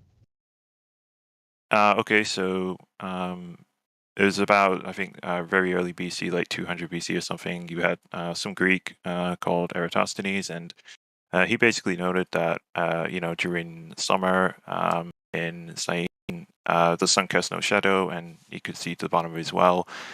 Or it's a stick, there's different stories about what it was, but and then, meanwhile, I think in Alexandria, a vertically standing metal rod obviously cast a significant shadow. So you've got a long shadow and then no shadow. And the globe obviously tries to say that that's impossible on a flat Earth, and it's because the surface is curved. And then what he did was he factored in the length of those shadows and put that onto his assumed distance to the sun, and recorded what they say is a measurement of the globe Earth circumference, pretty close to what heliocentrism claims today, right? Which is about 25,000. But it shows the same results on a flat plane. Trace, I think, posted GIF in the Livestream voice text if you want to watch that. It's a nice transition that shows it works perfectly on a flat Earth or on a globe, and it all starts. It's all dependent on what you start with. If you start with a globe or you start with a flat Earth, right, you'll get the same to work. So it doesn't prove we're on a spinning ball in any way. It's just an observation with a non-scientific assumption attached to it. And you can do the same thing with two beer cans on your floor, and then you could use a light in your room, and you'd get one with no shadow, one with a long shadow, right? And obviously, the problem that he had is he's got two main assumptions, and that's that the Earth is a ball to begin with, and then obviously he says some rays are parallel. So yeah, I think that's pretty much everything. If anyone wants to add, feel free.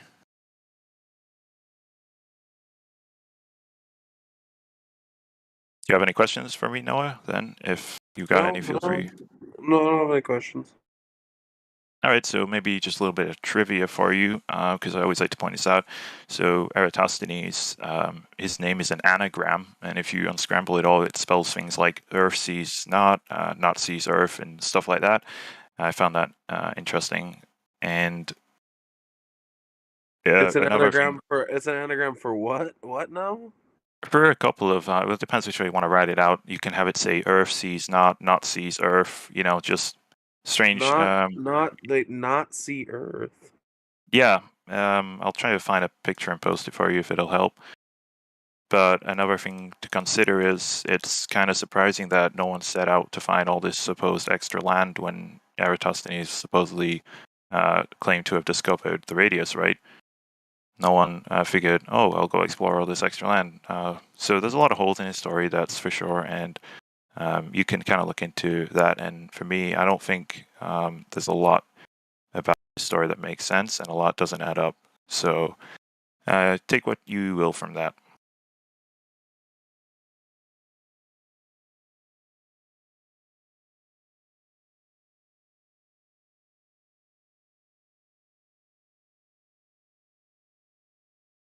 I'll just throw in, Nathan, there's no original documentation of him even existing, so I think he first showed up in the 1800s. I could be wrong. In the books. No, that's pretty accurate. I mean, they claim all of his works were destroyed in the fire for the Library of Alexandria, right? And yeah, like I said, a lot doesn't add up in his whole story timeline, and there's a lot to suggest that he was probably just inserted into history, and you know, they didn't even do a good job at it because what he supposedly did works perfectly on a flat Earth, and it doesn't prove that we're on a spinning ball. So, huge fail from them. Yeah, and Drace just pointed out as well, reality trumps the imaginations and drawings, and it's right.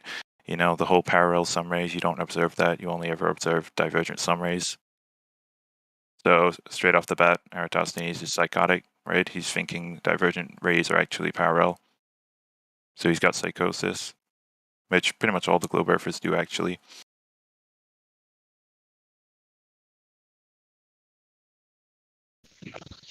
Yeah, and that's their number one go-to proof, so that should tell you something right there. Go ahead. Yeah, sure. One more thing to consider is, you know, you ask who measured the Earth's curvature, and they have to go back into, like I said, 200 BC or thereabouts, right? Why has nobody in modern times replicated it or done it or got an actual measurement of curvature that I can do and you can do? And, you know, why is it there's only this one guy from 2000 or so years ago who could do it and nobody can? Right? Like, why is there nobody in modern times? That's something well worth considering if you're a spinning ball believer. Yeah. And especially if we've laid so much fiber cable around the earth, they say it's wrapped around the earth like 5 or 6 times. Why have we not created one long tape measure, gone around the entire earth, back to its starting point, and we can calculate, you know, how it's deviated from level at all the different places, and it would be one definitive experiment. Never been done.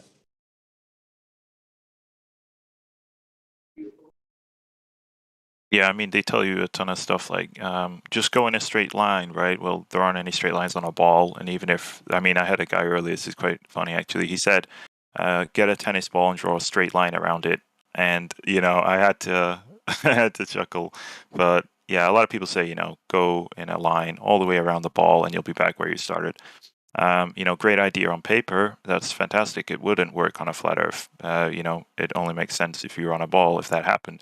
But here's the catch: it's not actually doable in reality, right? Humans actually walk in circles. You can look up some articles on that, and you know, you can't determine that you're going in a straight direction to be able to go quote around a ball and end up back where you are. Again, it's just a great idea on paper, but you can't do it in reality. And they also say other stuff like walking 90-degree triangles, and that's not possible. Of course it isn't, but again, just another great idea on paper, right? Nobody's done it in reality, so there you go.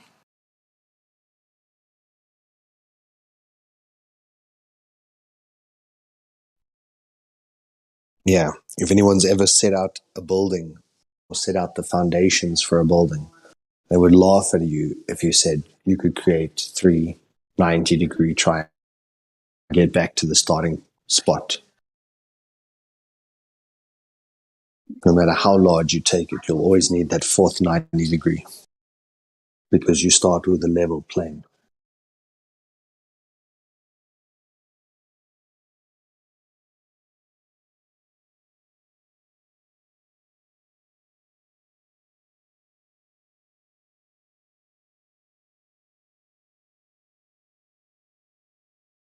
So do you have any other questions for us, Noah, or are you content for now?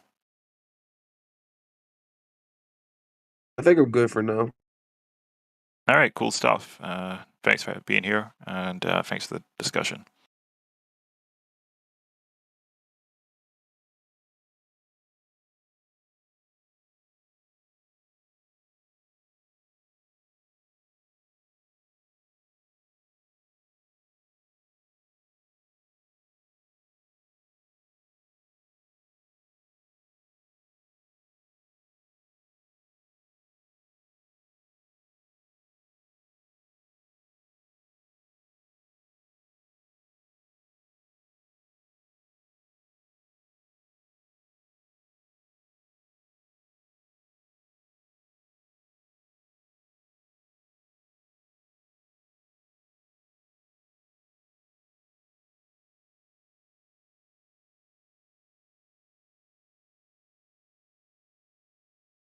Nowhere, I just sorry, I was just gonna say nowhere. I've dropped it in the live stream voice text, the anagram for Eratosthenes. If you wanna save that for future reference. Sorry, what were you saying, Redfoot? Go right ahead.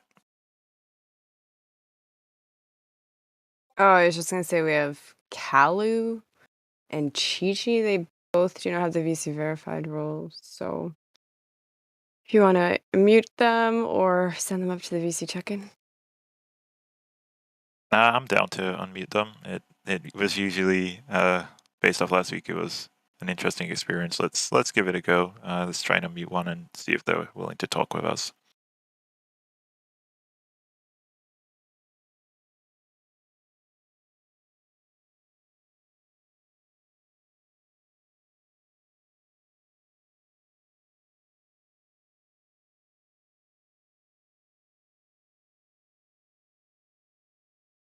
Which one did you unmute?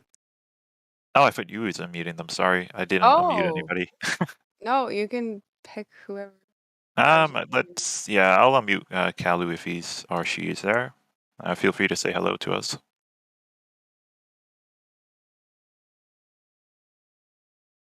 Are you there, Kalu?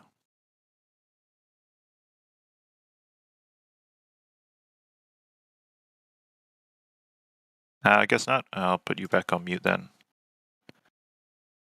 And I just want to point out, Level Up's been posting more anagrams if people want to look in the live stream voice text.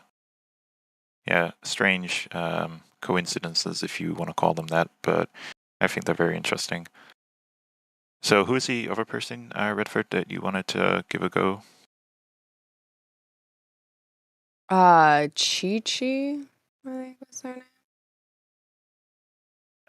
Sure, Chi-Chi, if you're there, you're unmuted, so you can say hello to the to all of us here.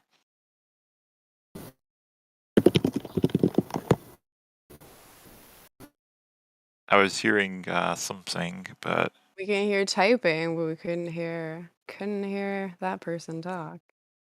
That's okay. We'll just put you back on mute. If you want to go and get VC verified so you can speak in the room, you can go up to the VC check-in, ping one of us. I think that's pretty much everybody that's new. So if you want to ask people the question. Sure. I guess I'll start with Napalm because he's next to me in the panel. Are you there, Napalm?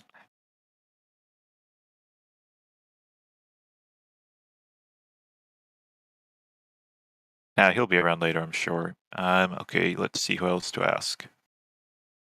Miguel Salsa, are you there? Hello. Hey, how you going, man? I'm okay, thanks. Great stuff. Do you want to answer today's question for us? Go it. Say it. Okay, so if you could go and live in another country and learn the language and culture, which country and why? Man,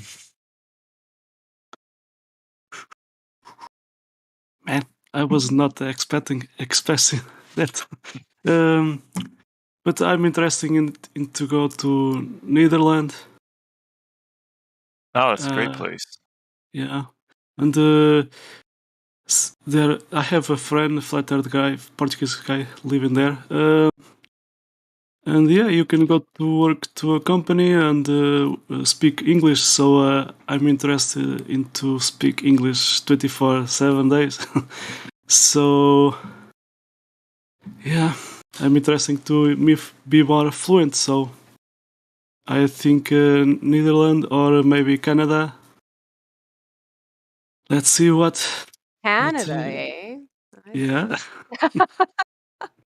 Yeah, you I might want to feel- reconsider that. Canada is like -50 all the time, according to Redford. So No, if you no, like no, cold, no. Not all the time. Just like, I don't know, 6 months of the year. there you go. Well, no, it's actually really in reality, it's like only like a couple weeks. But still, yeah, it gets pretty. Yeah, and then maybe have some connections, to travel to the North Pole zone, the real one. Maybe some work there. I don't know, but one step at a time. So that's my answer. Thank you. Hey, thank you as well, man. Very nice. I have a question. Sure, no, we'll go right ahead. So I don't know if you guys met this guy called Drinking Kool-Aid, but he's like a Glober, and his favorite thing is he keeps citing some like sailing race, and they sail around the South Pole or something. So what is your guys' explanation for like maps and such below the equator and latitude and longitude? Okay, so does anyone want to answer that question? Because I don't like to answer every question for BMT. So if anyone is here that wants to take it over, feel free to, or I guess I can try to answer it for him.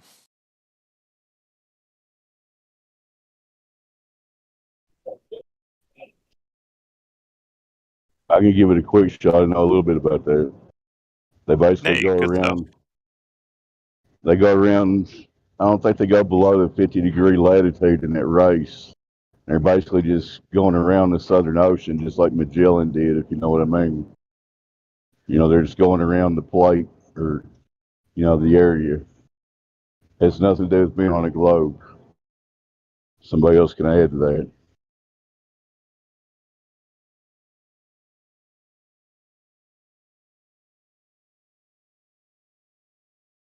What's the question?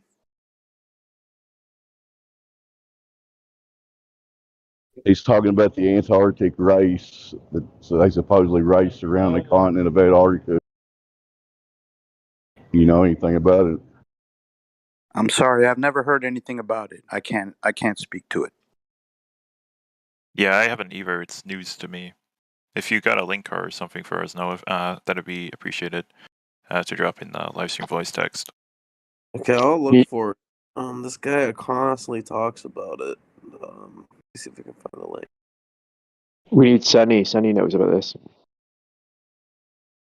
Sunny, did you say? I don't think he's here. That's unfortunate.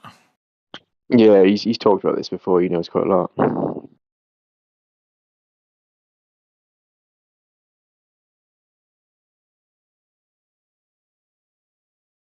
Trace to speak about it, but he can't. So unless Apparently they have a marathon down there. Oh, let's see. yeah, well, I appreciate it. I mean, at least it's something new for once. I'll look into it.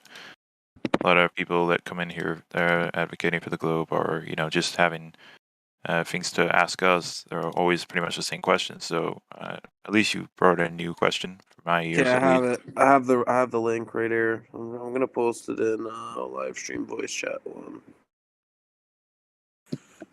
Called the Antarctic Cup Yacht Race. Yeah, whoever posted the one right above it is, I think, the same one.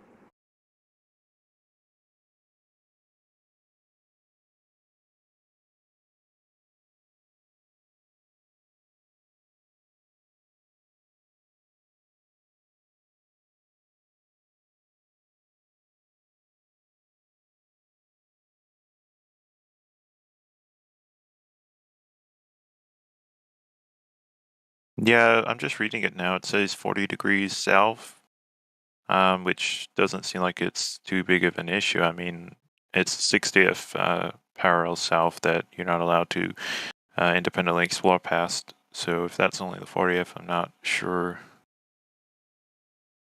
It works both ways. On the globe model and the flat earth model, if you do a 360-degree turn around Antarctica, wouldn't it?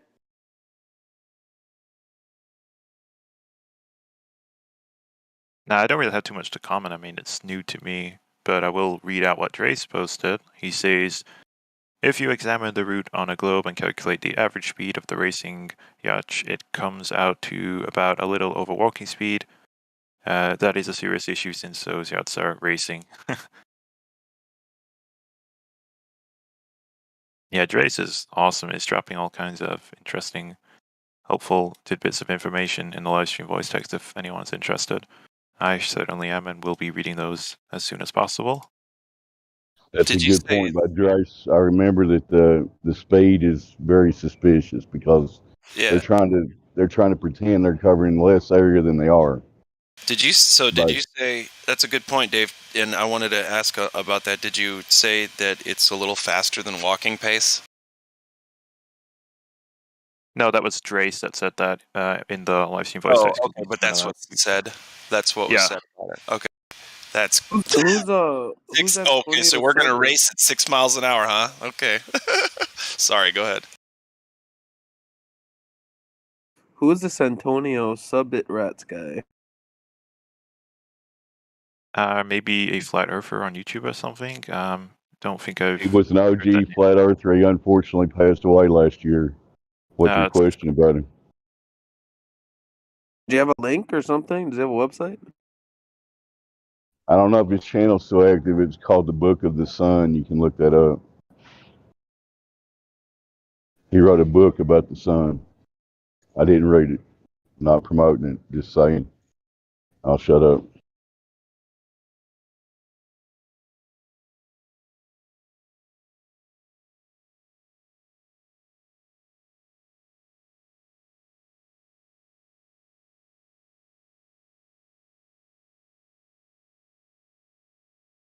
Is there a question today for precious metals? that there is. Do you want to answer today's question? That'd be lovely if I could. All right. So, if you could go and live in another country and learn the language and culture, which country and why? Okay, let me think for just a sec. What country and why, huh? For how long? Whatever you would prefer. Just to move there. Okay. Forever, Glad. Forever. That's so long. Okay, hang on. While he's thinking, I'll say my answer while my mic's working. If you don't mind.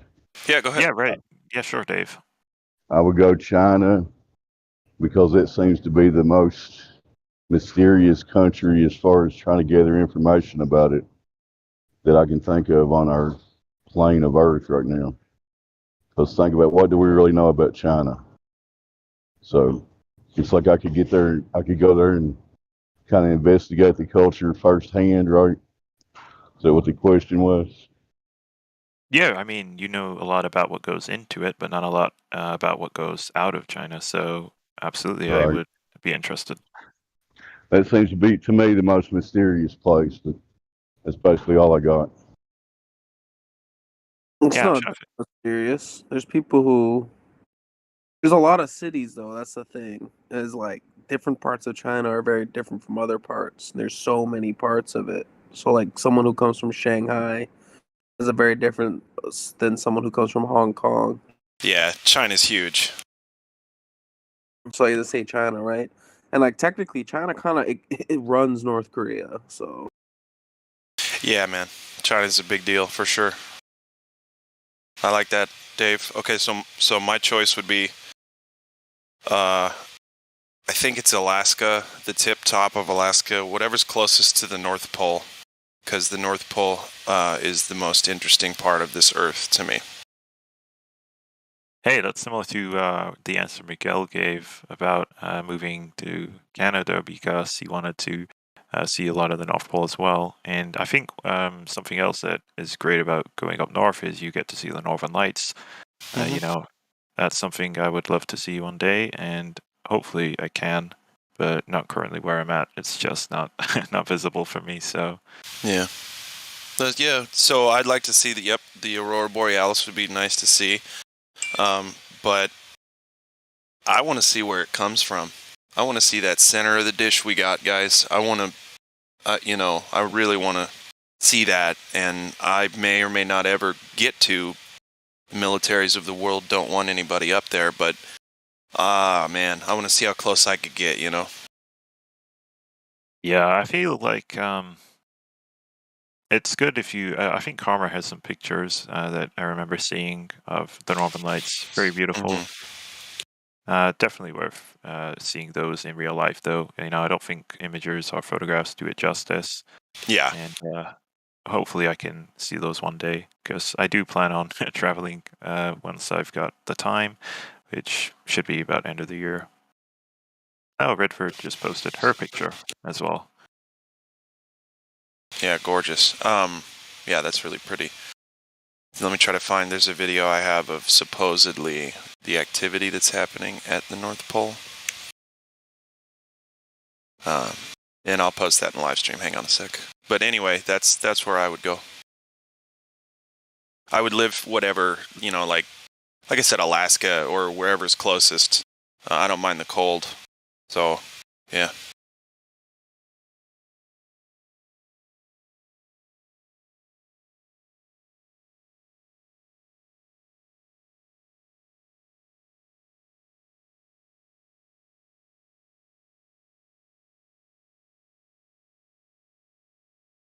Would you be curious to see the Aurora Australis as well as the Aurora Borealis as well? Talking about in Australia? Or Antarctica? Or what? Apparently those electromagnetic phenomena are viewable in the deep south as well. You can see them in the deep south. I don't know. I can't say I haven't seen either one of them, but apparently there's a Borealis to the north and Australis to the south, but I don't know. That would kind of make sense to me if say like kind of a toroid thing, and you got the center North Pole, and then you got the anode and cathode. So you got the South Pole as a positive or negative charge, and you got the North Pole as positive or negative, however that works.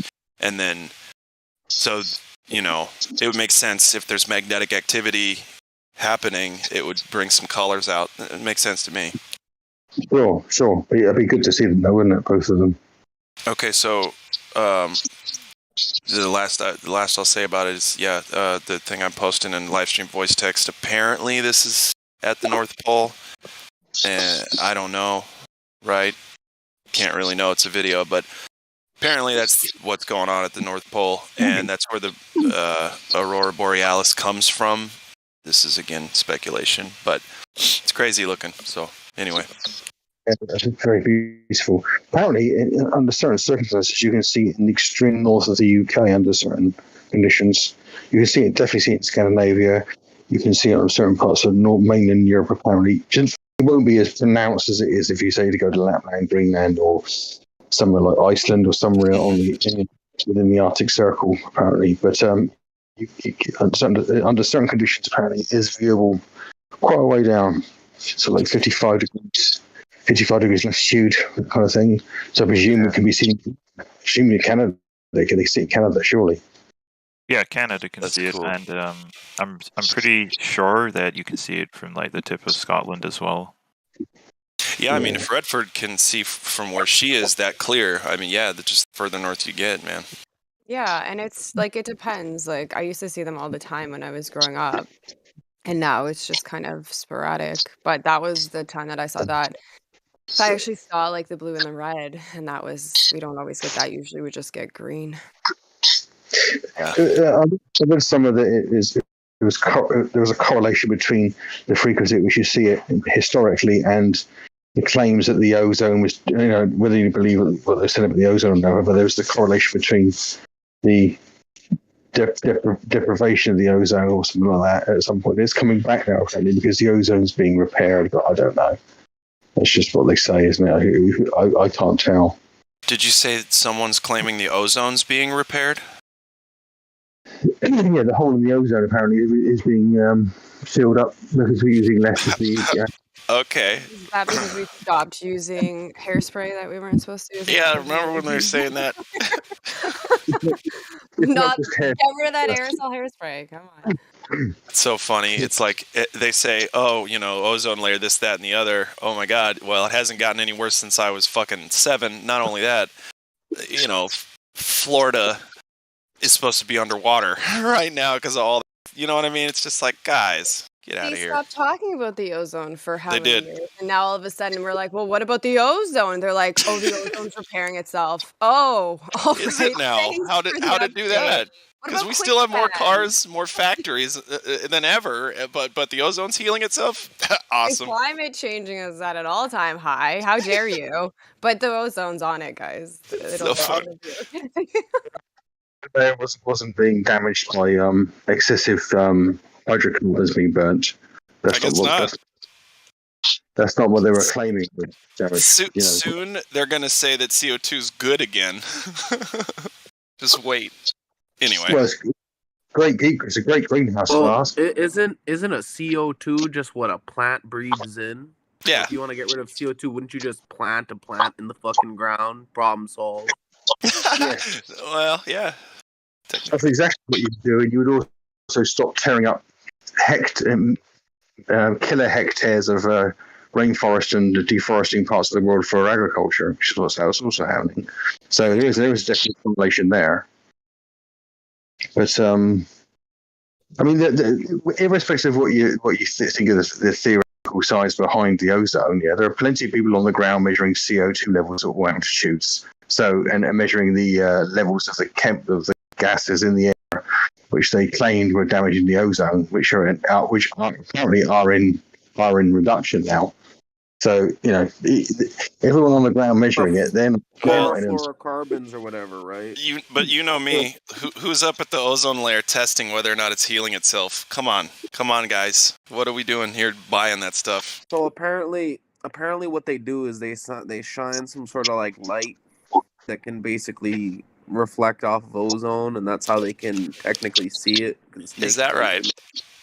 Okay. And apparently, they shine it everywhere. They shine it up in the sky. They see it reflect back everywhere, but over Antarctica, and apparently over the south fucking continent, there's no fucking ozone up there when they shine it up there, and that's where they get that whole ozone hole fucking thing from. I'm sorry, I don't mean to laugh. Somebody believes that. Why would it be Antarctica that has the hole over it? Is the fucking name? Yeah, that's true. No one's gonna go there to confirm it. Like that's that's funny. You got it there. Yeah, you got it. But surely they can claim what they like about what's over the Antarctica if you can't go there. So it's something there, isn't it? Anything we don't like, we'll just put in the Bermuda Triangle or in Antarctica. Done. Thanks for letting me answer the question. You're on to them, Glad. Uh-oh. I know it. Anyway, thanks for letting me answer the question. No worries, man. Great answer. If anyone else wants to answer the question, feel free, or we can just keep calling on people.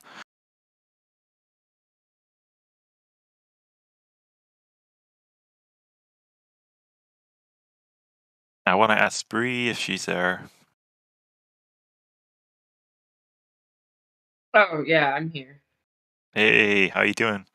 Hey, I'm doing good. I actually was thinking about the answer for a little bit. I would probably want to move to northeast China. And the reason for that is because it has some of the most beautiful terrain. And I love Siberian tigers. And those are endangered species, and they live partly in northeast China. That sounds very exotic. Nice. Yeah. That's 2 China answers so far.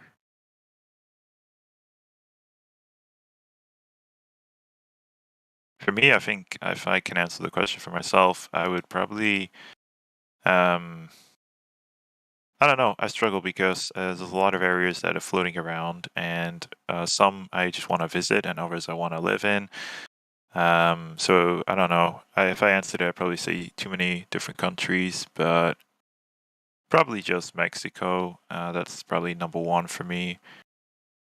I feel like it's such a good location. You got the equator, and I have a lot of people over there that I would love to meet up with. So yeah, I think I'd choose Mexico, but I've also considered a lot of other South American countries like Belize and Cuba, and there's also a few places that I would like to visit, not live in, but China was definitely one for me. Japan as well. I think Japan's slightly more than China. I think it's more beautiful, but yeah, there's a lot that everyone doesn't really get to see in their short lives here. We don't get to I mean, most people live their whole lives in the same country, right? They don't get to see this beautiful place that we all live in, and I feel like it's such a shame because there's so much to this existence, this flat topographical plane of existence that we should all get to experience, but that's sadly not always possible. But I encourage anyone to do so if they can. Absolutely explore this sandbox if you want, and figure out and just have fun, because there's a lot of beauty here, and I think we all deserve a fair share of it.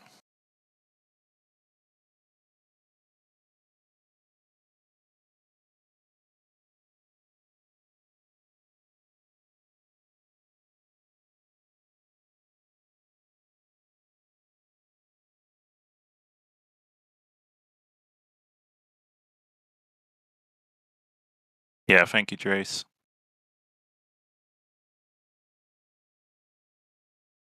Somebody mentioned the ocean being deep as well. That's definitely something worth considering. We know a lot about the land, but we don't know a lot about what's under it, and we don't have too much of a clue as to how deep Earth is. They tell you it's 7.6 mile deep. That was as far as he got, but even that's difficult to verify, isn't it? So, yeah, I don't think we're ever going to know what we're standing on. Because you just can't hold Earth in the palm of your hand. You can't spin it around. You can't look at it like it's an object. You don't know if it's an object. It's simply all there is and all we know of, and you've just got to be content with not having the answers. At least that's my conclusion.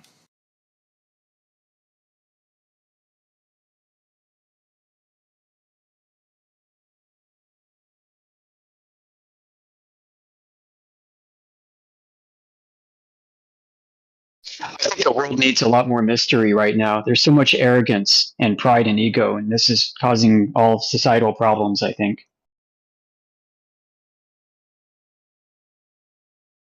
Yeah, people like to pretend that they have it all figured out. I was one of those, but I think it's best to just be honest and say, I don't know, and I probably won't ever know. I think objectively, certain things are inherently unknowable, and that's just the way that it's being designed or created or whatever you want to say.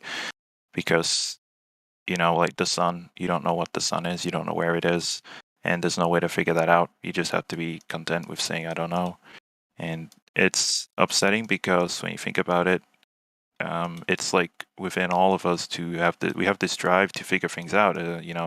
When you achieve something, what's the next thing that you do? You look to achieve something else. It's like this endless drive to keep improving, keep figuring things out. But I don't think any of us ever will be able to figure it all out, and definitely not certain questions. And it's hard, but at least you can say you tried in the end. That's all that matters to me.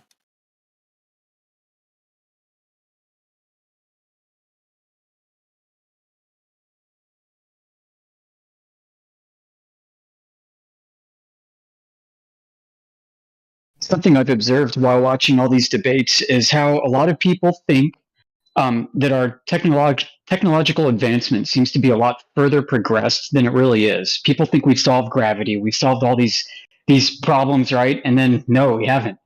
So to me, this is really helping us connect to reality so that we understand our current position right now. And yeah, I mean, it's kind of humbling to see that we aren't as advanced as we really thought.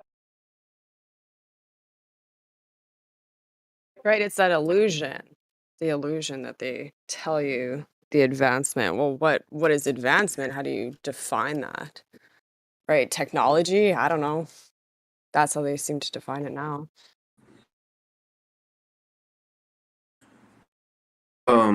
Someone just sent me this on Glober. Why isn't this posting? Can I not post pictures in this chat? No, you do not Can have. nobody do that? No, you can DM it to a silver or gold. You can DM it to me and we can post it for you. You just don't have the links and images perms yet. Once you stick around, Where is your who's talking to me? a Redford Bear. Okay, I'm gonna send it to you then. Okay. Oh, sorry, I'm not the best at using this. Oh, all good. No worries.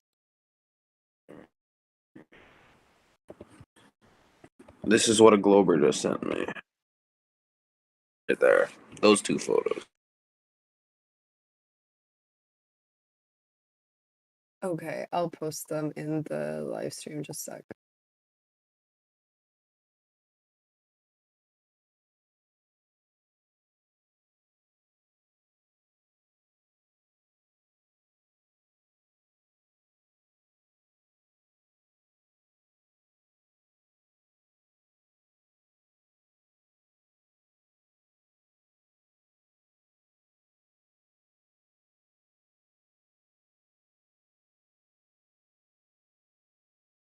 Okay.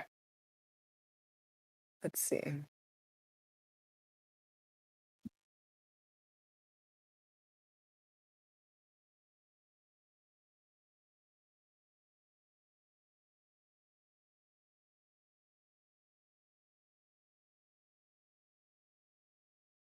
Okay, so a Glober sent this to you. Are you talking flight paths?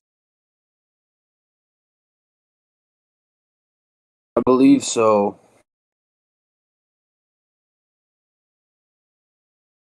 Okay. Basically, it says. Basically, this guy is saying that the azimuthal project, or I don't even know. He's basically saying that you can't live on a flat Earth because it's a 12-hour flight from Sydney to Santiago. Yeah, but how do we don't I don't claim that we have a map. So I mean, where's this image that he's getting it from, right? This map. I don't know that that's exactly the placement. I mean, it seems to when you map out flight paths and see where the emergency landings and stuff are, it does seem to work on, this type of map, but I mean, I can't say for sure that this is it. So what is his point? That it's just the time frame doesn't work? Like, what's the argument here? What's interesting is people He's use this map basically saying that it's impossible to go from fucking Sydney to Santiago on a map like this because it would take too long. Did you Because they're claim passing this through map basically going from Sydney, I guess that looks like LA to me. I'm not too sure. And then down to Santiago. So it's like but I don't even know the flight time between LA and Santiago, so I really can't tell you. But like, this is what a fucking Glober is telling me disproves flat Earth. Right, but here's the funny Oh, I part, right? So this is that up there. Right, some people, they like to use that map as a Strawman Flat Earthers map, and then they like to argue that flights don't make sense on what's a globe projection map, right? So they're actually arguing that flights don't make sense on this map, even though it's a globe projection map. So it's ironic. That's all I'll say.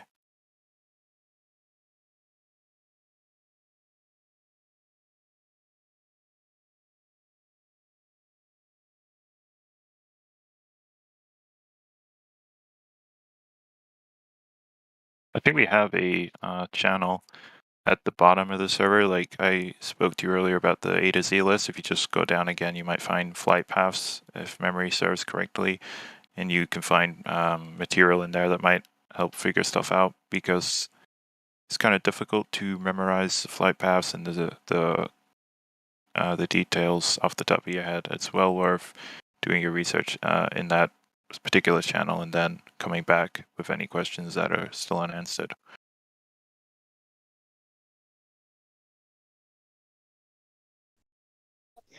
I just ask that Glover for direct measurement of Earth curve and tell him not to worry about planes. That's just me, though.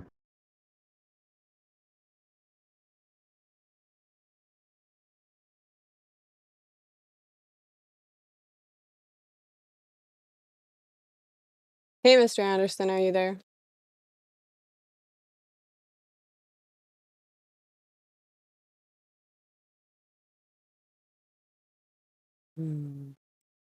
Guess not. Mhm. Is there anybody else that wants to answer a question? Or I can start calling. I'll answer it.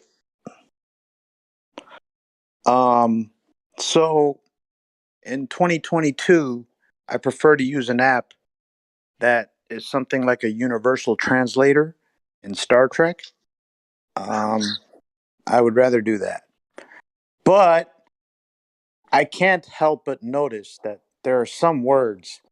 You know, I'm deep into conspiracy theories and things like that.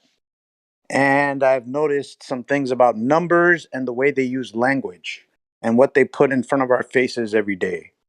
So I would like to learn, about the symbols, about the letters, the way they look, what placement they are in numerology, and those kind of things. There you go. That's my answer.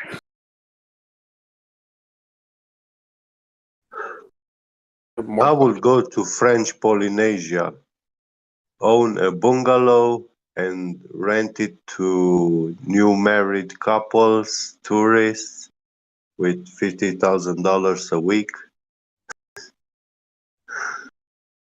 Wait, what? You're trying to make money off of our question? Yeah. Like, I'm gonna turn it into a business. I now have this.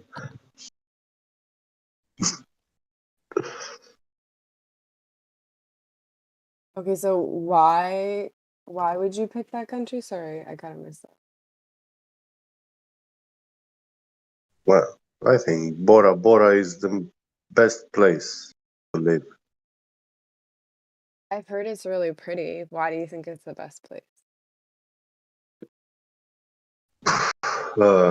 It's summer all year. You just lay on the beach under the sun, palm trees. No, a different answer than even Yeah, you all normally you give have to too. do I'm is like, what's going on? turn on the other side. Yeah, you're just like, I'm in vacation mode now. I'm done. I'm done with learning Yeah. for today. But no, that's a great answer. I mean, that's to go there.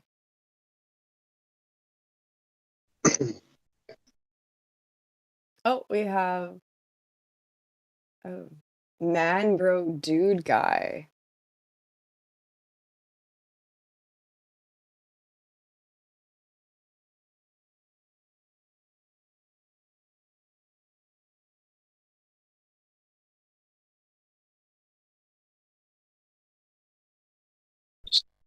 What's up with it, guys? Oh, hey, welcome to the server. Thank you. How long ago did you join the server? Like 4 years ago when it was 1.0. Oh, so you've been around for a bit then. Nice to meet you. Likewise. Well, I guess, do you want to tell us how you came to the? Well, I'm guessing if you've been here since 1.0, then you know the Earth is not a spinning ball. Yeah, I'm definitely heliocentric. Not a believer of the helio stuff. Airplanes. So, what was the one thing that made you realize all of the when you came to this realization? Was there Consistently traveling on airplanes and just seeing everything. Just one day clicked. Didn't make sense to be. Well, it's now my wife. She got me into all of it. Made me think about it, and after like 6 months of I flew often, so kind of just hit me one day. So That's awesome. That's really cool. So it's just more like real life than necessarily actually doing research. Like you were just doing observations and it kind of clicked. right, That's but nice. what I do in life, put me at a predisposition to just kind of think about things anyways. And I was on the other side heavy. So, yeah. Anyways, I'm just want to just in the background listening. That's all. Okay, well, we're doing something called Precious Metal Takeover, and we do that's when the golds and silvers take over the live stream, and the moderators and admins have to be quiet. So we also have a question that we always ask people just to keep the conversation going. So I'm not sure if you'd be interested in answering it today. It's if you could go and live in another country and learn the language and culture, which country and why?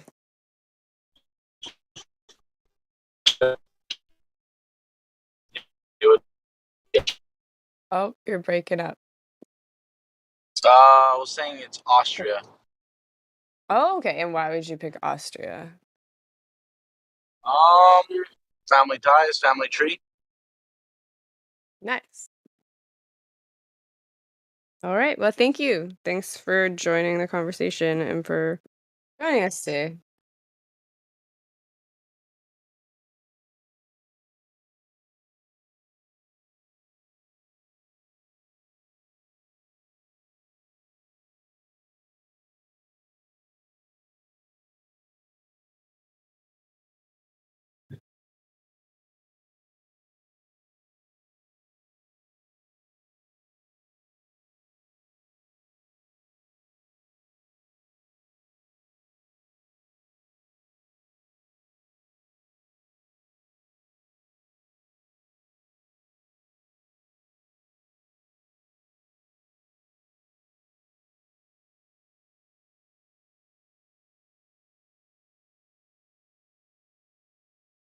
Anybody else want to answer the question?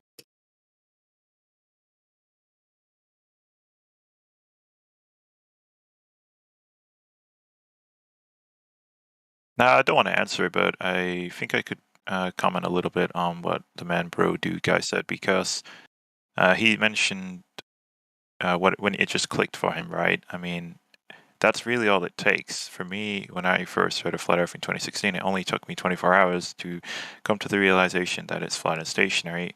And the reason for that is pretty straightforward. And this is what really blows me away, how people can hear about flat Earth and still remain a believer of the spinning ball, right? Because the first thing is, you've never felt Earth move, you've never seen curvature. So, straight off the bat, why are you working backwards from an assumption that it's something other than what it appears? Right? It's incredibly illogical to do so, and when you realize that you've only experienced it flat and stationary, and you can't find any evidence to the contrary, why would you continue to believe in something that's not only not experienced and at odds with demonstrable physics, but completely psychotic in every way perceivable? I mean, they tell you, that you live Totally only. agree with Yeah, that's what it only took me 24 hours for, because I mean, I don't know how to say it, man. It just blows me away how there's people that still think they live on a spinning ball when they've heard about flat Earth, because the first time I ever heard of it, it only took me 24 hours. So how can people hear about it and still remain globe for, like, I don't know, 5+ years, right? We have dedicated anti-flat earthers, people that will advocate for the globe until they die, just dead set on the spinning ball being reality for them, even though it's completely psychotic, not experienced at odds with demonstrable physics, and there's no evidence whatsoever for it. It's sad, and most individuals that I encounter, that subscribe to that, and I just kind of, what's the word? Kind of just leave the conversation, and I don't bother pursuing it anymore, because if you can't even accept the way reality presents itself to you, then I think you're very lost, and you need some life experiences. Really, no other way to put it. There you go. Bree says it took her a day as well, and that's basically all it should take any logical, rational, critical thought person to do so. You just don't experience a spinning ball, and if nobody told you it was a spinning ball, you would never conceive it's a spinning ball, because it's just not present in your daily experience, and it's completely psychotic. It's so sad that people got programmed with it, because if they were just left to come out with what they think Earth is for themselves, we would all be on the same page. But there you go. something. Yeah, go right ahead, man. Can you get? Is there a lot of feedback? Is it hard to hear me or? No, you're coming through fine for me. Okay. Yeah. It took me, I think, a couple of months, probably 6 to 9 months, to come to a realization, because I didn't quite take it seriously when I first heard about it. Right. It was when they had a big push for like meme culture back then, around 2016 too, probably, and until I actually looked into it, and kind of understood. There's nothing fearful about, like, the globe. You can't test it. with your senses, with your eyes, with your nose, with your mouth, with your ear, with your like nothing, right? And so the only reason why you're aggressive against it is because you're taught at the very beginning. You've never had a chance not to hear that, right? Since the beginning of government education, that's been the center focus, and that's what they started on. And so everyone else will defend for them that the Earth is a globe, right? So they've already run in that regard, and that's why it's so hard for us, because it's like literally beating a brick into someone's head. Like, dude, it's like just use your senses, So Yeah, I feel like when I first heard of it, I was 16 years old, and maybe it was easier for me because I didn't have a lifetime of programming behind me. You think about these guys that have believed it for 50 plus years, 60 plus years, or their entire life has been dedicated to the spinning ball, right? They're not gonna, or even just their education, right? They don't want to say I wasted my life. I, you know, studied a lie, etc. And obviously it becomes more of an ego problem for them.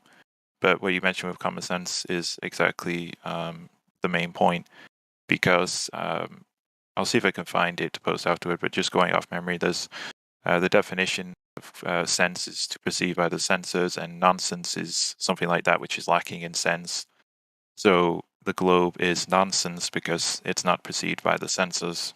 So just by definition, you can call the spinning ball nonsense, and it's 100% objectively true.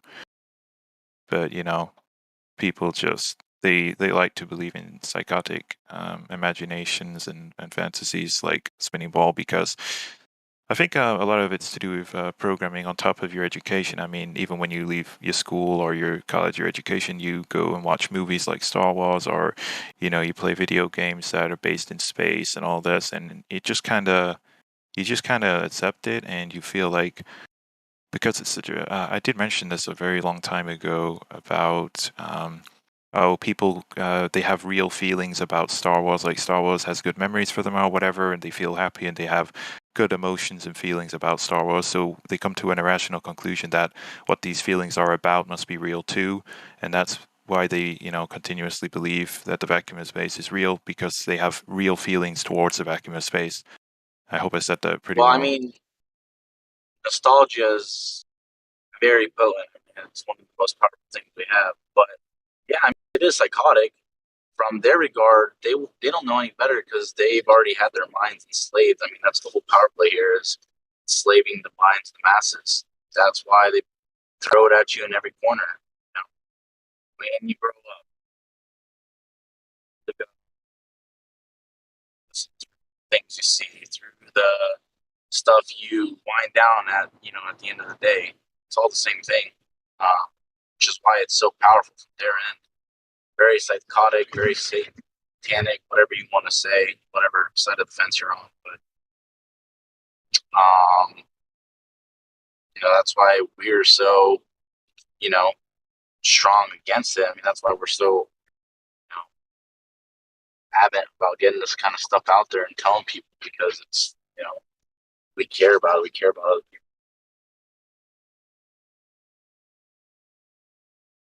I just don't think people have realized how impressionable your mind is. So I mean, I don't yeah, maybe you can say it's, or think of it or interpret it as like psychotic or whatever, but I mean, that just shouldn't we be more tolerant? I mean, just maybe because we don't understand.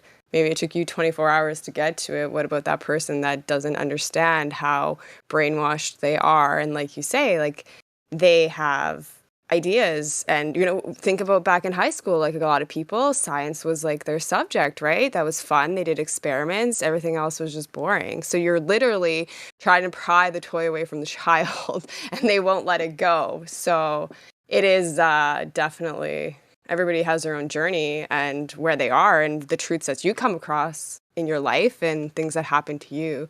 So it is really interesting to kind of just see how everybody comes to it and how much time it takes, because you never know what that person's dealing with in their life.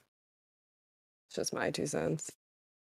That's a great insight, Redford. I appreciate both your insights. And it's yeah, I agree. The main reason I say psychotic is because by definition it's distorted perception of reality, and that's exactly what the spinning ball is.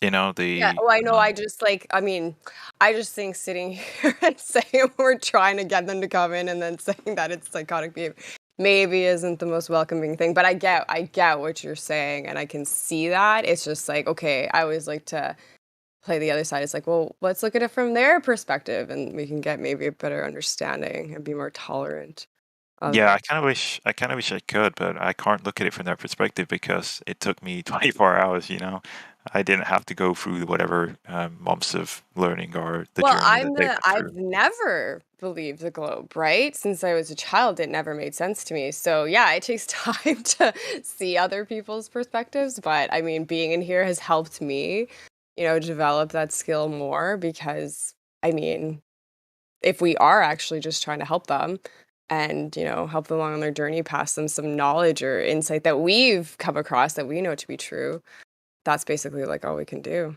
It's up to them to decide on if they want to let that go and yeah, where they are.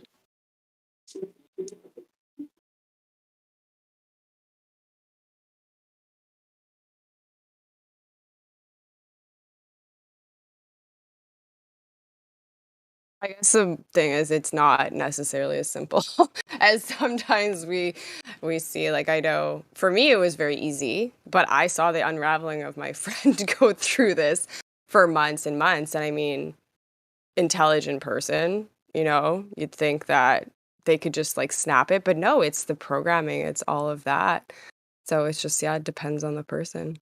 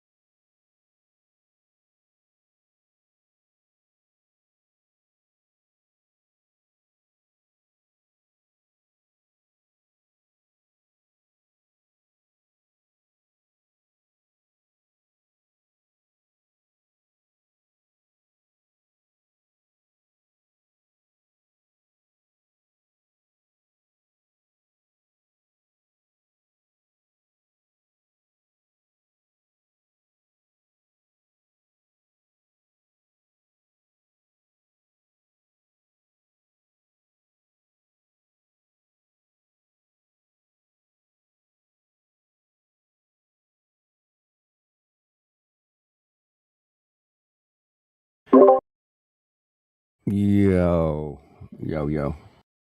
Okay. Hey, Nobody was talking. Would you like to answer our question today, Flat Earth Dude? It's nice of you to join us. I'm going with Get Begets. You're in vacation mode too. Nice. So cool, man. I'm I hanging know. couch, dude. Yes. That's it. Go in the pool, go in the ocean, gone. See ya.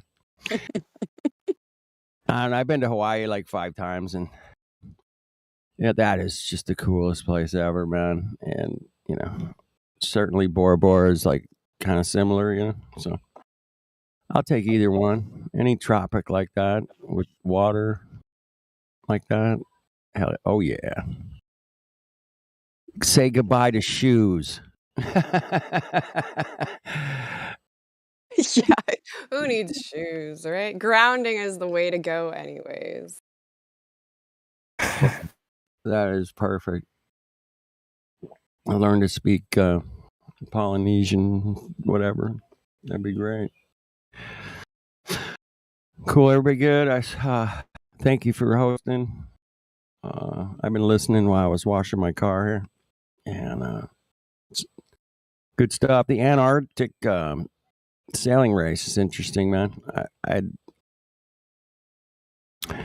That's you guys were talking about that. The Yeah, Antarctica, if you you say? wanna. Oh, You talk about Antarctica? Antarctic sailing race. It was brought up. It's called the Arctic Cup, I think. Anyway, they sail around this thing supposedly.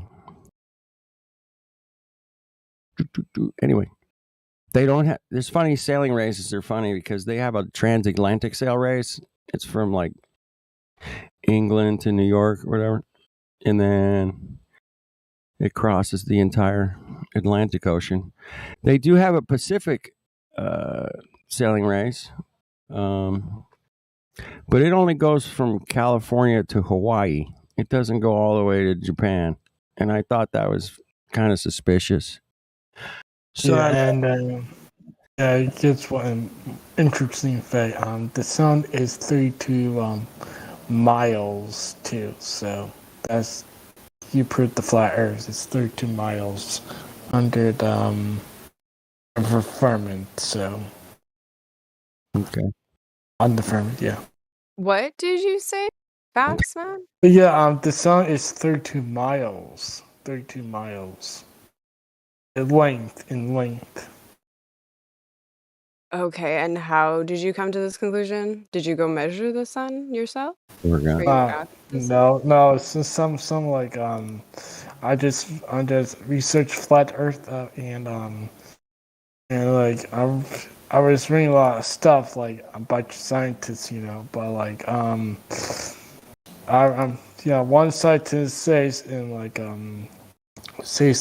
the Earth one scientist says like if the Earth like was like if the sun was big, it was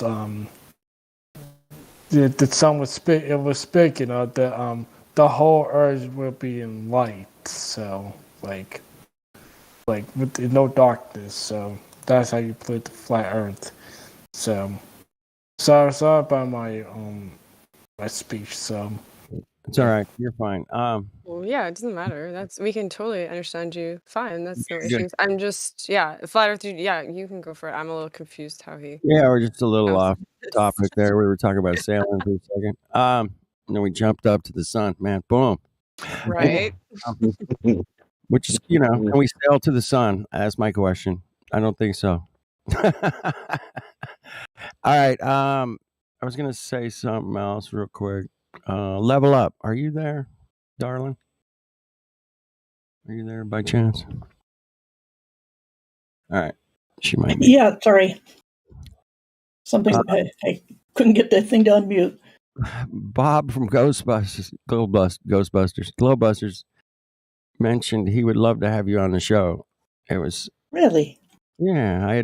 I put like a super chat with the link to this Discord in it, and he goes, "Oh, there's a girl over there. I don't know her name.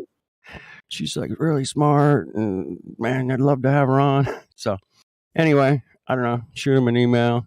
I think it'd be great if you went on there. That's interesting. I mean, or a Sunday afternoon or whatever. Yeah, because we've kind of clashed sometimes in chats.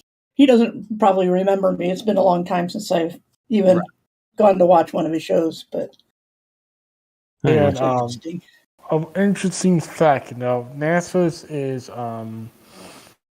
it's a Jesuit organization, so not even kidding. Lost you, man. On NASA, what? Yeah. NASA is a Jesuit it's funded by Jesuits, so it's funded by American taxpayers. I know that. It's a Jesuit organization. Yeah. And the Freemason organization. That's right there. They're hiding the truth. So a lot of Freemasons there at NASA, man. They like their little aprons on the moon, apparently.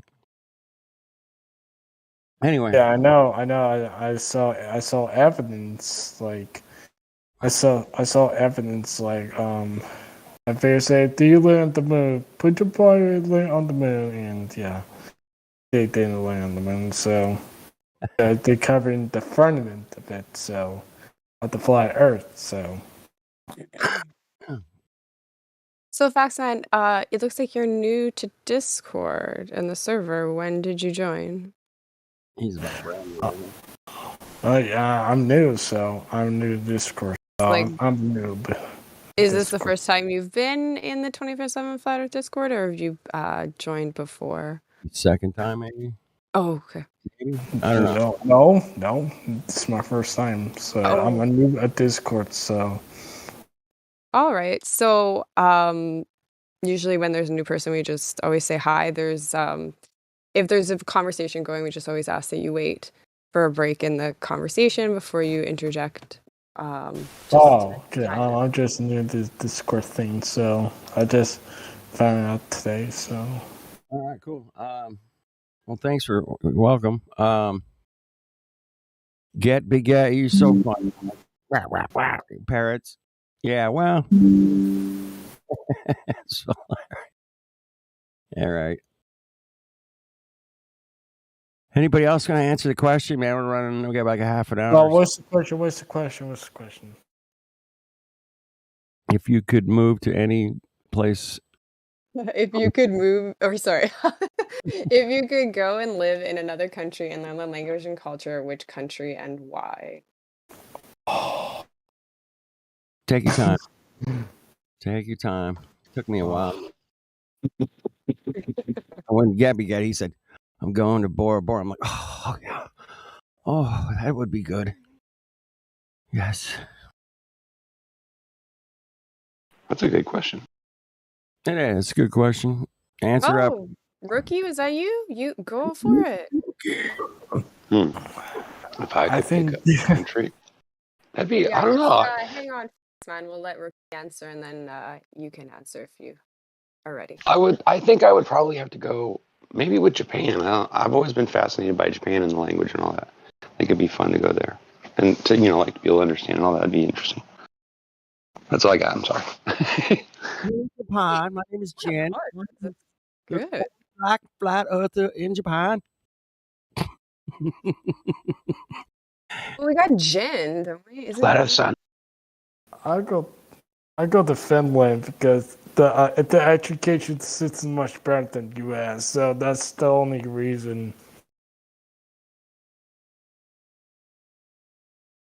Yeah, Finland.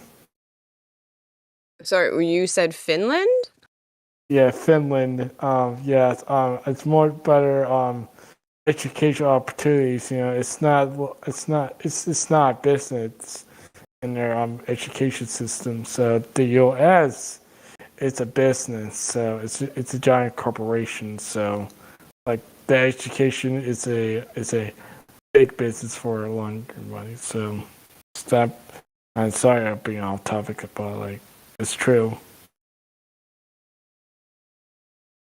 No, that's fine. I mean, it's just a question during. Yeah, and it has no lobbying in like public schools. So yeah, so I already finished in like high school. High school was hell. So yeah.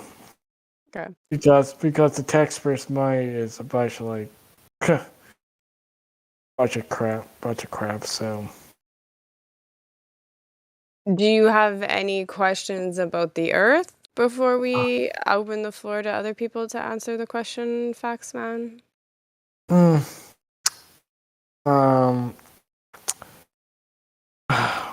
Okay. Okay. I can answer my answer. So my question will be if all governments if all governments are hiding this, why they don't tell the truth about anything? They talk to a lot. Yeah, here's my answer. So, all governments are controlled. This little conspiracy right now. All governments are hiding the fire because there are lots of you got the owners and the Jesuits because of flat Earth, because they don't love God. So that's my own opinion. So Okay, so your question is what exactly about No, I just answered my question, you know. So why all governments are hiding the flat earth? And I answered my thing like the Jesuits hates God. So that's my answer. So my Okay, question to you do all, you have any why, questions for us? Because why so basically, but hang on, Faxman, because we're having an issue with over talking and interrupting here. So this is the 24/7 Flat Earth Discord. You can come in here and we can talk about the Earth if you have any questions about, that, or if you're coming to show us that you found curvature, we can talk about that. yes, Precious, curvature, I'm yes. still talking. I'm still talking. Sorry. So that's okay. So then Precious Metal Takeover is something that we do where the golds and silvers take over the live stream. We have a themed question, but we still talk about the earth. So if you want to go and talk about Jesuits and things like that, there are other spaces in the server for that. So do you have any specific questions or anything that you're wondering about? Like, I think you were talking about like No, Antarctica and stuff like that. Okay. No. Oh yeah, my okay. Like, well, never mind. So, never mind. Okay, well, if you want to take a few minutes and if you come up with any questions, we have a couple people. Archie just joined us. If they want to unmute and say hello. If they're there.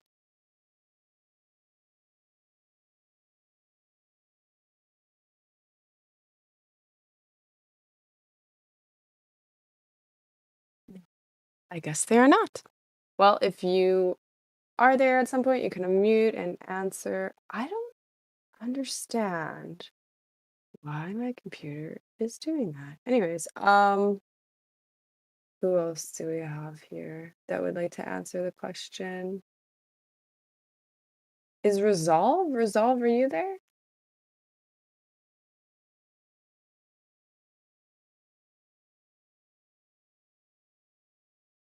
Hey, Redford. Good to hear you're on today. What's the question? Hey, Napalm. Nice to hear you. So the question today is, if you could go and live in another country and learn the language and culture, which country and why?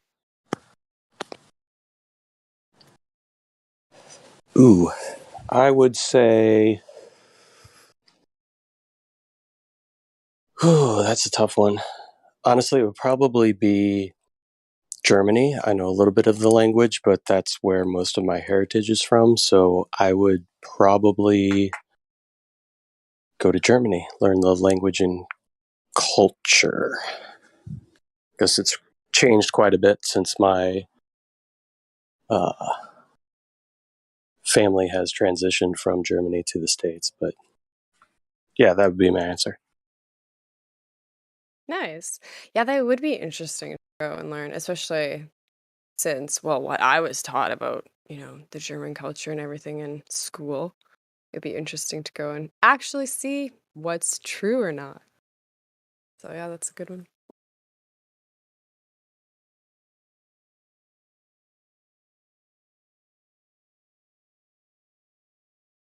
What about you, Redford? Did you want to answer the question? Sure. Okay, well, it's a kind of a toss-up because I've always wanted to go to Greece and learn their language and culture just because I studied mythology so much and I've always been really interested in that. However, as the more I look into things, I think it'd be interesting to go and learn the culture and everything in Israel. I think that'd be an interesting one to go and to learn. I think both. If I was in mythology major, I would study Egypt because it's very interesting, you know.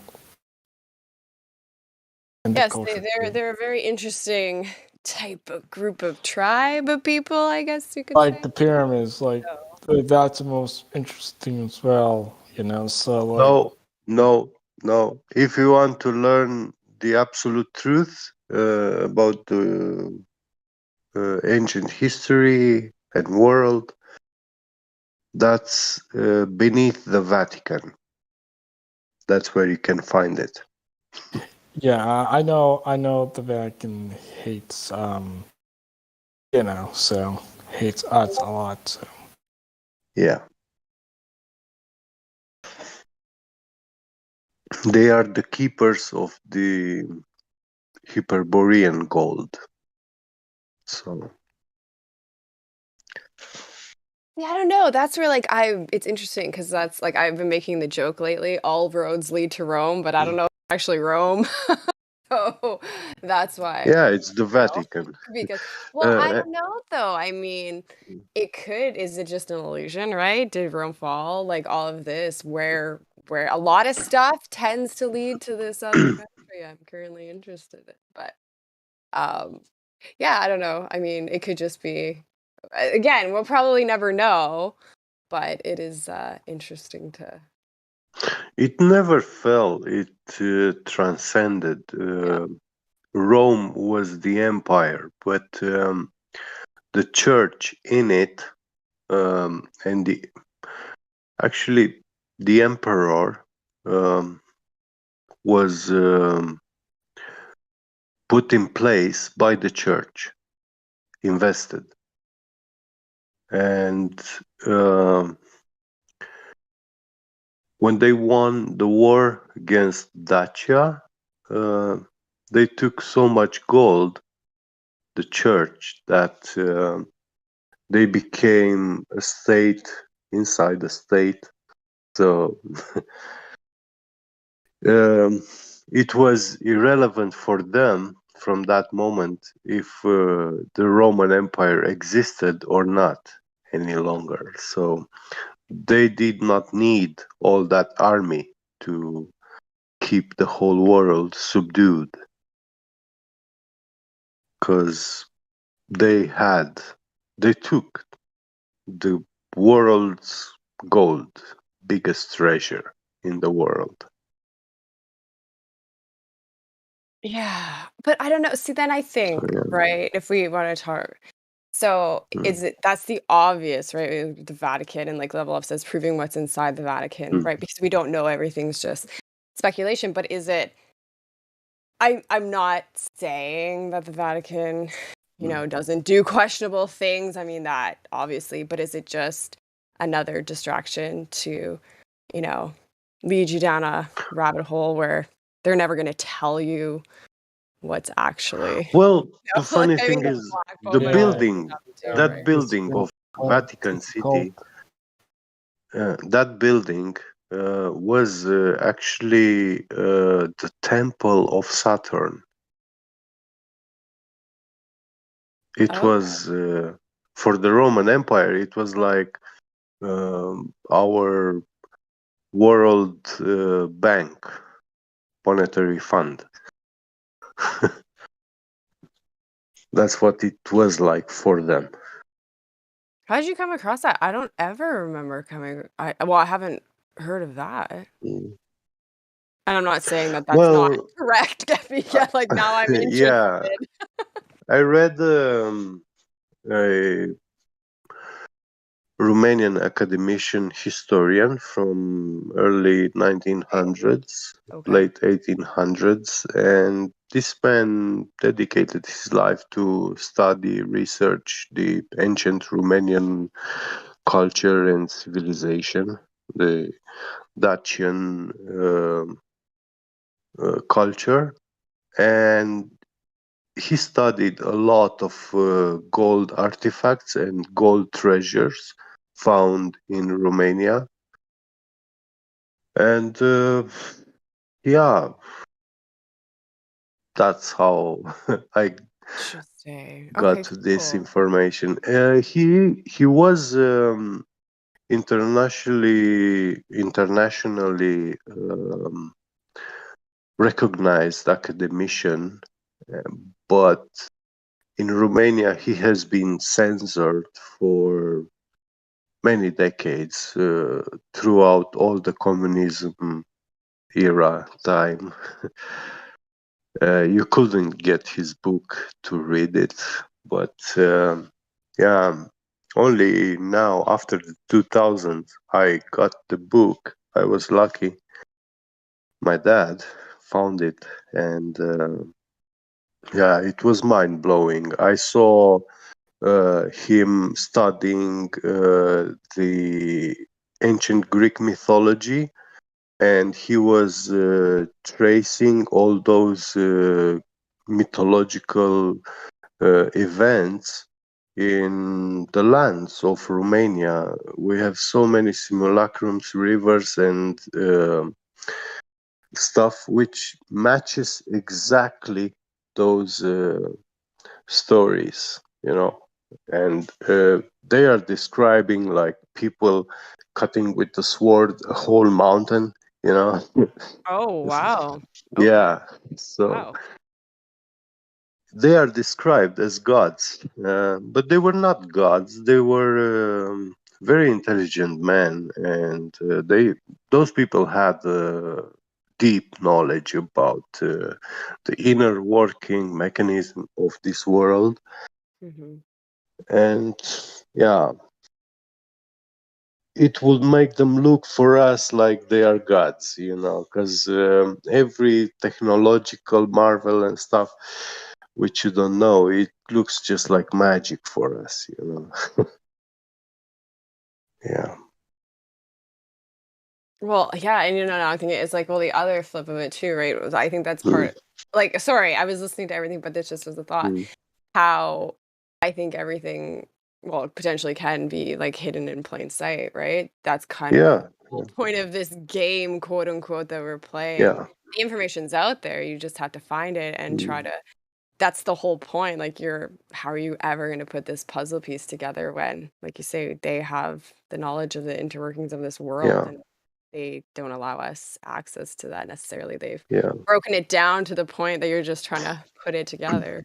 So yeah, Mm. that's really interesting that we get.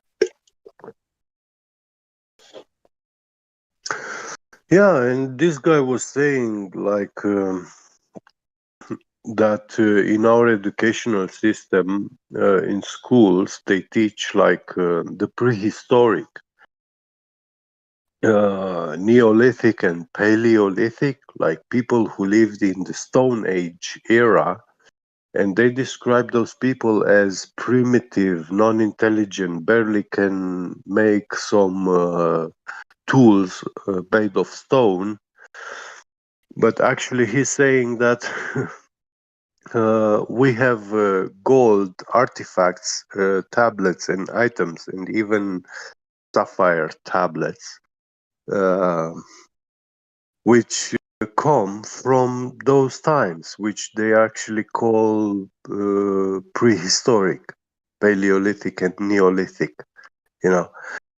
And it shows that mankind has never been stupid, dumb, like a wild animal, beast, Mhm. Yeah. I kind of want to refute that. If you take a look at the Aztecs, they would often sacrifice people to the gods. I feel like we've come That's in a what you were told by the They Spanish sacrifice Inquisition. people, Yeah, it's what we killing learned people. from the Americans about the Aztecs.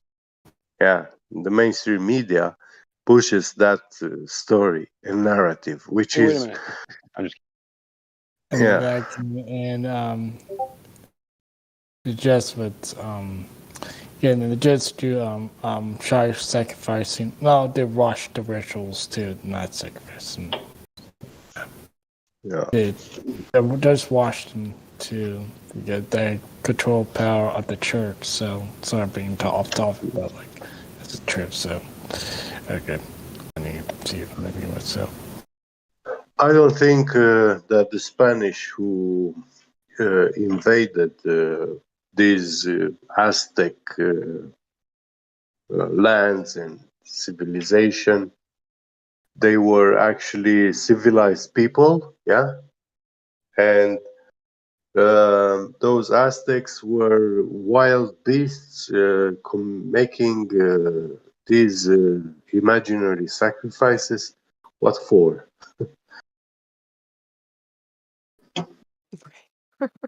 There's just an excuse for the Spanish people to portray as holy, civilized people, bringing civilization and knowledge in those lands. When you look in Spain in those times, you will see people being burned alive on a stake in Spain.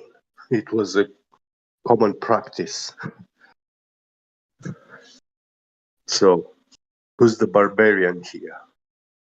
No, I think that's a good point for sure. Mhm. And it does put it in perspective, right? Because there is always Yeah, that other side. So and no, they did this. They did this the same. This is not this thing. This practice has not started yesterday. It started actually about 2,000 years ago with the Roman Empire.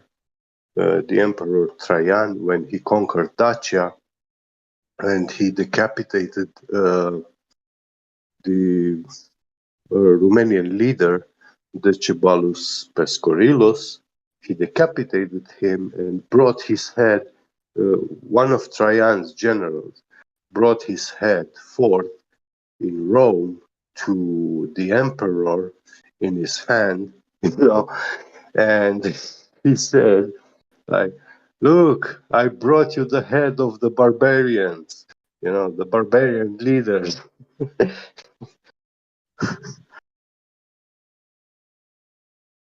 But who is the barbarian? exactly. That guy who's decapitated. That's the barbarian. Yeah. And this is a famous sculpture on the Rome walls. Yeah. But people don't pay attention to it.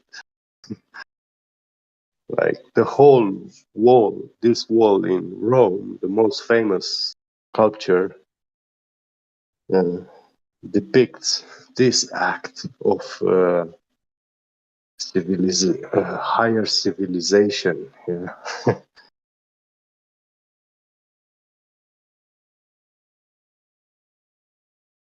Yeah, it's all just the illusion, right?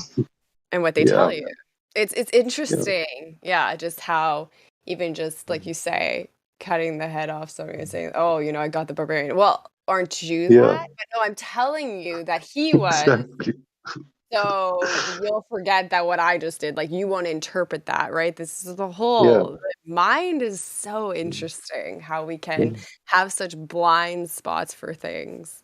Yeah. And it's driven by like emotion and what you And unfold. the funny thing, if you look at the ancient Dacian gold, you see that those kings and army leaders and soldiers, they had solid gold helmets, they had solid gold breastplates, all sort of decorations for their horses and their, they really look like those gods which the ancient Greeks were describing. It was a army clothed in gold, you know. There's nothing more imposing than that. You know? Even when we watch these Marvel movies about when they depict the Amazonian woman or stuff like that, you see them that they often wear all sort of gold shields and accessories, jewelries.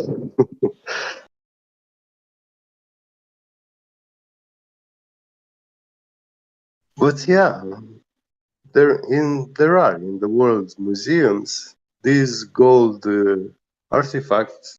They are real. They are there, and when they make an exposition and stuff like that, you can literally go and see them with your own eyes, and you can see that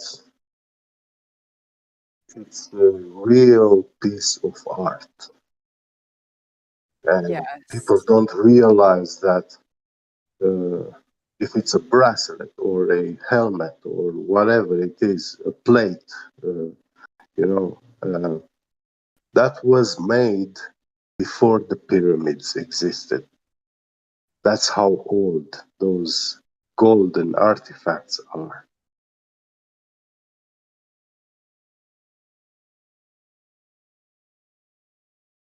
They belong to a lost civilization and culture and people. And we saw these people being described in the Bible. God threatens the people of Israel with the people of Gog and Magog, the mighty warriors of God. That's like God's army. you know, Soldiers wearing gold shields and stuff, riding horses. Which riding a horse was not something common in the times of when they built the pyramids of Egypt. Um. Okay. Okay. Europeans they built the pyramids, but like most scientists say that the Egyptians not built them. Some scientists say in history and around the world they did not build the pyramids because the pyramids it built electrical power. That's Nicholas Tesla invented like the most powerful lightning thing. I forgot what it's called. So and he was Are you talking about the Nicholas Tesla Tesla Tower? was like, huh? The Tesla Tower? Yeah, the Tesla Tower, yes. So, yes. Yeah, and Nicholas Tesla was an alien too, so. And Yeah, the we're, planet Venus. I think Well, we've kind of if you guys want to just Hmm. talk about the pyramids, otherwise, I know I don't know, IDEK, your name. Yeah, so it's just sorry about that. Like, yeah, so they built the pyramid. I had to say it I had to say my own opinion. Sorry for that. So. Oh, it's all good. And like Ricky says, it's going down the rabbit hole because one thing just leads into the next that leads into the next, right? And it's fine. It's just, it can just keep going, and we want to make sure that he has the chance. Yeah, I believe The question. Yeah, yes. Fun fact, look at the UN I forgot it's called like the United Nations symbol and you go inside, I was been United Nations as well, they did that picture at the Flat Earth, a lot Okay, things. so you went from pyramids to United Nations, so it's kind of hard to I was what. talking about the Flat Big Earth. jump. Yeah, so if that's Oh. fine, but let's maybe focus on like the one point, or if you have a Oh. question that you're trying to ask. Oh, sorry. I was getting a little fun facts. So sorry about that. Like about the flat Earth, Well, you see, who came with this idea that the pyramids are some sort of electricity tower, power plant, or whatever? These guys, Eric von Däniken or the other British guy, David Icke, with ancient aliens and stuff like that. What do those guys know? What is their expertise? That show is so crazy. So my friend watched it and they're like, yeah, just watch it, just try it. I'm like, I didn't make it through one episode, but I can see why they make it so like compelling for these people. I have a few people unfortunately that I know that are like all into this ancient alien. I'm like, oh dear. But yeah, it's ancient aliens from the History Channel. Yeah. Yeah, those are so I'll watch that. anti-scientific and anti-history, anti-everything. I mean, Oh no, like it's very it proves many facts, the Egyptian pyramids, near the ancient appearances, the Osiris like place, like the flower of life, so like the flower of Yeah, life but unity. why would I believe them when they say who was Osiris, when we actually this is one of the oldest stories in the world, the story of King Aetes, the father of Osiris and Typhoon. No, I was So talking about these two not. children, these two brothers, they were his children, The greatest king that ever lived in the world is one of the oldest stories in the world. And why should I just give up on that story, which explains how agriculture was invented and brought into the world in Europe, yeah? And I should believe David Icke that aliens came and they teach us agriculture. I should Oh, believe that Osiris never existed and he never tamed Bosurus, yeah, which is again another one of the most amazing stories that someone can read. And yeah, we have to disregard all this. But these stories, it's not that we just have the stories. We have simulacrums in the world, things in nature which depict that this event actually took place. We have faces of giants, hands, whatever, all sort of body parts, which they show that, yeah, there was something. There were some giant creatures that, by some sort of phenomena, an event, they got petrified, stone turned into stone.